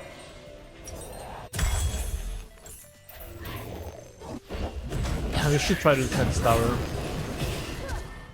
The jungle lives in my bones. The Pakal in my heart. If we can defend it, that's okay.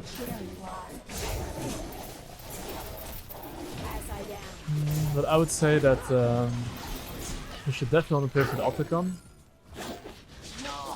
But even though you want to play for the Opticon, right? Make sure your laners at least.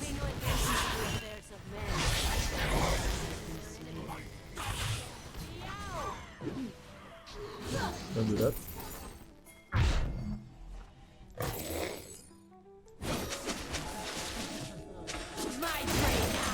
All good, all good.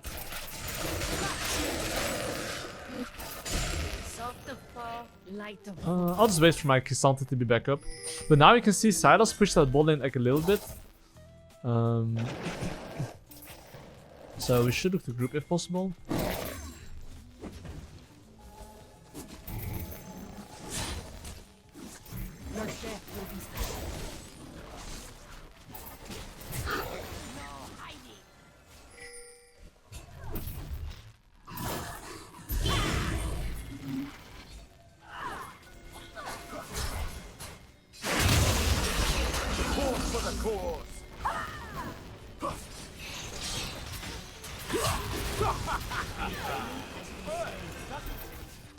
Okay, good. I will always be. Well, the objective now is ours, basically. No way, bro. Okay, I'm not gonna chase Ezreal though.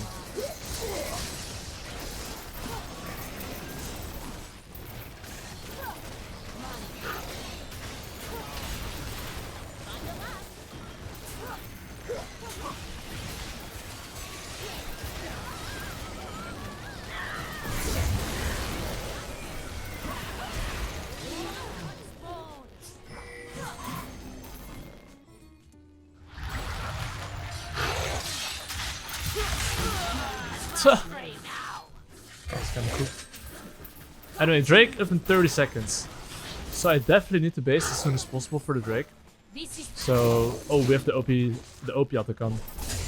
The revive. Okay, anyway, since Drake's up in 20, I'm gonna instantly look the base, get as strong items as I can get, and then we should look to dive the 2 towers. So I'm gonna buy anything I can buy for Shadow Flame components. Sword Shoes upgrade, and I'm gonna send it. I think we should take Drake first and then look to dive. That's the plan here, basically. Hunter or monster?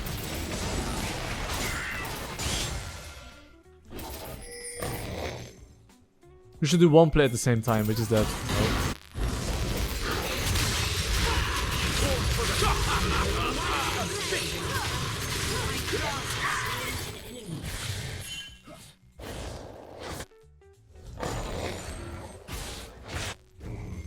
Okay, the funny part is he's withdrawing, but he's gonna TP back. No way, bro.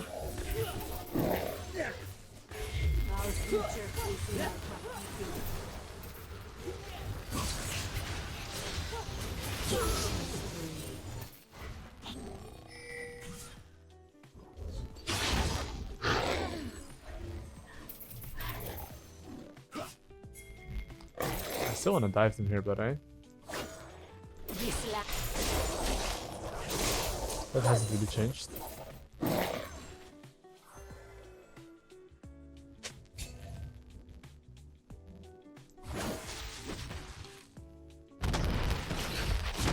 Like, I personally prefer to take towers first and then look to do the objective.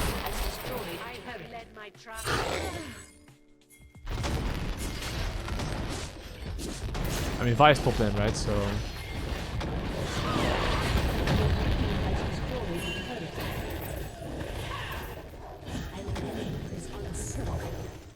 No hiding. Easy prey.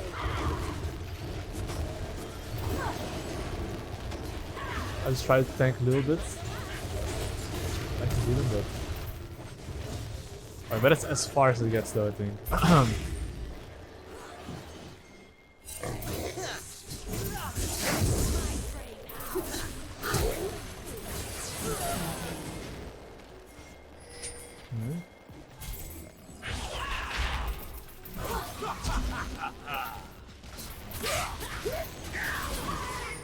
And that should be a free Baron in my books. Or 2 inhibitors. Like, as long as you go for the same play, that's the most important thing. Try to not go for different stuff.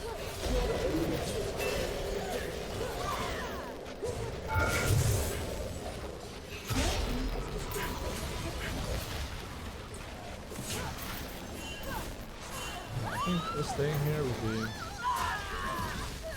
a little bit greedy.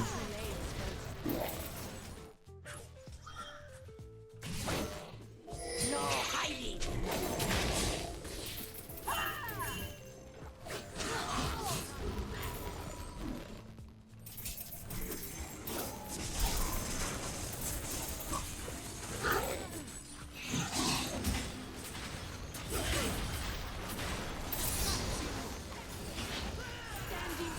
I have Zonya, so I will not die here. And I still flash.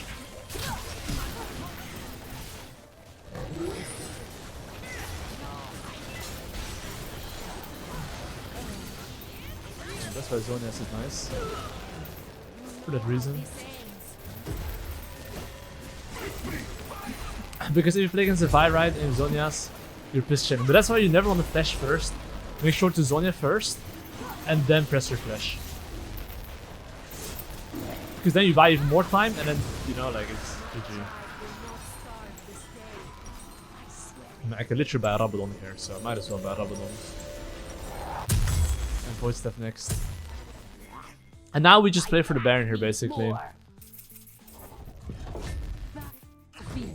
And I will just do Wolves, and then I'll go into Baron here. But of course, if you have the choice between your camps or enemy camps, I always recommend you to go for the enemy camps.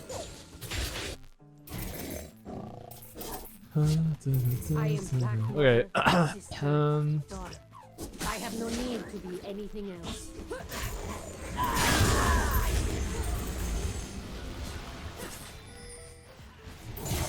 Oh, I think I'm fine here though.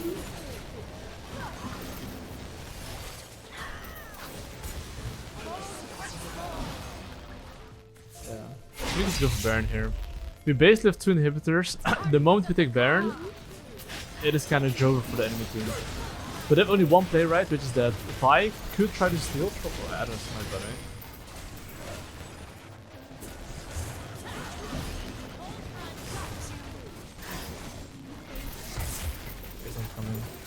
I mean, he doesn't know that I have no smite, right? So, but now we can just siege on the top lane. Most important thing, if you siege top lane and you all show on top lane, ping your mid lane to play safe.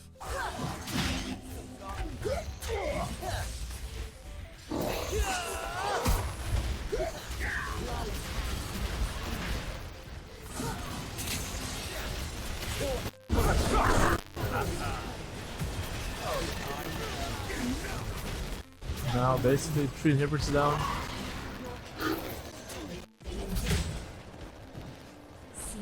And then